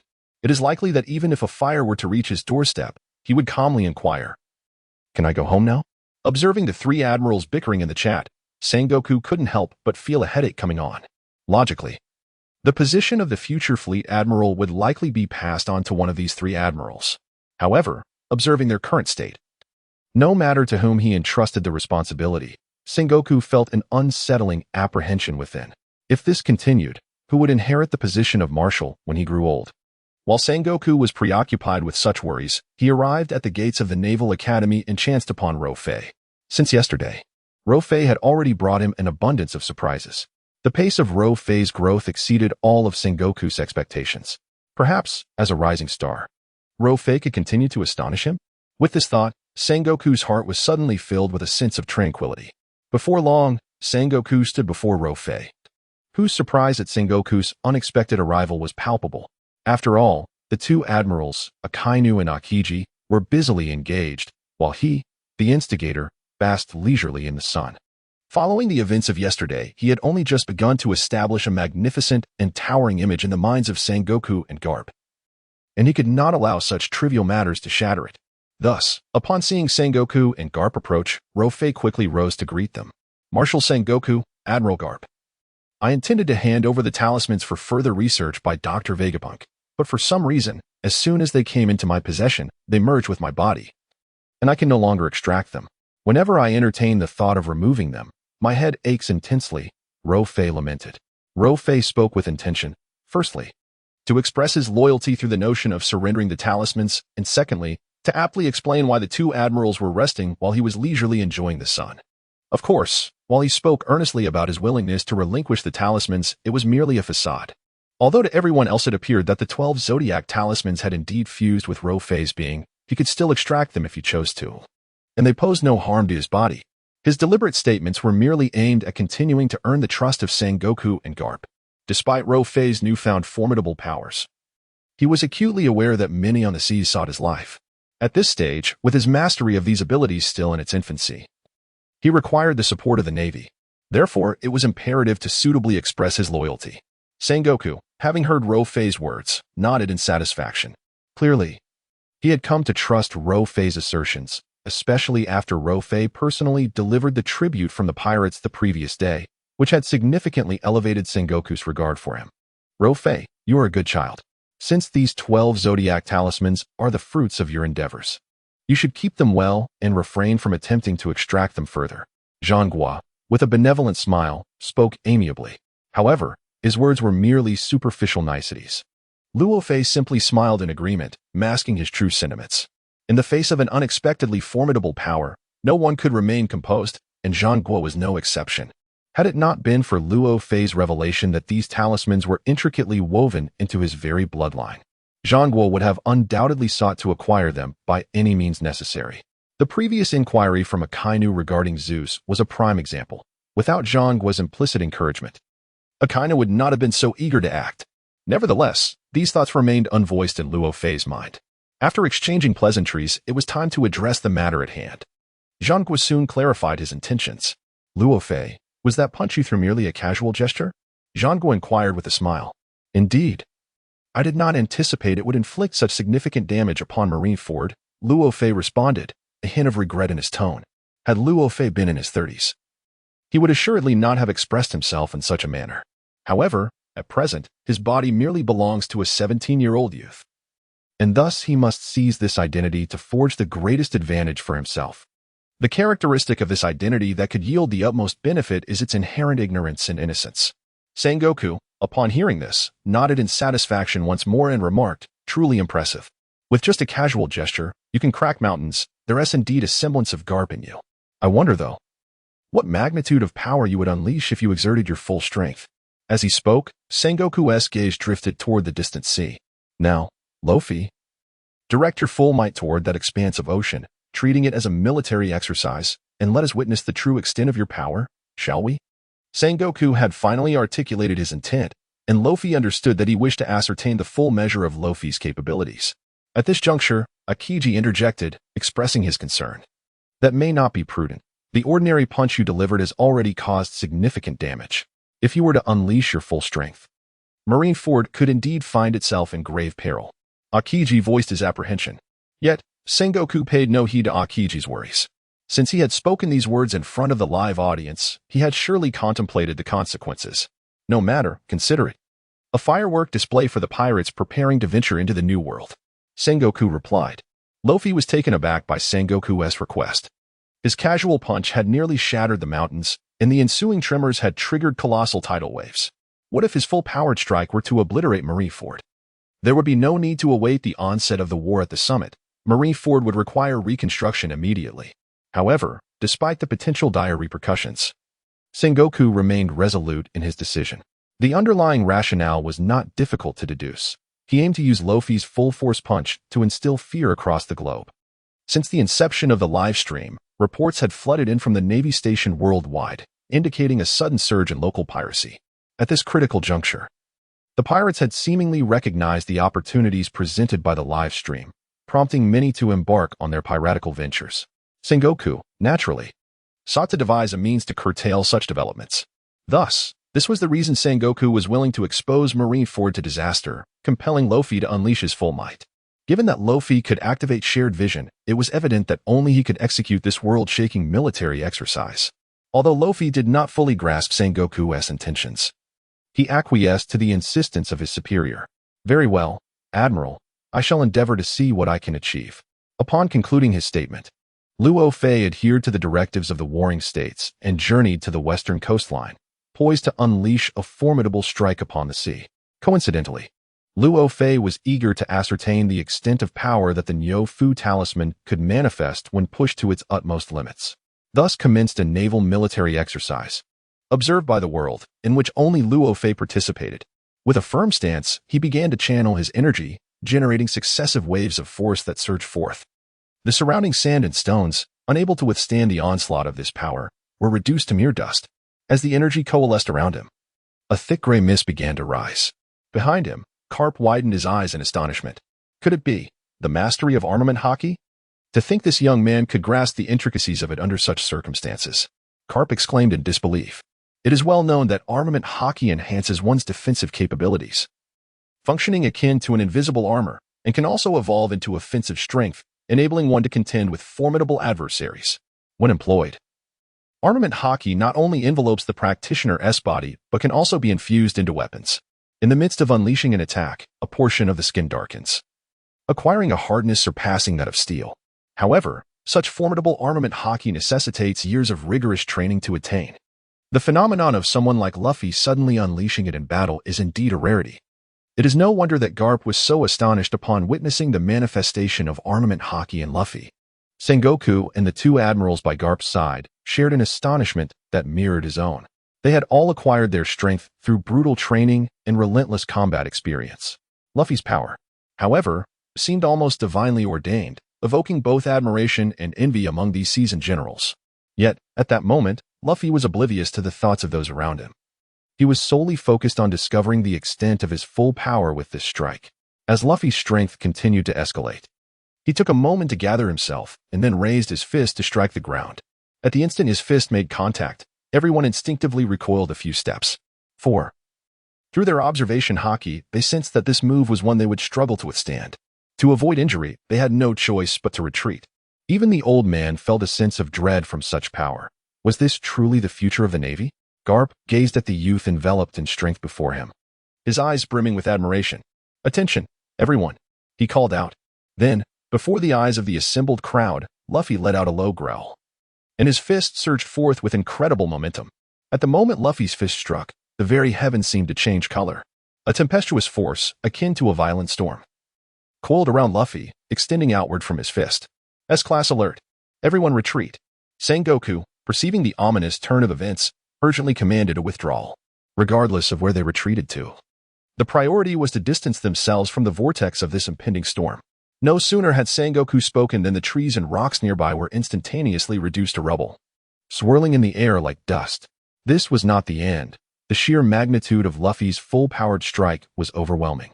The force that surged toward the horizon cleaved the sea in two, creating a magnificent divide in the waters leading to the New World. As the ocean split apart, a colossal tsunami followed suit, roiling across the bifurcated sea. For the first time, the depths of the ocean were revealed to the onlookers, gazing along the extensive fissure. No one could ascertain where this rift might extend. In addition to the sea being profoundly affected by Luffy's punch, the sky above manifested a serpentine line, stretching towards the horizon in the direction of the ocean's tear. This was the full force of Luffy's strike. The ocean trembled, and the sky transformed. At this moment, it was not only the naval commanders from the Warring States period who were astounded. Everyone in the live broadcast room, upon witnessing such a scene, could not help but gape in disbelief. Could such power truly belong to a mere mortal? On a pirate ship that had just ventured into the Grand Line. One terrified pirate exclaimed, "You have witnessed it, have you not? That naval officer, Rofi, is it? He is no human. He is akin to a deity." Several pirates began to murmur amongst themselves. The previously stunned pirate, still reeling from the shock, paused for a few seconds before speaking again. "If that is the case, what are we even attempting? That naval officer is overwhelmingly powerful. It is only a matter of time before we are captured." The frightened pirate trembled as he spoke. Although the other crew members also felt a sense of dread regarding Rofi's strength, they deemed it necessary, out of camaraderie, to offer some words of comfort. However, just as a crew member was about to offer him solace, it became apparent that his trousers had inexplicably become damp. He had, in fact, been frightened to the point of losing control.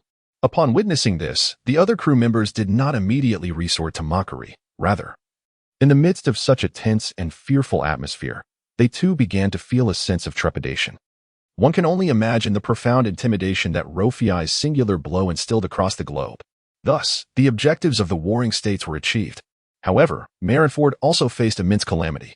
Mere seconds after Rofi retracted his fist, the sea, cleaved in two by his colossal force, began to surge violently. The crashing waves collided with one another. And in an instant, a towering wave, soaring to heights of 100 meters, loomed ominously over Marineford. "This is a tsunami," shouted a soldier in the Navy, and soon everyone grasped the peril they were in. At that moment, the eyes of every individual in Marineford reflected the apocalyptic wave, their astonishment rendering them speechless. Just as fear and dread engulfed the crowd, Admiral Akiji swiftly intervened. With a single technique, Ice Age, he froze the impending tsunami before it could engulf Rofi. As the wave surged towards Marineford, a shard of ice erupted from Akiji's fingertip, encasing the tsunami in a frigid grip. The disaster was temporarily averted, and a wave of relief washed over the hearts of all present in Marineford, as they celebrated their narrow escape from doom. Shortly thereafter, Admiral Kizaru also took action. In this icy realm, he continuously unleashed his light beams, causing the already frozen waves to shatter into fragments. "Hey, I say, could you make the ice chunks a bit smaller? You're making it quite difficult for me," remarked Akainu. As he spoke, he unleashed his meteor fist, rapidly striking down the pieces of ice that Kizaru had fragmented back into the sea. Thus, through the united efforts of the three admirals, the calamity that threatened Marineford was finally quelled. As the orchestrator of this chaos, Rofi surveyed the scene before him with a sense of satisfaction. Had it not been for the intervention of the three admirals, Marineford would undoubtedly have faced annihilation. The full might of the Bull Talisman was capable of obliterating an entire nation. Rofi felt content. However, such an all-out exertion placed a significant strain on his body. Without exceptional physical prowess, he would likely require a respite of several months following such a forceful strike. Reflecting on this, Rofi felt a surge of gratitude for having assimilated all of Moria's martial techniques. Yet, he understood deeply that relying solely on these techniques was far from sufficient. Having utilized his full strength once, he would need to wait at least a month before he could do so again. It appeared that in pursuit of greater power, he must acquire even more formidable abilities. He required an even more potent force.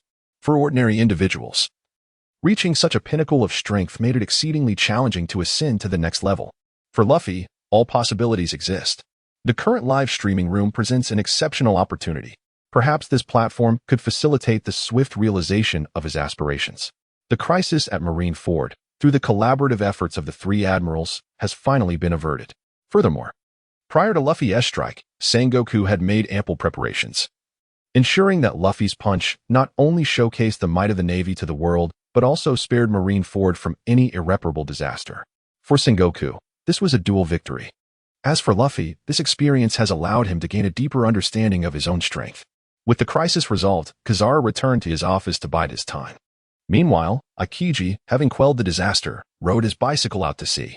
Wherever Akiji's bicycle traversed, the seawater instantly froze, creating a path for him. Originally, Akiji had returned at Sengoku's behest to discuss a strategy in response to the emergence of the live streaming room. However, he did not anticipate that he would witness a monster such as Rofi. Do not misunderstand. The term monster as perceived by Aokiji does not refer to the terrifying appearance of Rofi, but rather to the sheer magnitude of his power, so formidable that it rendered him incredulous that such a level could be attained by a mere human. Quite the contrary. Rofi's youthful visage makes it difficult to believe that such strength could belong to a 17-year-old boy. Aokiji's return to the sea was also driven by a desire to discern the extent of the formidable punch that Rofi had just unleashed, one that had altered the very fabric of the world. Meanwhile, as the Navy busied themselves with the restoration of Marineford, new developments emerged in the live broadcast. The screen continued to display the harrowing image of Ace kneeling on the execution platform. The moment this scene appeared, the spectators understood that the fierce battle was far from over. Ace had been captured by the Navy, and a global execution was being broadcast. While Whitebeard led over 40 ships in a desperate rescue mission, this situation transcended the mere question of Ace's execution. It had escalated into a full-blown war between the Navy and the four emperors of the sea. Once it commenced, one side was destined to emerge as the loser. In the unfolding scene, the Whitebeard pirates clashed violently with the Navy, transforming Marineford into a veritable hellscape, strewn with the fallen. The crescent-shaped bay of Marineford had been entirely encased in ice by Aokiji, initially intended as a means to contain Whitebeard's Moby Dick. It unexpectedly served as a launching pad for the pirates, allowing them to successfully land on Marineford. In a bid to thwart the pirates' landing, the Navy immediately launched attacks against the ice. As long as they could shatter the ice and return it to the sea, the pirates would be prevented from reaching the shore. Nevertheless, even so, the Navy could not impede the advance of the Whitebeard pirates onto the shore. For the formidable figure of Little Oars had arrived. Little Oars, a descendant of the legendary demon warrior, possessed not only a robust physique but also strength that far exceeded that of ordinary men. In his eyes, Ace was a kind and gentle soul, a beacon of hope in his past, and now, as Ace needed him most, he would never retreat. Yet, despite Little Oar's formidable build, he was still flesh and blood. And when faced with the relentless barrage of gunfire from the Navy, he ultimately succumbed. Even as his body fell, he resolved to exert his final strength in the quest to rescue Ace. After a few minutes of fierce combat, Little Oars, unable to withstand the Navy's onslaught, chose to use his body as a means to pave a path for the Whitebeard pirates to reach Ace. Not far away, his colossal form lay across the ice, connecting the execution platform at Marineford. Little Oars had perished. Countless pirates tread upon the body of Little Oars, successfully landing at the execution platform of Marineford. This was Little Oars' final wish, as well as the hope for all pirates in their endeavor to rescue Ace. With Little Oars paving the way, the spirits of the pirates soared. The varied assaults from the seven warlords, the formidable intimidation of Whitebeard, and the emergence of the revolutionary army alongside the Straw Hat crew, all conspired to grant the pirates a momentary advantage. At this moment, Marineford was engulfed in flames and bloodshed, littered with broken walls and remnants of destruction. Even the typically composed Sangoku displayed a hint of unease.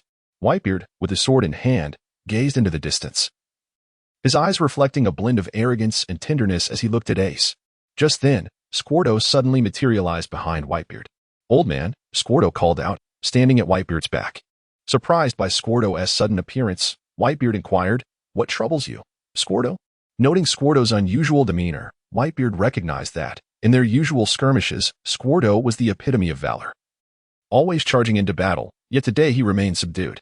"Each of the 43 pirate crews under your command has been profoundly indebted to you. For the sake of the Whitebeard pirates, we would brave any peril," Squarto declared, yet he refrained from responding directly to Whitebeard's inquiry, instead engaging in a calm, casual conversation. Yet beneath this tranquility, there lingers a sense of an impending storm.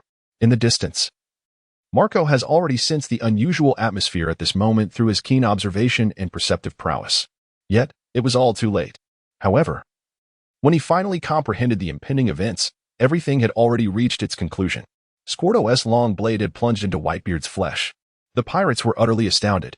They never anticipated that the one who delivered such a grievous blow to Whitebeard would not be the Navy, but rather someone he held in the highest trust.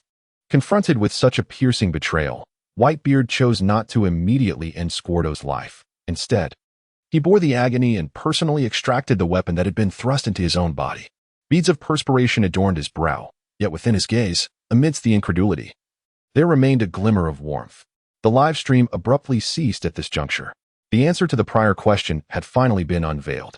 The atmosphere in the live broadcast erupted in chaos due to this unforeseen revelation.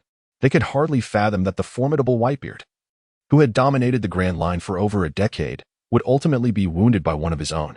Most astonishing of all was the fact that, despite being betrayed by his own son, no trace of hatred lingered in Whitebeard's eyes. Marco exclaimed, "Squirtle, how could you do this? Have you forgotten our bond of 20 years? Ace added, "Squirtle, if my identity has instilled such profound hatred in you towards our father, I am deeply remorseful. Yet, I implore you to direct your wrath upon me instead of harming our father." Squirtle stammered, I truly do not understand why this has occurred." At that moment, Squirtle was on the brink of collapse. First, he learned that his dear comrade Ace was the offspring of his enemy, and then he discovered that his most revered father had concealed such a significant truth from him. Now, he was faced with the harrowing reality of having inflicted a wound upon Whitebeard himself. The weight of this information was overwhelming, rendering him momentarily incapable of comprehension. Whitebeard, witnessing this scene, was equally shaken. He had concealed this matter from Squirtle, fearing the impulsive actions he might take upon discovering the truth. However, after more than 20 years of camaraderie, Whitebeard could scarcely believe that Squirtle truly intended to kill him.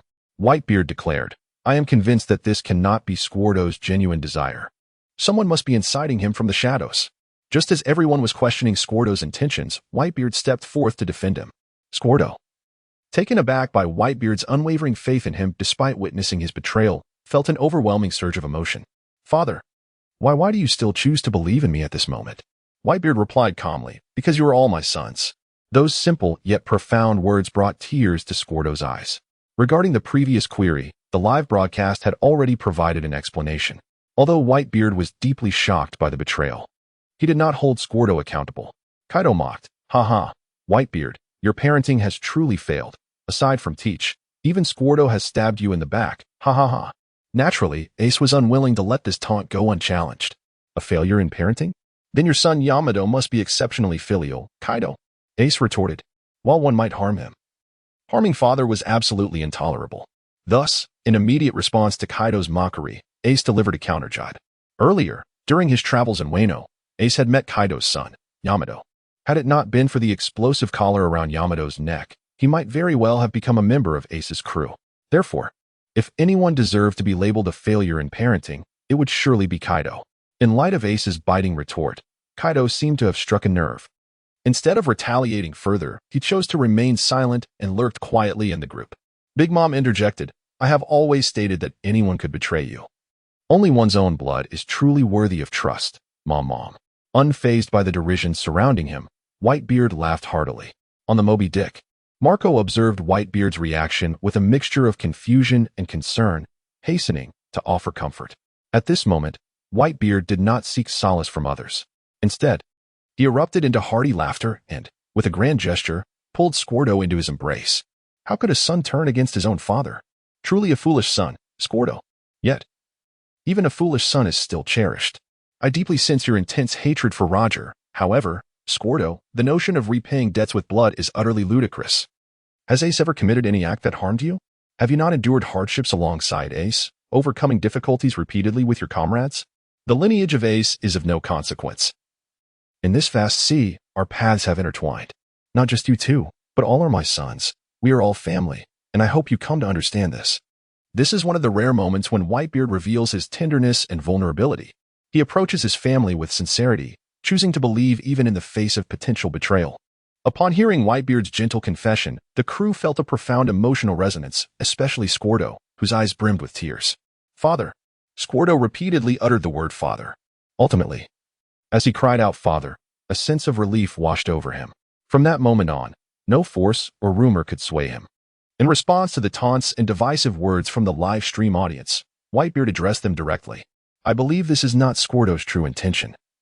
The one who has led his steadfast loyalty astray must certainly be the Navy." Whitebeard continued, "I remember you, the cowardly maggot who barks from the shadows. Anyone who dares to harm those aboard the Moby Dick is my enemy."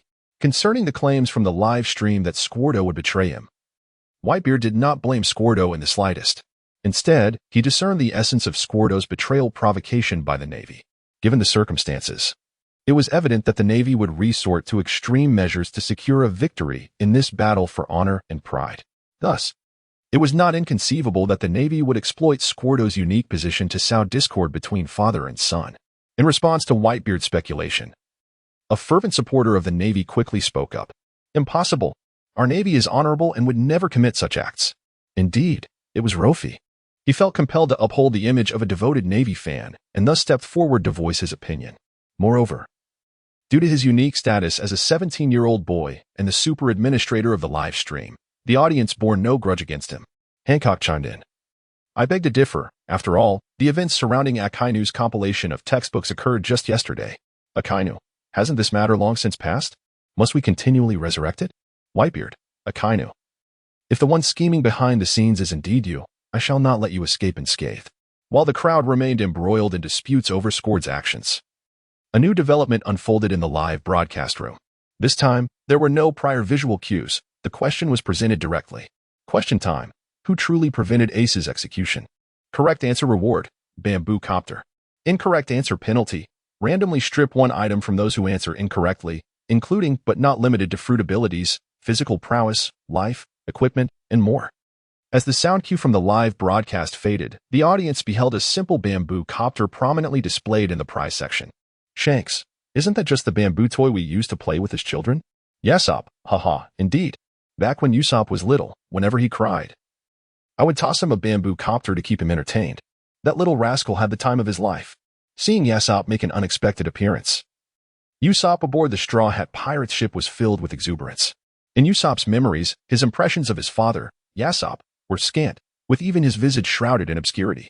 Yet, this father, who had departed from him since childhood, has nonetheless etched a grand and towering image in Usopp's heart. Even though the villagers speak of him as a charlatan who ventured into piracy in pursuit of treasure, in Usopp's eyes, his father, Yesop, remains a valiant warrior of the seas. Usopp proclaims, Yes, father.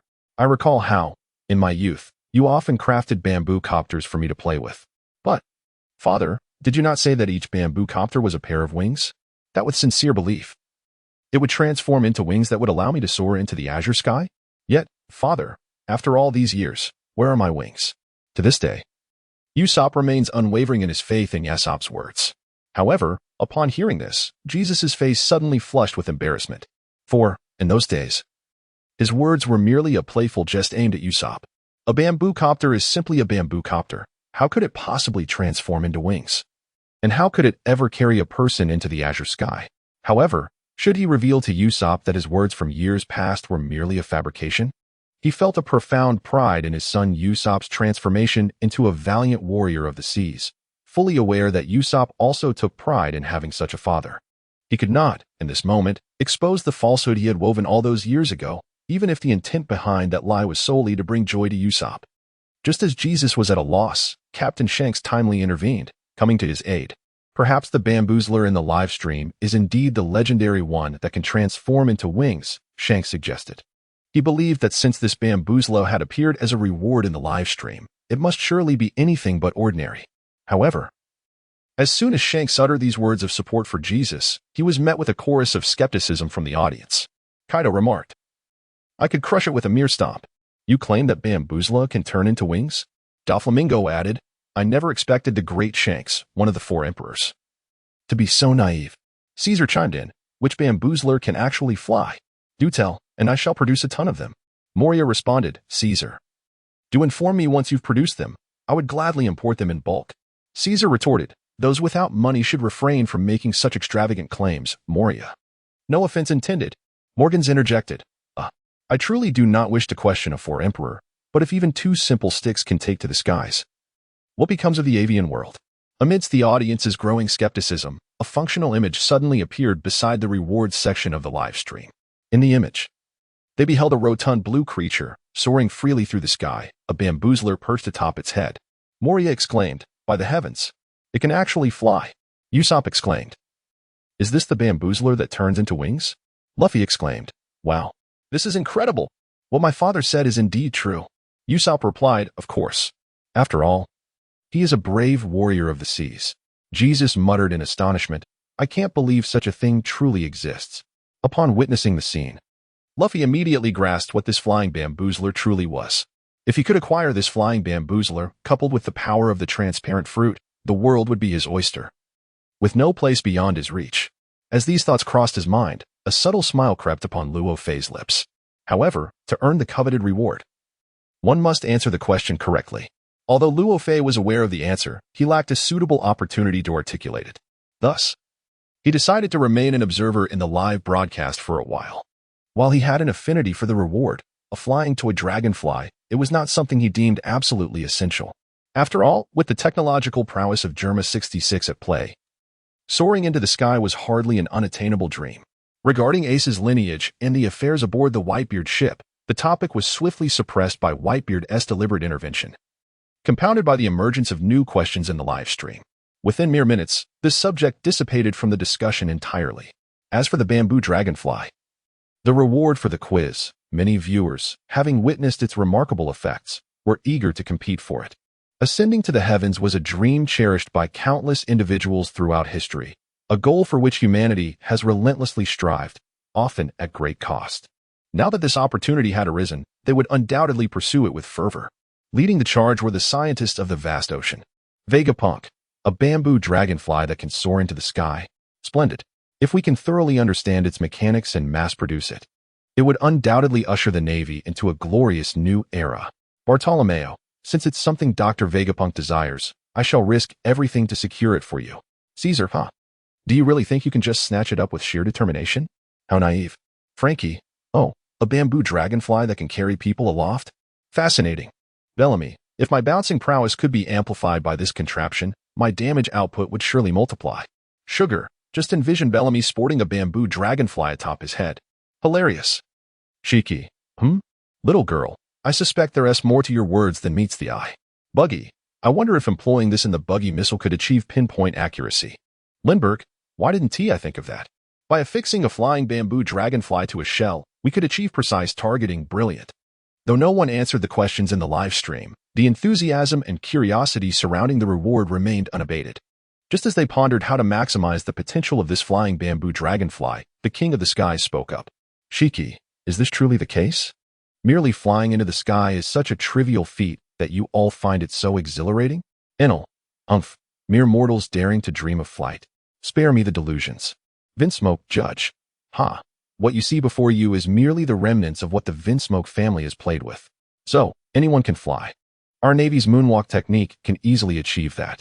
Doflamingo, Vice Admiral Crane, your Navy's sixth form was stripped away yesterday, yet you still managed to soar. How remarkable. Crane, well, I momentarily let slip my tongue. In any case, opinions regarding the merits and demerits of this reward vary among us. Those lacking any necessity for flight capabilities have chosen to forego this opportunity to answer, opting instead to silently observe the performances of others in the live stream. Conversely, those who covet this reward yet possess a lack of intellect are preoccupied with trivial chatter. Meanwhile, those who consider themselves astute have commenced a brainstorming session, attempting to deduce the correct answer from the glimpses revealed during the recent live broadcast. Hancock, I am ready to answer. It is said that blood is thicker than water. Thus the one who truly saved Ace must surely be his grandfather, Garp. Upon Hancock's declaration, a brief silence enveloped the live stream. It was unexpected that, after experiencing numerous failures in answering, Hancock remains wholeheartedly dedicated to preparing her response. Her spirit is indeed commendable. However, they had not anticipated that Hancock's answer would be none other than Garp. It is worth noting that Garp is a naval hero, and his stance epitomizes the Navy itself. Should Garp intervene to halt Ace's execution under such circumstances, it would equate to a betrayal of the Navy. This audacious response left the audience in the livestream momentarily uncertain of its veracity. Fortunately, this time the livestream did not keep them in suspense. Following Hancock's answer, a swift notification was issued. Ding. Hancock answered incorrectly, resulting in the loss of her princess cut hairstyle. The quiz shall proceed. As the notification faded, Hancock, situated far away on Amazon Lily, witnessed clumps of hair cascading from both sides of her head. Was her semi-permanent princess cut to be lost like this? She had become bald? Hancock could hardly fathom that the penalty for her erroneous answer would manifest as baldness. For the ever-beautiful and confident Empress Hancock, this was nothing short of a devastating blow. Currently, Hancock was engaged in state affairs within her chamber, surrounded by numerous retainers. All she wished for was to find a hole to burrow into. How could the esteemed Empress have ended up bald? And not just in any manner, but with only the sides shorn. Hancock's heart ached profoundly. The anguish she felt was comparable to the moment she lost her conqueror's haki. Fortunately, her two younger sisters were present. Upon noticing Hancock's disconcerted expression, they promptly dismissed the surrounding courtiers. It's all right. Hair can grow back, and if worse comes to worst, we can simply change hairstyles. Her second sister, Boa Sander Sonia, reassured her as she approached. The third sister, Boa Marigold, immediately grasped the situation and hurriedly fetched a comb. Moving to Hancock's other side. Indeed, sister, you are so beautiful, and your hair is abundant. It is merely a few strands that have been lost. They will grow back. So do not worry too much. As she spoke, the third sister deftly parted Hancock's hair down the middle. The remaining hair cascaded to either side, naturally concealing the bald patches. Once finished, she produced a small mirror and held it up before Hancock. See, sister, you still look as radiant as ever. The second sister remarked, unable to suppress her praise as she gazed at Hancock's reflection. In their eyes, Hancock's beauty was undoubtedly the pinnacle of the pirate world, and a mere alteration in hairstyle would not diminish her allure in the slightest. However, Hancock has always been intolerant of any slight. Even though she was aware that her two sisters had come to console her, the sight of a clump of her own hair on the ground left her in tears. Meanwhile, at the Marine Academy of Marineford, Rofi could not suppress his laughter upon hearing the news of Hancock's punishment. The illustrious empress, suffering from hair loss? Moreover, only on the sides? It was simply the opposite extreme of a Mediterranean hairstyle. Observing the few strands of hair that had suddenly appeared beside him, Rofi couldn't help but wonder how Hancock would feel if she knew that the hair she had lost was here with him. Since he had no use for the hair himself, he thought it might be wise to seek an opportunity to return it, thus doing Hancock a favor. After all, a top beauty like Hancock must be quite concerned about her appearance. Assisting her at this moment would surely leave a lasting impression on the Empress. If he could win her favor in the process, that would be even better. With this in mind, Rofi quickly spoke up in the livestream. Rofi, Hancock. As one of the 7 warlords, I, as your administrator, promise you that your lost hair will return. You need not be overly sorrowful about it. Hancock, is that true? I am most grateful. Hancock, then, is there hope for my conqueror's haki to be restored? Rofi, well, that's hard to say. But your hair will definitely come back. Though her conqueror's haki might not return, at least her lost hair was assured to be restored. Overjoyed, Hancock hurriedly expressed her gratitude in the livestream. Hancock, Administrator, you are indeed different from other foul men. Your kindness shall not be forgotten. From now on, Administrator Rofi shall be a distinguished guest of Amazon Lily. Hancock publicly declared that Rofi was unlike other men and even announced him as a distinguished guest of Amazon Lily. Upon the emergence of such news, the entire audience in the live broadcast was astounded. It is worth noting that Amazon Lily, as this island is also known, bears another moniker, Daughter Island. As the name implies, it is a sanctuary exclusively inhabited by women, home to the 9 Snakes, a matriarchal warrior tribe, nestled within the doldrums. Amazon Lily remains untouched by the tumult of storms, allowing its inhabitants to lead lives of abundance and tranquility. Furthermore, the surrounding waters are teeming with formidable sea king nests, deterring any intrepid sailors from venturing too close. Consequently, the island's residents enjoy a peaceful existence, shielded from external disturbances. Thus, this locale serves as both a paradise for women and a veritable nightmare for men. The description of it as a haven for women is indeed fitting, as since its establishment, the island has been exclusively populated by females, ensuring an everlasting presence of enchanting maidens. More significantly, all the women here are of pure virtue. Therefore, characterizing this place as a sanctuary for women is by no means an exaggeration. However, due to its exclusive female populace, any man who dares to set foot here is deemed an invader, subject to severe penalties. In this light, any man who walks in cannot escape the grim fate of being carried out. With no return possible, this island undeniably earns its reputation as a man's nightmare. However, now the Empress of Amazon Lily has proclaimed before the entire live audience that Luo Fei is a distinguished guest of their nation. If he is indeed a guest of honor, does that not imply he can come and go freely? Due to Hancock's declaration, Luo Fei has unwittingly acquired numerous adversaries. Buggy, it's getting serious. My fists are hardened. Brooke, does that mean we will see an array of vividly colored women's attire? Nami, who is this person? How vulgar. Sanji, indeed, unlike me, I can only feel pity for my sister.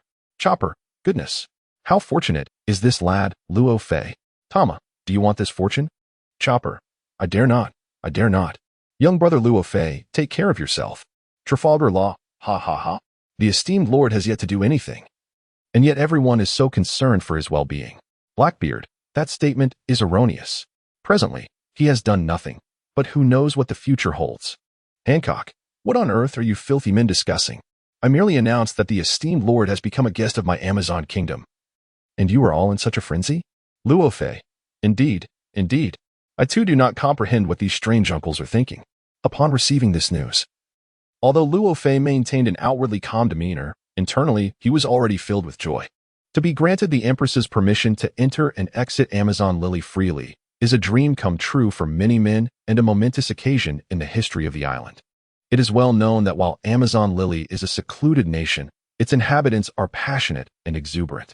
They are not bound by the constraints of reality, exhibiting boldness in both attire and behavior. To spend a few days in such a realm would be akin to stepping into a paradise. Since Hancock has already opened the door of convenience for him, Luo Fei felt no need for hesitation. Moreover, there is a particular place on Amazon Lily that he has long coveted. Luo Fei, Hancock, I have heard that there is a delightful hot spring on Amazon Lily. I must try it when the opportunity arises. Indeed, it is the hot spring. It is likely that even Hancock did not anticipate that upon learning of his newfound freedom to enter and exit the island, the first thought in Luo Fei's mind would be to indulge in the hot springs. Hancock, I did not expect the esteemed lord to have such unique interests. If it is merely the hot springs, I shall ensure your comfort. Sanji, merely enjoying the hot springs? Such a waste of an opportunity. Doflamingo, what do you know? This is about vision. Hancock, enough. Do none of you wish to answer the questions? Witnessing the increasingly erratic direction of the chat in the live stream, Hancock could not restrain herself from making a remark. Her willingness to treat Rofi as a distinguished guest was motivated not only by her desire to reclaim her own hair, but also by her hope of gaining his protection. After all, her recent repeated mistakes in the live stream had significantly diminished her standing, making the search for a formidable ally entirely justifiable. Upon receiving Hancock's veiled suggestion, Rofi quickly comprehended her intention. If you would prefer not to answer questions, Rofi proposed, I could indeed adjust the time allocated for responses. What does everyone think? As the chief moderator of the live stream, altering the response time was merely a routine procedure. However, to maintain a sense of reverence and urgency among the participants regarding the questions, Rofi only informed them that he could shorten the answering time, without indicating any possibility of extending it. Furthermore, as the sole moderator, even if others harbored doubts about Rofi's assertions, they had no means to verify them. Simultaneously, Rofi's statement made his stance unmistakably clear to all. Although Hancock's power had considerably waned, she was still under the auspices of the chief moderator, Rofi. Those who had just been mocking Hancock for tacitly allowing Rofi free access to Daughter Island quietly chose to mute themselves. This abrupt silence from the troublemakers provided a moment of contemplation for those genuinely eager to answer questions. Soon enough, Whitebeard began to respond. I am the father of Ace. It is my duty to rescue him, Whitebeard declared. Therefore, my answer is that the one who truly prevented Ace's execution is none other than me, Whitebeard. This marked Whitebeard's inaugural participation in the live stream's question and answer segment. Despite his usual vibrancy in chat, he had fallen silent when it came to answering questions. The reasons were twofold. As a seasoned pirate, he had little need for further growth and strength, and he was also unwilling to risk losing a certain ability should he fail to answer correctly. However, he is now actively participating in the quiz, driven by a singular motivation, his family. For the sake of Ace, he is willing to take this risk. Moreover, in the recent scenes, Whitebeard witnessed his entire crew mobilizing to rescue Ace, and he cannot believe that such unwavering dedication would fail to safeguard Ace. The livestream promptly responded to Whitebeard's assertion. Ding. Whitebeard answered, the one who truly prevents Ace's execution is Whitebeard, but the answer was incorrect. The quiz continues, and Whitebeard has failed to answer correctly. However, it turned out to be a blessing in disguise. For his incorrect answer, the penalty was the removal of all ailments. As the sound of the prompt echoed in the live broadcast, Whitebeard instantly felt a significant alleviation in his physical condition. The vitality he once had to sustain through intravenous fluids was steadily being restored. At that moment, Whitebeard was overwhelmed by a singular sensation. His second period of glory was on the verge of arriving. Upon hearing the penalty imposed on Whitebeard during the live stream, the entire ocean was left in astonishment. They had contemplated that Whitebeard's penalty for the incorrect answer might involve the forfeiture of his weapons or his abilities. However, it was utterly unexpected that it entailed the deprivation of all ailments. Can this truly be deemed a punishment? It is evidently a benefit, is it not? Although for the people at sea, the true condition of Whitebeard has remained an enigma. Yet, having reached the twilight of his years, the once mighty Whitebeard, despite still possessing formidable strength, can no longer rival his youthful prowess. In his prime, Whitebeard traversed the seas, his name resonating throughout the vast ocean. However, the present-day Whitebeard has adopted a more reclusive lifestyle, seldom engaging in conflict. Boredom leads him to gather a few sons, and whispers of his condition suggest he requires constant intravenous treatment. Consequently, in the eyes of many, Whitebeard has become a mere shadow of his former self, perceived as an aging man devoid of significant threat. However, now, with the ominous sound of the penalty alert echoing in the live broadcast room, everyone could not help but gasp in shock. Age and ailments had diminished Whitebeard's strength by at least a third. Yet now, free from illness, the only factor that could potentially weaken him, his age, had transformed into his combat experience. At this moment, Whitebeard appeared to be unshackled from any constraints on his power. Since the dawn of the previous era, Edward Newgate, known as Whitebeard, has been a formidable force, stirring the seas. Decades have passed, and while a new generation continues to rise, Whitebeard's might remains unparalleled.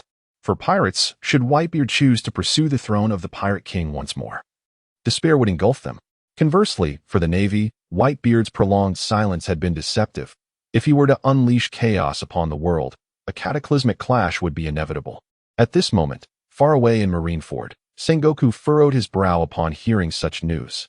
The resurgence of Whitebeard undoubtedly sounded the alarm for the fragile peace the Navy sought to uphold. The zenith of Whitebeard's power was imminent, and his choices would profoundly influence the shifting dynamics of the world to come. Yet, Whitebeard himself harbored no such grand ambitions. Upon realizing his full restoration, his foremost thought was to protect his family more diligently. Unlike the concerns of others, he harbored no desire to conquer the world. Now in his 50s, he had experienced the myriad flavors of life. Having witnessed both the splendor and decay of the world, Whitebeard's singular wish was for familial reunions. Just as everyone was consumed with worry over Whitebeard's resurgence, however, Luffy found himself smiling. To be free from all ailments? Such an outcome was indeed favorable. The penalty for answering incorrectly in the live broadcast might not merely serve as punishment, it could also be a reward. Informing everyone of this might even kindle their enthusiasm for answering questions. Nonetheless, Luffy was also eager to partake in this round of questions. Before he could formulate a reasonable approach, he aimed to encourage others to answer, ensuring they did not arrive at the correct solution. To successfully mislead the audience in the live room, Luffy swiftly interjected with his commentary. Luffy, I wonder if everyone noticed that among the rescue team for Ace in the live broadcast, besides the Whitebeard pirates, there were also many members of the Revolutionary Army joining in. Luffy, it seems the Revolutionary Army depicted on screen emerged from Impel Down, doesn't it? In the recent live broadcast, everyone witnessed a figure both imposing and strikingly flamboyant.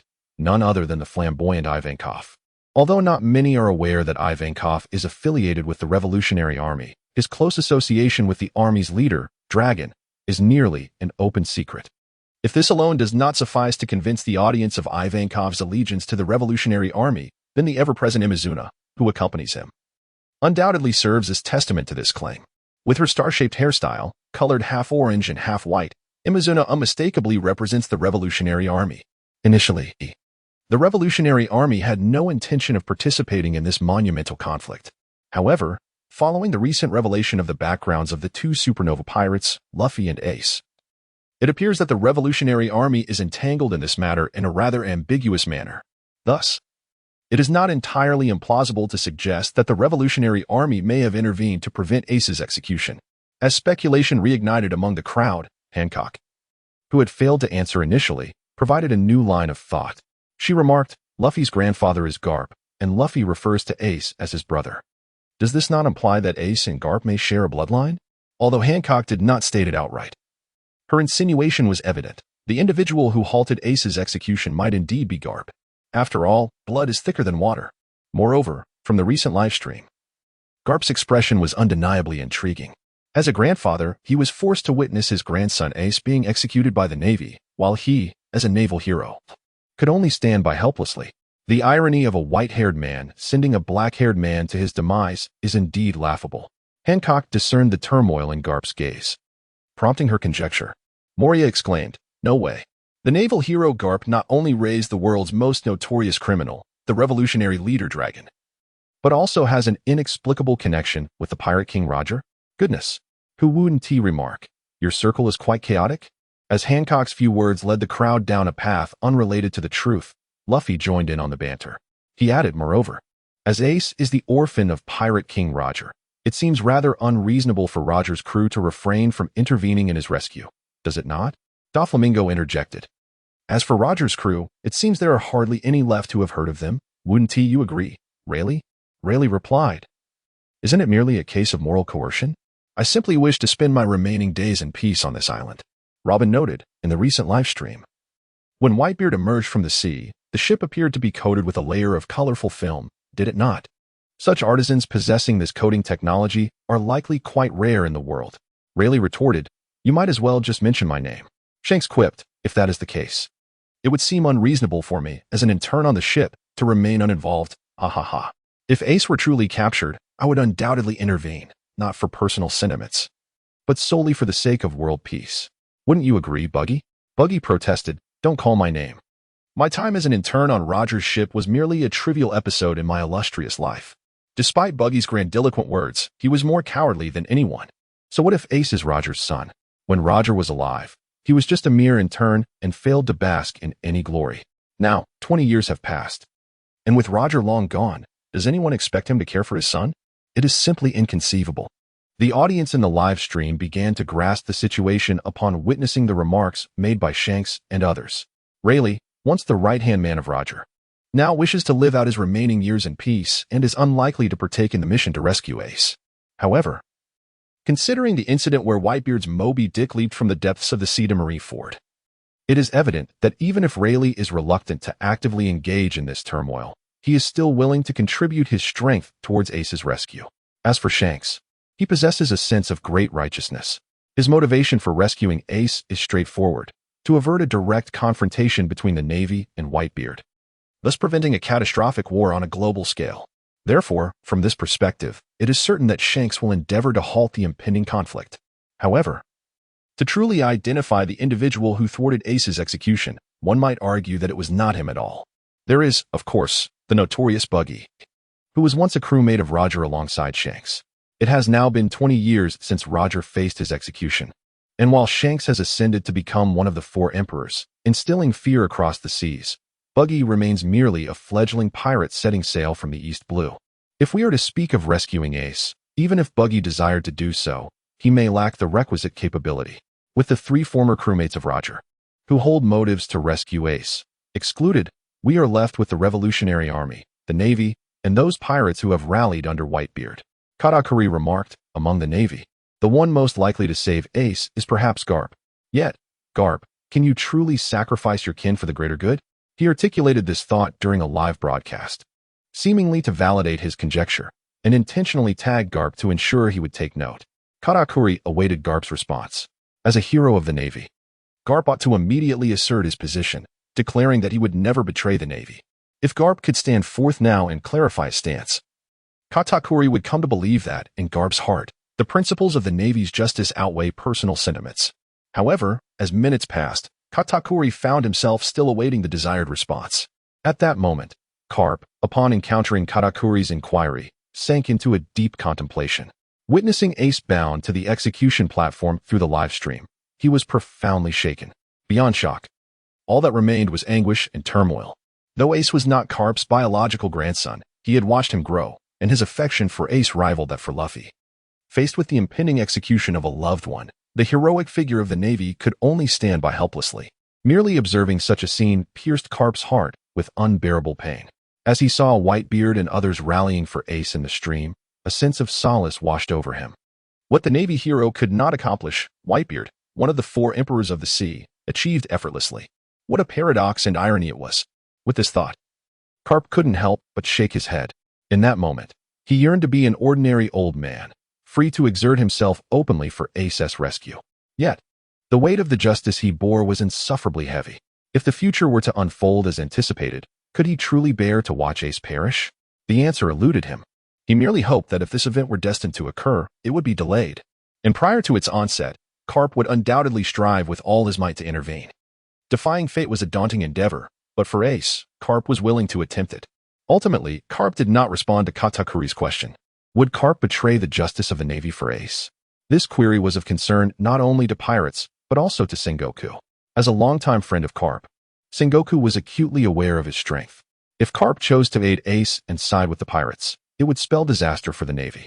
Just as Garp wrestled with his indecision, Sengoku spoke on his behalf. The dignity of the Navy must not be trampled. I believe that Garp, as a hero of the Navy, would never commit an act that would bring shame upon it. With this statement, Sengoku effectively made a decision for Garp. Simultaneously, his words served as a reminder for Garp to always remain cognizant of his identity. However, these were merely Sengoku's personal opinions until Garp made a definitive statement.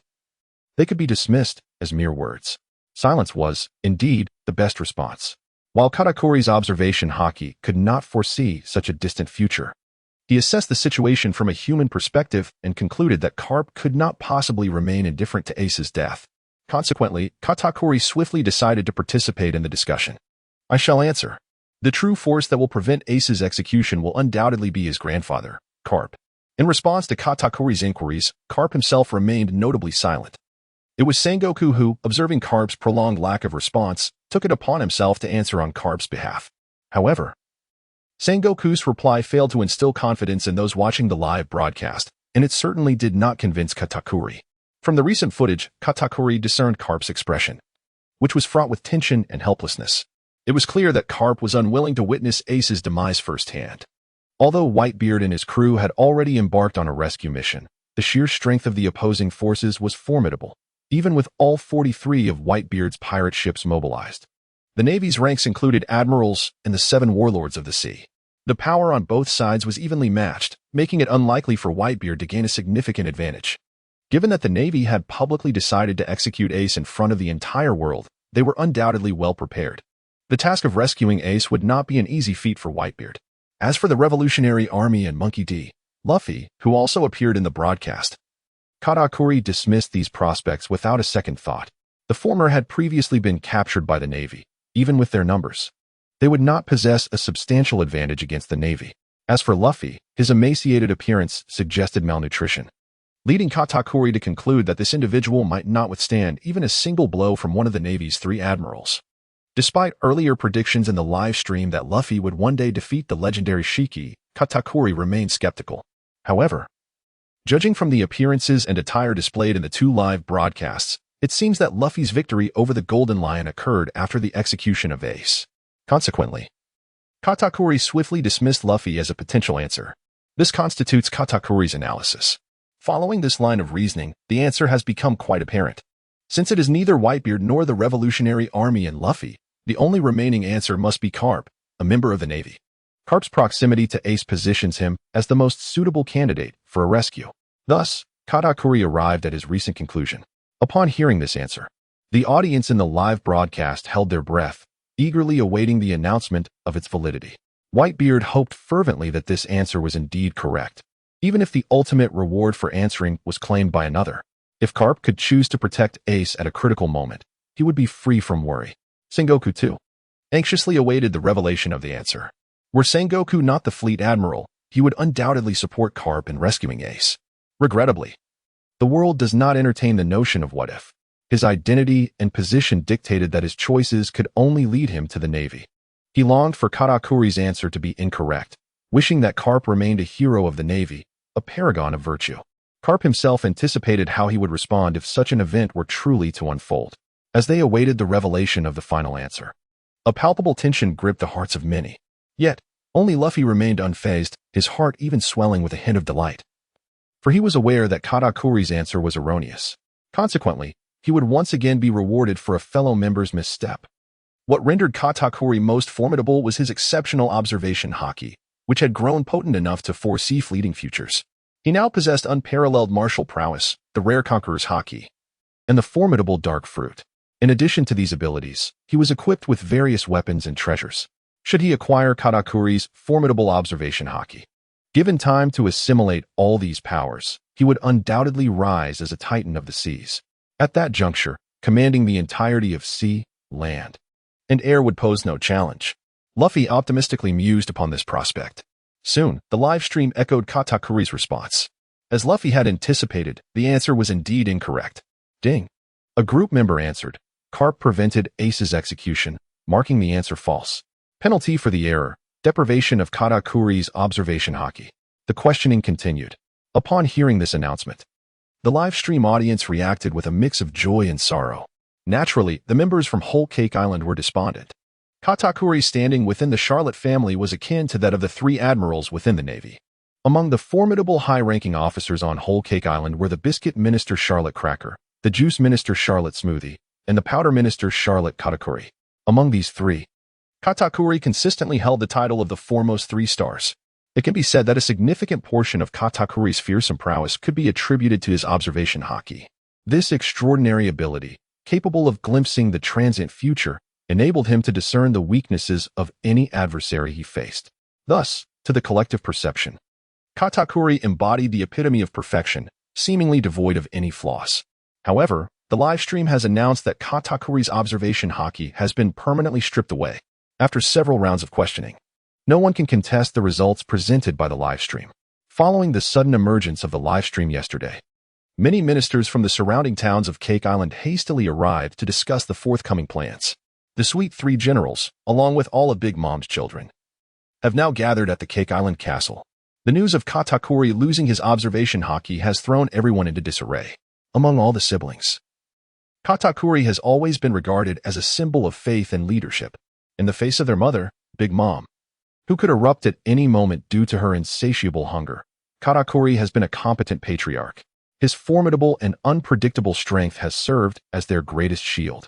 With Katakuri's observation haki now vanished, his power is undoubtedly diminished. Thus, even if they do not voice their concerns, everyone finds it difficult to accept this reality. Simultaneously, Big Mom, observing the somber expressions of those around her, quickly fixed her gaze upon Katakuri. Looking at Katakuri, who maintained an air of calmness, Big Mom remarked, "A penalty for an incorrect answer? Does that mean there is no more observation haki? What a pity, Katakuri, your role has diminished." As she spoke these words, her gaze grew more menacing. The other ministers in the hall felt a surge of anxiety upon witnessing Big Mom's demeanor. She places immense value on the contributions of those around her, and should someone be deemed useless, they risk being discarded by Big Mom. Of course, being discarded is a relatively favorable outcome. What is truly feared is a violent outburst from Big Mom that could drain one's lifespan, or worse, being cast into the hellish jungles, akin to what befell the father of Chiffon, Yun. Consequently, the implication of Big Mom stating that Katakuri's role has diminished instilled concern in everyone present. Even Katakuri himself felt a chill run down his spine upon hearing Big Mom's words. Having lost his observation haki, he found himself unable to fathom Big Mom's thoughts. The atmosphere in the Cake Island Palace shifted to one of palpable tension due to her statement. Fortunately, at that moment, Big Mom's daughter Br. Le approached, carrying a large cake. "Mom, look, this is the cake I made after consulting with Lord Oven. It must taste better than those offerings from the nations. Would you like to try it, Mom?" Bruley blinked her large, enchanting eyes and adorably remarked. The nearby matron, upon catching sight of the dessert, felt the dangerous glimmer in her eyes swiftly dissipate. "Haha, dessert, you say? Naturally, I must indulge. However," she cautioned, "if it does not taste as delectable as you claim, you can anticipate the consequences." Big Mom joyfully seized a spoon, scooping a generous portion of cake to savor. Witnessing the look of utter satisfaction on Big Mom's face after relishing the cake, a collective sigh of relief swept through the crowd. Everyone felt grateful that Bruley had delivered the dessert, thereby temporarily alleviating the looming crisis. However, only Katakuri is aware that if his strength truly diminishes significantly, such crises will persist. As the foremost of the sweet commanders of Whole Cake Island, a decline in Katakuri's prowess would inevitably affect the entire island's might. Thus, when anxiety began to pervade the hearts of the residents of Whole Cake Island, those who coveted it from the vast seas began to stir restlessly. Naturally, the individual most elated by Katakuri's loss of observation haki is none other than Luffy. Whatever Katakuri has forfeited, Luffy can now claim. In essence, he has successfully acquired the observation haki. Nevertheless, it may be that Luffy, lacking formal training in this ability and having just recently assimilated Katakuri's power, cannot wield the observation haki with the same formidable force as Katakuri. Fortunately, Luffy remains unperturbed by this. His mindset is remarkably positive. After all, these abilities are a gift, and whatever power he can manifest from them is a boon to him. The adage, the more skills, the better, holds true. While Luffy may not yet be adept in these techniques, it does not imply he will remain so in the future. Furthermore, his body, having absorbed such a multitude of powers, is now extraordinary. While an ordinary person might take a year to fully master such abilities, Luffy can achieve this in merely a day. If this is the case, within a month, Luffy shall completely integrate these powers. By that time, he will no longer require the protection of any faction. In pursuit of accelerating his growth, Luffy resolves to actively seek out the training grounds for practice. However, just as he prepares to depart, a fragment of thought suddenly surfaces in his mind. In this vision, Luffy has already left his abode and, en route to the Marine Academy's training grounds, unexpectedly encounters Garp. Judging by the circumstances at that moment, it seems Garp had come specifically to see him, not only greeting Luffy but approaching him to speak, though the words remain unclear. Just as Luffy strives to discern what Garp has said, his consciousness abruptly disconnects, returning him to reality. The scene, both alien and familiar, suggests that this event did not transpire in the past, but rather, it may very well occur in the near future. After a brief moment of bewilderment, Luffy suddenly comprehends. Could it be that what he just witnessed was a fleeting glimpse of the future? He has not yet stepped outside, yet he has already seen the events that will unfold after his departure. This sensation is extraordinary, leaving Luffy with a sense of doubt. Was that vision truly a glimpse of the future, or merely a figment of his imagination? To validate this conjecture, Rofi swiftly set out. As he traversed the path from his home to the Naval Academy, an inexplicable sense of familiarity enveloped him. However, having walked this route countless times, he refrained from concluding that the fleeting image he had just witnessed originated from the future. The sole evidence that could convince Rofi of having glimpsed a brief glimpse of the future was the sight of Garp.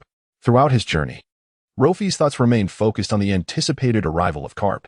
Before long, he reached the very spot that had flashed in his memory, a place where he and Garp often met. Yet, this time, Garp was nowhere to be found. The familiar path lay desolate and empty. Witnessing this, Rofi momentarily lost his bearings.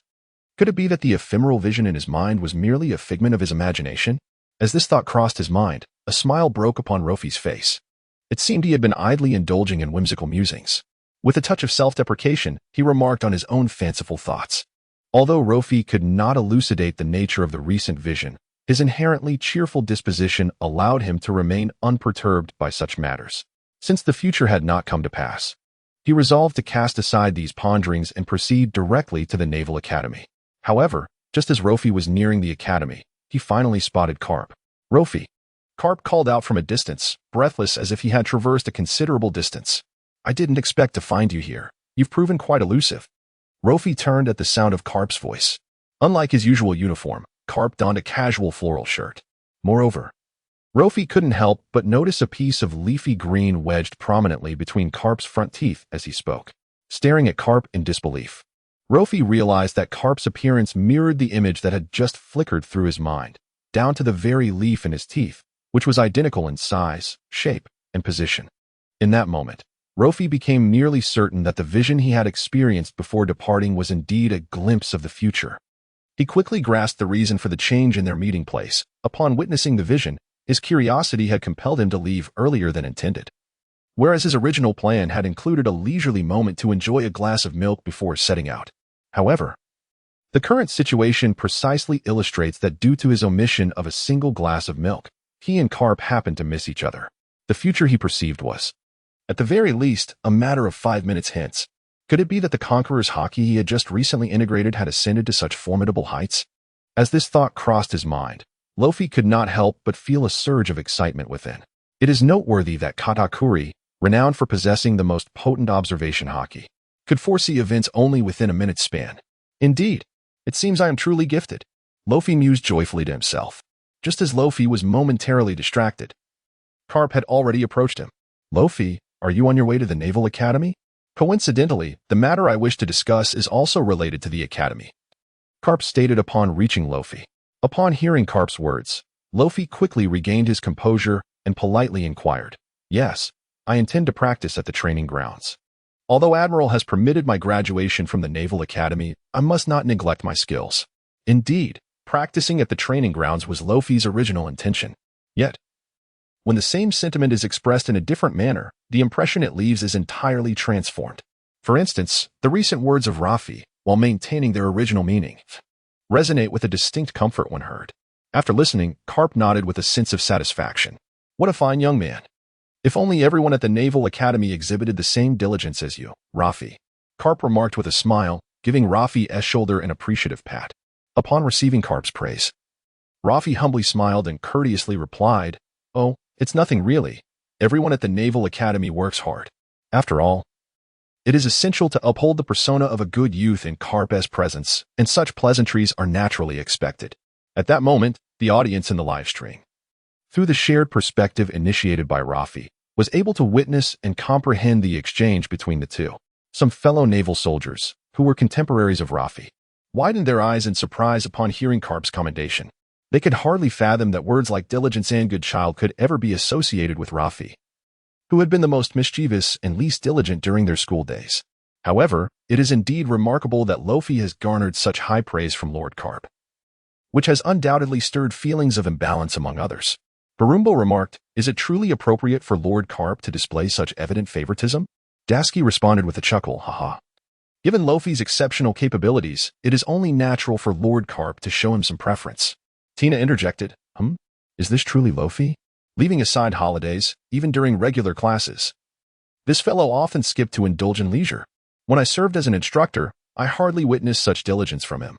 Tina was visibly upset. Peach Rabbit urged, "Tina, do not speak ill of Luffy. I know him well, and he is not that kind of person." Tina retorted, "So, are you implying that I was deceived by Luffy during my 3 years as an instructor?" Cha-chan lamented, "Peach Rabbit, how could you defend another man? My heart aches." Peach Rabbit replied, "Another man? Are you referring to yourself? His name is Luffy, remember it." Cha-chan continued, "Such blatant favoritism is making me envious."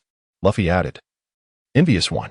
Amidst the skepticism expressed by the group, Luffy remained unfazed. After all, these individuals held little significance in his eyes, and their opinions bore no weight. As for Garp, once he had made his decision about Luffy, he would not waver due to the fleeting words of others. While the audience in the livestream discussed Garp's commendation of Luffy, Garp swiftly articulated his purpose. "Luffy, I have come to speak to you regarding your future after graduation." Garp's expression grew more serious as he spoke, and Luffy listened intently. Based on Garp's attitude towards him in recent days, it was clear that Garp held a favorable impression of him. Furthermore, as he had already become a significant force within the Navy, he had little concern about being assigned to an undesirable position. Soon, Garp spoke again. "After a thorough discussion with the Marshal, we have decided to appoint you as the new instructor at the Naval Academy. Of course, the Marshal considered that you have just graduated and may not be fully prepared for this role, so we have arranged for an assistant instructor to accompany you. She possesses considerable experience in teaching, and you may consult her if you encounter any uncertainties." Upon hearing this arrangement, Luffy's eyes brightened with excitement. Transitioning from a student to an instructor seemed rather appealing. However, aside from his promising future, Luffy was also curious about one matter. "Who is this assistant instructor?" he inquired. Garp smiled slightly at Luffy's question and replied, "Have you heard of Ain? Fortune has smiled upon you, my young friend." Previously, Sengoku extended numerous invitations to Ain to serve at the Naval Academy, all of which she graciously declined. Yet, this time, unexpectedly, she accepted with remarkable ease. However, do not rejoice too soon, for Ain has only committed to a month. During this brief period, she will diligently fulfill her duties as a teaching assistant. So do not hesitate to inquire should you have any uncertainties. After 1 month, I expect to see you transformed into a competent instructor." As Garp spoke, a solemnity radiated from his gaze, revealing the high hopes he harbored for Rofi. Upon learning that Ain would be his assistant, Rofi's eyes sparkled with excitement. The name Ain was one he had heard frequently. Ain, a user of the reverse fruit and a skilled swordswoman, was also one of the promising recruits trained during Zephyr's tenure as an admiral and a survivor of the recent attack on capable users. Beyond her formidable strength, her exceptional management and execution skills were noteworthy. She played an instrumental role in assisting Zephyr in establishing the Enio Navy, serving as his right hand. This is why Sengoku chose Ain to take on the role of teaching assistant at the Naval Academy to support Rofi. Firstly, Ain's experience in founding the Neo Navy ensures her capability in training and managing new recruits. Secondly, given Ain's own commitments, her tenure here is limited. Thus, a position as chief instructor would be ill-suited, while that of a teaching assistant is perfectly aligned. However, from Rofi's perspective, Ain's personal prowess was not the most significant factor. The paramount consideration was that Ain was one of the few beauties within the Navy. The prospect of having her as his assistant filled Rofi with a singular feeling, that of a dream realized. Undoubtedly, every young man harbors fantasies of being the personal bodyguard to a stunning CEO. Now, it seemed he had transformed that fantasy into reality. With Ain as his own beautiful protector, rest assured, Master Garp, I shall give my utmost. Rofi replied with a nod, brimming with enthusiasm. After informing Rofi of the higher-ups' plans for his future post-graduation, Garp offered a few casual words of advice, essentially encouraging diligence and dedication, assuring him that the Navy would not neglect his efforts. Rofi appeared to comply dutifully on the surface. However, his compliance was merely superficial. When one possesses the power to reshape the world, would they willingly submit to another? The answer is, of course, no. Rofi was no exception, having acquired formidable divine strength. He knew that should a conflict arise, even an admiral of the Navy might not stand a chance against him. The reason for Luffy's reluctance to rise in rebellion is rather straightforward. He is simply too indolent. Rather than instigating conflict and striving to be a diligent leader with grand ambitions like a revolutionary, he prefers to live a carefree existence, content to meander through life. In this regard, Luffy's disposition bears a striking resemblance to that of Admiral Kizaru. However, unlike Kizaru, who must heed the commands of others despite his rank, Luffy is confident that, given time, he will possess the power to surpass Kizaru and indeed all others in this world. When the moment is ripe, he will unveil his strength to the world, ushering it into a new era under his influence.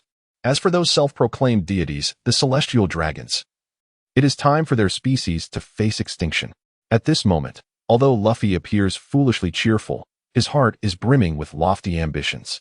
On the other side, after briefing Luffy about his forthcoming duties, Garp handed him the appointment letter personally pinned by Admiral Sengoku, instructing him to report for duty immediately.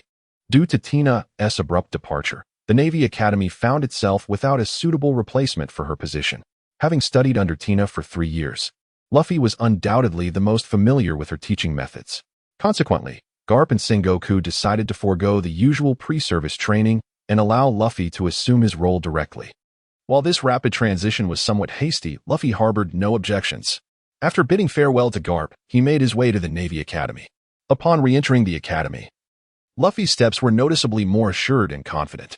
It is worth noting that during his previous tenure at the Navy Academy, he had not applied himself diligently, often being the most unruly student in his class. Thus, there were many who disapproved of his antics.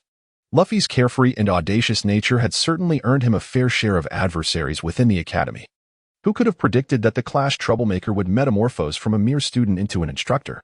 One can only imagine the expressions on the faces of those Navy soldiers who once looked down upon him.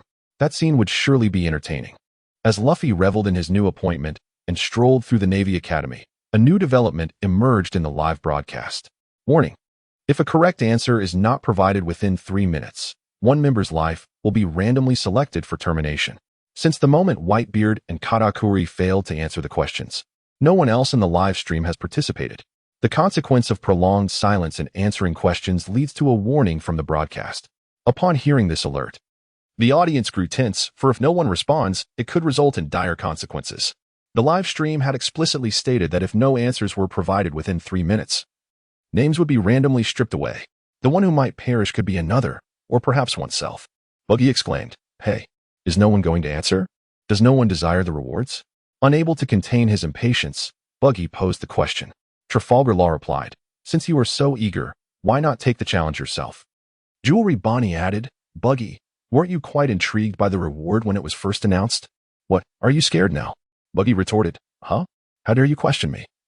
Buggy the Clown, "Very well, I shall answer. My answer is..." Suddenly, he interrupted, "Oh no. A massive wave is approaching. My signal is unstable. Let us continue this chat later." Boa Hancock queried, "Is there even a concept of signal strength in this live stream? I was unaware." Momonosuke chimed in, "Captain, my signal is quite strong." Jewelry Bonnie laughed, "Indeed, it seems you are scared. But I must say, your excuse is rather pathetic." Bartolomeo added, "Haha. Buggy, you truly are like a mother pig in a frenzy, always with your tricks. Shanks remarked, now that is a bit crude. He then chuckled, however, it is indeed true. It is often said that official critiques can be the most devastating. Now, confronted with the retorts from his own loyal followers, Buggy found himself utterly speechless. However, there seemed to be no way out. Baki was utterly at a loss regarding the questions posed, unwilling to gamble his future and prospects. In the face of the crowd's skepticism, he opted for silence. Due to Baki's turmoil, half of the remaining 3 minutes for answering had already elapsed. With only a minute and a half left, the atmosphere grew tense once more. Choosing to respond to the questions carried the risk of incurring personal losses through potential errors.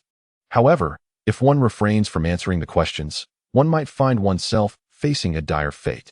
In such a critical situation, it is inevitable that a brave soul will step forward to respond. Nami declared, since Whitebeard is not the one to ultimately prevent Ace's execution, and the sea cannot be the Navy, then it must be this person. As she spoke, Nami exuded an air of confidence.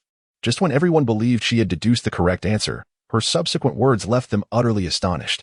Nami asserted, the only ones who can truly halt Ace's execution are those clad in prison garb.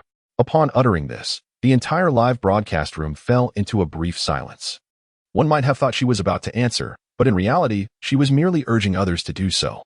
By carefully analyzing the situation and narrowing down the range of correct answers, she aimed to incite others to respond. As long as someone answered, regardless of the correctness, the punitive mechanism of the broadcast room would not be triggered, thus sparing her from the imminent threat to her life. Truly, Nami's strategic acumen was remarkable, as Rofi murmured. He had long recognized her cautious and frugal nature, yet was pleasantly surprised by her cleverness at such a pivotal moment. Nevertheless, Rofi could also comprehend that. As a vulnerable woman, her intelligence was essential for her survival under Arlong's reign. With this thought, Rofi suddenly conceived a bold idea. Given Nami's combination of cunning and wisdom, along with her future role as the brain of the Pirate King's crew, why not draw her to his side and have her serve him? The successful tenure of the Warring States as the Marshal for so many years owes much to the support of individuals like General Crane and Garp. Upon betraying Whitebeard, Blackbeard's first course of action was not to plunder further wealth and power, but rather to summon allies from across the globe. The newly appointed Pirate King, Roger, also managed to reach the crucial juncture of the Grand Line thanks to the protection of numerous capable and valiant individuals aboard his ship. This illustrates that behind every illustrious figure lies a cadre of supporters working quietly in the shadows. Now that I too harbor ambitions of challenging for higher positions, it stands to reason that I should surround myself with individuals of similar caliber. Nami, with her sharp intellect and exceptional navigational skills, would indeed be a commendable ally if she were to sincerely lend her support. However, in recruiting companions, it is the quality rather than the quantity that matters. Finding a group of individuals who genuinely desire to carve out their own destinies alongside me is no easy feat, hence I remain patient regarding this matter. As for whether to invite Nami to join, I have merely begun to contemplate this notion and am not entirely convinced. After all, with the cautionary tale of the Golden Lion fresh in my mind, I shall not act recklessly. I recall that after his escape from Impel Down, the Golden Lion learned a harsh lesson from his previous encounter with Roger concerning the unpredictability of the weather. When he sought to execute his plan to devastate the East Blue, he resolved to capture a navigator to assist him in weather forecasting. Naturally, Nami, being one of the finest navigators at sea, became his target. However, the Golden Lion underestimated both Nami's loyalty to her crew and the strength of the Straw Hat Pirates, leading to his ultimate failure. Now, equipped with the foresight of the future, I, too, have learned from the Golden Lion's misguided attempt to forcibly seize Nami, and thus I shall refrain from hasty decisions. I require a suitable opportunity to gauge Nami's sentiments before determining my next course of action. Concurrently, as I ponder these matters, the audience in the live stream quickly comes to a realization. Nami is not merely answering questions, she is helping to narrow down the possibilities once more. With the main pirate force, Whitebeard, having lost hope in rescuing Ace, and Garp from the Navy being unlikely to extend assistance, it appears that only this group of intruders, whose origins remain a mystery, is left on the battlefield. Sengoku, what a predicament. Are you referring to those individuals clad in prison attire? Upon the initial appearance of the live stream, Sengoku had focused solely on assessing the combat strength brought by Whitebeard, neglecting to consider the forces of other factions. Nami's words now serve as a timely reminder. Garp, If memory serves, those individuals in prison uniforms are all from Impel Down, aren't they? At this moment, Garp adopted a serious demeanor. The video repeatedly featured criminals who had escaped from Impel Down. Should such an event transpire, its repercussions would undoubtedly rival the infamous escape of the Golden Lion. Previously, the attention of all had been drawn to Whitebeard's audacious incursion into Marineford. However, with the emergence of new inquiries, the Navy's focus shifted, finally bringing this matter to their attention. Sengoku, Magellan, step forward and elucidate this situation. Hannibal, reporting to you. Fleet Admiral, the Warden has once again made a hasty retreat. If you believe the Warden is inept, I would be willing to consider taking on the role of Warden myself.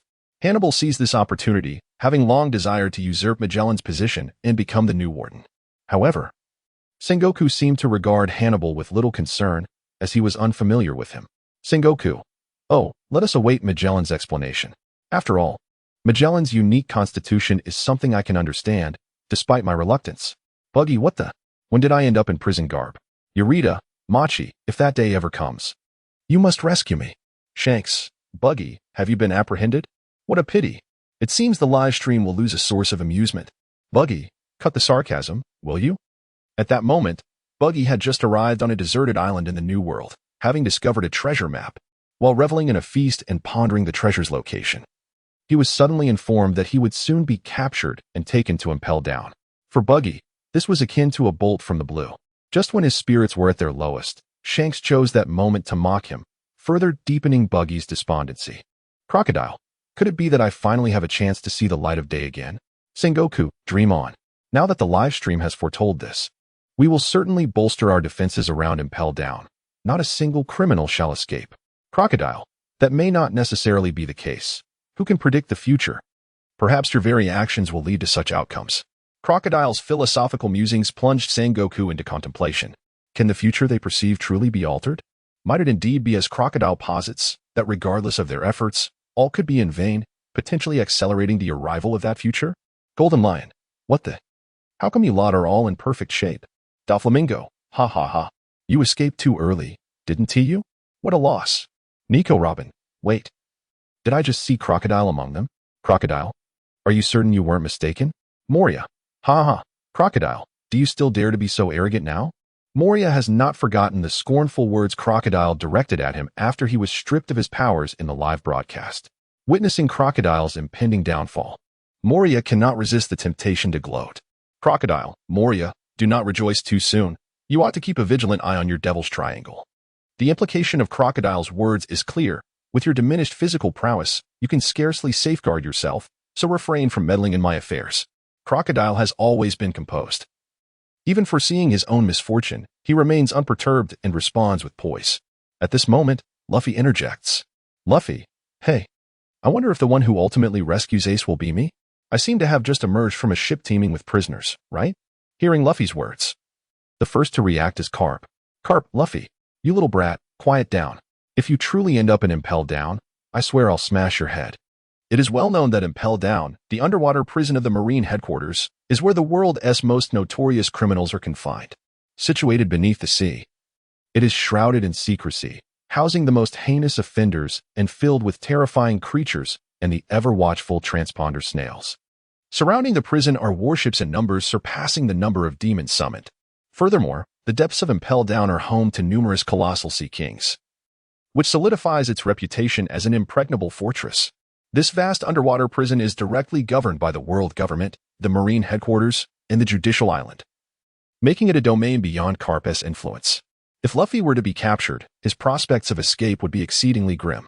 However, Luffy appears blissfully unaware of the gravity of the situation. Upon hearing Garp's admonition, he quickly retorts. Luffy, didn't you see that I managed to escape in the end? No need to worry.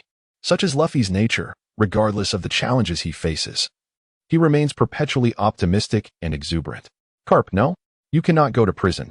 That is non-negotiable. Remember this. Enough said. Where are you now? I will go and rouse your lethargic spirit, were it not for the constraints imposed by the virtual screen of the live broadcast. Garp would undoubtedly deliver a loving punch to Luffy. In Garp's heart, Luffy is his beloved grandson, and he hopes for Luffy to return to the path of adventure under his protective wing. Although Luffy has now become a bounty-hunted pirate, fortunately, He has yet to accumulate any grave offenses. As long as Luffy is willing to reconsider his choices, Garp, as his grandfather, possesses the capacity to navigate the complexities of the Marine headquarters, ensuring Luffy's safety and future. However, if Luffy were to be apprehended and confined within Impel Down, it would undoubtedly indicate that he had committed acts severely detrimental to the interests of the world government. At that juncture, even Garp would be unable to render any assistance to Luffy. Yet, Garp's heartfelt concern could not be articulated. He could only express his inner tenderness through the force of his iron fist. Luffy, with his naive disposition, would never grasp the underlying truths unless Garp were to elucidate them directly. Luffy exclaimed, "No way. I don't care. I'm going to save Ace." His resolute response echoed with determination. From a tender age, he had been entrusted to the home of the mountain bandit Dayton, where Ace and Sabo became his closest companions. With Sabo's fate shrouded in uncertainty, he could not bear to witness his only brother Ace meet a similar tragic end. Thus, at this moment, Luffy had resolved that he would spare no effort to rescue Ace, even at the cost of everything he held dear. Upon hearing Luffy's declaration, Garp was suddenly engulfed by a wave of helplessness. Just as it had been with Dragon, so too was it now with Luffy. His son and grandson seemed to have diverged entirely from his own path, each embracing a journey that starkly contrasted with his own. Their decisions were resolute. No force could deter them. As Garp languished in his melancholy, Sengoku approached his side. However, Sengoku was not clad in his admiral's uniform. Instead, he wore plain attire. He placed a comforting hand upon Garp's shoulder and said, "Your D family truly produces resilient individuals. But there is no need for concern. Each person has their own destiny.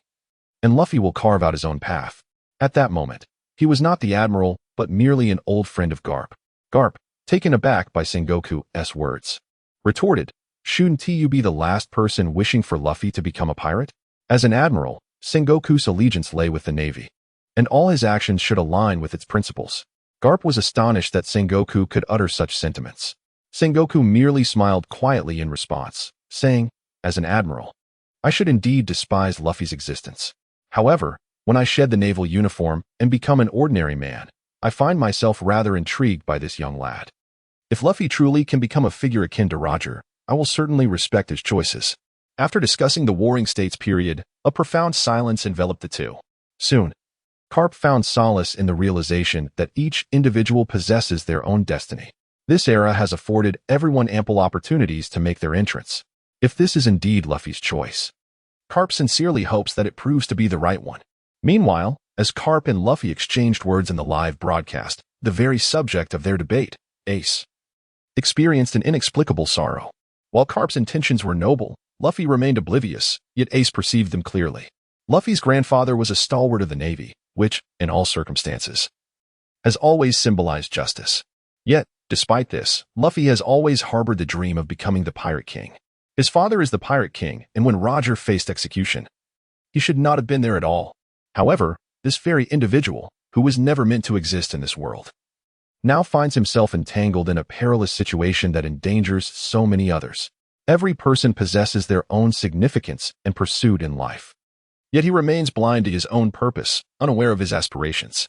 The emergence of Whitebeard indeed serves as a beacon of light, illuminating the path of his existence.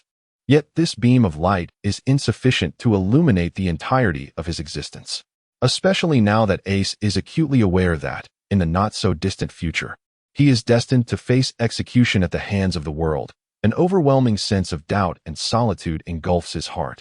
Fate resembles a roller coaster, blurring the lines between what one possesses as a gift or a curse. Take, for instance, his very existence. Ace, Luffy, you need not risk yourself for my sake. If this is my destiny, I shall accept it. At that moment, Ace resembles a wounded beast, concealing his injuries even as they bleed. However, before Luffy could respond, Whitebeard interjected. "Whitebeard Ace, I will not allow you to resign yourself to fate. The current broadcast has provided us with an opportunity to alter this course." Whitebeard continued, "Luffy, my straw hat boy, rest assured, as long as I, Whitebeard, draw breath, I shall never permit anyone to harm my family." These words from Whitebeard stirred Ace profoundly. "Ace, old man," he exclaimed, touched by the declaration. This was meant to be a poignant moment. Alas, Shanks's comment swiftly dissipated the emotion. "Shanks, I'm not to disrupt the atmosphere, but I just wanted to remind everyone to pay attention to the time. There are only 30 seconds left." As the time for answering drew to a close, Luffy noticed that no one else in the broadcast was inclined to participate, and without further contemplation, he hastily declared his answer. Luffy. After all, Luffy is the one who could defeat the Golden Lion. Perhaps he is indeed the one capable of rescuing Ace in the future. Luffy added, moreover, among those who escaped from Impelled Down, it is likely that only Luffy shares the deepest bond with Ace. Luffy continued, if it cannot be Whitebeard, and certainly not the Navy, then I will boldly venture to guess Luffy. Luffy, I want to submit my answer. As Luffy successfully sent his response, a wave of tension enveloped everyone once more. For the time to answer was nearly at an end. Should Luffy's answer prove correct, the questioning would naturally conclude, yielding the most favorable outcome. However, if Luo Fei answers incorrectly, the outcome would be indistinguishable from having not answered at all. Since a question has arisen, it is imperative that a correct answer must also surface. The rules of the quiz were previously announced in the live stream, one of which stipulated that group members must answer correctly within the designated time frame. Failing to do so would result in the random forfeiture of one member's life. Initially, everyone had little hope regarding this question. After nearly 2 hours had elapsed, no one had managed to provide the correct answer. Now, with only a few seconds remaining, there was a palpable disbelief that Luo Fei could succeed. Setting aside the pressing time constraint, which rendered calm contemplation nearly impossible, the answer provided by Luo Fei was difficult to accept as credible. The answer he offered was Luffy. However, the majority of individuals in the current live broadcast room are entirely unaware of who Luffy is. In fact, in the minds of most, Luffy's strength undoubtedly pales in comparison to that of Ace. After all, such a formidable figure as Ace was captured by the Navy. What remarkable feats could a mere Luffy possibly achieve? However, despite the doubts that lingered, everyone fervently hoped that Luo Fei's answer would prove to be correct. Even if it meant that the coveted reward, the bamboo dragonfly, was claimed by Luo Fei, human nature dictates that one seeks to gain benefit while avoiding harm, especially when confronted with life and death situations. As anticipation filled the air, the live stream finally revealed the ultimate answer. Congratulations, Luo Fei. Correct answer. You have been awarded the bamboo dragonfly. With the announcement resonating through the system, a collective sigh of relief swept over the crowd. The correct answer had emerged, and the alarms in the live stream were finally silenced. No one would lose their life due to this question. Undoubtedly, Luo Fei reaped the greatest reward. Others were merely relieved to have preserved their lives. While Luo Fei's joy stemmed from his acquisition of the reward, the bamboo dragonfly from the blue chubby figure. With this bamboo dragonfly, coupled with the invisibility ability he obtained from Abu, Luo Fei would traverse the realms above and below as if entering a domain devoid of obstacles. As Luo Fei reveled in his reward, the Straw Hat pirates aboard the Sunny were engulfed in frustration over the matter, particularly Nami, when she discovered that the correct answer was, in fact, Luffy. Her eyes nearly bulged from their sockets.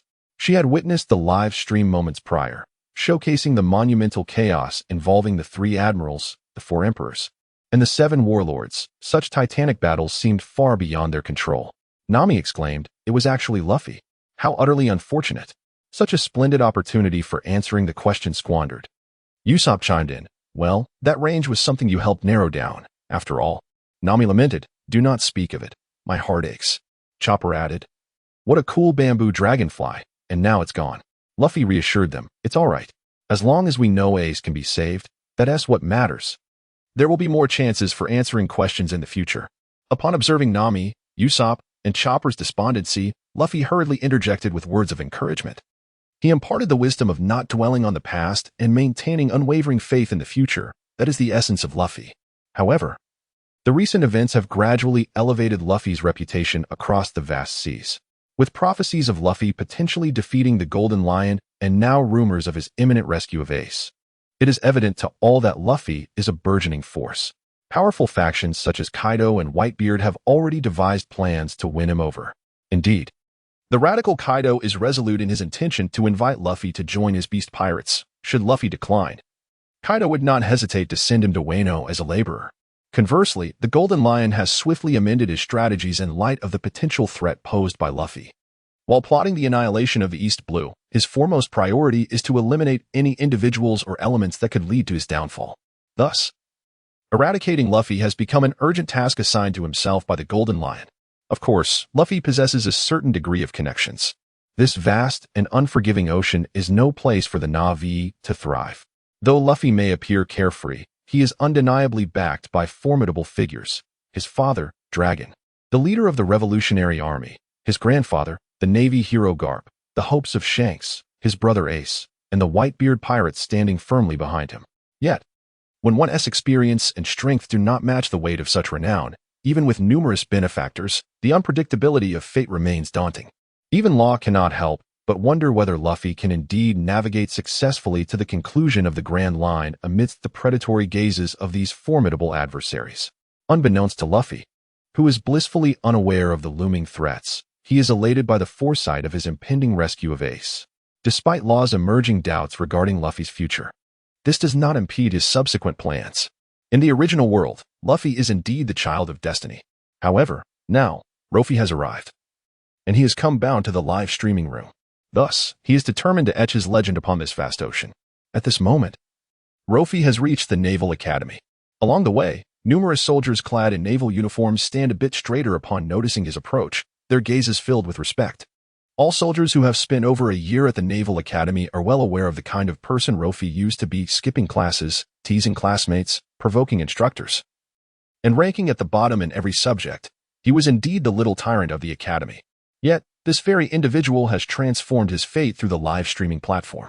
Not only has he repeatedly garnered rewards from the streams, but he has also earned the recognition of the Marshal and Garp. To them, this is an unparalleled honor. Thus, Rofi now stands as a symbol of triumph over adversity in their eyes. In response to such gazes, Rofi merely smiles faintly, showing little excitement, as if unaffected by the transformation of his identity. However, despite his outward demeanor of normalcy, Rofi remains unchanged on the surface. At this moment, Rofi has undeniably become a prominent figure within the academy. Even if he can maintain a demeanor of nonchalance towards his peers, it is improbable that they can reciprocate such composure towards him. Since his arrival at the Naval Academy, he has been incessantly showered with flowers from his female classmates. It seems that a common trait among women is an affinity for strength. Furthermore, there are hardly any young, accomplished, and handsome naval instructors like Rofi within the academy, which explains the overt enthusiasm exhibited by the female students upon encountering him, as if missing this opportunity would mean never seeing him again. Rofi can perhaps comprehend some of the sentiments harbored by these young women. However, even some male sailors came to present flowers to themselves, which was intolerable for Luo Fei. Ultimately, in order to reach the academic affairs office swiftly and to avoid unnecessary disturbances, Luo Fei decided to utilize the powers of the transparent fruit and rendered himself invisible as he made his way to the office. Just as Luo Fei was en route to report to the academic affairs office, the live stream flickered to life. This time, it provided an answer to the earlier question. Within the crescent-shaped harbor of Marineford, Whitebeard, despite his battered and broken body, continued to command his crew in battle. Under his leadership, countless pirates launched an assault towards the execution platform. If even one were to successfully reach the platform, Ace's chances of salvation would be significantly increased. In response to the fierce onslaught of the pirates, the Navy had devised a countermeasure, a trap-encircling wall, which had been strategically buried deep beneath the sea. By activating a specific mechanism, it could rapidly rise from the depths, effectively confining Whitebeard and his men within the Crescent Harbor. However, due to the ice age unleashed by Aokiji, the surrounding wall is now encased in ice, rendering its activation impossible. Had the surrounding wall been able to function smoothly at this moment, the Navy's chances in the confrontation against Whitebeard would have significantly increased.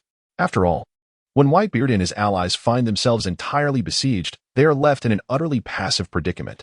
However, such a golden opportunity was utterly extinguished by Aokiji's Ice Age technique. The Navy personnel responsible for activating the encirclement wall were stamping their feet in frustration, yet found themselves powerless. Certainly, those expressing their exasperation were not limited to the Navy officials in charge of the encirclement wall.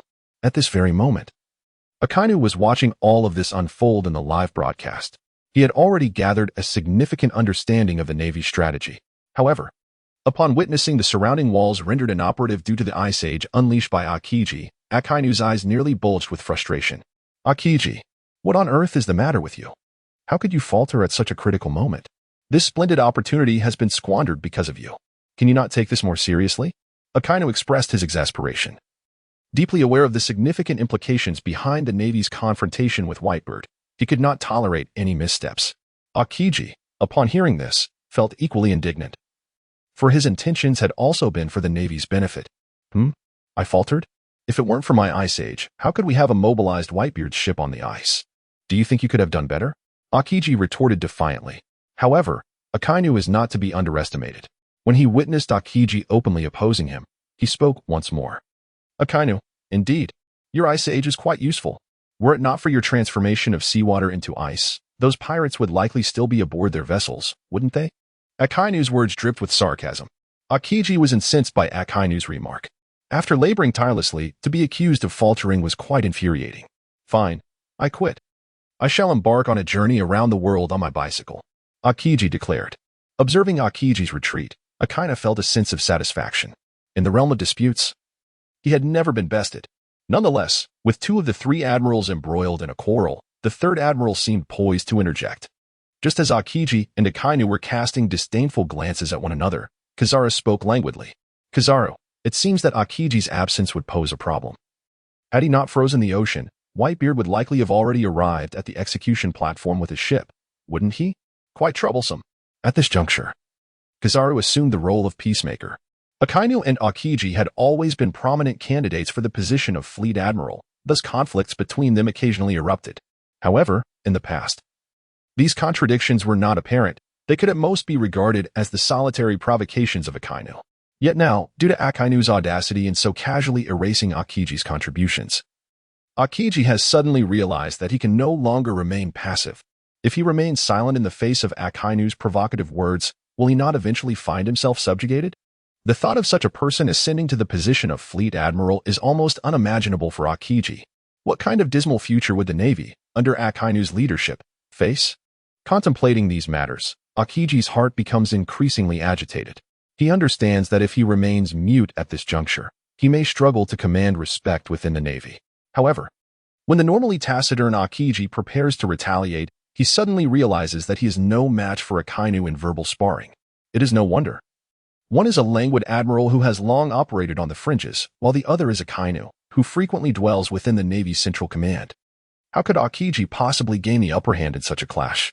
Akainu's aggression provokes Akiji's indignation. The internal strife between two of the Navy's three admirals is a dire situation. The mockery from pirates is secondary. If the Navy's prestige is tarnished and morale falters, that is a grave concern. Fortunately, Kizaru, sensing the escalating tension, swiftly intervenes to mediate, alleviating the discord between the two formidable admirals. However, Kizaru's motives extend beyond merely preserving their dignity. He aims to demonstrate his own capabilities to Sengoku. While playing the peacemaker, Kizaru muses, "See, my ability to handle this situation is commendable, and I am quite unassuming. Surely, if I do not receive a raise under these circumstances, it would be unjust." Sengoku, upon witnessing Kizaru's earnest efforts to mediate, quickly grasps the implications. One cannot deny Kizaru's impressive efficiency. After his intervention, he provides Akiji and Akainu with a way out.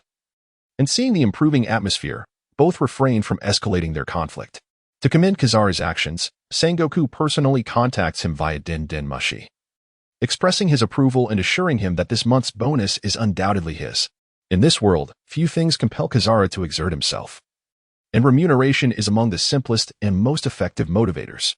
Meanwhile, Sengoku finds himself troubled by the discord among the three admirals stemming from their recent altercation, Akainu's excessive aggression, Akiji's profound silence, and Kizaru's lethargy are concerning. Each possesses formidable strength, yet none seems suited to fulfill the comprehensive requirements necessary for the position of fleet admiral. Sengoku sinks into contemplation. If the three most powerful figures in the Navy cannot be considered viable candidates for the role of admiral, who then is truly capable of assuming such a critical position? However, despite some concerns, the warring states did not feel urgency. There was ample time ahead, sufficient for him to assess the successor to the marshal. During the altercation between Akainu and Akiji, the live broadcast continued to unfold. The sea was frozen, and countless pirates charged across the icy surface in a desperate attempt to rescue Ace, leading to a scene that spiraled into chaos.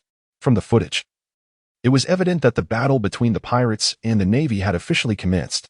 However, from a practical standpoint, this epic melee has only just commenced. At that moment, as the Navy's encirclement wall faltered to rise on time due to Akiji's Ice Age, a giant from the Navy, John Gaindos, gallantly surged forth to buy precious time for the wall's elevation, charging towards the Whitebeard pirates racing towards Marineford Square. Leveraging his formidable stature as a giant, John Gaindo wielded his blade with fervor, scattering the pirates around him in disarray. However, when he brandished his blade before Whitebeard, the massive sword could not advance even a fraction. With a single strike, Whitebeard effortlessly sent John Gaindo flying. Subsequently, he unleashed the full might of his Trimmer fruit, summoning the most formidable tsunami and earthquake that Marineford had ever witnessed. Under the influence of Whitebeard's overwhelming power, the ice beneath him began to tilt dramatically, causing the entire square, where the execution platform stood, to follow suit. Yet, this was only the beginning. After tilting the entire island of Marineford, the surrounding unfrozen waters were also affected by the might of Whitebeard's abilities, churning forth wave after wave of colossal tides and tsunamis. As the dual forces of earthquake and tsunami ravaged the area, the entire island and its waters began to tremble violently, confronting Marineford with unprecedented devastation. The Whitebeard pirates, sensing the impending doom, had already sought refuge in a safe location. Meanwhile, the Navy, utterly unaware of Whitebeard's true strength, could palpably feel the power of what was heralded as the strongest devil fruit of the natural type.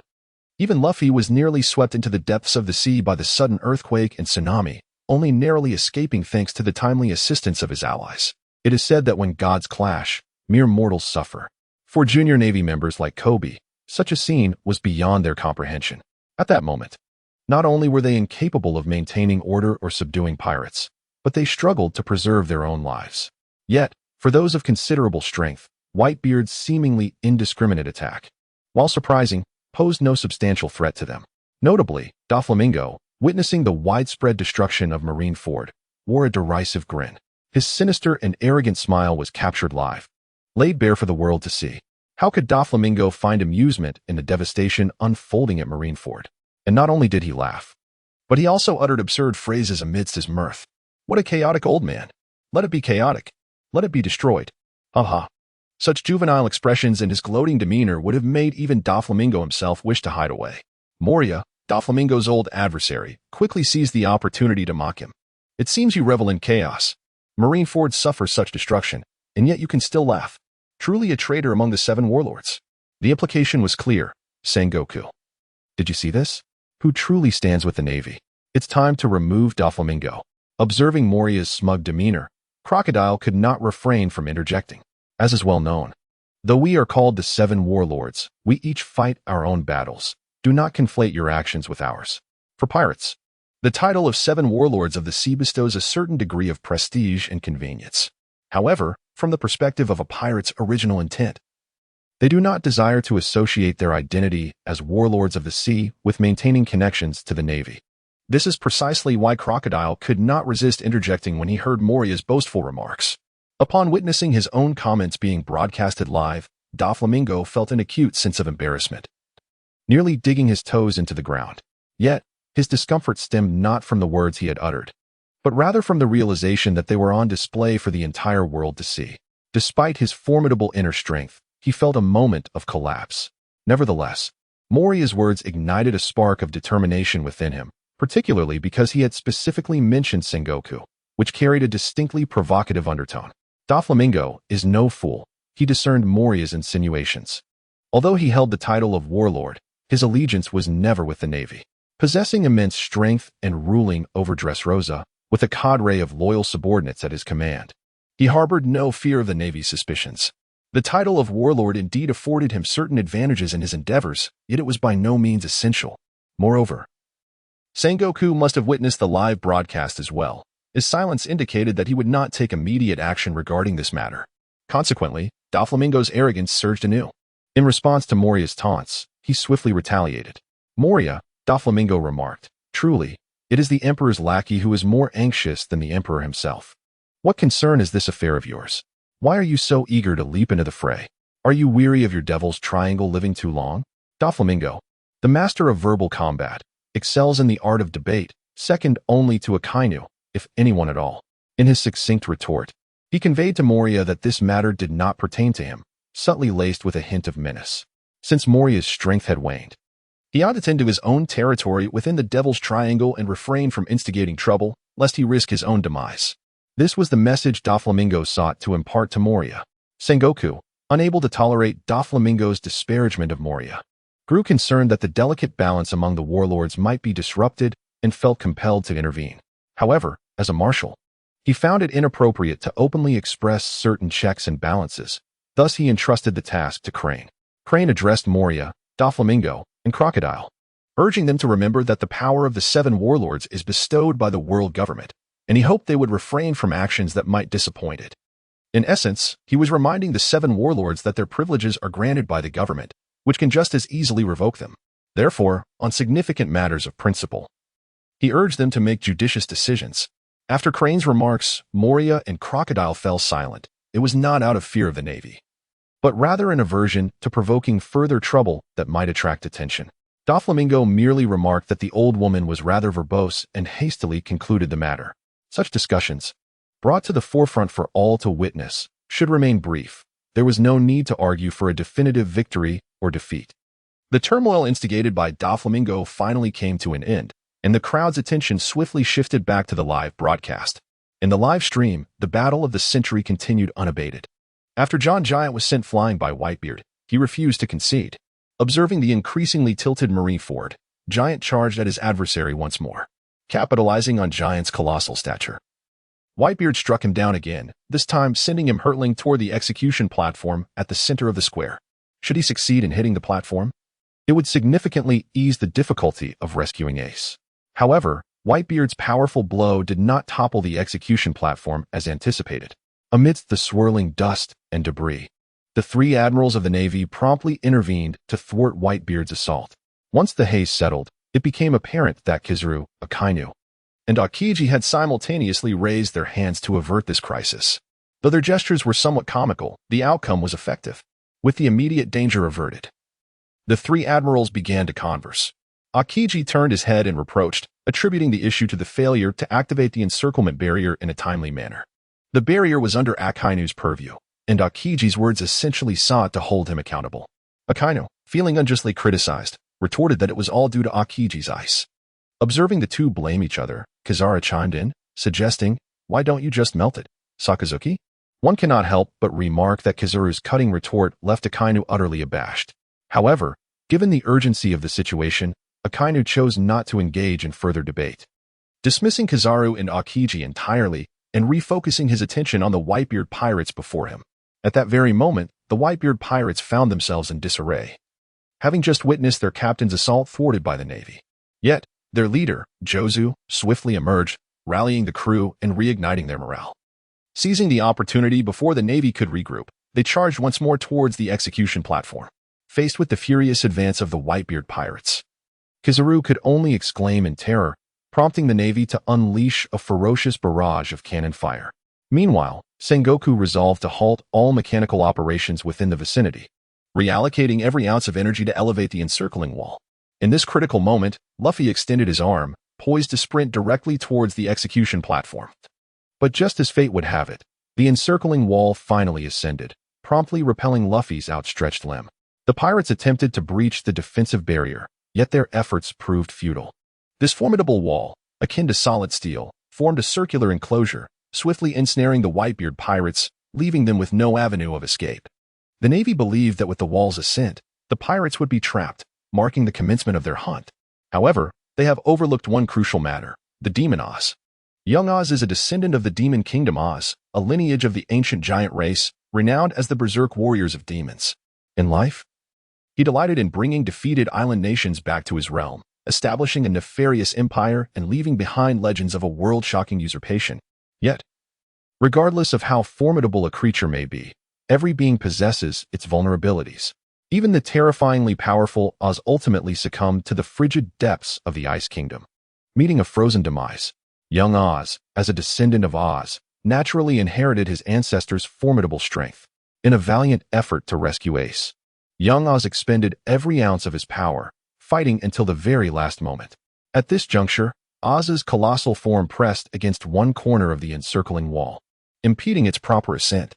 The Marine Engineering Department explained that Oz's blood had seeped into the machinery, causing a decline in power and preventing the wall from rising smoothly. Even in death, young Oz's body continued to battle. Though life had slipped away, his indomitable spirit still blazed fiercely. For Ace, young Oz was willing to shed every last drop of his blood. Such a scene profoundly shook the hearts of all present. Whitebeard recognized a pivotal shift in the tides of war. However, the Marine Corps swiftly issued the next set of orders. For the public execution of Ace, sufficient preparations had been made. There was no recourse left. Let the assault commence, Akainu. With these words from Sengoku, the Navy promptly launched its second wave of attacks. This time, it was Akainu's domain. As Sengoku directed Akainu, the Navy's second operational plan unfolded without delay. In the live broadcast, Akainu strode forward with an air of arrogance and confidence, taking 2 deliberate steps. His tightly clenched fists emitted steam, and soon, his entire arms were engulfed in flames. In mere moments, searing magma crept up both of his limbs, illuminating his already grim visage with an even more fearsome glow. Meteor volcano. Akainu bellowed, raising his elemental arms to the heavens, unleashing a torrent of magma like a machine gun. The continuous stream of magma surged skyward, resembling meteors as they traced elegant arcs through the air. In an instant, the entire Marineford was ablaze, smoke billowing into the sky. Originally, meteors were seen as falling stars bearing good wishes. However, Akainu's meteor volcano was intended to bring calamity. Both Admirals Akiji and Kizaru displayed expressions of astonishment as they beheld Akainu's unleashed fury. Such an onslaught threatened to devastate Marineford, even if the Navy emerged victorious. The subsequent reconstruction would undoubtedly require immense effort. Akainu was truly reckless. Nevertheless, a strike of such magnitude and destructive power would not have been executed without Sengoku's indication. It was unlikely that Akainu would have acted alone. Thus, they were not particularly surprised by the outcome. Their orders were clear: protect Marineford and ensure the Navy's safe execution of Ace. Concerns regarding post-disaster recovery could be left to Sengoku. As they observed Akainu fervently engaged in battle, Akiji and Kizaru felt at ease, content to remain spectators behind him. Just then, the previously launched meteor volcano transformed into countless magma fists, raining down upon the icy surface of Crescent Bay, the very location where the Whitebeard pirates were landing. The enormous, molten magma struck the ice, instantly melting the seawater beneath. Countless pirates, caught off guard, fell into the ocean due to the melting ice. This was the Navy's strategy: to freeze the ships in place, preventing their advance, and then to raise a surrounding wall to confine the pirate crew. Now, with the encircling wall ready to attack, the pirates would truly find themselves with no means of escape. In the eyes of the warring states, the triumph of this conflict far outweighs the significance of post-disaster reconstruction and the sacrifices made during the war. At this moment, the circumstances of the Whitebeard pirates unfolded precisely as the Navy had orchestrated. Within the smog-choked confines of the meteor volcano, the pirates were thrown into disarray. Even the formidable Ivankov, alongside Luffy, found themselves somewhat at a loss in the face of these unforeseen colossal magma fists. A palpable air of tension and unease swiftly permeated the atmosphere, and confronted with Akainu's sudden assault, the pirates were evidently thrown into a state of panic. However, amidst such a tense, fearful, and chaotic atmosphere, Whitebeard stood resolutely, unmoved by the turmoil surrounding him. Only his golden pupils continued to radiate a steadfast brilliance. This mission to rescue Ace was one he was determined to accomplish. However, now he must take action to thwart the Navy's comprehensive extermination campaign. Upon witnessing such a scene in the live broadcast, the audience expressed their thoughts. Among the participants in the discussion, the pirates of the new generation exhibited the greatest concern. After all, this is a battle regarding the dignity and survival of the old era. The outcome of the old generation holds significant implications for these pirates of the new age. Kid, the Navy always resorts to such trivial antics. Is this the end of the performance? I expected to witness some thrilling confrontations, but it is merely this. Hawkins, it is becoming increasingly intriguing. I am eager to learn the outcome of this war. Capone Beach, aren't you adept at fortune-telling? If you are so keen to know, why not cast a reading? Capone Beach, oh, by the way, once you discern the result, could you kindly share the answer? Hawkins, do you genuinely believe fortune-telling is a simple task? Without knowing when events transpired, to read blindly would invite misfortune upon oneself. I shall not do it. Whoever wishes to may do so. Capone Beach, I see now. Hawkins, what have you understood? Capone Beach, I comprehend why you always appear so lacking in vitality. Hawkins, you are the one lacking vitality. Capone possesses a sharp tongue, and Hawkins does not hold back either. Thus, the two began to bicker like children in the live stream. Buggy, I wonder, could it be that the defeat of the pirates truly resulted from what Squardo claimed, that Whitebeard sacrificed his comrades to secure the safety and freedom of Ace? Akainu, Buggy, whom do you look down upon? Must we, the Navy, conspire with pirates to achieve victory? Akainu, this is the choice of justice. This is destiny. Akainu, Sengoku, I request a lifetime package for Impel Down for Buggy. Buggy, Trafalgar Law, such tedious speculation. It is precisely because Whitebeard would never engage in such betrayals that he has become a living legend. Originally, Law's remarks were merely expressions of his opinion, but unexpectedly, they captured Whitebeard's attention. Whitebeard, ha ha ha. You lad possess great insight. I do not claim the title of legend, but I would gladly accept you as my son. Would you be willing to join me? Surprised by Whitebeard's warm invitation, Law was taken aback. However, he had his own path to pursue. Joining a powerful pirate crew or supporting someone to become a maritime powerhouse were not his ambitions. Therefore, Law promptly declined Whitebeard's offer. Tama, am I the only one who has noticed the exceptional quality of Akainu's attire? It would stand such heat without damage. Akainu, please tell me where you purchased that floral shirt. Akainu, is that really what you should be focusing on? The jesting and playful banter of the new generation did not disrupt the seamless flow of the live broadcast. After all, up to this point, the battle that would later be dubbed the War of the Summit had only just commenced. At this moment, Marineford had transformed into a veritable slaughterhouse for pirates. As Akainu unleashed relentless attacks, amidst the flames and smoke enveloping Marineford, countless souls perished in the inferno. The ice melted, bodies were toppled, and ships were incinerated. Moreover, the descent of magma into the depths of the sea caused the water to rise in temperature, becoming scalding within mere seconds. For those pirates who had fallen into the water, their last glimmer of hope was extinguished. Even the Moby Dick, the proud vessel that had sustained the Whitebeard pirates for decades, was utterly annihilated in this conflagration. These two ships, emblematic of all the glory and dreams of the Whitebeard pirates, were reduced to ashes. The fall of the flag left countless members of the Whitebeard crew in shock and sorrow. Even Whitebeard himself felt a profound emotional stir upon witnessing such devastation. As he observed the gradual disappearance of the Whitebeard pirates' flag into the flames, he silently bid farewell to this old companion that had stood by him for so many years. My apologies. Yet, this was not the end. As everyone fled toward the periphery of the battlefield in search of their last shred of survival, they caught sight of immense and fearsome figures emerging through the smoke. It was Bartholomew Kuma, known as the Tyrant. In the minds of all, Kuma, as one of the 7 warlords, was expected to be an independent entity. However, to their astonishment, they beheld a legion of Bartholomew Kuma. One warlord of the sea would have sufficed to challenge them, yet now they were confronted with such a multitude.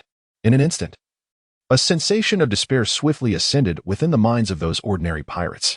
Even Whitebeard, a figure of the 4 emperors, along with his numerous captains, experienced a twinge of discomfort. Of course, their unease did not stem from a fear of Kuma's formidable power. Rather, it was the peculiarity of the situation that troubled them. This Kuma, in appearance, was indistinguishable from the Bartholomew Kuma they had previously known. However, the manner in which these bears launched their attacks reveals a troubling pattern. Their assault methods are strikingly uniform, whether it be the devastating laser beams emitted from their mouths or the energy spheres unleashed from their palms. All are indiscriminate in nature. Even his former friend, Ivankov, faces no mercy from the bears. Compared to humans, the bears now resemble relentless war machines. This was the sentiment shared by Whitebeard and his companions at that moment. Nevertheless, these thoughts were fleeting. In light of the enigma surrounding the tyrant Kuma, such concerns were trivial. The paramount issue at hand was the rescue of Ace. To ensure Ace's safe retrieval, Whitebeard devoted all his heart and strength. In the unfolding scene, Whitebeard swiftly mounted a counteroffensive against the Navy's encirclement. Yet, the focus of everyone had shifted away from how Whitebeard would confront the Navy's relentless siege. Instead, their attention was fixed upon Tyrant Kuma. Why was he mass-produced? Why did he function like an emotionless automaton? Where had the original Kuma gone? Among the 7 warlords of the sea, why was Kuma the most loyal to the Navy? Countless questions surged through the minds of those witnessing the live broadcast. Undoubtedly, the most astonished of all was Kuma himself. As the original Kuma, he was acutely aware that those figures appearing in the live footage were not him at all. Yet, if one is not truly oneself, why then does one retain so many distinctive traits? In pondering this profound question, Kumaman embarked on a philosophical exploration. Bartholomew Kumaman mused. Who am I? Where am I? What is my purpose? Are those multiples still truly me? From whence do they arise? And to what destination do they aspire? Why do I exist in this world? What significance does my presence hold for this realm? Did the world choose me, or did I choose the world? Kumaman, typically taciturn, seemed moved by the recent live broadcast, prompting an unexpected outpouring of thoughts. Yet, no matter how he speculated, he could not fathom the future. At this moment, his companion, Bartholomew Kuma, voiced his own doubts. Bartholomew Kuma, I never imagined your usual silence concealed such pent-up energy, waiting for this very moment to be unleashed. Upon hearing Kuma's words, the atmosphere fell into a profound stillness. He harbored numerous secrets, all of which bore implications detrimental to the Navy. His habitual silence and unassuming demeanor served as his finest shield. To speak too much could lead to peril. As the recent events had already illustrated that monumental changes loomed on his horizon, Kuma surmised that the catalyst for these upheavals was likely intertwined with his hidden truths. However, even in his silence, he could not quell the curiosity of others regarding the matter. Caesar remarked, it appears that one has been transformed into a mindless weapon. One wonders what the government is truly concocting. St. Roseward interjected, a mindless weapon, you say? What a waste it would be to squander such a creation. He continued, Sengoku. I command you to procure a Kuma for me by tomorrow. I wish to ride it. A slave of such imposing stature must be the first time out. The moment St. Roseward uttered these words, they provoked discomfort among all present in the broadcast room. To liken the formidable Kuma, one of the 7 warlords of the sea, to a mere steed, and to do so with such disdainful tone, would unsettle anyone who heard it. However, due to the unique status of St. Roseward, despite the widespread disdain he elicited, the majority of the members in the live broadcast room found themselves unable to voice a single dissenting word against him. This is because St. Roseward is a celestial dragon. These so-called world nobles, who regard themselves as the progeny of creators, possess the most exalted status and power in this world. Should any celestial dragon be insulted, admirals from the Navy headquarters or CP0 would swiftly lead their forces to intervene, resulting in a protracted abuse of power and a history of tyrannical behavior by the celestial dragons. They display a severe discriminatory attitude towards anyone who is not one of their own, treating others as if they are less than human.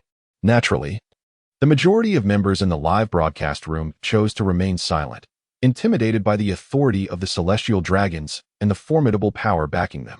Conversely, a few members dared to stand up to the celestial dragons. Shanks remarked, the 7 warlords are not mere steeds. I hope you come to understand that. To which Doflamingo retorted, do you truly expect those individuals to grasp such a concept? How naive. Observing the arrogant tone of the celestial dragon, Rofi could not help but frown. This live broadcast room was his domain. When had it become the prerogative of the celestial dragons to dictate terms? However, given his current standing, directly conversing with the celestial dragons would likely invite unwarranted calamity upon himself. After much contemplation, Rofi swiftly conceived a solution that would serve both interests. He realized that he could not engage in direct dialogue with the celestial dragons. However, the live broadcast room was indeed accessible. With a simple maneuver by Luo Fei, a system message promptly emerged at the top of the live broadcast room. Notification. As a representative of the celestial dragons, Rodsward's remarks contravened the principles of fairness, friendliness, and harmony upheld within the live broadcast room. Consequently, both Rodsward and all celestial dragons shall be permanently expelled from this live broadcast room. This turn of events left Rodsward in a state of utter disbelief. His attempt to assert his authority had backfired spectacularly. Before he could comprehend what had transpired, the scene before him reverted to the entry screen, accompanied by the final notification sound from the live broadcast room. Notification. You have been permanently removed from the live broadcast room. Rodsward stared blankly at the unfolding situation. He had intended to proclaim his dominance within the live broadcast, yet found himself unceremoniously ousted from the chat. What was more, due to Rodsward's unique status, not only was he affected, but all other celestial dragons were also implicated and similarly expelled from the live broadcast room. This was undoubtedly a significant blow to the already drab existence of the celestial dragons. Their lives had previously been devoid of excitement, and the emergence of the live broadcast room had finally provided a semblance of richness and entertainment. But now, alas, due to a mere utterance from Rodward's saint, their fleeting joy has been stripped away?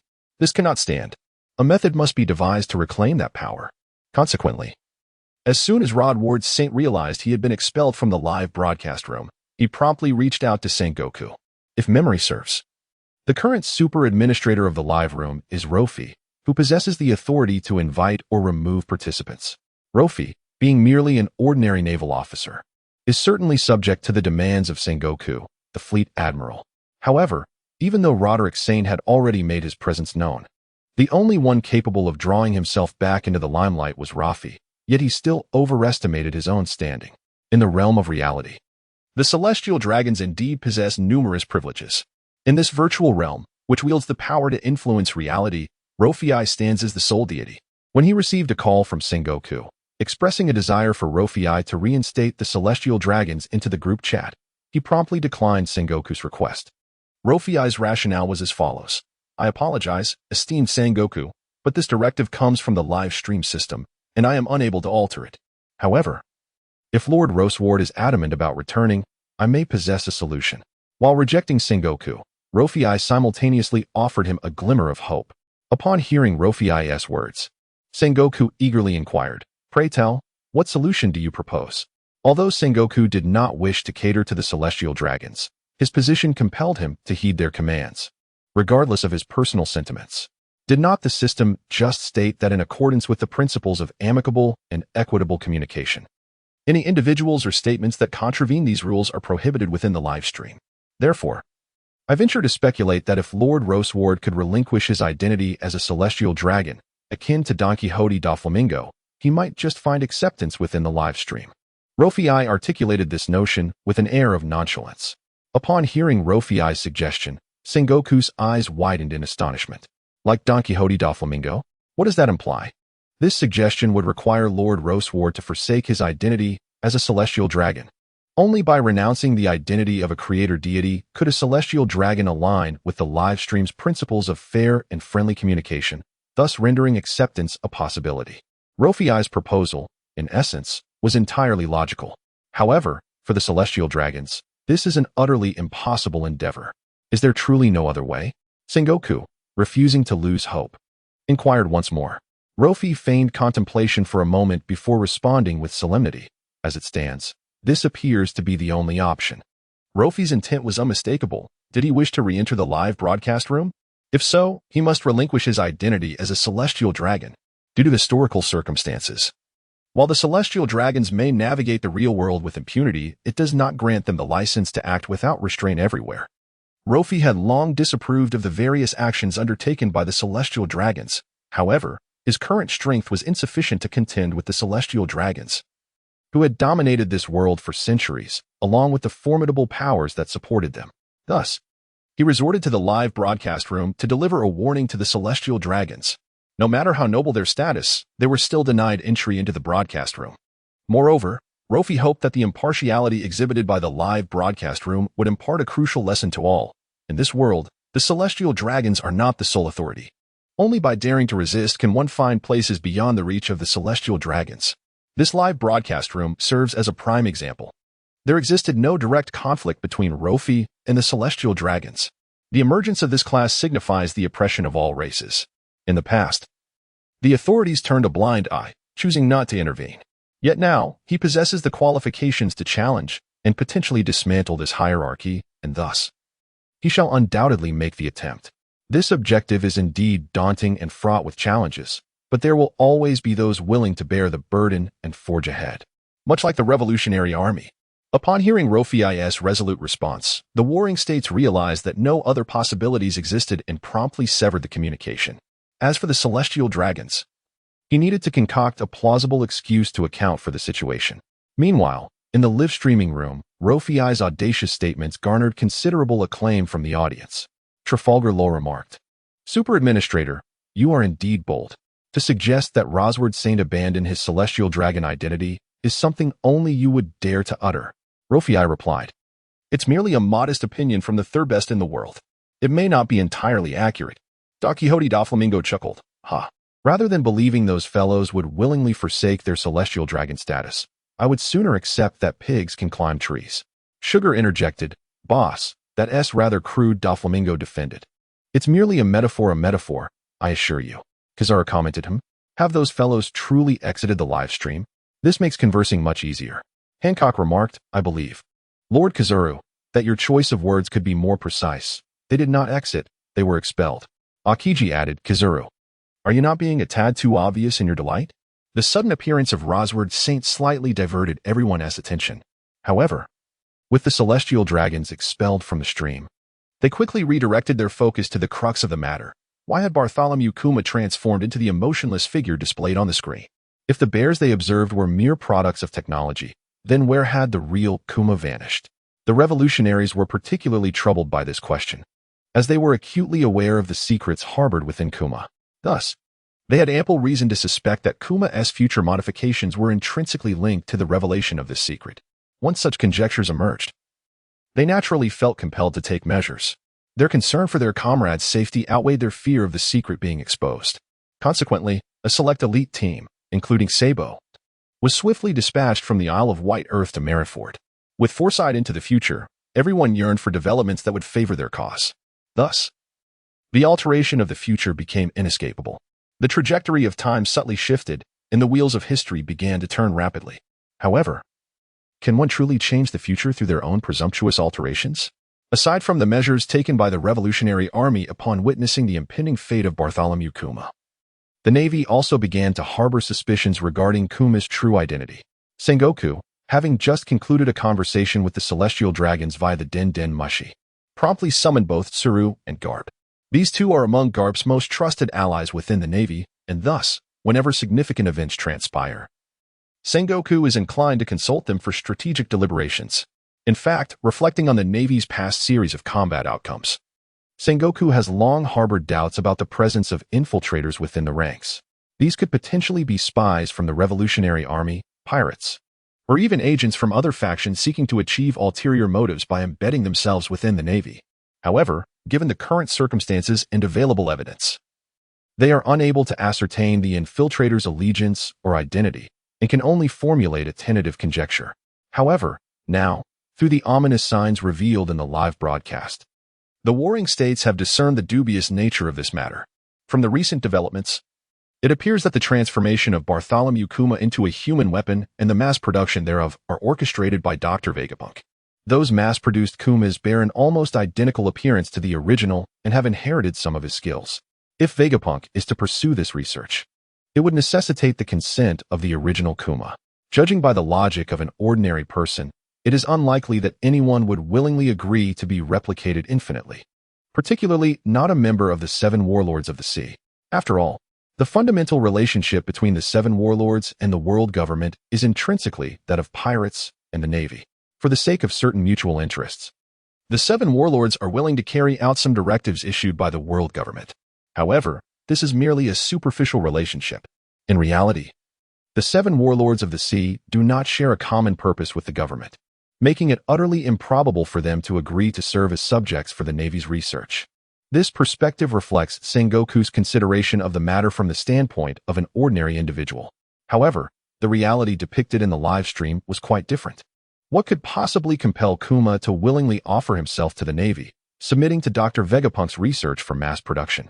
The underlying reasons are likely far more complex than they appear. From the conclusions drawn, the current Sengoku has identified numerous suspicions surrounding Kuma, and even the rarely agreeable Garp concurred with Sengoku's hypothesis. Consequently, after a brief discussion, Sengoku drafted a confidential letter to report to the government, requesting the dispatch of members from the intelligence organization to thoroughly investigate the tyrant Kuma. Meanwhile, Kuma's identity has come under scrutiny.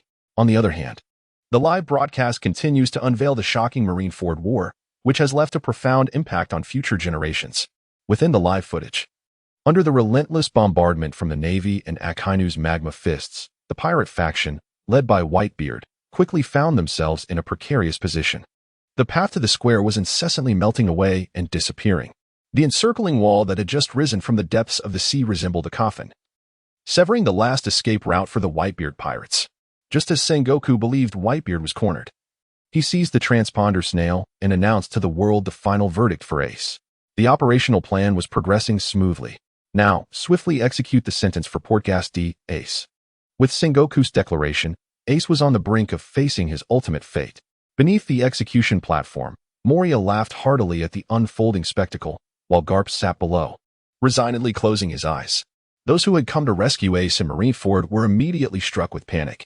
In this tense moment, their gazes instinctively turned towards the soul gap in the encircling wall created by Oars's fallen body. To save Ace, this was the only path. Yet they were equally aware that the Navy had undoubtedly laid an intricate trap at this very breach. As everyone hesitated, Luffy slowly rose from the smoke and called out Ace's name with a resounding voice, then resolutely charged towards the soul opening. Inspired by Luffy's courage, countless surviving pirates began to advance toward this gap as well. However, as the pirates had previously speculated, the Navy indeed amassed a formidable array of firepower at this vulnerable gap. Anyone who dared to charge forward would undoubtedly be obliterated by the relentless barrage of cannon fire. Witnessing the demise of so many comrades who perished in their attempt to rescue him reignited Ace's fighting spirit, yet, regrettably, the sea prism stone handcuffs rendered him immobile. With comrades falling one after another, and even Luffy unfortunately plunging into the sea, it was fortunate that Jinbe was there to rescue him. In this moment of despair, when all seemed lost, the seemingly deceased little Oars rose once more, albeit with heavy steps. Despite his grievous injuries, he remained resolute in his purpose. He would rescue Ace. The sight of Oars standing revived the morale of Whitebeard's crew. However, even if Oars were to resume the battle, it would be through sheer indomitable will, as his body was no longer capable of sustaining the impending fight. The Navy's artillery barrage rained down violently. Although Oars's massive form shielded his comrades from a significant portion of the cannon fire, he could not continue the battle. Nevertheless, Oars's resurgence bought his comrades a precious moment.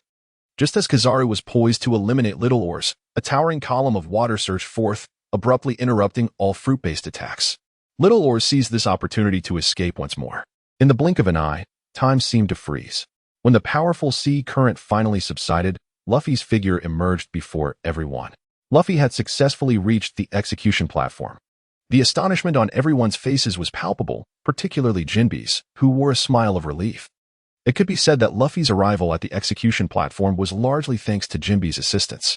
Jinbe's move, the sea current over the shoulder throw, had conjured a massive water dragon that charged straight for the platform, with Luffy ensconced within it. Indeed, not every devil fruit user possessed the courage to conceal themselves within a current like this. Luffy's bravery commanded Jinbe's respect. The three admirals stared in shock at the suddenly appeared Luffy. He had finally made it here. The son of the dragon, truly fearless. So young, yet so formidable. The three admirals immediately unleashed a torrent of scorn at Luffy's appearance. Nevertheless, despite the mocking tone, the underlying message conveyed a considerable respect for Luffy. Simultaneously, the discourse among the three admirals of the Navy illuminated the situation upon the execution platform for all to see. Whether pirates or Navy, they beheld Luffy's figure upon the scaffold. On Whitebeard's side, upon witnessing Luffy's emergence on the execution stage, it was as if he had glimpsed a pivotal opportunity in the war, prompting him to swiftly initiate a new phase of strategic planning. However, the Navy has evidently not yet grasped the ramifications of Luffy's sudden appearance. The three admirals, Akainu, Aokiji, and Kizaru, persist in their verbal onslaught against him. Your determination is indeed commendable, Akainu disdainfully remarked, but this stage is far too premature for you. You cannot possibly triumph over us. Aokiji and Kizaru echoed similar sentiments. Yet, despite their words brimming with derision aimed at Luffy, none of them actually took action against him. It was only when Luffy finally caught his breath that he boldly confronted the three admirals, declaring the commencement of a new battle. Return Ace to me. Their verbal attacks had inadvertently granted Luffy the respite he needed. As soon as he finished speaking, he immediately launched an assault on the three admirals. On the Whitebeard's side, upon witnessing Luffy charge forward into the fray, he swiftly rallied his subordinates to counterattack. At this juncture, the members observing the live broadcast finally breathed a sigh of relief. Initially, Whitebeard's pirate crew descended from above, gaining the upper hand, followed by a counteroffensive from the Navy. Just as it seemed the pirates were on the verge of defeat, Luffy's unexpected appearance turned the tide of battle. This confrontation can be aptly described as one filled with twists and turns. Everyone present was deeply moved by the recent events, particularly Sengoku. As he observed the admirals relentlessly belittling Luffy, Sengoku sensed impending doom. Akainu, Aokiji, Kizaru. May I inquire why I have assigned you to Marineford if not to act as mere spectators? Would it not be more effective to simply send him back into the water? Sengoku directly challenged. However, one cannot fault Sengoku for harboring such suspicions. After all, In a previous QA session during the live broadcast, it had already been hinted that Luffy would ultimately be the one to save Ace. From the footage just shown, although Luffy had charged beneath the execution platform, he appeared gravely weakened. As a devil fruit user, he cannot come into contact with seawater. Yet he had managed to surge forth from the currents, fortuitously landing directly before the three admirals. Had they chosen to strike at that moment, it would have likely taken but a single blow to incapacitate him. Yet, Akainu, Aokiji, and Kizaru chose instead to engage him in a war of words. One must consider that Luffy, in his drenched and vulnerable state, is hardly deserving of further mockery from the admirals. Moreover, given the gravity of the situation, this was hardly an appropriate setting for idle chatter, and they had conversed for such an extended period. Luffy's physical resilience is extraordinary. The time they spent conversing was ample for him to regain his breath and restore his combat strength. What would happen once Luffy fully recuperated and once again challenged the Navy? Sengoku could not fathom why the three admirals chose this moment to engage in conversation with Luffy. Admirals Akainu, Aokiji, Kizaru, return at once and submit your reports. Sengoku's anger surged, momentarily clouding his judgment, causing him to forget that the events of this live broadcast were set in the future. Upon hearing Sengoku's reprimand, Kizaru felt a surge of defiance and was the first to voice his objection. Commander-in-Chief, one cannot phrase it in such a manner. Judging by the footage from the live stream, it was clearly Akainu who initiated the conversation. Since he had already spoken, is it not reasonable for me to chime in as well? With his words, Kizaru deftly shifted the blame onto Akainu. Akainu's eyes widened in surprise. He had anticipated that Kizaru would challenge Sengoku, but instead, the latter turned the blade upon him. Although Kizaru's remarks were somewhat irksome, they bore an element of truth. The Navy's two prior provocations against Luffy had indeed been instigated by Akainu himself. Faced with this undeniable fact, Akainu began to construct a defense based on the timeline. Commander-in-Chief, I find it inappropriate to write reports on this matter, given that this incident occurs in the future. Do you truly believe it is just to punish us in the present? While Akainu, from an outsider's perspective, struggled to comprehend his own actions as depicted in the footage, he could still grasp the reason behind Sengoku's ire. However, writing a self-criticism is utterly unacceptable. Regarding this issue, Sengoku and Akainu began to bicker within the group. After smoothly shifting all the blame onto Akainu, Kizaru gleefully watched the unfolding drama. In contrast, Aokiji maintained a far more composed demeanor. Admiral, do not rush. Luffy has only just arrived at the square, and there remains a considerable distance to the execution platform. Let the bullets fly a while longer. Aokiji discerned that the battle for Ace on Marineford had only just commenced. Although both sides had already engaged in two large-scale confrontations, the main forces on either side had suffered no substantial damage. It was rather premature to declare oneself invulnerable against Akainu and Kizaru at this juncture. Let the bullets fly a while longer. Upon hearing Aokiji's words, the crowd once again calmed themselves, refocusing their gaze on the live broadcast. At this moment, Luffy had regained much of his strength. He chose not to respond to the earlier taunts of the three admirals and launched a direct assault against them. Luffy's audacity to confront all three admirals simultaneously quickly stirred a commotion within the Navy. However, Luffy was acutely aware of the disparity in strength between himself and the three admirals, as well as the dwindling time he had. Thus, during the confrontation, he devised a clever scheme. Initially, Luffy intended to activate Gear Second, generating an abundance of steam to obscure everyone's vision, allowing him to slip unnoticed toward the execution platform.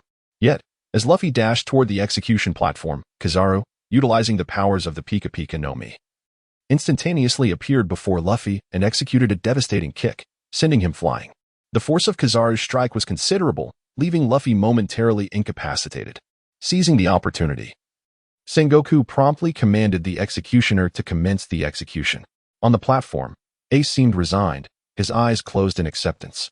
Below, countless souls were stirred by this event.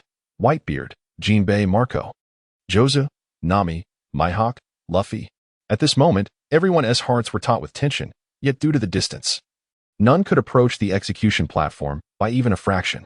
As the executioner's blade poised to descend, the hearts of the onlookers collectively hung in suspense. What transpired next left all present, including Sengoku, utterly astounded.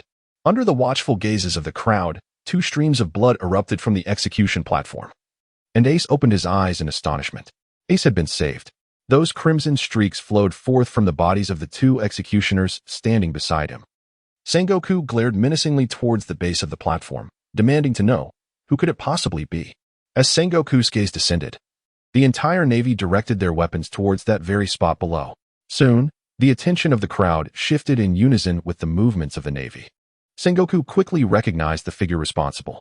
You bastard, I had thought you, with your long-standing grudge against Whitebeard, would be of assistance to us. Crocodile. Indeed. The one who had intervened at the last moment to save Ace was none other than the Sand Crocodile, Crocodile. The emergence of the Sand Crocodile not only astonished Sengoku, but also caught Marco, who flapped the vibrant blue flames of the phoenix's wings as he landed atop a nearby wall, gazing in surprise at the man who had appeared so suddenly. Jinbei, too, found it hard to believe as he looked upon Crocodile's unexpected presence in the square. Jinbei was aware of the enmity between Crocodile and Whitebeard. He could scarcely fathom why the man who had long sought Whitebeard's life would come to Ace's rescue. The live broadcast captured the collective shock of everyone witnessing Crocodile's sudden arrival. Anyone familiar with Crocodile understood the depth of his rivalry with Whitebeard. Whitebeard's purpose in arriving at Marineford was to thwart the Navy's execution of Ace. Thus, neither the Navy nor the pirates could have anticipated that at this pivotal moment, Crocodile would intervene to halt Ace's execution. In response, Crocodile offered his own explanation.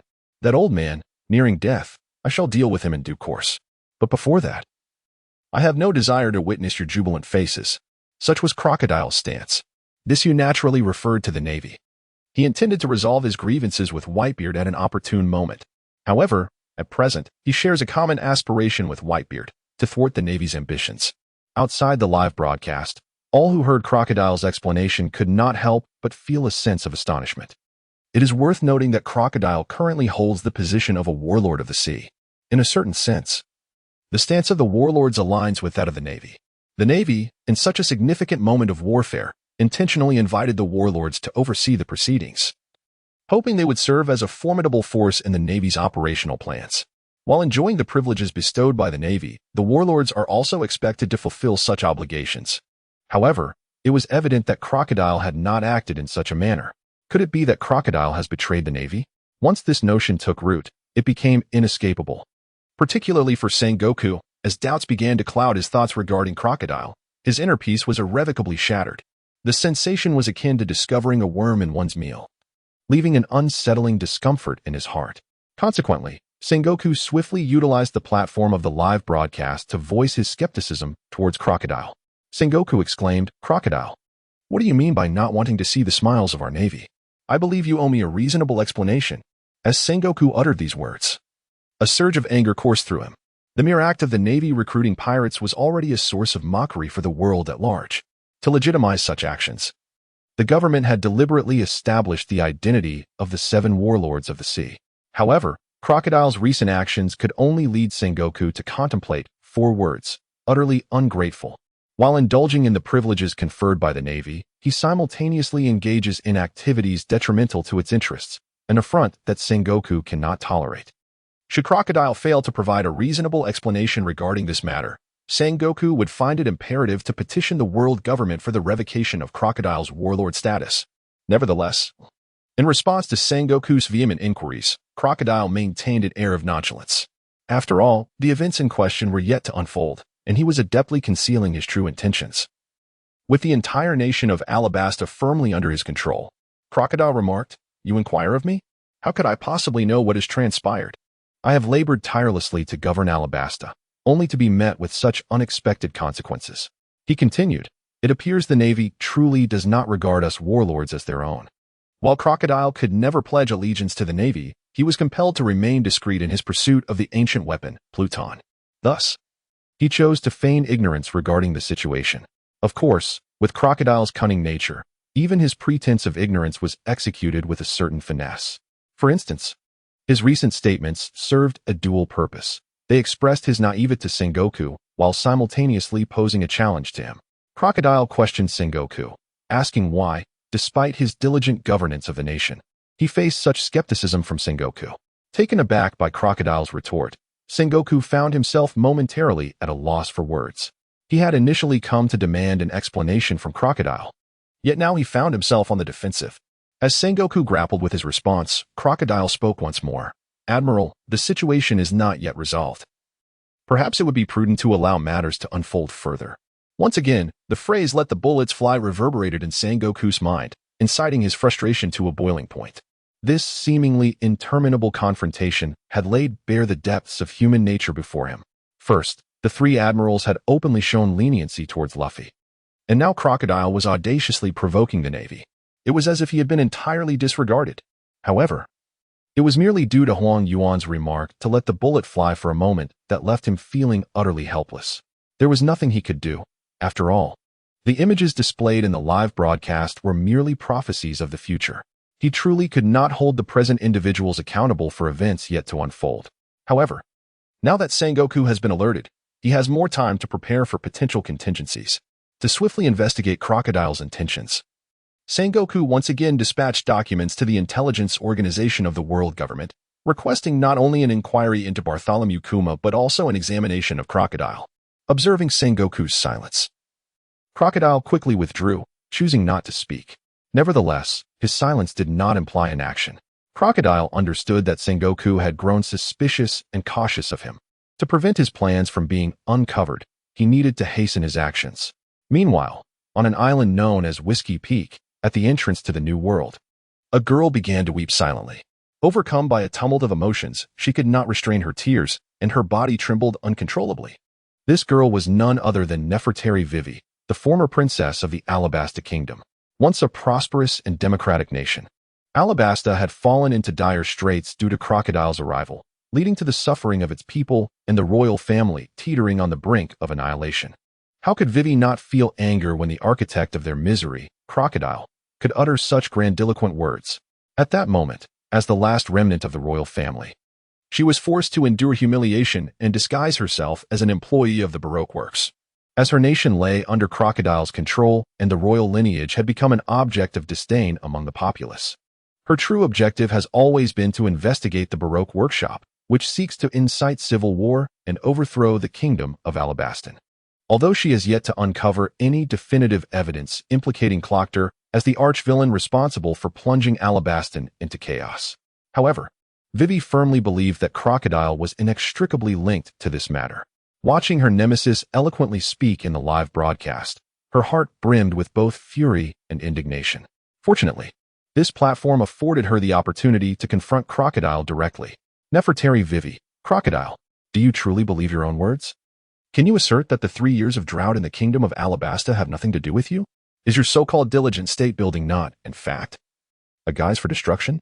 Utilizing the platform of the live stream, Vivi finally articulated the thoughts she had long harbored but could never express. Each participant in the broadcast possessed an independent view, allowing Vivi to speak freely without fear of her identity being exposed. In response to her inquiries, Crocodile maintained his nonchalant demeanor. Yet, he had not anticipated that the exiled royalty of Alabasta would dare to confront him so openly. Crocodile, Princess Vivi, it appears there has been a misunderstanding between us. The calamity that befell the kingdom, was it not brought about by the former king? Let us not be so indiscriminate in our accusations. Crocodile, if you are dissatisfied with my actions, why not approach me directly to seek clarification instead of resorting to insults here? At this moment, Crocodile continued to play the role of an actor, attempting to obfuscate the truth. Nevertheless, while he outwardly dismissed Vivi's presence, he discreetly instructed his subordinates to investigate her whereabouts with utmost diligence. Simultaneously, Sengoku took note of Vivi's remarks. He understood well that, despite Crocodile's seemingly polite demeanor, he was, in reality, a cunning and ruthless individual. For a girl, under the threat of silencing, to speak so boldly suggested that she might indeed possess crucial knowledge. Since he had resolved to investigate Crocodile, this princess of Alabasta could serve as a valuable point of leverage. However, before proceeding, he had to ensure Vivi's safety. With this in mind, Sengoku contacted Akiji through a den mushi. Aren't you about to embark on another journey? This time, to the desert, where I have a task arranged for you. After delivering her impassioned speech, Vivi felt a sense of relief wash over her, as though she had finally released the pent-up emotions she had carried for so long. However, she soon regained her composure. As a persecuted royal princess, her audacious challenge to Crocodile undoubtedly drew considerable attention, and at that moment, Crocodile must have taken precautions against her. Given his treacherous and ruthless nature, it was entirely possible that he had already dispatched assassins to pursue her. Although the live broadcast provided some advantages and aided in concealing her identity, it could not shield her from Crocodile's relentless pursuit. Thus, upon regaining her senses, Vivi promptly opted for silence and discretion. The sudden appearance of Princess Vivi of the Alabasta royal family in the live broadcast stirred the seemingly tranquil waters, revealing the undercurrents beneath. What schemes was Crocodile concocting? What had led to the downfall of the Alabasta kingdom? One enigma after another surfaced, provoked by the prophecies within the live stream. Sengoku had already sensed these ominous signs and could not afford to remain passive. Would Crocodile's quest for the ancient weapon Pluton be altered as a result? And could the Straw Hat Pirates, responding to Vivi's plea for assistance, navigate the turbulent waters ahead successfully? These remained uncertain. Within the live broadcast, nearly all who roamed the seas recognized the unusual nature of this incident. However, due to the multitude of entanglements involved, they refrained from voicing their thoughts openly, instead choosing to quietly take note and conduct discreet investigations. Meanwhile, the unresolved battle atop the live stream continued unabated. In the wake of Crocodile's brazen execution of 2 Navy executioners, all eyes were fixed upon him. In response to Sengoku's inquiries, Crocodile articulated his disdain, asserting that he could not bear to witness the Navy's elation. To the pirates, Crocodile's declaration resonated with a palpable aura of defiance. However, from the perspective of the Navy, Crocodile's actions were viewed as a grave provocation. Consequently, in response to Crocodile's brazen behavior, swift measures were taken to restrain him. In an instant, as soon as Crocodile finished speaking, his head was violently severed and flew to the ground with a swift whoosh. At the junction of his neck and body, observers noticed an almost imperceptible yet steel-hard thread, subtly glimmering in the light. This was the manifestation of Doflamingo's string fruit powers, employing the most unassuming weapon to achieve devastating lethality, perfectly aligning with Doflamingo's characteristic demeanor. Nevertheless, at the moment Crocodile's head was dislodged, the expected torrent of blood did not ensue. To the astonishment of all present, they witnessed Crocodile's severed head gradually disintegrating into sand from the wound. As his head continued to transform into sand, a new head was reforming in a sandy essence, showcasing the power of an awakened devil fruit. Both Doflamingo and Crocodile were possessors of Paramecia-type devil fruits, whose abilities, once awakened, could impact entities beyond themselves. Doflamingo could convert his surroundings into weapons for both offense and defense, or even elementalize himself, becoming one with his string nature. As a pirate of considerable influence in the New World, it was only natural that Crocodile had awakened such formidable powers. His ability to turn his body into sand was merely a trivial aspect of his prowess. Just as Crocodile's body began to mend, Doflamingo emerged from the crowd, clad in a striking pink mink coat. With a swagger that suggested he recognized no kin, Doflamingo approached the square while questioning Crocodile with a sardonic tone. "Hey, you scoundrel. Have you cast me aside to ally with Whitebeard? I must admit, I can be quite jealous." Doflamingo inquired with a sinister smile. Meanwhile, in the brief interlude of Doflamingo's words, Crocodile's severed head had reformed once more in sandy form. Before long, Crocodile appeared unfazed before everyone once again. Naturally, Doflamingo did not anticipate that his maneuver would inflict any significant damage on Crocodile. In skirmishes that did not pertain to fundamental interests, it was customary for both parties to hold back, refraining from exerting their full strength. The surrounding Navy personnel and other pirates were left bewildered, utterly in the dark about the intricacies of the enmity between the two. However, the current circumstances do not permit them to clarify the matter at hand. Their primary concern revolves around whether Minggu and Crocodile are indeed allies. From Ming Ji's recent inquiry, it is evident to all that there exists a certain transaction between him and Crocodile. At this juncture, whether Minggu has been persuaded by Crocodile to betray the Navy, or conversely, whether Crocodile has been intimidated by Ming Ji's words into abandoning the pirate faction, either scenario could significantly influence the prevailing battlefield dynamics. Amidst the collective anticipation, Crocodile swiftly responded, asserting, "I will not ally with anyone." Upon hearing this, Minggu reiterated his question, "Are you still intent on discarding me?" This time, Crocodile answered without hesitation, "I suppose so." Crocodile's response unequivocally declared his stance. Observing that further verbal sparring was futile, Doflamingo relinquished the exchange and, in a fleeting moment of eye contact, the two engaged in a fierce battle. Simultaneously, turmoil erupted in other areas of the battlefield. Firstly, Luffy Having reached the base of the execution platform, found himself unable to approach due to the obstruction posed by the three admirals. The other Navy personnel, now aware of the situation, concentrated all their efforts to thwart Luffy's advance. However, these ordinary soldiers were little more than cannon fodder in the face of Luffy's relentless progress. He continued to advance, drawing ever closer to the execution platform. At this moment, the admirals, who had previously retreated, could no longer remain passive. Akainu was the first to step forward, intent on punishing Luffy. However, he was quickly intercepted by Aokiji, who positioned himself before Akainu and launched an ice spear toward Luffy's arm. The spear struck with the force of a nail, pinning Luffy to the ground. Aokiji then approached Luffy and made a solemn declaration that your grandfather has shown me kindness. I must apologize. This is the path you have chosen as a man. With a calm demeanor, Aokiji pronounced Luffy's death sentence. Yet, after delivering this statement, he did not immediately thrust the ice spear into Luffy's body. Instead, he took a few steps forward, as if seeking a better angle for his strike.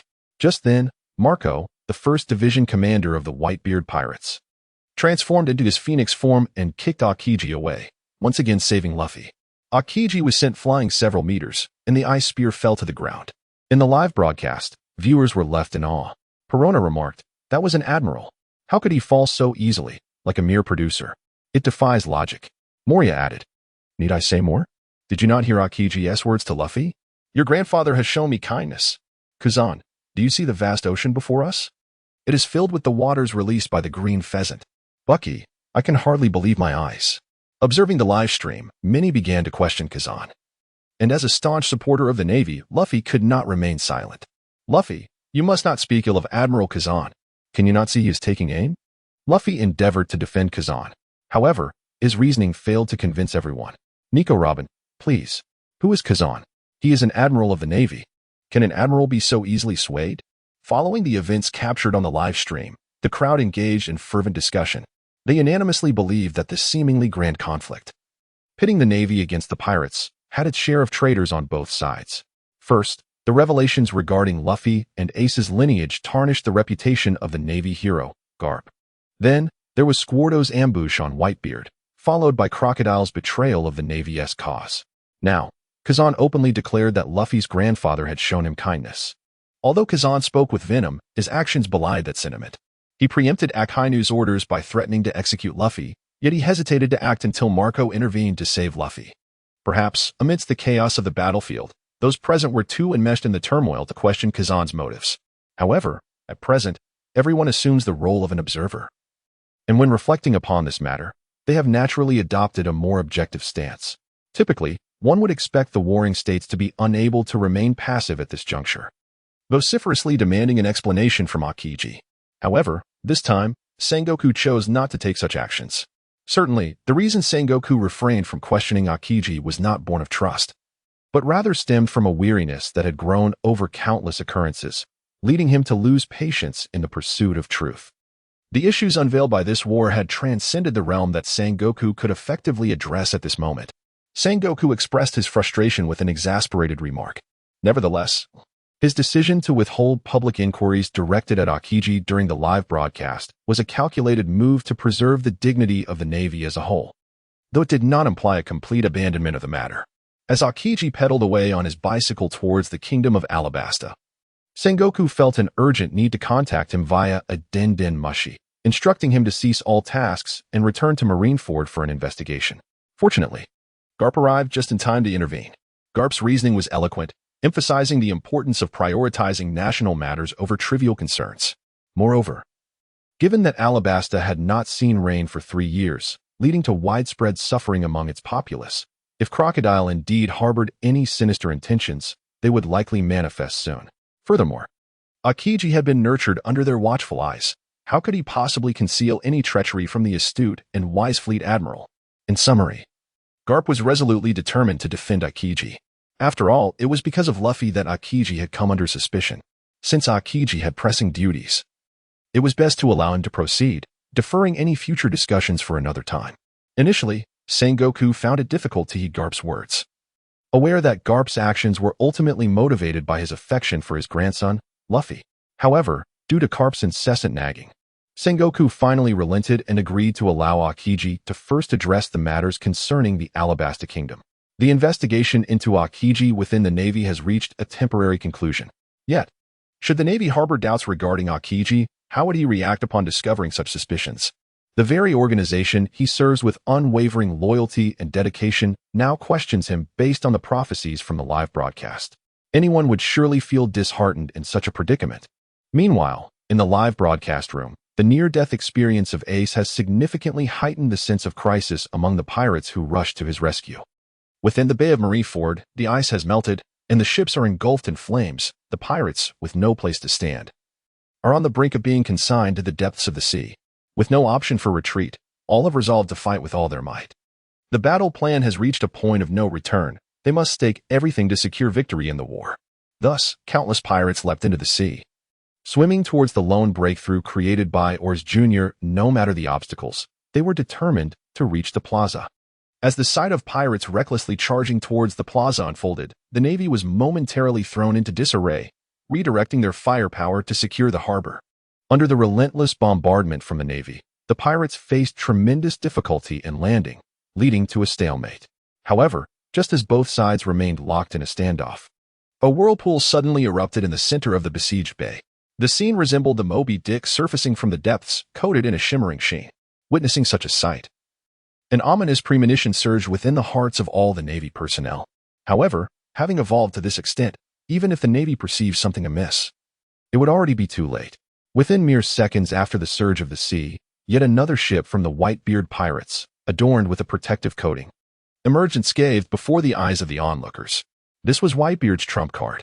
Just as the Navy could preemptively establish a blockade to assault the Whitebeard pirates, it was only natural that Whitebeard would not expose his full strength when aware of the impending trap. Following the appearance of this unblemished ship, it surged toward the direction of Little Oars, as it represented their sole opportunity for a breakthrough. Sengoku quickly grasped the pirate strategy and promptly commanded all naval forces to focus their firepower on Little Oars. Should they succeed in taking him down, the pirates would have no chance of breaching the encirclement. Regrettably, by the time Sengoku realized the gravity of the situation, it was already too late.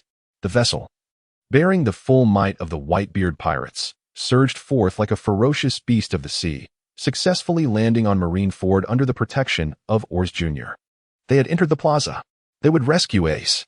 They would seize the Marine headquarters. The pirates brandished their weapons, exclaiming with fervor. Witnessing the pirates' successful landing, Sengoku clenched his teeth in frustration. He never anticipated that the encirclement he had meticulously crafted to thwart the pirates would inadvertently serve as their crucial point of ingress. However, the pirates' successful landing merely marked a pivotal juncture in this epic confrontation, failing to halt Ace's impending execution. The fierce clash between the pirates and the Marines continued unabated. Seizing the opportunity presented by the pirates' unfamiliarity with the terrain, the Marines concentrated their cannon fire upon Oars Jr. The sheer number and agility of the pirates allowed many to evade the barrage, but Oars Jr., with his colossal frame, was not so fortunate. Wounded and hindered, he became an easy target for the relentless onslaught of the Marines. Moreover, after aiding the Whitebeard pirates in their landing, his immense size had become a liability, exposing all his vulnerabilities.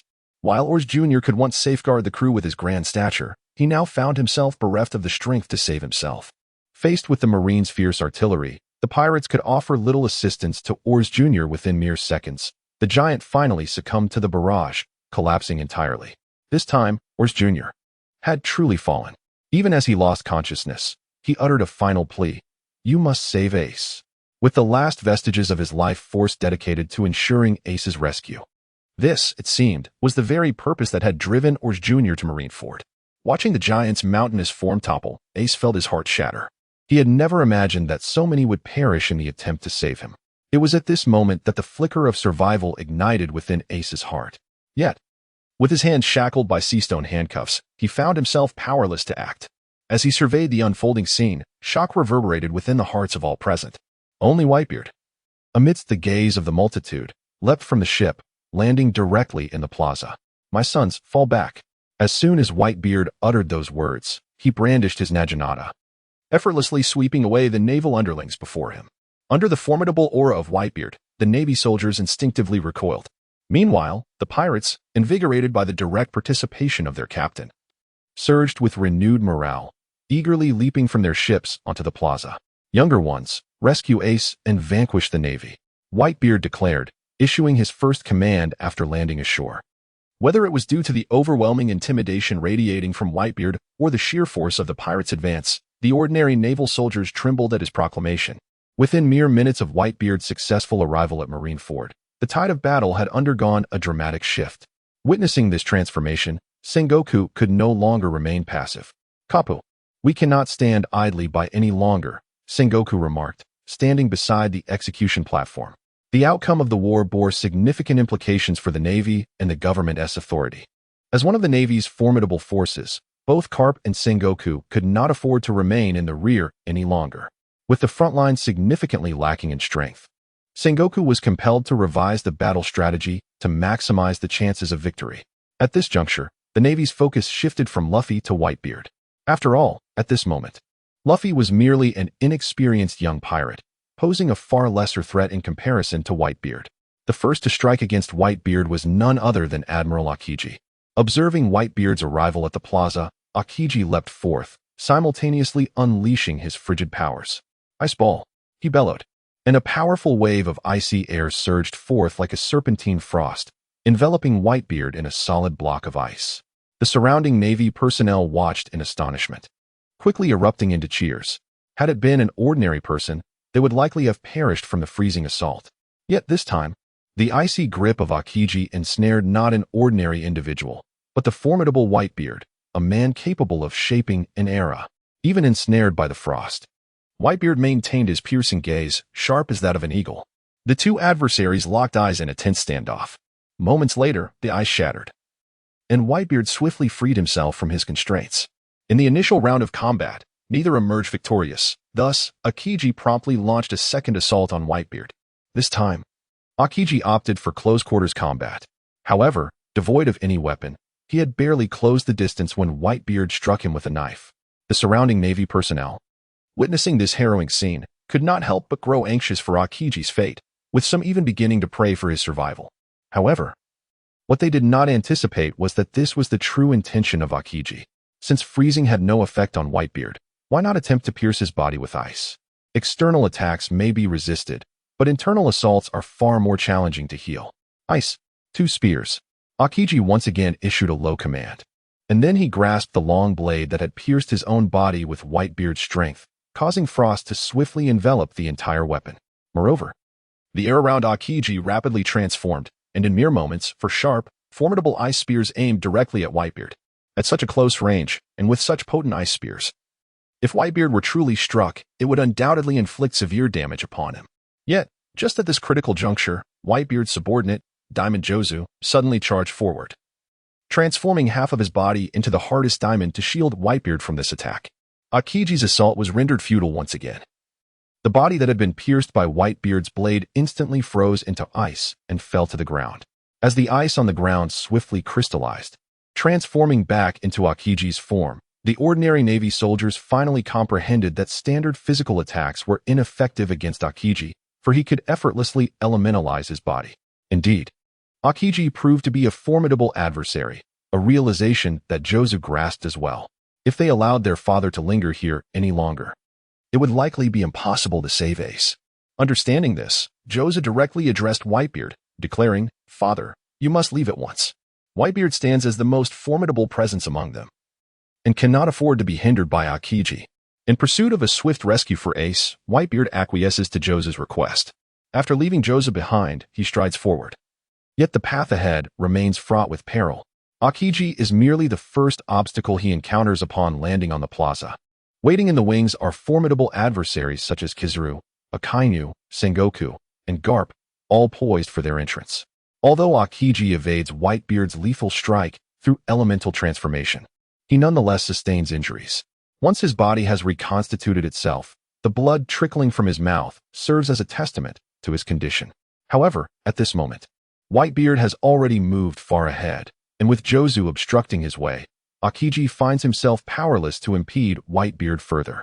In the plaza, Whitebeard, Luffy, and the other members of his crew advance towards the execution platform. Garp, stationed atop the platform, watches as Luffy rushes towards him. A hint of resignation appearing on his face. Beads of sweat begin to form on Garp's forehead. He never imagined that he would reunite with Luffy in such a life-and-death scenario. Both Ace and Luffy are children he has watched grow up. Though Garp may present a tough exterior, within him lies a tender space occupied by these two youths. The irony of a white-haired man bidding farewell to a black-haired youth is not lost on Garp. He could never have anticipated such a fate befalling him.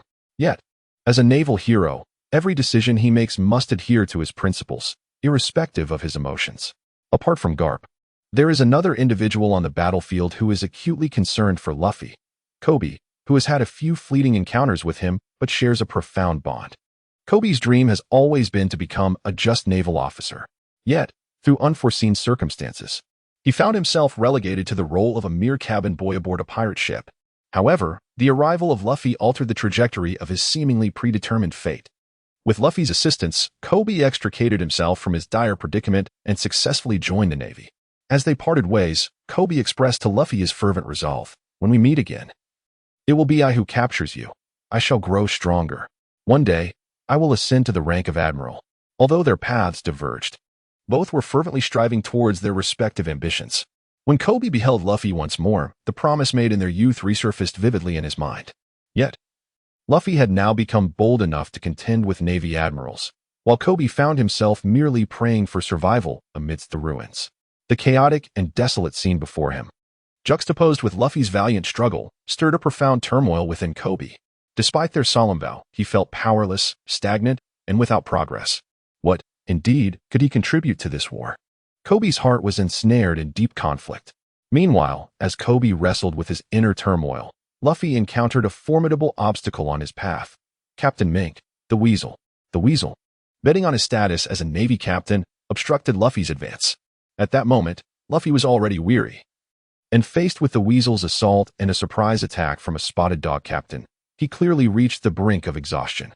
Under the piercing thrust of the spotted dog's spear, Luffy collapsed once more. Yet, in the face of such overwhelming pressure, he exhibited remarkable resilience. Clinging to his unwavering spirit, Luffy endeavored to rise again. However, the confrontation was far from over. Just as the spotted dog and the Weasel prepared to strike again, Kizaru intervened with a swift kick, sending Luffy flying. At this point, Luffy truly lacked the strength to stand. Though his eyelids valiantly resisted closure, his limbs had become utterly unresponsive. It could be said that even the most lowly soldier on this battlefield could effortlessly vanquish him. Observing Luffy being repeatedly felled, Garp felt a surge of compassion. His fists clenched tightly, veins bulging, and beads of sweat accumulating on his forehead, as if he were on the verge of rushing forth to safeguard Luffy. However, the nearby Sengoku quickly sensed that something was amiss with Garp. As the fleet admiral, he felt compelled to remind Garp of his position within the Navy. "Garp, clarify your own stance." Such a simple phrase plunged Garp's heart into turmoil once more. Meanwhile, the yellow monkey, who had just sent Luffy sprawling, swiftly approached him. Towering over Luffy, he delivered a disdainful remark. "Courage alone is futile, Straw Hat Luffy. Without the strength to save what is beyond reach, no amount of effort will suffice." At that moment, Luffy found himself utterly immobilized, his mind descending into chaos. Could it be true, as the yellow monkey said, that he was powerless? The world around him began to blur, and Luffy was truly on the brink of exhaustion. Just as he was about to close his eyes, the yellow monkey unleashed another lightning-fast kick, sending Luffy hurtling away. As everyone braced for the inevitable demise of Luffy, an unexpected turn of events unfolded. The yellow monkey's kick had propelled Luffy directly into Whitebeard's embrace. Remarkable. That kick was indeed rather skewed. It had inadvertently sent Luffy to the safest place imaginable. Of course, given the urgency of the battle, no one seemed to notice the miscalculation of the yellow monkey's kick at that moment. Observing Whitebeard catch Luffy, the yellow monkey spoke once more. "Whitebeard, you have truly lost your wits. A man like you allows such a worthless fool to take the lead." As the yellow monkey prepared to launch another assault on Whitebeard, the crew members surrounding Whitebeard swiftly positioned themselves to shield him. Meanwhile, Jinbei and Ivankov, who had been separated from Luffy, finally located him. Upon witnessing Luffy's frail and near-lifeless state, the ship's doctor on Whitebeard's vessel immediately commenced his treatment, while Luffy remained unconscious. A new and brutal battle erupted in the square. The pirates fought with desperation, while the Navy endeavored to thwart their advance. The entire Whitebeard pirates crew mobilized. with Marco transforming into the Phoenix, intent on soaring from the sky to rescue Ace from the execution platform. The warlords of the sea, including Mihawk, Hancock, and Moria, also began their slaughter. On the Navy's side, Sengoku and the Pacifista swiftly joined the fray, this time devoid of the encircling barriers imposed by the Navy. Both sides engaged in a fierce struggle for survival. During Luffy's unconsciousness, the pirates and Navy clashed with renewed ferocity. The Navy fought valiantly to impede the pirates' progress, while the pirates were determined to reach the execution platform at all costs. On the ground, the battle between pirates and Navy raged on. The pirates, prioritizing their own interests, chose not to confront Whitebeard directly, instead clashing with the ordinary Navy soldiers amidst the chaos. Admiral Akiji found himself entangled with Diamond Jozu, while Kazuru was hindered by other captains from Whitebeard's ship. At this moment, the only figures capable of obstructing Whitebeard were Admiral Akainu and the likes of Sengoku and Garp. Garp, still grappling with his internal conflict, was reluctant to engage Whitebeard directly at this juncture. Sengoku, tasked with orchestrating the overall strategy, was also cautious and refrained from taking rash actions until the final moment. Thus, the responsibility of confronting Whitebeard fell solely upon Akainu, who was eager to showcase his strength in this grand conflict and had already unleashed his full power in the battle against Whitebeard. Seizing the opportunity presented by the Navy's top-tier forces being largely preoccupied, Marco, the 1st Division commander of the Whitebeard pirates, decisively spread his Phoenix wings and soared toward the execution platform from above Marineford. As the Phoenix wings represented the elemental manifestation of his devil fruit abilities, typical naval artillery proved ineffective against Marco. Consequently, the only ones capable of thwarting his advance were likely Garp and Sengoku. It was anticipated that Sengoku would intervene, making Marco's chances of successfully rescuing Ace exceedingly slim with the Navy's fleet admiral personally engaged. However, should Garp offer even a modicum of assistance, the potential for success could escalate infinitely. Thus, he is currently wagering on Garp's stance. If Garp's compassion and mercy for Ace surpasses so-called principles, success would undoubtedly be within reach. Yet, it has become evident that Marco's gamble has faltered.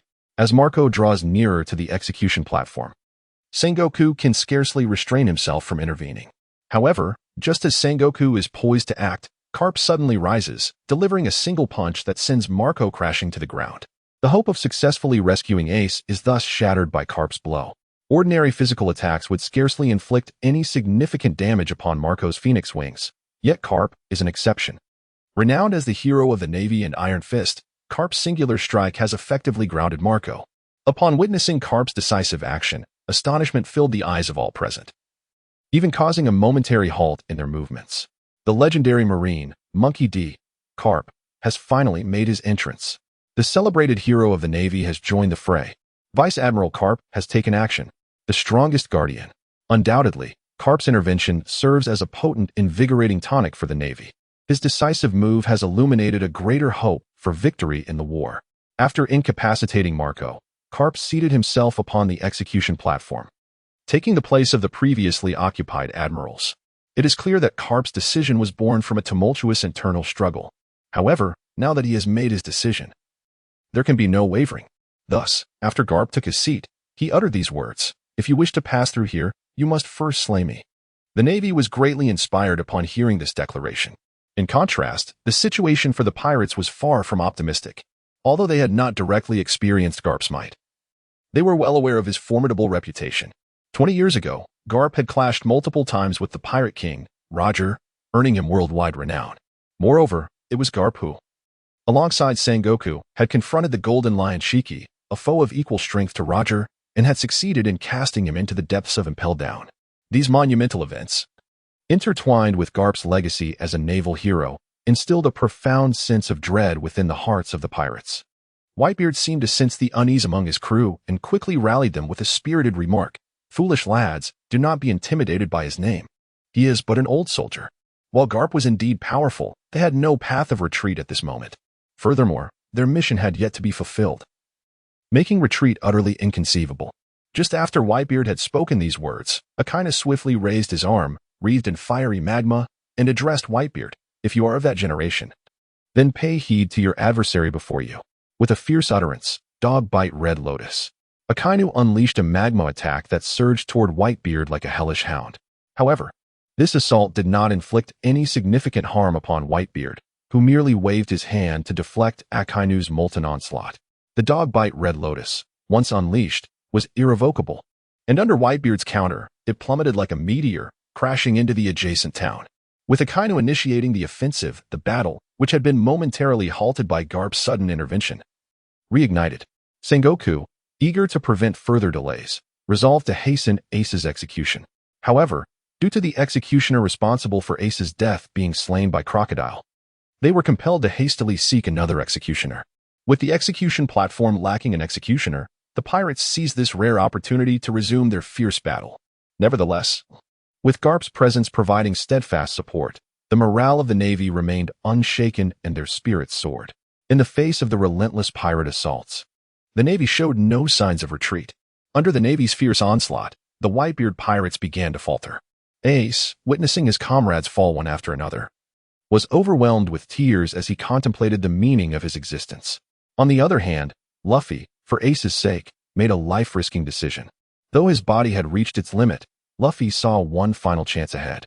Meanwhile, Ace, observing the bloodshed and chaos in the square ignited by his very existence, was engulfed in a tempest of turmoil, seeing his comrades relentlessly charging forth to save him, only to meet their demise. Ace was again beset by doubts about his own life. On the execution platform, Ace reflected upon his imperfect past, his heart shattering under the weight of despair. When Ace was young, he felt a sense of pride upon first hearing that his father was the renowned pirate king. However, when he eagerly inquired about Roger's exploits from others, he was met with scorn from delinquents who told him he should never have been born, that his existence was a sin. Such words inflicted profound wounds on young Ace's heart. It was these disparaging remarks that first led Ace to question the purpose of his life in this world, redirecting his anger towards Roger. He began to sever all ties with Roger's legacy, vowing never to utter the name Roger again. After dealing with those delinquents, Ace swore an oath to stand at the pinnacle, demanding recognition of his existence from all. Thus, he embarked on the path once tread by Roger. Setting sail under the banner of piracy, he roamed the boundless sea. With a resolute character and exceptional abilities, Ace became a dazzling presence across the vast ocean in just a few short years. Determined to further prove his strength, Ace resolved to challenge Whitebeard, one of the 4 emperors of the sea. However, the vast disparity in their powers rendered him unable to even scratch Whitebeard. Fortunately, Whitebeard, with his generous heart, did not hold Ace's repeated challenges against him, instead accepting him as a son. When Ace first boarded Whitebeard's ship, he attempted in vain to assassinate Whitebeard, but to no avail. His change of heart came after a conversation with Marco, during which Ace asked, "Why do you all call him Dad?" Marco replied, "Because he calls us his sons. We are the despised of the world, yet how delightful it is, even if it is merely a statement." Upon hearing Marco's words, Ace was moved to tears. They shared similar experiences, both cast aside by the world. In the vastness of existence, this place was their sole sanctuary where they could coexist. With this realization, Ace finally embraced Whitebeard in his heart. From that moment on, his aspirations subtly shifted. Once fighting for himself, he now bore the name of Whitebeard as he pressed forward. However, despite having found a group of like-minded comrades, he remained unable to escape the shadows of his childhood. Even though Luffy accepted him and Whitebeard acknowledged him as Roger's son, deep down he could not trust that everyone would embrace the existence of Roger's offspring. Hence, when the war at Marineford commenced, and Sengoku publicly declared his identity before the world, Ace instinctively recoiled, lowering his head in silence, unable to confront the gazes of those filled with skepticism and hatred. He feared losing this hard-won refuge. Yet, the scene before him unfolded in a manner he could never have anticipated. Just when Ace believed he was beyond salvation, his comrades were tirelessly striving to rescue him. Little Oars sacrificed his life for him, and Luffy, with the same intent, clashed against the admirals, now gravely injured and unconscious. In addition to these, countless others had fallen along the way for his sake. Yet, despite this, they remained undeterred, resolutely forging ahead on the path to rescue their own. Witnessing the scene before him, Ace seemed to find a sense of relief. The demon that had resided in his heart for over a decade appeared to dissipate in an instant, enveloped by the care and love of his comrades. At this moment, tears streamed down Ace's face uncontrollably. How infuriating! I have been so twisted. At a time like this, when my father, brother, and companions are bleeding and sacrificing, I find myself weeping tears of joy. It is only now that I comprehend the preciousness of life. Ace finally grasped the essence of existence and the value of his own life. Beneath the execution platform, Garp also heard Ace's heartfelt soliloquy, and on his weathered face, a trace of indescribable bitterness emerged. He had made his choice as a naval hero. Regarding Ace, he felt a sense of guilt as a grandfather, but found himself powerless to change anything. The turmoil within Ace was but a fleeting moment, yet on the battlefield, a moment can bring about countless transformations. In the square, Whitebeard continued to fight valiantly, standing against the Navy, with Akainu before him. Given Whitebeard's strength, subduing Akainu should not have posed any challenge. However, at this moment, his body had already succumbed to a stealthy strike from Squirtle, and compounded by the sudden onset of his pre-existing ailments, it rendered Whitebeard's attacks lethargic.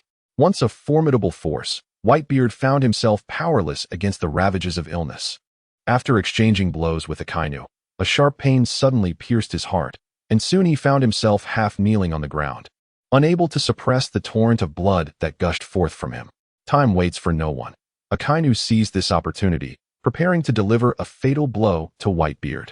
Marco, who had just been knocked down by Garp, rushed to his father's side, filled with concern. In his state of agitation, Marco's worry provided a window for Kizaru, whose abilities finally struck Marco's body, which was perpetually on the verge of elemental transformation. The situation was similarly dire for Diamond Jozu. Out of anxiety for his father and Marco, Jozu merely glanced back, only to find himself ensnared by Akiji's icy grip. Several captains were already restrained by the admirals, leaving the ordinary crew members utterly helpless. At this juncture, Whitebeard was truly isolated and defenseless. In that critical moment, Akainu's magma-like hand ruthlessly slammed into Whitebeard's chest.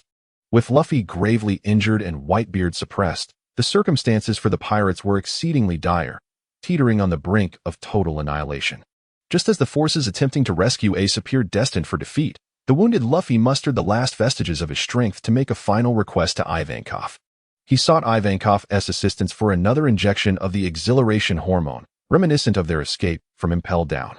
During that harrowing escape, Luffy had been afflicted by the lethal poison of Magellan, bringing him perilously close to death.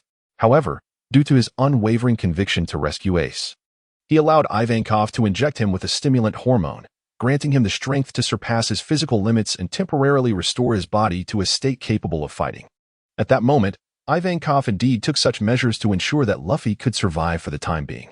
However, the power that transcends the limits of the body inevitably comes at a price. This method of exhausting one's life force has been employed by Luffy once before, and the potential consequences of its repeated use are beyond Ivankov's imagination. At this moment, Luffy lies weak and sprawled on the ground. Yet he still summons every ounce of strength within him to grasp Ivankov's foot. However, upon hearing Luffy's final request, Ivankov's eyes widened in astonishment. What are you saying? Another injection of the excitement hormone? This is utterly reckless. No, you have fought from Impel Down to this point, and the lethal poison has brought you to the brink of death. Your body has long surpassed its limits. I have already mentioned that the excitement hormone is merely a temporary measure. If you continue to numb your body in this manner, you will truly be risking your life. Ivankov said anxiously. No one understands the cost of exhausting one's life through the excitement hormone better than Ivankov, and precisely because he comprehends this so well, he is compelled to fervently dissuade Luffy from entertaining such thoughts. The current situation is exceedingly perilous. He must ensure Luffy's safety. Otherwise, he would have no face to return to his old partner, Monkey D. Dragon. However, in the face of Ivankov's earnest persuasion, Luffy remained entirely unyielding. At this moment, a singular thought occupied Luffy's mind. He was determined to rescue Ace. He resolved to do his utmost, even if it meant death. Let me fight, Ivankov. If my inability to battle now prevents me from saving Ace, I would wish for death afterwards. This was Luffy's resolute decision. Throughout their lives, Luffy had regarded Ace as his elder brother, and the bond of brotherhood they shared transcended even life itself. Upon hearing Luffy's heartfelt declaration, Ivankov finally comprehended the depths of Luffy's true feelings. Given Luffy's current physical condition, it was nothing short of a miracle that he had endured this far. Were it not for this unwavering determination, he would not have made it to this point. With Luffy's mind made up, further attempts to dissuade him would serve no purpose. Very well, it shall be as you wish. With this pronouncement, Ivankov bestowed upon Luffy the exhilarating hormone, a symbol of burning life.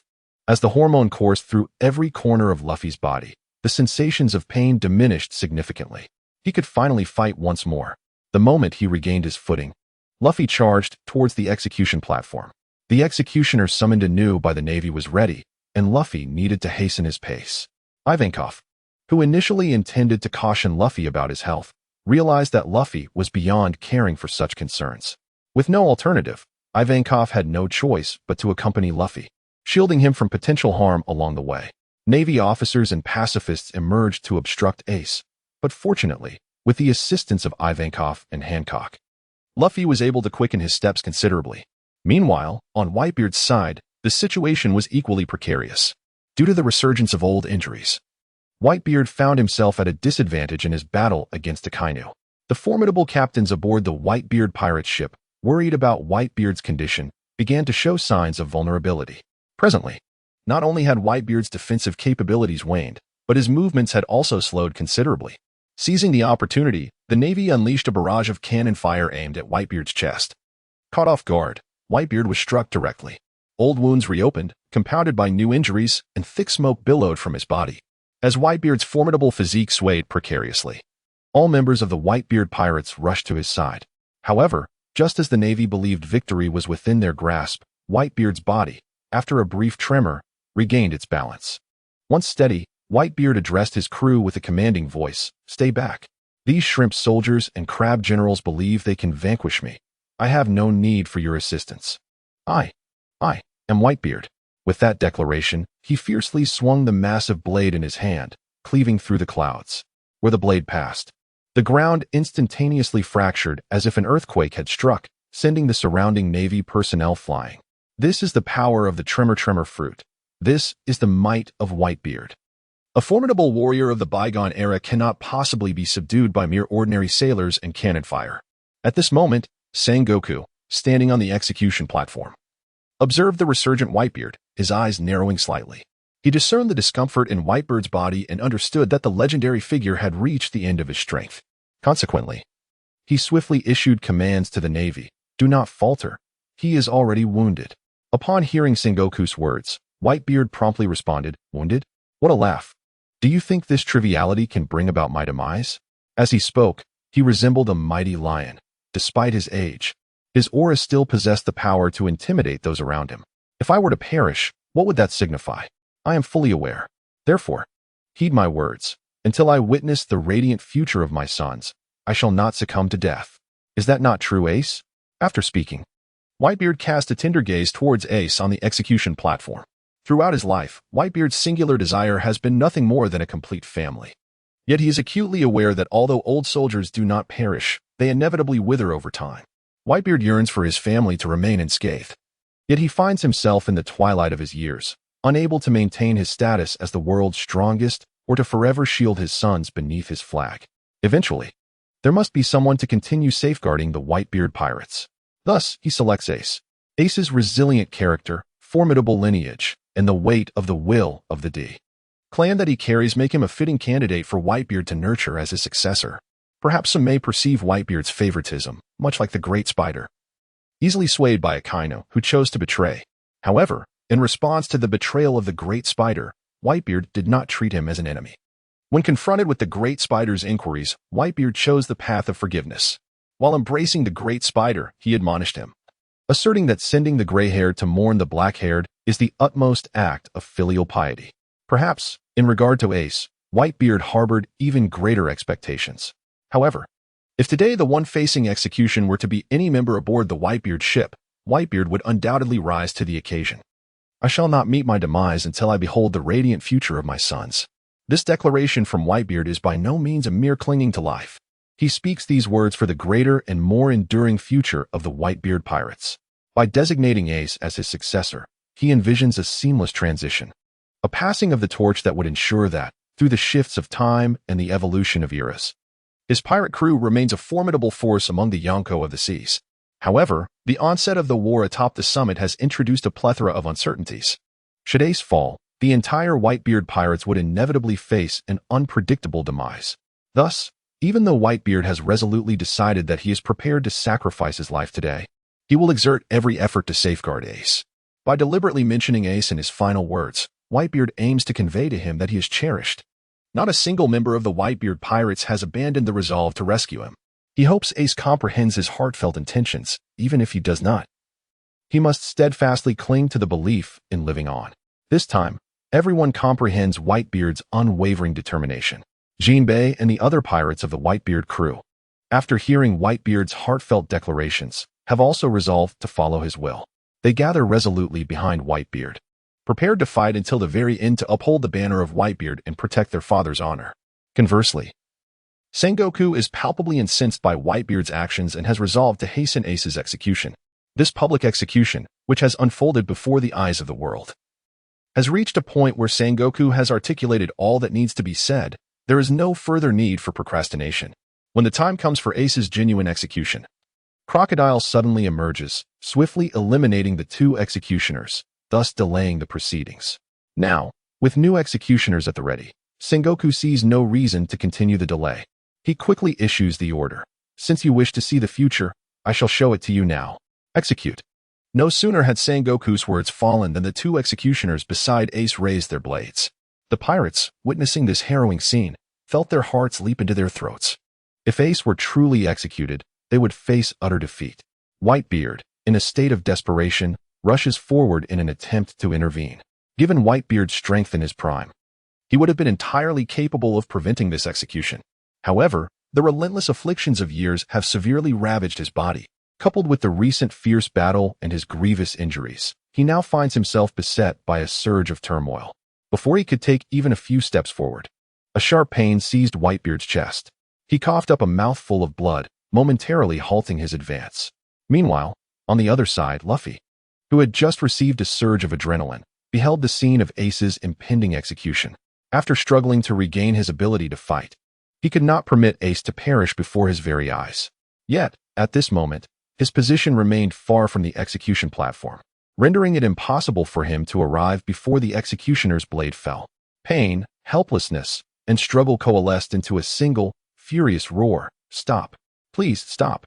Just as Ace was on the verge of execution, a miracle transpired the instant Luffy's anguished cry pierced the air. Everyone who heard Luffy's furious shout experienced a brief lapse in consciousness. Surrounding them, numerous weak pirates and Navy personnel succumbed, collapsing in a daze. The two executioners atop the platform were equally affected by Luffy's outburst, suddenly beset by dizziness, causing their blades to drop. Consequently, the Navy's second attempt at executing Ace was once again interrupted. Unaware of the immense power he had just unleashed, Luffy, upon regaining his senses and realizing Ace was still unharmed on the execution platform, charged toward it once more. Although Luffy himself did not fully comprehend the implications of his actions, the prominent figures on the battlefield did. Ivankov, following closely behind Luffy, with wide eyes filled with astonishment, exclaimed, "What you just unleashed was Conqueror's Haki." Beyond Ivankov and the astonished pirates, the Navy also sensed a looming crisis. Is this for real? It's truly astonishing. He possesses the same Conqueror's Haki as Dad and red-haired Shanks. It seems this boy has inadvertently tapped into a terrifying power.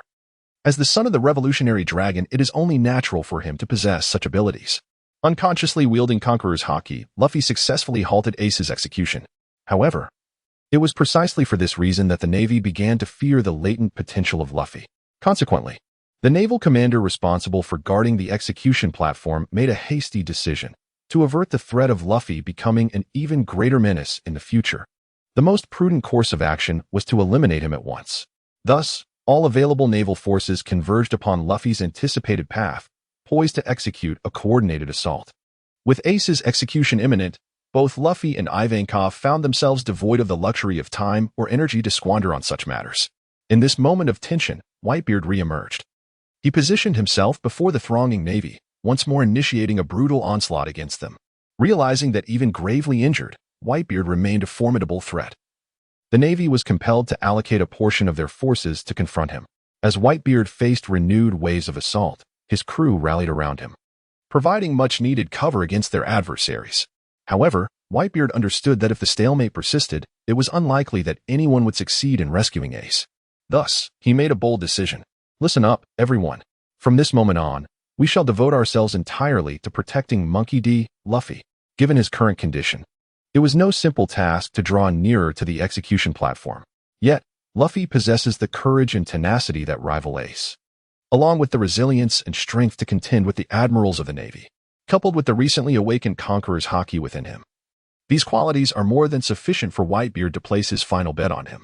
Given the bleak prospects of his own ascent to the execution platform, he resolved to wholly shield Luffy's advance. By drawing the enemy's fire, he aimed to enhance Luffy's chances of reaching the execution platform, which constituted the utmost assistance Whitebeard could offer to Luffy. Upon receiving such orders from their captain, the members of the Whitebeard pirates may have felt a twinge of confusion. Yet they complied with Whitebeard's command. Under the unwavering protection of the Whitebeard pirates, Luffy's progress indeed became significantly smoother. However, for Luffy, a more formidable challenge lies ahead: his grandfather, Garp. From this moment forth, let us protect Straw Hat Luffy with all our might. With these words from Whitebeard, every member of the Whitebeard pirates rallied around Luffy, assisting him in clearing the obstacles that surrounded him. Under the aegis of the entire crew, Luffy, true to their expectations, swiftly approached the execution platform. Yet, despite the significant reduction in the linear distance to the platform, its elevation on a high dais several meters above posed a daunting task for Luffy. The most expedient means of reaching Ace would be to construct a bridge in midair. While his gum-gum fruit ability allowed him to elongate his arms to expedite his ascent, he remained vulnerable to potential attacks during this endeavor. At this critical juncture, Ivankov's subordinate, Imizuna, made a dramatic entrance. A member of the Revolutionary Army, Imizuna is distinguished by his left side adorned in orange and his right in white, often wielding a goblet. Furthermore, as a user of the scissor fruit, he possesses the extraordinary ability to transform any part of his body into scissors, capable of slicing through even the most formidable materials, including stone, with the ease of cutting paper. In a bid to facilitate Luffy's passage to the execution platform, Imizuna unleashed his signature skill, using his hands as pincers to cleave the square-S bluish stone pavement. Subsequently, akin to laying a bridge, Imizuna connected the severed pavement to the upper portion of the execution platform, thereby forging a pathway for Luffy. Just as Luffy, filled with hope, surged forward towards the platform, Garp suddenly appeared, blocking his way. "Grandpa, move aside," Luffy exclaimed in a state of urgency upon seeing Garp obstruct his path. With Ace only a step away, Luffy could not afford to halt at this moment. However, since Garp has chosen to confront Luffy, it is evident that he has pondered this decision deeply. How could I possibly step aside? I am a Vice Admiral of the Navy headquarters. Long before your birth, I have been engaged in battles against pirates. If you wish to pass through here, you shall tread over my corpse, Straw Hat Luffy. That is the path you have chosen for yourselves. In response to Luffy's fierce advance, Garp uttered these words. The stance of the Navy compelled him to intervene. Although he is reluctant to stand against his own grandson, he also fears for Ace's life as a consequence. Yet, this is the conviction and vocation he has upheld throughout his life. When personal emotions clash with national sentiments, it is likely that no one can make a correct and rational judgment. Garp is no exception. Upon hearing Garp's words, Luffy finally comprehended that, after all, their positions are fundamentally different. Yet, even in that moment, Luffy still did not regard Garp as an adversary. Unlike Ace, Luffy's heart remained steadfast in viewing Garp as his grandfather, despite Garp's declaration to oppose him. Thus, in such a pressing situation, Luffy uttered a heartfelt plea. "Please, let me through, Grandpa." Such an assertive yet endearing tone could perhaps only be expressed by Luffy himself. Faced with Luffy's earnest appeal, Garp felt a profound sense of helplessness. How could this person utter such words at such a critical juncture? Yet, this was the essence of family. A tender part of Garp's heart stirred unexpectedly. However, even though his heart had begun to waver, his lips continued to utter the same resolute words. "I have long declared that if one wishes to pass through here, they must tread over my corpse." Yet, mere seconds after Captain Garp uttered this proclamation, a cascade of memories surged forth. Those moments spent accompanying young Luffy during his training began to flood his mind. When did it come to pass that his most cherished grandson began to tread a path entirely contrary to his own? Perhaps it was when he compelled the young Luffy to undertake training in the remote mountains. Or perhaps it stemmed from the encounter with the red-haired pirate during their time in Windmill Village. Regardless of the reasons, he has always been unwilling to harm Luffy. And Luffy feels the same way. Luffy recalls vividly a scene from over a decade ago, when Garp accompanied his younger self in the depths of the mountains for training. One twilight, exhausted and on the verge of slumber, Luffy could barely keep his eyes open as Garp carried him down the mountainside. In Luffy's drowsy state, Garp revealed the tenderness he had long concealed within his heart. You must despise having such a terrifying grandfather, he mused. However, Luffy, the rigorous training I impose upon you, compelling you to become a Marine, is solely because I wish to steer you away from a misguided path. That is my heartfelt desire. This was the first half of Garp's sentiment. The latter half, which he could not voice, was, for only by becoming a Marine can I better protect you. At that moment, Garp believed Luffy was asleep, which allowed him to exhibit such an unusual display of gentleness and kindness. Yet Garp remained oblivious. At that moment, although Luffy was utterly exhausted, his consciousness lingered in a state of hazy clarity. He perceived Garp's tender words from within, grasping the depth of his earnest efforts. While Luffy outwardly appeared carefree and untroubled, he understood far better than anyone else the gravity of the situation. Thus, even as Garp resolutely positioned himself before him, Luffy never truly contemplated the notion of stepping over Garp's lifeless body to rescue Ace, as Garp had suggested. On the battlefield, as the distance between Luffy and Garp diminished, their minds swiftly detached from the memories that had enveloped them. Bound by an indelible familial bond, they found themselves compelled to confront one another as adversaries. How profoundly tragic this circumstance is. I cannot do this, grandfather. Please, step aside. In that final moment, Luffy still harbored the hope that Garp would relent. Yet, Garp remained steadfast and unyielding, exhibiting an unrelenting demeanor. Should he falter, Ace would undoubtedly meet his demise. This was Garp's resolute response. Life is fraught with disappointments, and I shall show no mercy. Luffy, I shall regard you as an adversary.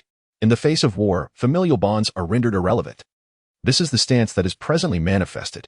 Upon hearing this, Luffy swiftly comprehended the gravity of the situation. As the two were on the brink of confrontation, Luffy activated Gear Second, channeling strength throughout his body before launching a powerful fist towards Garp.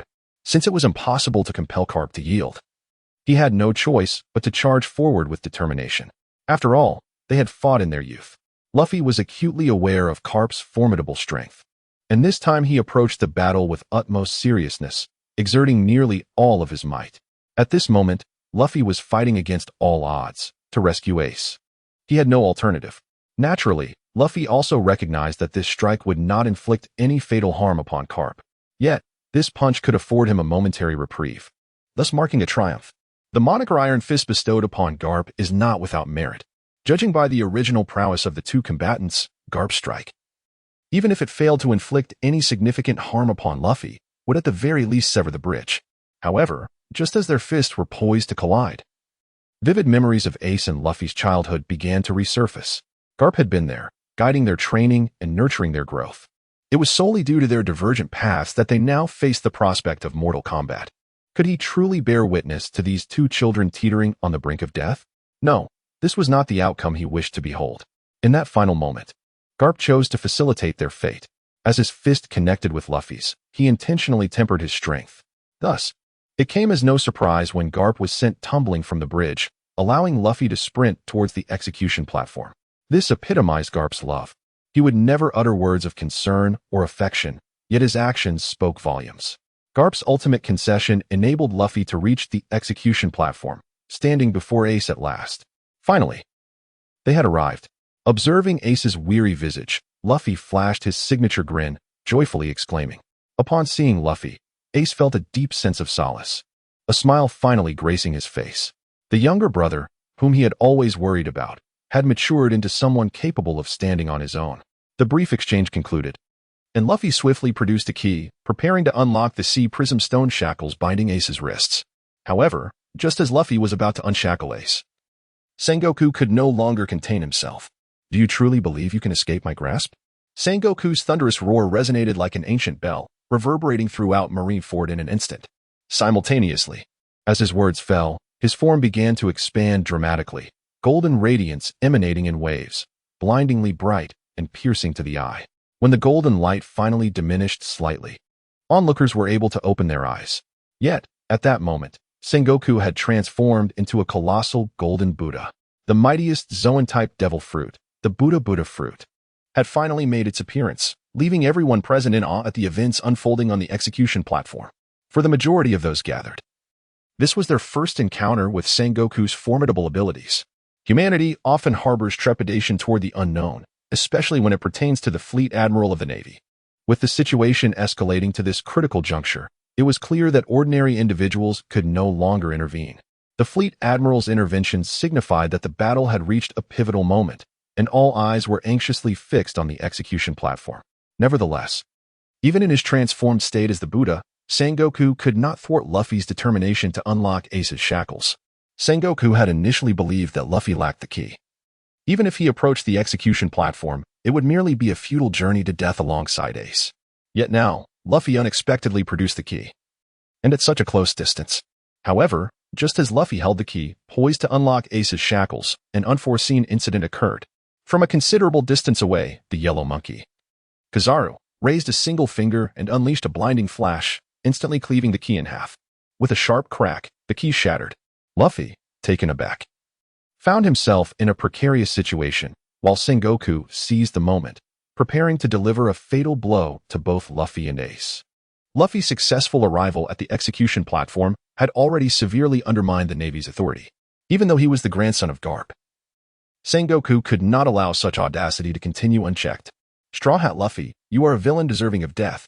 I shall execute both you and your brother, Sengoku proclaimed with fierce intent, then unleashed the Buddha palm, aimed directly at Luffy and Ace.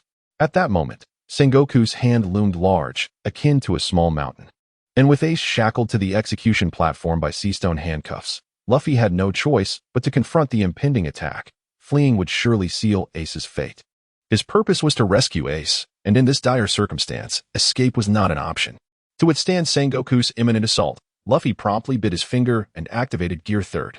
Just as the crisis escalated, another variable emerged, the newly appointed executioner. Previously incapacitated by Luffy's unintentional burst of haki, the two executioners surrounding Ace had fallen unconscious.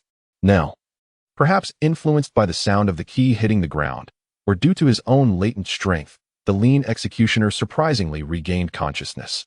Luffy and the lean executioner exchanged glances, instantly recognizing one another. It was none other than Galdino, the wielder of the candle fruit. Galdino, a member of the Baroque Works, was known by the codename Mr. 3, identifiable by the small braid atop his head shaped like the number 3. Following the downfall of Baroque Works, Mr. 3 had been imprisoned in Impel Down. Later, Luffy, in his quest to rescue Ace, had stormed Impel Down, ultimately leading a group of inmates to escape, including Mr. 3. He had once held the opportunity to flee. However, after experiencing the camaraderie with Luffy during the battle at Impel Down, Mr. 3 began to harbor a change of heart towards him. This time, he deliberately disguised himself as an executioner, hoping to assist Luffy in a meaningful way. Upon witnessing Mr. 3 awaken, Luffy instinctively expressed his desire for Mr. 3's help without overthinking the situation. Luffy, being inherently optimistic, refrains from hastily categorizing others as foes unless they encroach upon his principles. Particularly now, with their lives hanging in the balance, Luffy instinctively embraced Mr. 3 as an ally. Hey, Mr. 3, use your candle wall to protect Ace. Upon uttering this command, Luffy bit down on his finger, causing his body to swell dramatically in size, preparing to confront Sengoku's impending attack alone. In an instant, Sengoku's mighty hand descended with ferocity. Despite Luffy's immediate attempt to withstand the blow, he could only endure for a brief moment. Given the urgency of the situation, Mr. 3 heeded Luffy's command and swiftly utilized his candle fruit abilities to conjure a protective barrier, encasing both Ace and himself within it. However, even so, Luffy was no match for Sengoku. He could only withstand the onslaught for a mere few seconds before succumbing to Sengoku's assault. The repercussions of activating the third gear swiftly manifested, causing Luffy's physique to dramatically diminish, shrinking to half its original size. Fortunately, the heavens do not forsake those in despair. The formidable onslaught of the warring states does not only threaten Luffy, but also the execution platform itself. As Luffy succumbed to defeat, the execution platform swiftly began to collapse, and Luffy, Ace, Mr. 3, and others plummeted rapidly. During their descent, Mr. 3 quickly grasped the gravity of the situation. In an effort to assist Luffy in successfully rescuing Ace, Mr. 3 promptly fashioned a key from wax. Although they may have initially been adversaries, their enmity rooted in differing stances and interests, circumstances have compelled them to unite. However, as he recalled the words spoken by his brother, Mr. 2 Bon Clay, who vowed to assist the Straw Hat Boy in his escape until his dying breath, he understood the gravity of his decision. Why not seize this fortuitous opportunity to depart? As a true comrade, no justification was necessary. Faced with the specter of death, Bon Clay chose not to flee. He resolved to uphold the bond of friendship with the Straw Hat Boy until the very end. Mr. 3, moved by this indomitable spirit, similarly chose to tread the same path as Bon Clay. Since aiding Luffy in rescuing Ace was Bon Clay's final wish, his purpose now was to fulfill that desire. In honor of his fallen comrade and to solidify the friendship he shared with Bon Clay, he risked his life to arrive here. Soon, Mr. 3 fashioned the key and entrusted it to Luffy. Luffy grasped the key and swiftly aimed it at the sea-stone handcuffs binding Ace. The Navy, keenly aware of this development, unleashed a barrage of artillery toward the direction where Luffy and his companions descended. Amidst a cacophony of gunfire, the execution platform was nearly obliterated. Yet, just when everyone presumed that Luffy, Ace, and Mr. 3 had met their demise, a torrent of flames erupted unexpectedly. The severed sea-stone handcuffs clattered down from the ruins. Subsequently, waves of fire ignited, transforming into a blazing inferno. Through the dense black smoke, a pathway of fire emerged, revealing the figure of Fire Fist Ace to the astonished crowd. Ace had finally been rescued. As the scene of Ace's salvation unfolded, the live broadcast abruptly ceased. Initially, the public harbored doubts regarding Luffy's ability to extricate Ace from the clutches of the heavily fortified Navy. Yet now, after witnessing a battle worthy of an epic, they have finally been convinced. Certainly, what astonishes them most is not merely Luffy's extraordinary feats, but rather the reverence for the impending clash that is destined to unfold. Within the live-streaming room, it was evident to all that both the Whitebeard faction and the Navy suffered substantial losses in this conflict. The devastating blows dealt to these two formidable powers, which hold significant sway in the New World, will inevitably reshape the entire world's dynamics. As for the uncertain war that lies ahead, will it herald catastrophe or opportunity? With the cessation of the live broadcast, all began to ponder this profound question. Beyond the ordinary members of the streaming room, the super administrator, Rofi, too, found himself contemplating this dilemma. The Marineford War was originally a monumental event within this world, with far-reaching implications for the future. In the aftermath, the reconstruction of Marineford, the demise of the Whitebeard pirates, Big Mom's takeover of Fishman Island, the Straw Hat Crew's advancement in training, and the rise of Blackbeard and other pirate supernovas.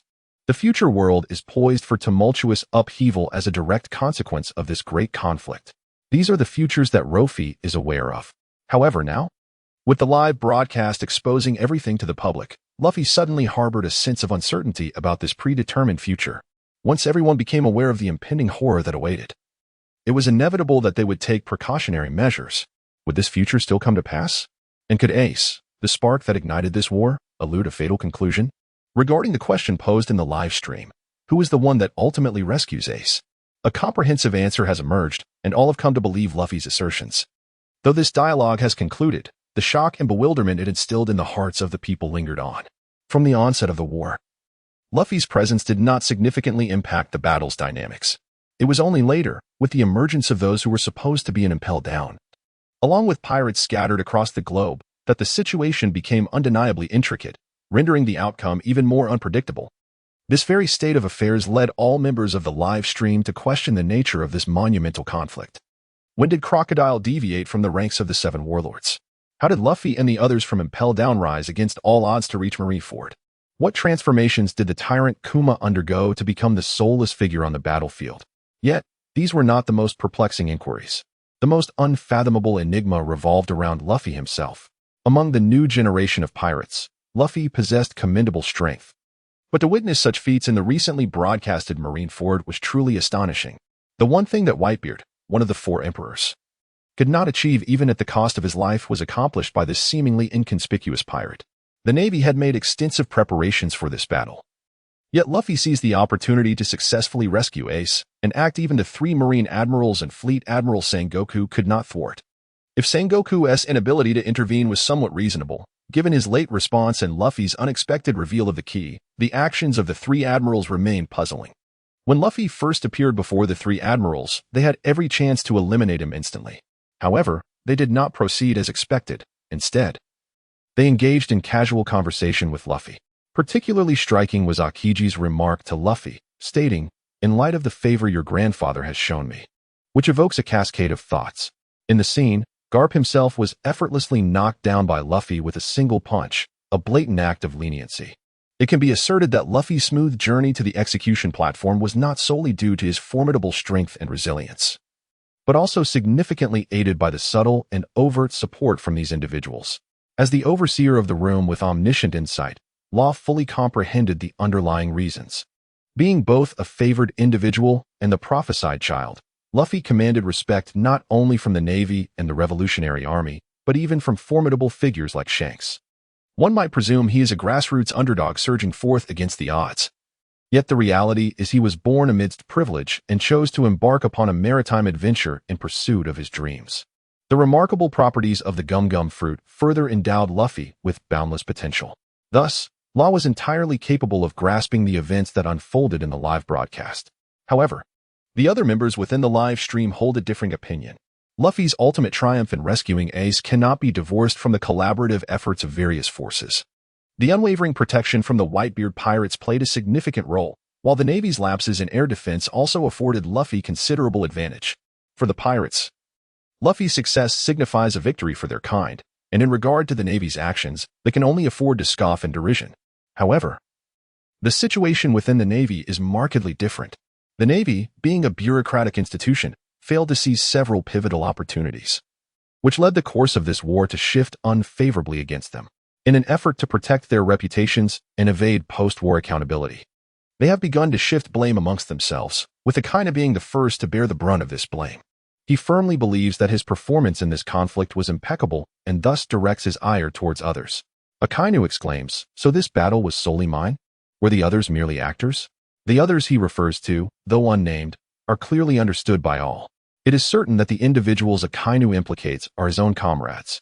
Only those deemed allies could provoke such a sardonic response from him, and among those present on the battlefield, it is likely only a select few could have drawn Akainu's ire so prominently during the live broadcast.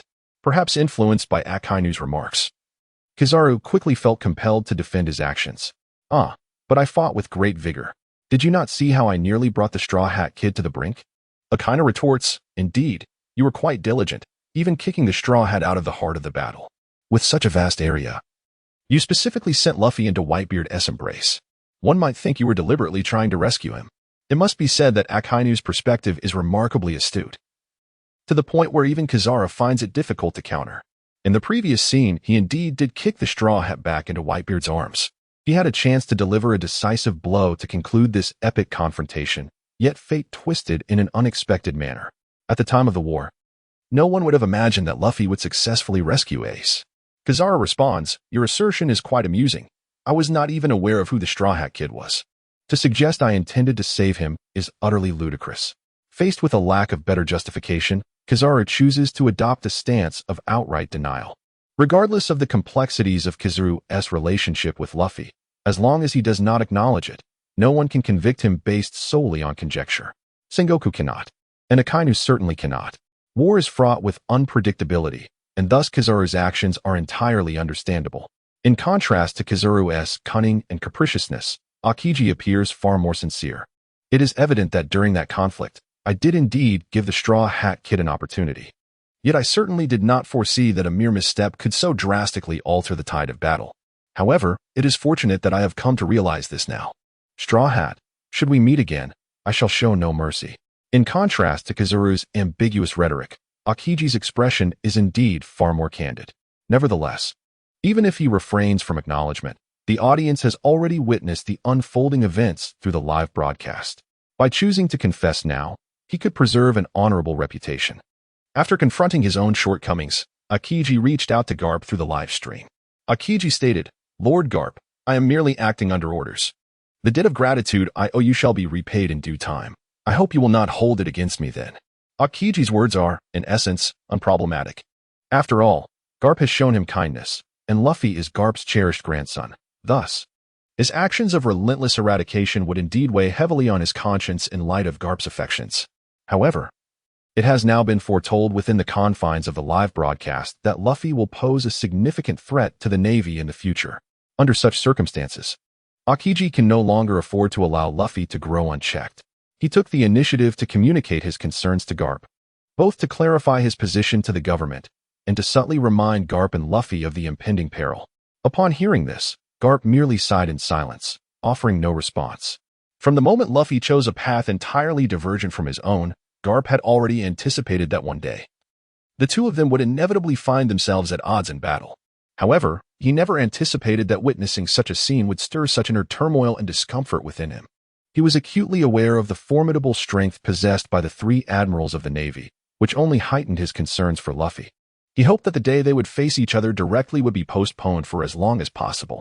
As Garp pondered deeply, Akainu spoke again, remarking, "Are you inquiring about Vice Admiral Garp's opinion?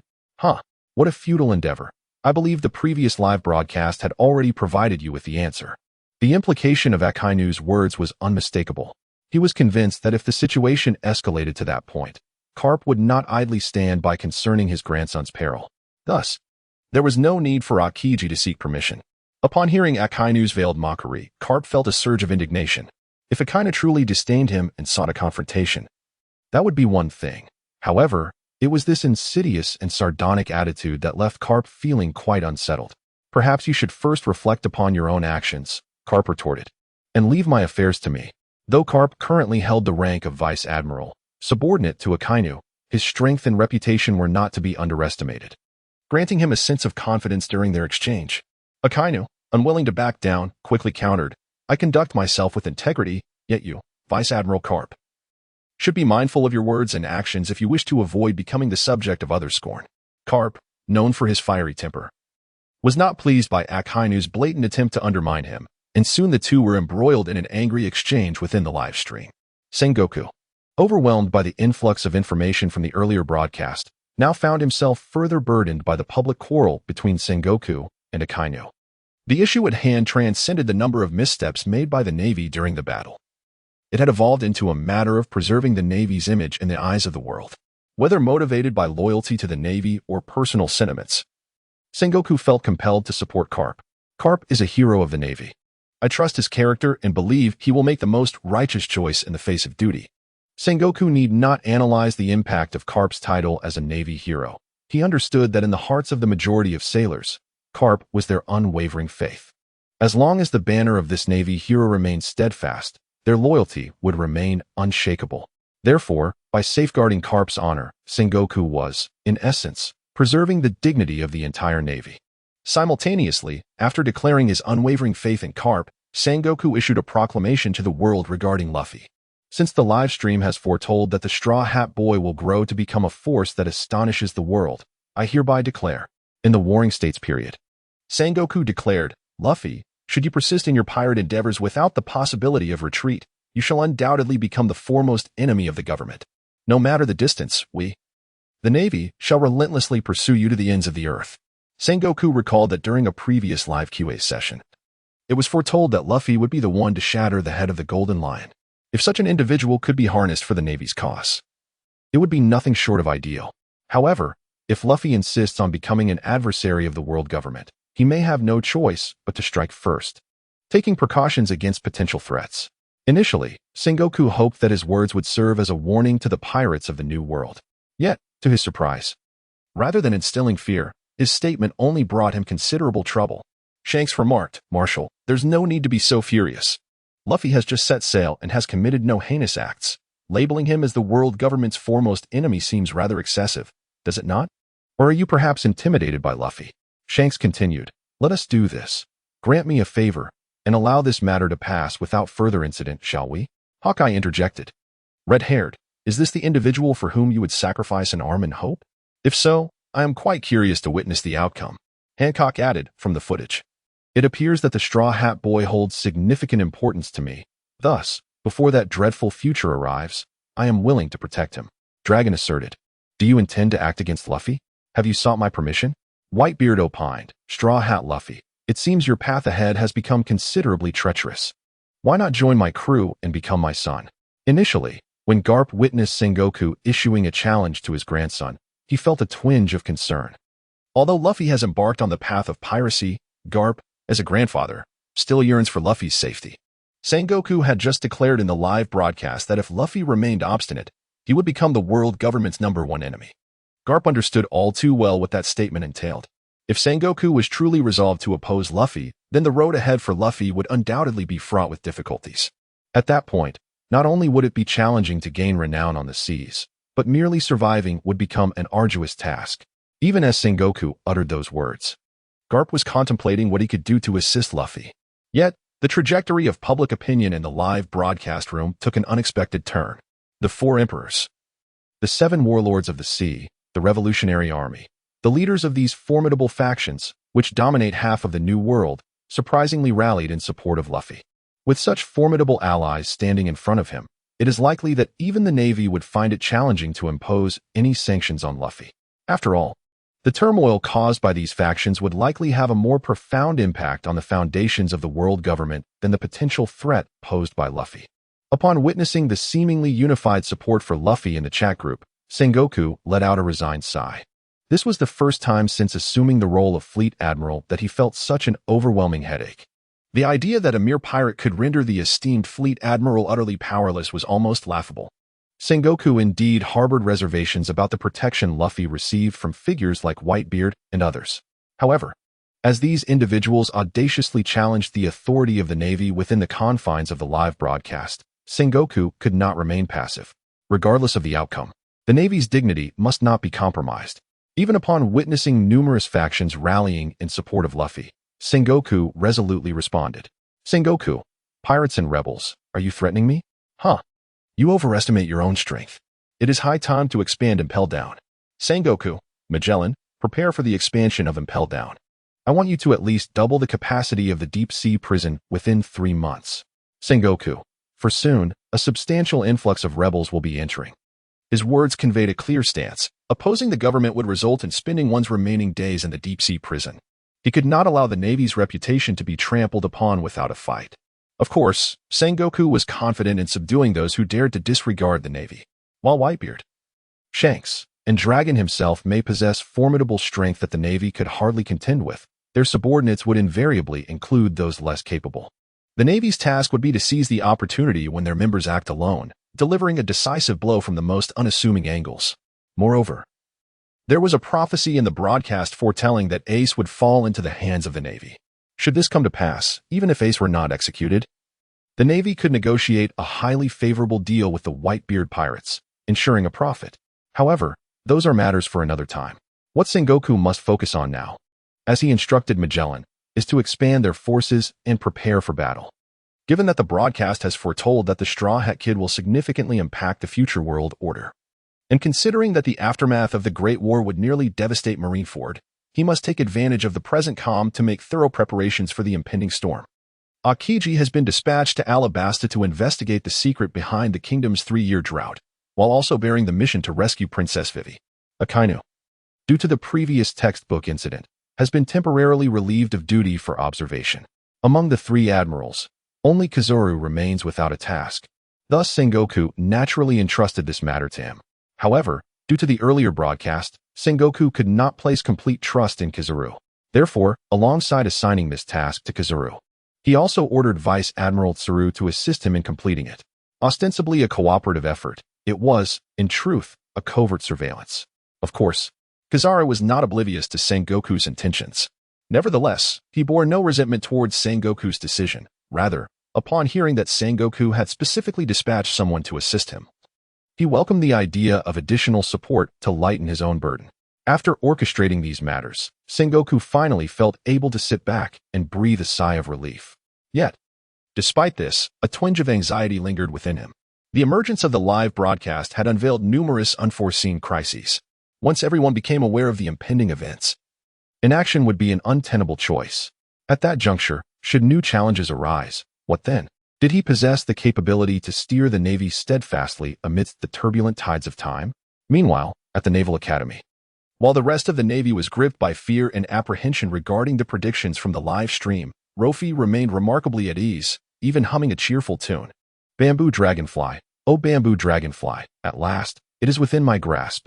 At this moment, Rofi had arrived at the Academic Affairs Office of the Naval Academy, where he was initially intended to report and facilitate a handover of duties. However, as there was no one available in the Academic Affairs Office, Rofi decided to patiently wait. While he awaited, he couldn't help but take out the bamboo dragonfly that he had just acquired. Perhaps every child harbors a shared dream, to possess a magical companion akin to Doraemon, and Rofi was no exception. Although he did not possess Doraemon himself, He now had this bamboo dragonfly. From both a strategic perspective and an emotional standpoint, it could be considered the realization of a dream. During his wait, Rofi began to ponder a question. How could he maximize the potential of this small bamboo dragonfly? Using it solely for his own amusement felt like a gross underutilization. After all, Rofi currently enjoyed the favor of Garp, and as long as he chose to act mischievously, no one in the Navy would dare to challenge him. In this context, the bamboo dragonfly was merely a common plaything for him. At present, Rofi still felt a sense of novelty towards the bamboo dragonfly, occasionally taking it out to toy with. But what happens when the novelty wears off? It will inevitably be relegated to the depths of the system's inventory, gathering dust. In order to maximize the utility of this bamboo dragonfly, Rofi swiftly made a bold decision. Since this bamboo dragonfly is merely an ordinary flying artifact in his possession, it would be far more prudent to entrust it to the brilliant scientist, Dr. Vega Punk, of the Navy. Dr. Vega Punk is a scientist at the Marine headquarters, possessing the remarkable ability to create technologies that are 5 centuries ahead of contemporary advancements. Consequently, he is often referred to as the scientist who transcends human intellect by 500 years. Given that Vega Punk has the capability to transform formidable individuals like Tyrant Kuma into powerful weapons with unparalleled execution, it stands to reason that he possesses the ingenuity to convert the bamboo dragonfly into a revolutionary armament. Although Rofi is inclined to seek Vega Punk's assistance in modifying the bamboo dragonfly, there remains a significant consideration. As a member of the world government, any research conducted by Vega Punk must be sanctioned by the government itself. However, he is currently unwilling to share the results of this research, especially not to hand over his findings to the Navy without compensation. Previously, he was amenable to presenting the treasures acquired from pirates to Sengoku in exchange for trust, as he was then inexperienced and brimming with potential, possessing a wealth of riches that could easily incite suspicion. To alleviate any doubt Sengoku might harbor, Luffy felt compelled to undertake actions that would assure him of his loyalty. Those treasures were ample enough to dispel any apprehensions regarding his intentions. Now that Luffy has garnered substantial recognition from the Navy's upper echelons, he sees no reason to offer the invaluable bamboo copter to them. Furthermore, if the enhancements to the bamboo copter merely serve to bolster the Navy's overall might, it would not aid in his personal ascendance to power. Although Luffy has yet to establish his own faction, he is well aware of the adage that preparation precedes action. While gathering a following is essential, it is not urgently pressing in his current situation. Thus, it would be wise to seize the present opportunity to engage in endeavors that would yield benefits in the future. Despite being merely 17 years of age, Luffy's thoughts are shaped by the experiences of 2 lifetimes, lending him a more composed perspective on issues at hand. However, upon realizing this, there remains a crucial consideration: how to meet Dr. Vega Punk and ensure his discreet assistance in this research endeavor. Every experiment conducted by Vega Punk has the potential to astonish the world. For instance, he has unraveled the conditions for the transmission of devil fruit abilities, enabling objects to possess such powers. He has devised methods utilizing sea prism stone to allow Navy vessels to traverse windless zones freely. He has created what are referred to as pacifistas, human weapons for the Navy, and he has bred artificial biological pets, such as dragons, at Punk Hazard, leaving behind experiments relating to human gigantism and discovering lineage factors to fabricate the first artificial devil fruit. Vega Punk's existence has provided the Navy with unimaginable strategic advantages, and his influence is pervasive.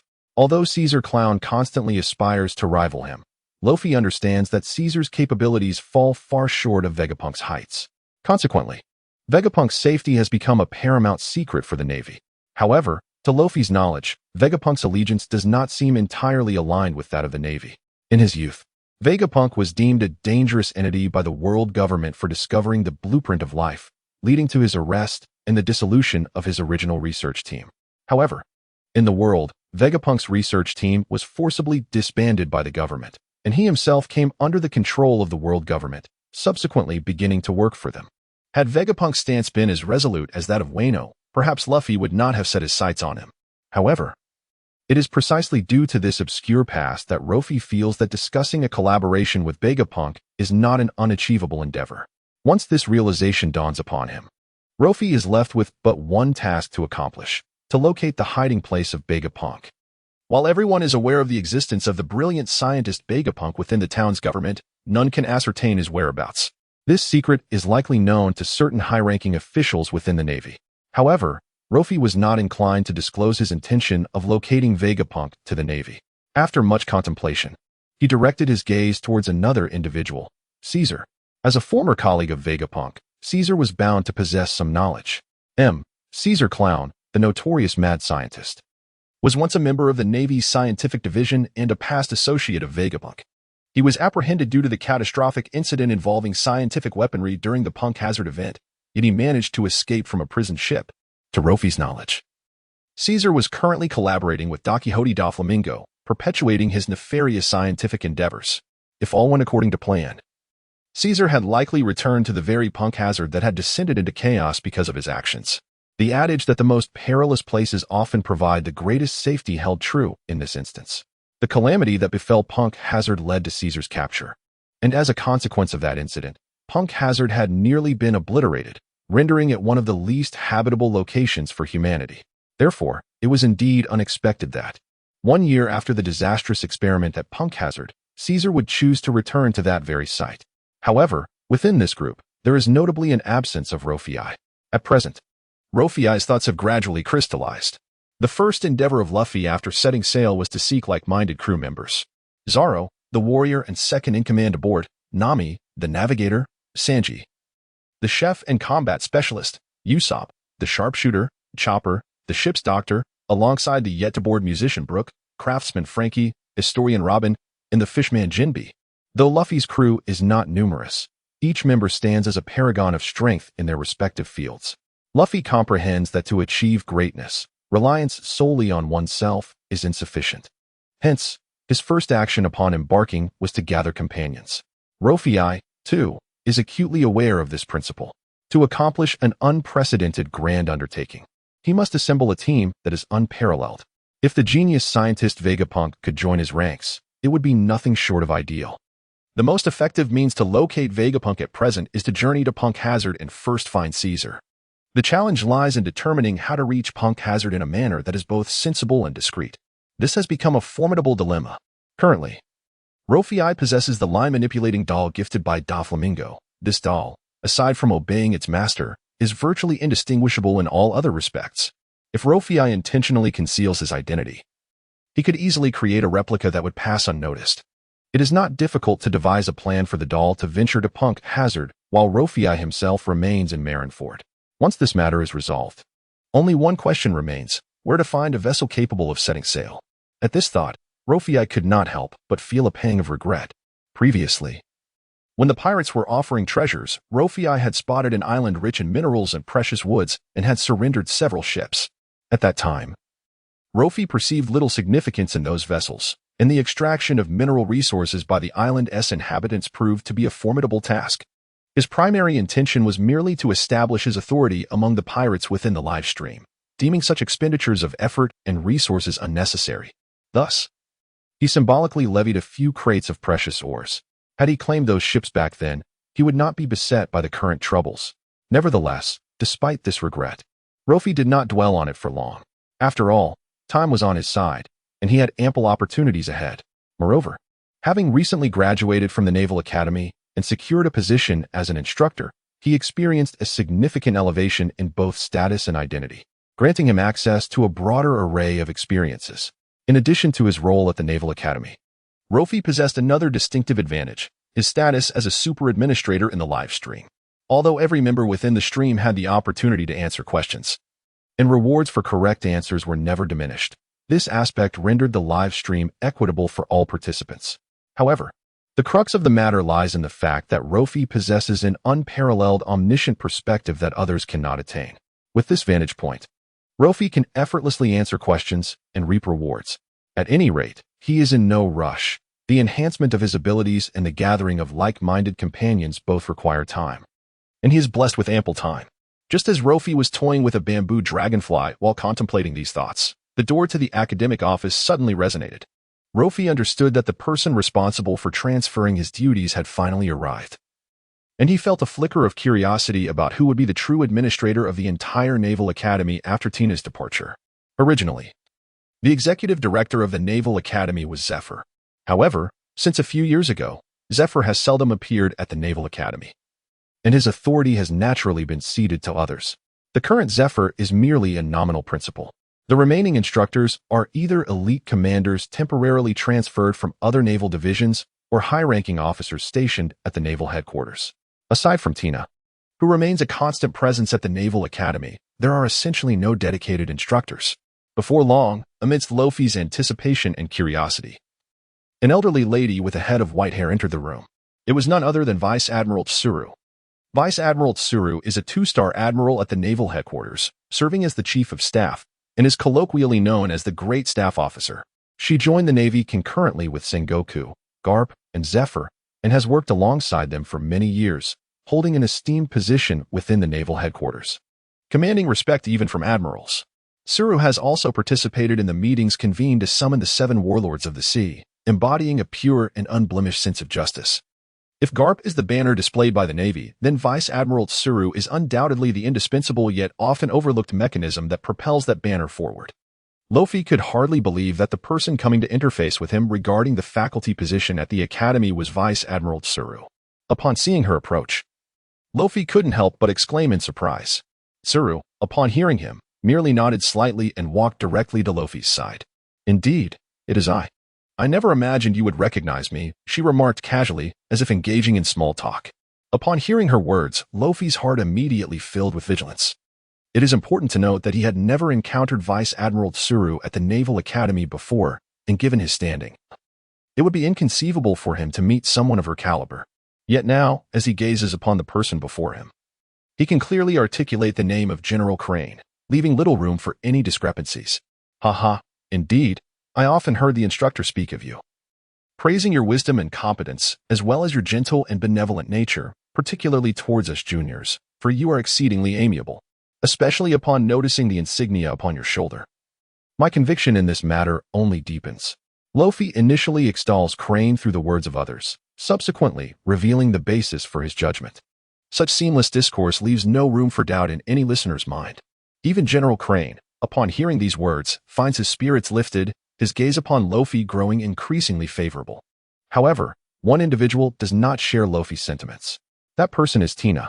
As Luffy's chief instructor, how could she forget having said such a thing?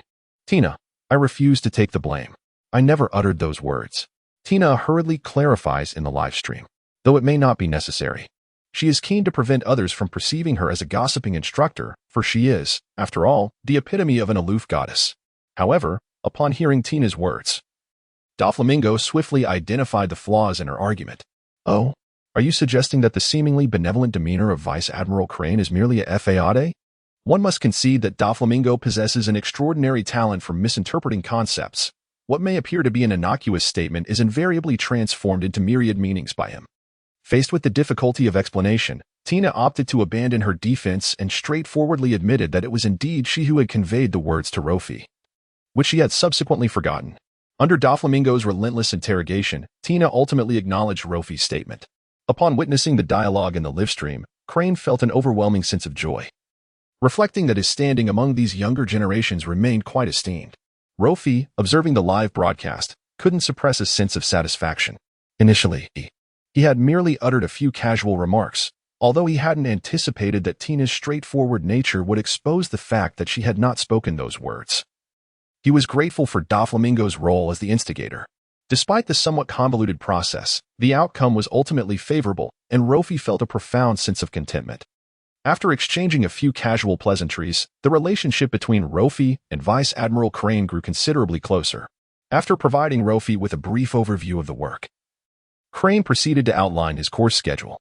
Given Rofi's recent arrival, many of the tasks might be unfamiliar, so Crane initially assigned him only theoretical courses.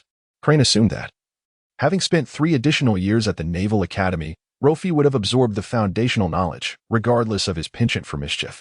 However, Crane had overestimated Rofi's capacity for learning. "Vice Admiral Crane, I think, perhaps it would be better to assign me different tasks.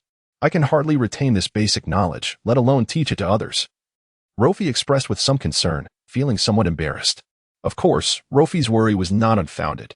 Although he had spent 3 extra years at the Naval Academy compared to his peers, those years had been devoted to leisure and revelry, with his exam successes largely attributable to clever tactics rather than genuine understanding.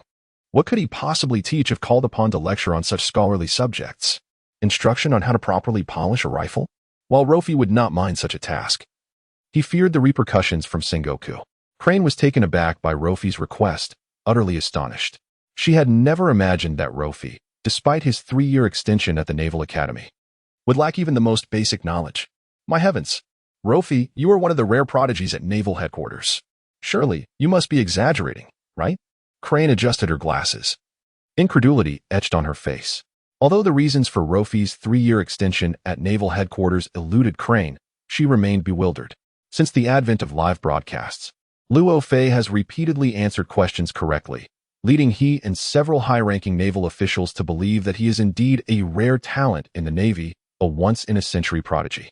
Thus, when Luo Fei expressed his unfamiliarity with the fundamental courses, he displayed considerable astonishment. However, he remained quite open-minded. She understood that whether Luo Fei's statement was deliberate or not, it indicated his reluctance to assume that position. Given his intrinsic aversion, imposing such a role upon him would likely be unwise. After a brief contemplation, he inquired once more. What position do you wish to pursue? She adjusted her glasses, her tone tinged with exasperation. For she could hardly fathom any role within the Naval Academy that could be deemed more manageable than that of an instructor for basic knowledge courses. Upon hearing the Admiral's concession, Luo Fei quickly pondered the other subjects offered at the Naval Academy. Soon, he recalled one that piqued his interest. I believe a physical education teacher would suit me quite well. Why not have me as the sports instructor? Luo Fei exclaimed with enthusiasm. Although he had spent 3 years at the Naval Academy, with his performance in other subjects barely scraping by, there was one area where he consistently excelled. Achieving near-perfect scores, physical fitness assessments. Indeed, despite his prolonged stay at the Naval Academy and average grades in most subjects, his prowess in physical education stood unparalleled. However, it is solely in this physical fitness assessment that both Rofi and the Academy instructors find great satisfaction. Perhaps it is due to his extraordinary innate talent. Since his first arrival at the Naval Academy 3 years ago, Rofi's physical capabilities have been remarkably distinct from those of others. In every practical training exercise, whether it be rock climbing or cross-country trekking, Rofi consistently stands out as the most exceptional performer. Regrettably, within the confines of the Naval Academy, the physical fitness test is merely regarded as a standard health examination. As long as one surpasses the minimum threshold, it has no bearing on the overall academic performance. The most notable gain for Luo Fei is the admiration from male peers and the affection from female classmates. This elucidates why, despite possessing exceptional physical prowess, Luo Fei's academic scores remain at the bottom. Nevertheless, although excelling in the fitness test did not significantly enhance Luo Fei's academic journey, it did afford him a certain level of recognition. At the age of 15 or 16, when most cadets are in the throes of youthful vigor, there exists a profound reverence for robust physiques and athletic forms. Consequently, Luo Fei garnered considerable popularity within the Naval Academy. Despite 3 years of repeating a year without any notable academic improvement, the adoration from his classmates provided him with immense psychological comfort. When he heard of Luo Fei's desire to assume the role of physical fitness instructor, he averted his gaze, feeling somewhat troubled. His discomfort stemmed from the fact that this position already had a designated candidate.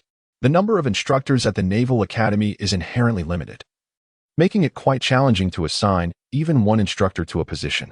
Ironically, the least esteemed role in the academy had become quite sought after. However, he genuinely held affection for Luo Fei, and despite his reservations, made an effort to consider Luo Fei's perspective and assist him in fulfilling his aspiration. The position of physical fitness instructor, is it? I can arrange that for you, but it may not be solely yours, he remarked. Upon hearing this, Luo Fei's interest was piqued. 2 instructors for the same course? This was an unprecedented occurrence at the Naval Academy. Who is this person? Luo Fei inquired.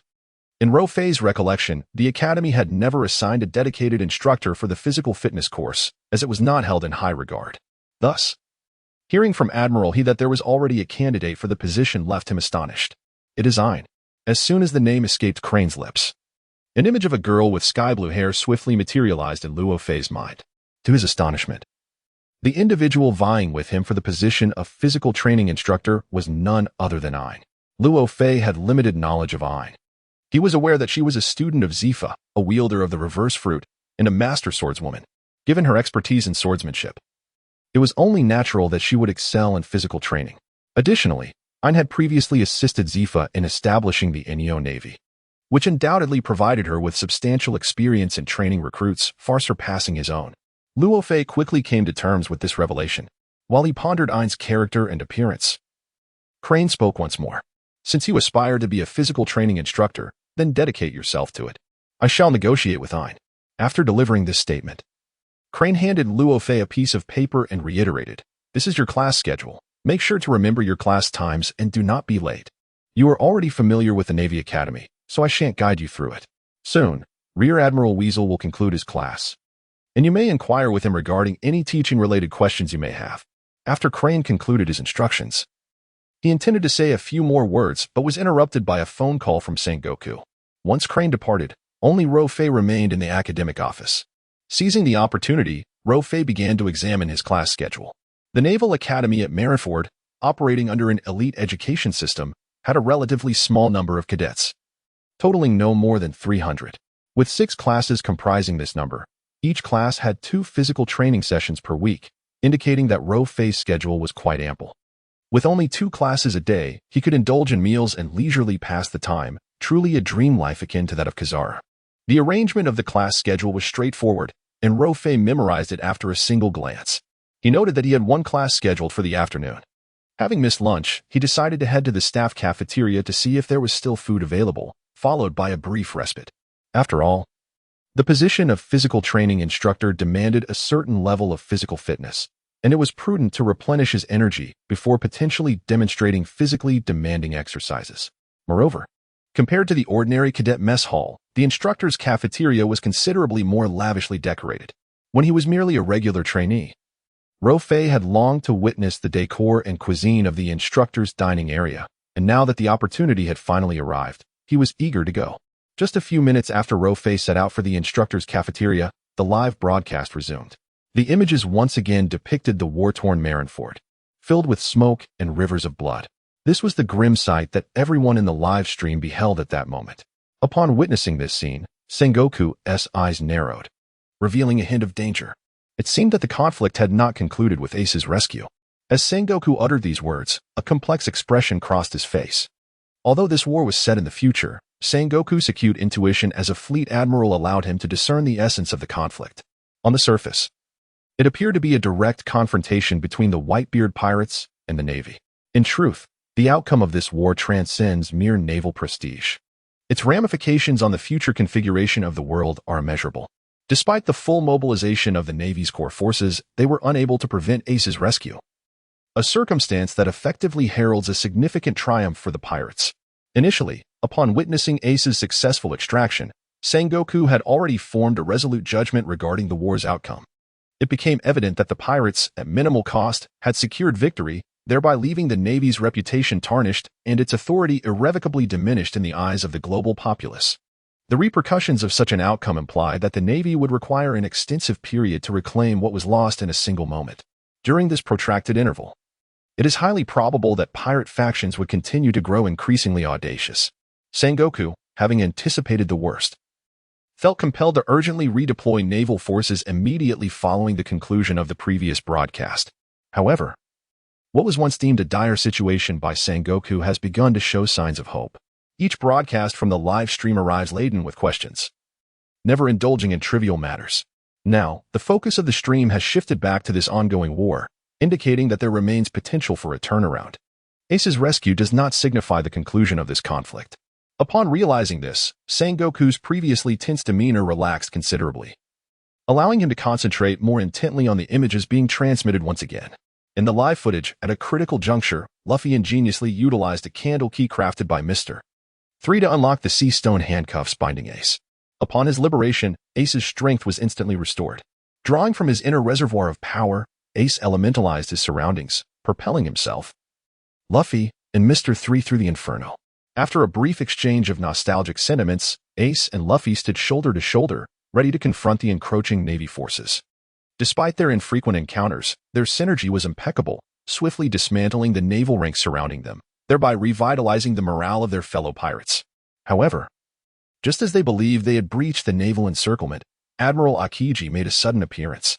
In this instance, Ace instructed Luffy to retreat behind him. After all, Luffy had already sacrificed so much for him, And now it was time for this elder brother to shield his younger sibling.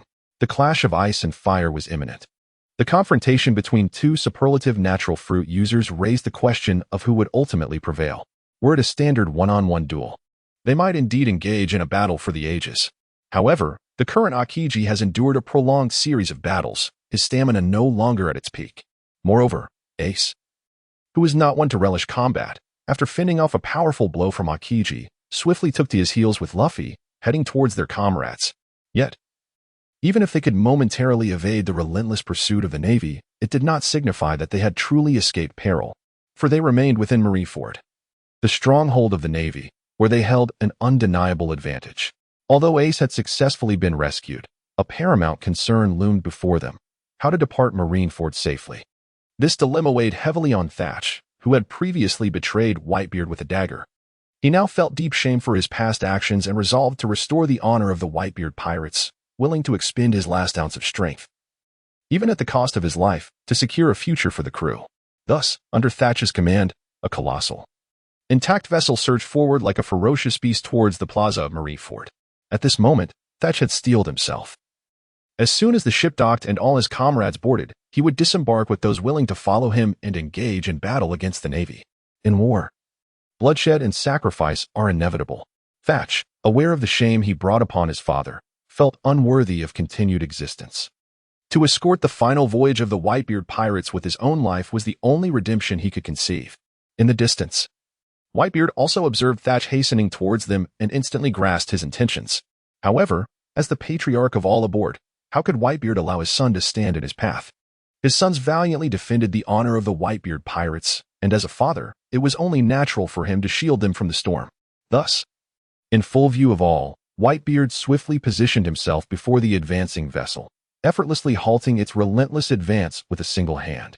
Squirtle was taken aback. He had resolutely prepared himself. He had betrayed his father. Amidst the confusion and shock of the onlookers, Whitebeard spoke slowly. Squirtle, you are unaware of the profound disloyalty involved in a white-haired man sending a black-haired one to his demise. Do not be so presumptuous. Your strike cannot claim my life. This was Whitebeard's response. Even at this critical juncture, he endeavored to alleviate Squirtle's feelings of guilt through his words. Following this declaration, Whitebeard stepped forward to address the Navy, imparting his final words of wisdom to his sons. Everyone has their time to meet their end. Since our objective has been achieved, our presence here is no longer necessary. Stand firm, Whitebeard pirates. I hereby issue my final command as captain. We part ways here. All of you must survive and return safely to the New World. In his resolve to protect his sons, Whitebeard embraced his destiny.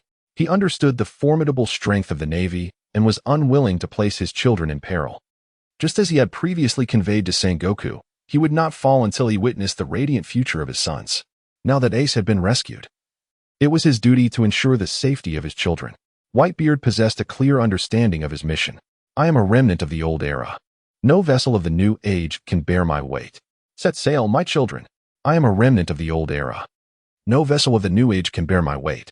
As Whitebeard uttered these words, the specter of Roger seemed to materialize before him, evoking the glorious era of fierce competition among the greats.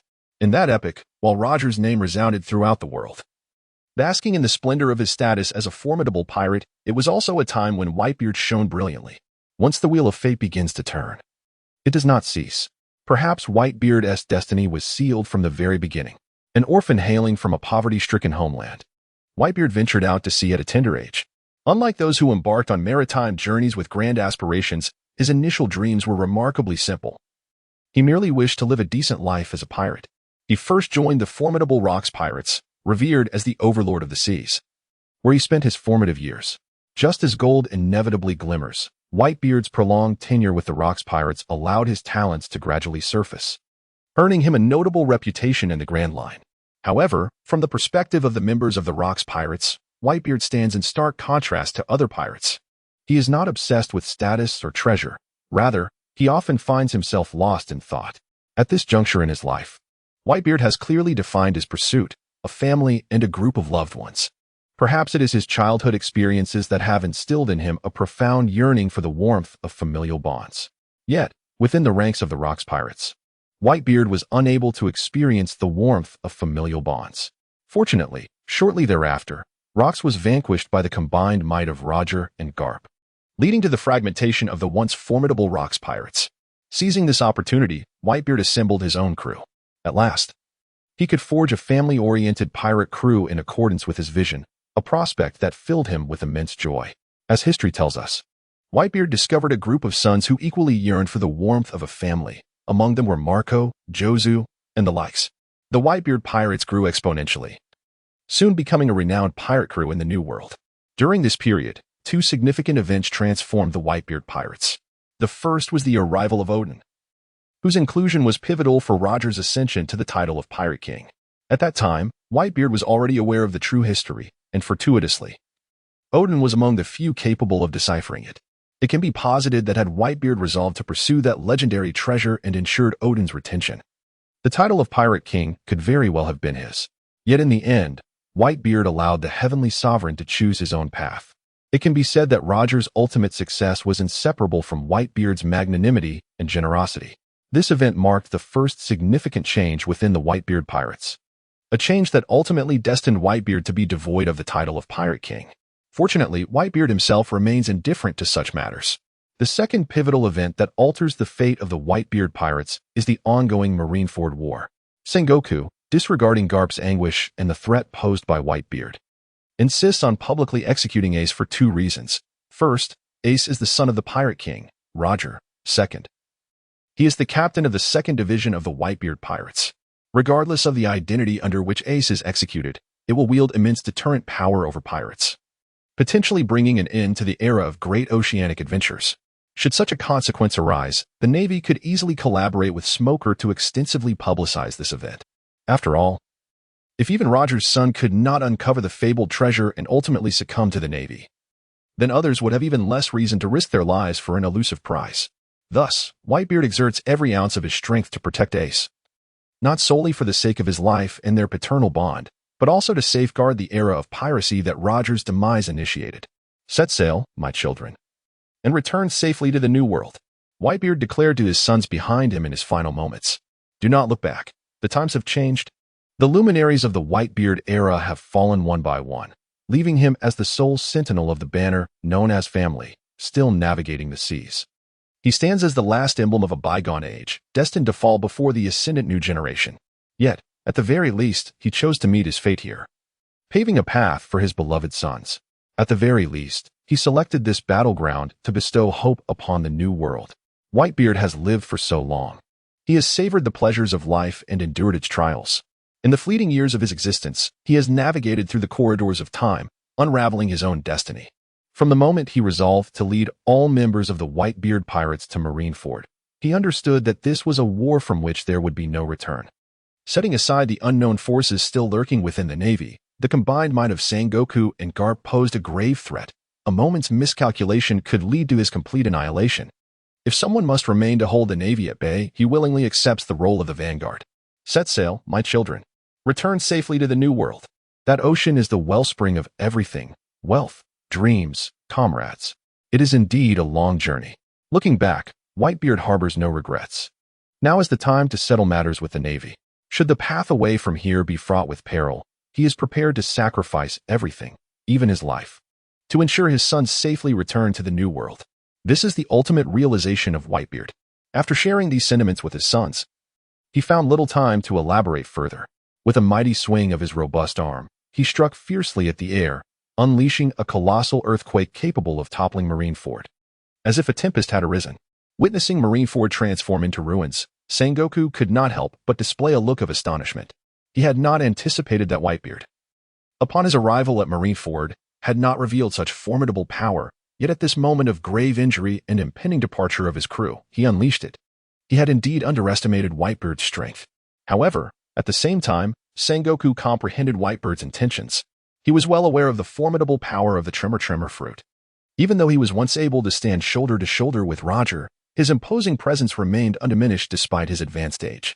When he first arrived at Marineford, Ace was still in the hands of the Navy, and Whitebeard had to consider Ace's safety, rendering him unable to unleash his full strength. However, Ace is now safe. In order to escort everyone away and bid a formal farewell to this era, Whitebeard is finally prepared to fight with all his might. The formidable presence that Whitebeard exudes is unmistakable. Sengoku can perceive that he engages in battle with a resolve akin to a fight to the death. He intends to plunge the entirety of Marineford, along with himself, into the depths of the sea. The mightiest of the paramecia fruits now unleashes its immense power, fueled by Whitebeard's final determination. As he releases a powerful tremor capable of rending space itself, many structures upon the island begin to tilt and collapse. Even the plaque of absolute justice hanging on the Marine headquarters wall succumbs to the overwhelming force, crashing to the ground. In an instant, chaos ensues among the Marines, plunging them into a state of profound panic. Simultaneously, the Navy hastily mobilizes a significant force to launch an offensive against Whitebeard.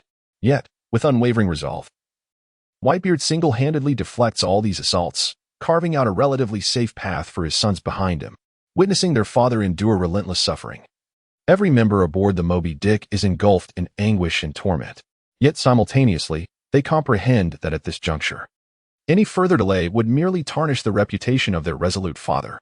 The Whitebeard pirates must not suffer total annihilation. Among those most affected by Whitebeard's intentions, none are more pain than Ace. For over a decade, their father has bestowed upon him immeasurable warmth, and now, as their father plunges into peril for his sake, Ace, as his son, feels utterly powerless. His heart is engulfed in anguish and turmoil. The gratitude he holds for Whitebeard is a cherished sentiment he shall treasure for a lifetime. In this moment, Ace has grasped his father's true intentions. He will not allow his father's sacrifices to be in vain. He is determined to honor his father's final wish and return safely to the New World. However, before that, he must bid farewell to his father in a formal manner. Thus, Ace broke through the heavy encirclement of the Navy and approached Whitebeard, creating a brief barrier of flames. Within this sanctum, Ace knelt upon the ground, his head bowed. Although Ace had a multitude of words to express to his father, when the moment arrived, he found himself at a loss for how to begin. Whitebeard, understanding the internal turmoil within Ace, directly addressed him with these words: "There is no need for excessive discourse. Ace, allow me to pose a question to you. Do you believe I have been a worthy father?" Upon hearing Whitebeard's inquiry, memories flooded back, and a gentle light sparkled in Ace's eyes. Of course, Whitebeard smiled with satisfaction. This was precisely what he had sought throughout his life. To conclude his existence in such a manner left him without regrets. The farewell between Whitebeard and Ace was not laden with words, yet the bonds of affection and gratitude were indelibly etched in their hearts. They had both discovered their own answers. After their parting, Whitebeard continued to confront the Navy, while Ace, alongside Luffy and the others, raced toward their companions. Ace's comrades had seized a warship, and as soon as Ace and the other retreating comrades arrived, they could depart smoothly. However, the Navy would not allow them to escape so easily. Although Whitebeard was immensely powerful and had drawn the bulk of the Navy's fire, he was ultimately just one man and could not shield against all. Akainu seized this opportunity and pursued Ace and the others. Nevertheless, at that moment, the majority of the Navy's forces remained preoccupied with Whitebeard. Akainu understood that a violent pursuit would only capture a small fraction of the pirates and could not prevent the majority from escaping. Rather than inflicting physical harm, Akainu preferred to engage in psychological torment against his foes. Thus, as the pirates fled, he unleashed a barrage of taunts. "Do you truly believe you can escape? How naive you are. The moment you rescue Fire Fist Ace, you will retreat. What a bunch of cowards the Whitebeard pirates are." The pirates seethed with anger upon hearing these words. Akainu's tactics were so crude that it was evident he was merely attempting to provoke them. To avoid falling into Akainu's trap, the pirates, though pained, resolutely pressed on toward the awaiting warship. However, Akainu was far from finished. Finding his direct assaults ineffective, he swiftly shifted tactics and launched personal attacks against Whitebeard, whom the pirates revered and admired. But the captain is merely a relic of a bygone era, a failure. Upon hearing the term loser, Ace could no longer restrain his steps and came to a halt. He turned around, his fists ablaze with fury. Gritting his teeth, Ace demanded that Akainu retract his earlier words. His comrades urged him not to stop, to disregard Akainu's taunts. Yet Ace firmly believed that Akainu was disparaging their father and refused to turn back. Observing Ace's reaction, Akainu recognized the success of his ploy. To further provoke Ace, he continued, "Retract? I will not retract. What I said is true. Your father, Gold, Roger, conquered the Grand Line and sacrificed his life to usher in the era known as the Great Pirate Age. While it may be inappropriate for a Marine like me to admit, He indeed deserves the title of Pirate King. In comparison, what of Whitebeard? Did he ever possess the courage to face Roger in battle? He hides in safety, surrounded by a band of followers, content to be a mountain king. Although many fools claim to protect the peace of various islands under Whitebeard's name, to me, it is merely a farce to defeat some insignificant pirates and parade as a hero. Those who bowed before Roger during his life and failed to emerge as true kings after his death can never surpass him. They are eternally deemed failures. That is Whitebeard. Upon reflection, he truly is a pitiable man, revered by a band of lackeys, called Father Time and again, engaging in trivial theatrics aboard a ship, reigning over the seas for decades without achieving true kingship, and in the end, being betrayed by a foolish son, deceived by sweet words, yet dying to protect them. What a hollow existence. Akainu's words struck deeply, wounding all aboard the Whitebeard ship. Tears streamed down Squarto's face, and Ace's heart began to bleed. He could not allow his beloved father to be subjected to such insults. Thus, he raised his furious fist and stepped towards Akainu. All the while, Ace urged Akainu to silence, unable to endure the dishonor cast upon his cherished father. At this moment, Akainu resembled a rabid dog. The more he witnessed Ace's fury, the more his countenance twisted into a grotesque and terrifying snarl, his words growing increasingly vile. A person who strays from the righteous path possesses no value in life. You bunch of ruffian pirates have no reason to continue existing. Whitebeard's demise as a failure is truly befitting of his identity as a wretched leader. Upon hearing this, Ace's inner rage became uncontrollable, and he bellowed back at Akainu. Whitebeard is the magnificent pirate who forged this era. You shall not insult my savior. This era belongs to Whitebeard. With that declaration, Ace summoned a fiery dragon from his fists and charged fiercely towards Akainu. The clash of flames and magma commenced. However, Ace's irrational punch, fueled by anger, was no match for Akainu. After a brief confrontation, Ace was sent flying. The wielder of the Mera no Mi, Ace, was unexpectedly scorched. As he lay on the ground, Akainu resumed his verbal assault. Do you, who claim to be the strongest user of a Logia-type devil fruit, not understand your own insignificance? You are merely ordinary fire, while I am magma capable of incinerating even flames. Our powers are simply not comparable. Luffy, witnessing Ace on the ground, was filled with concern and rushed forward to offer assistance. Alas, his body had reached its limit after taking only a few steps. He collapsed to the ground. As Luffy fell, a life card, which had been concealed beneath his hat, tumbled out. This life card had once been entrusted to him by Ace. The Admiral Akainu, observing Luffy, couldn't help but smirk at the sight of the two brothers, who were now struggling to move. Perhaps in an attempt to shatter Ace's final mental defenses, Akainu, noticing Ace's grievous injuries, refrained from delivering a fatal blow and instead turned his attention to Luffy, who was not far off. It was astonishing that the sons of the pirate King Joel D. Roger and the Revolutionary Dragon were sworn brothers. Your bloodline is irredeemable. Anyone may escape, but the two of you are absolutely doomed. Pay close attention. After uttering these words, Akainu raised his fist, which was radiating molten lava, and charged directly towards Luffy. In that moment, Luffy's consciousness was clouded and sluggish. All he knew was that he needed to retrieve the life card of Ace, which he had carelessly dropped, completely oblivious to the imminent danger approaching him. However, given Luffy's current state, he may have sensed the peril posed by Akainu, yet his body, having surpassed its limits, was incapable of any defensive maneuvers. Upon witnessing this, everyone's heart seemed to momentarily halt. Akainu's speed was astonishing, and in that fleeting instant, they were unable to devise a plan to rescue Luffy. Ace, realizing that Akainu's target was not himself but Luffy, shouted in alarm. Ace had bestowed upon his younger brother all his love and tenderness. Having already experienced the force of Akainu's punch, he could scarcely imagine the consequences should Luffy, in his current condition, endure such a blow. Yet, amidst this tension and heartache, the live broadcast abruptly ceased. All the participants in the live stream, upon witnessing the screen go dark once more, were left in despair, as though they had eagerly anticipated a game of poker with a beautiful companion, only to have it interrupted just as they were about to play a trump card. Alas, it was all for naught. Just as confusion enveloped the audience, a notification chimed within the live stream. The question posed was, will Ace ultimately survive and leave Marineford? This inquiry was among the simplest presented in the live stream, for it was a single-choice question with merely two options, yes or no. Far across the seas of the New World, Luffy, upon encountering this question, almost instantaneously reached a conclusion. Luffy exclaimed, "This question is a breeze. It's practically a gift. Who is Ace? Ace is my life brother. Of course. He will escape that hellish place. This encapsulates the moment when the question arose, and within Luffy's heart, there existed a singular thought, the only one he could conceive. However, just as he was about to articulate his answer, Ace, who had already arrived at the arid expanse of Alabasta, interjected. Luffy, I've heard that in the seas of the New World, there exists a sea creature known as the giant fish, which is said to be quite delectable. I wonder if you've had the pleasure of tasting it. Ace, understanding Luffy's disposition, was confident that either out of trust or hope, Luffy would inevitably reveal the answer. Yet, Ace was also acutely aware of his own circumstances.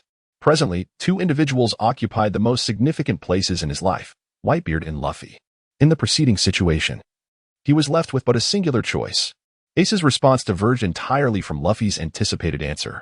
Fully cognizant that Luffy's answer was incorrect, he felt compelled to prevent Luffy from voicing it.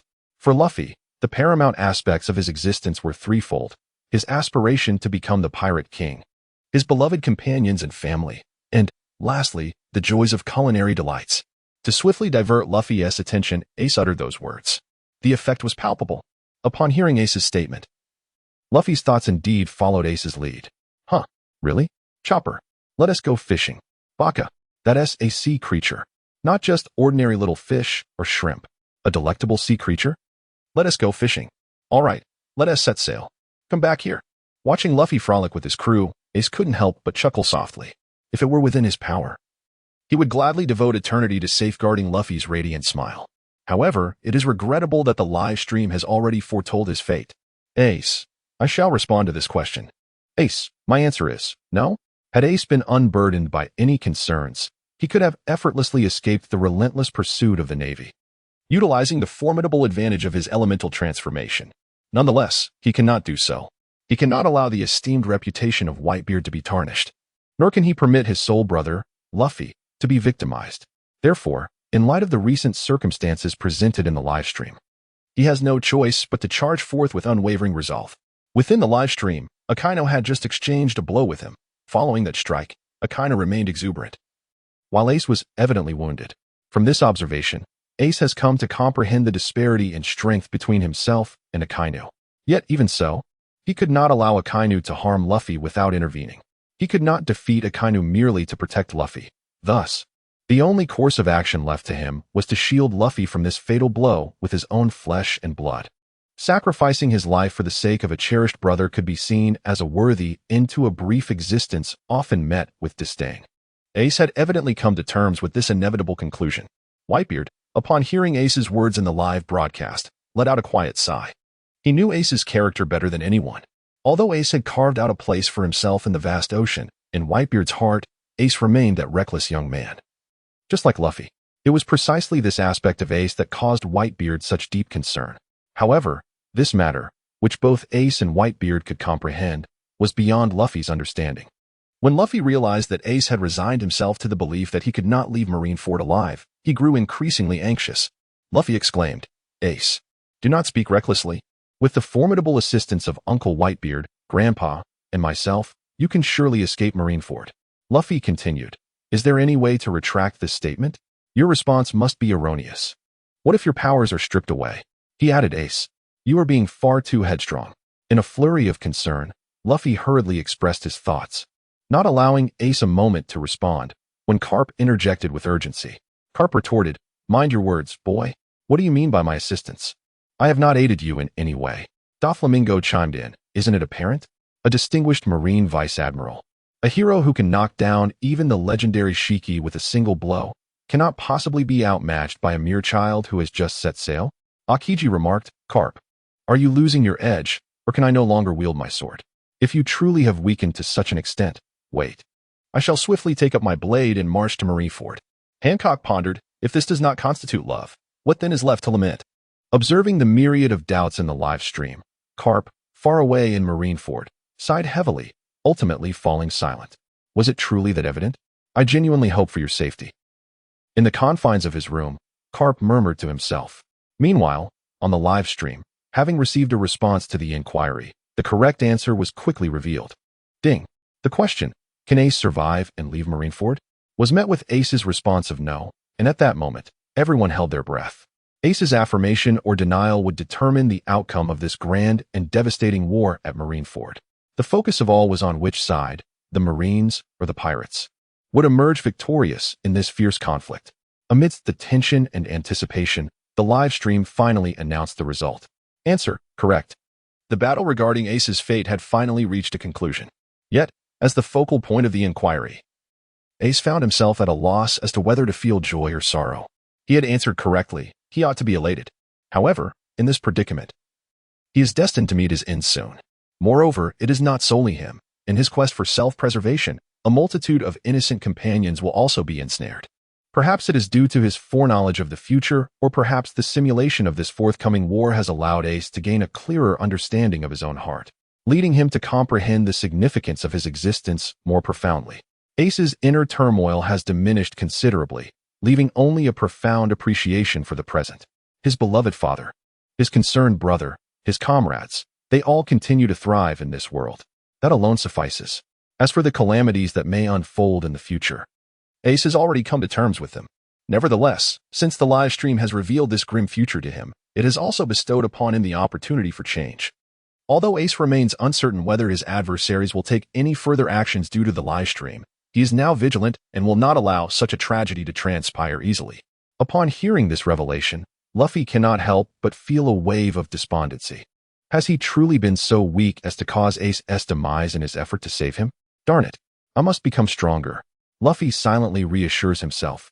Because Luffy and Ace answered the questions too swiftly, the live stream had yet to announce the rewards for their correct answers. Now that the correct answer has been revealed, the live stream has ample time to declare the reward for this round. This reward appears to be an unremarkable wooden drawer. However, once the system elucidated the functions of this wooden drawer, everyone was left in utter astonishment. Even Luo Fei could not help but feel a pang of envy. Such a rare reward, had he known, he would have answered the questions himself. Congratulations to group member Ace for answering correctly and earning the time machine as a reward. As the voice in the live broadcast faded, a wooden drawer swiftly materialized in the prize section. At first glance, it appeared to be nothing more than an unremarkable wooden drawer. Yet, the name indeed carries an air of mystique. Such a humble wooden drawer is audaciously dubbed a time machine. The audience, upon witnessing this reward, found themselves momentarily speechless. How has the system's offerings grown increasingly perplexing? The previous reward was a stone-made zodiac talisman, and now it is a mere wooden drawer? Moreover, considering the peculiarities surrounding the zodiac talisman, this wooden drawer surely harbors complexities that transcend its mundane appearance. This is a realm of extraordinary wonders, and the rewards bestowed here are undoubtedly remarkable. Based on prior experiences, the more unassuming the exterior of a reward, the more formidable its capabilities tend to be. Furthermore, this seemingly inconspicuous drawer is audaciously referred to as a time machine. As curiosity enveloped the crowd regarding this reward, Luo Fei felt a pang of regret, for he alone possessed knowledge of this drawer's true powers in this world. Despite its ordinary facade, it holds the potential to traverse both past and future. The ability to return to the past to mend regrets or to witness the outcomes in the future is a coveted aspiration for many. If he were to possess a time machine, would he not be able to effortlessly return to his original world? Would he not easily glimpse the trajectory of the future? The thought of traversing freely across three distinct temporal dimensions, past, present, and future, transcending the constraints of time and distance, evokes a sense of awe at its power and terror. Alas, this reward is not destined for him. Luo Fei felt a deep sense of dissatisfaction, yet he found himself powerless. After all, this reward was earned by Ace through answering questions. It rightfully belonged to Ace, and no matter how much he desired it, he could not usurp another's cherished prize. However, the emergence of the time machine also sparked within Luo Fei thoughts of a similar ability, the time fruit. The possessor of the time fruit is Momonosuke. Although Luo Fei was unaware of further details regarding her. However, Rofi is aware that when Kaido intended to annihilate Wano and eliminate the Kozuki clan, it was this extraordinary ability that transported Momonosuke and Kinemon to the future, preserving the ember for the revival of the Kozuki family. Although Rofi does not know the name of this woman, she is revered by the people of Wano as Lady Time. During her rare appearances, she once uttered the following words: "With this incredible power of the time fruit, I continuously journeyed into the future, ultimately reaching the endpoint of my travels." While Rofi is uncertain where this endpoint lies, he is convinced that she must have originated from a distant past. Moreover, Rofi harbors a suspicion that she is likely the one who possesses knowledge of the blank period that transpired 8 centuries ago. It is perhaps due to the turmoil and discontent of her time that she places her hopes for peace in the future, persistently undertaking her temporal journeys. Of course, Rofi's deductions are merely a product of his own reasoning. The actual truth remains beyond his grasp. Nevertheless, although these are Rofi's conjectures, they are drawn from the context of the confirmed existence of the formidable time fruit. The devil fruits are known to reincarnate, meaning that when the user of a fruit perishes, the original fruit will re-emerge. Given the current circumstances, it seems that Lady Time must have perished in that great fire over a decade ago. Logically, the time fruit should have entered a new cycle of reincarnation. However, given the current circumstances, the reality appears to be quite different. Has this fruit yet to be discovered? Or perhaps, the esteemed gentleman of your did not perish in the great conflagration, and the possessor of the time fruit still walks among us, thus rendering the notion of reincarnation moot. Nonetheless, regardless of which scenario prevails, both are sufficient to stir the heart of Rofi. The time machine held by Ace was acquired through answering questions. And as the chief administrator of the live broadcast, Rofi naturally cannot engage in brazen acts of theft. However, regarding the time fruit, Rofi retained a certain confidence in his ability to acquire it. With this thought, his heart began to calm significantly. In the live broadcast room, as all eyes were drawn to the small wooden drawer, it suddenly vanished. Since Ace had correctly answered the question, the reward that had disappeared naturally found its way into his hands. Just as Ace pondered the drawer's true purpose, he received a supplementary demonstration video from the live stream. Through this video, Ace discovered that the operation of the time machine drawer was remarkably simple when one wished to use it. All that was required was to envision the desired time and place in their mind before pulling the drawer open, which would then draw them into the time tunnel. However, the concluding segment of the demonstration video cautioned Ace that the time machine could only be utilized twice, signifying a singular journey to and from the past. Upon grasping the functionality and its limitations, Ace comprehended that this device must be preserved for the most desperate of circumstances, and thus he meticulously stowed away the time drawer. Fortuitously, the rewards from the live broadcast were of exquisite quality, and in a gesture of thoughtful design for ease of transport, the time drawer, upon reaching Ace's possession, seemed to intuit his innermost thoughts and rapidly diminished in size, ultimately transforming into the dimensions of a ring. Observing the now compacted time drawer, Ace expressed profound satisfaction. The broadcast had forewarned him of his demise, yet simultaneously bestowed upon him this potential lifeline. The gifts of fate often arrive with unexpected suddenness. One must not remain ensnared within the dark confines they have forged. Instead, one should venture forth, persisting just a while longer to witness the sun's radiance. Today, Ace can be said to have reaped abundant rewards, not solely due to the live broadcast's offerings, but also for the solace it provided his spirit. Although the appearance of the time machine stirred Luffy's heart, its capabilities were not singularly unique within this world. Thus, we arrive at a conclusion regarding the monumental battle just showcased in the live stream. Witnessing such an exhilarating spectacle early in the day left the members expressing that their hearts could scarcely endure the tension, particularly for Ace, from the moment the video commenced. His fate has been a tumultuous roller coaster ride. Nearly facing execution by the Navy had pulled him back and forth on 2 occasions. At the brink of despair, he was finally liberated from the execution platform by the Candleman's Key, only to be met with an abrupt end at the hands of Akainu. During this tumultuous period, he also had to endure witnessing his father, Luffy, and companions suffer injuries and even perish in their attempts to save him. Ace's emotional state could indeed be aptly characterized as a tumultuous roller coaster. Fortunately, while the outcome depicted in the live stream was grim, at this moment, fate seemed to be favoring him. The other members, though not experiencing the same intense fluctuations as Ace, were nonetheless profoundly shaken by the unfolding events. After all, when Whitebeard and his crew made their grand entrance at Marineford, the nature of this conflict had irrevocably transformed. It was no longer merely a battle to protect Ace, but rather a direct confrontation between the Navy and the pirates. The ultimate resolution of this war would undoubtedly shape the future trajectory of the world. Those present, whether the 4 emperors, the 7 warlords, or the Revolutionary Army, were all keenly anticipating the aftermath of this conflict.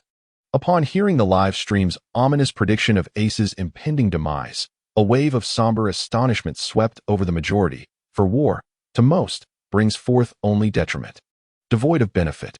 However, one individual, upon hearing such news, erupted into joyous laughter, and that was Blackbeard. From the moment he first witnessed the live broadcast depicting Ace's execution, he had already foreseen this outcome. This event was entirely within the scope of his design, as he intended to hand Ace over to the Navy, thereby collaborating with them to achieve his ulterior motives. This was the very scheme Blackbeard currently orchestrated. Initially, when he observed Whitebeard's grand efforts to rescue Ace, he felt a flicker of concern regarding the potential failure of his plan. Yet, once the live stream revealed the answer to the question, Blackbeard finally breathed a sigh of relief. Furthermore, the imagery disclosed during the broadcast allowed Blackbeard to discern that the old man was nearing the end of his strength. Although Whitebeard exhibited a formidable presence following Ace's rescue, it could not conceal the undeniable truth of his impending demise. With Ace's execution, Whitebeard gravely injured, and the Whitebeard pirates in disarray, the moment for him to make his entrance with the dark fruit had finally arrived. Although the live stream concluded at this juncture, it did not continue to unveil the fates of the Whitebeard pirates following Ace's death. Yet, even in the absence of explicit reassurances from the live stream, Blackbeard, fueled by his formidable intuition, confidently declared himself the ultimate victor of this conflict. With this thought, his grin grew increasingly unrestrained. However, despite his boisterous laughter, a sense of trepidation loomed within him regarding one particular concern: whether Ace would continue his relentless pursuit. Based on his past encounters with Ace, Blackbeard understood that committing such an egregious act as murdering a comrade would be deemed unforgivable in Ace's eyes. Given Ace's character, he was certain that no matter the distance, Ace would be unwavering in his determination to hunt him down. However, now that the live broadcast has revealed Ace's ultimate fate, Blackbeard harbors concerns that Ace's mindset may shift, leading him to abandon the pursuit.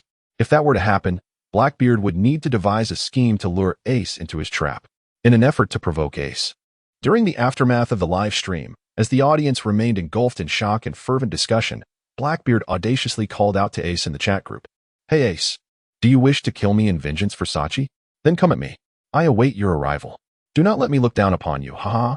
Blackbeard is well aware that Ace is a person capable of both resilience and flexibility, provided his bottom line remains unchallenged. Hatred can drive an individual to act impulsively. Had Ace been able to set aside his emotions and engage in rational analysis, he would not persist in the hunt for Blackbeard. Furthermore, Blackbeard firmly believes that after viewing the live stream concerning the future, Ace would inevitably regain a semblance of rationality. Thus, Blackbeard deliberately invoked Sachi's name to remind Ace of his motivations. This is Blackbeard's strategy, to incite Ace's loss of reason, compelling him to pursue with reckless abandon, thereby granting Blackbeard the opportunity to showcase the formidable power of his dark fruit. The question remains, however, will Ace truly act in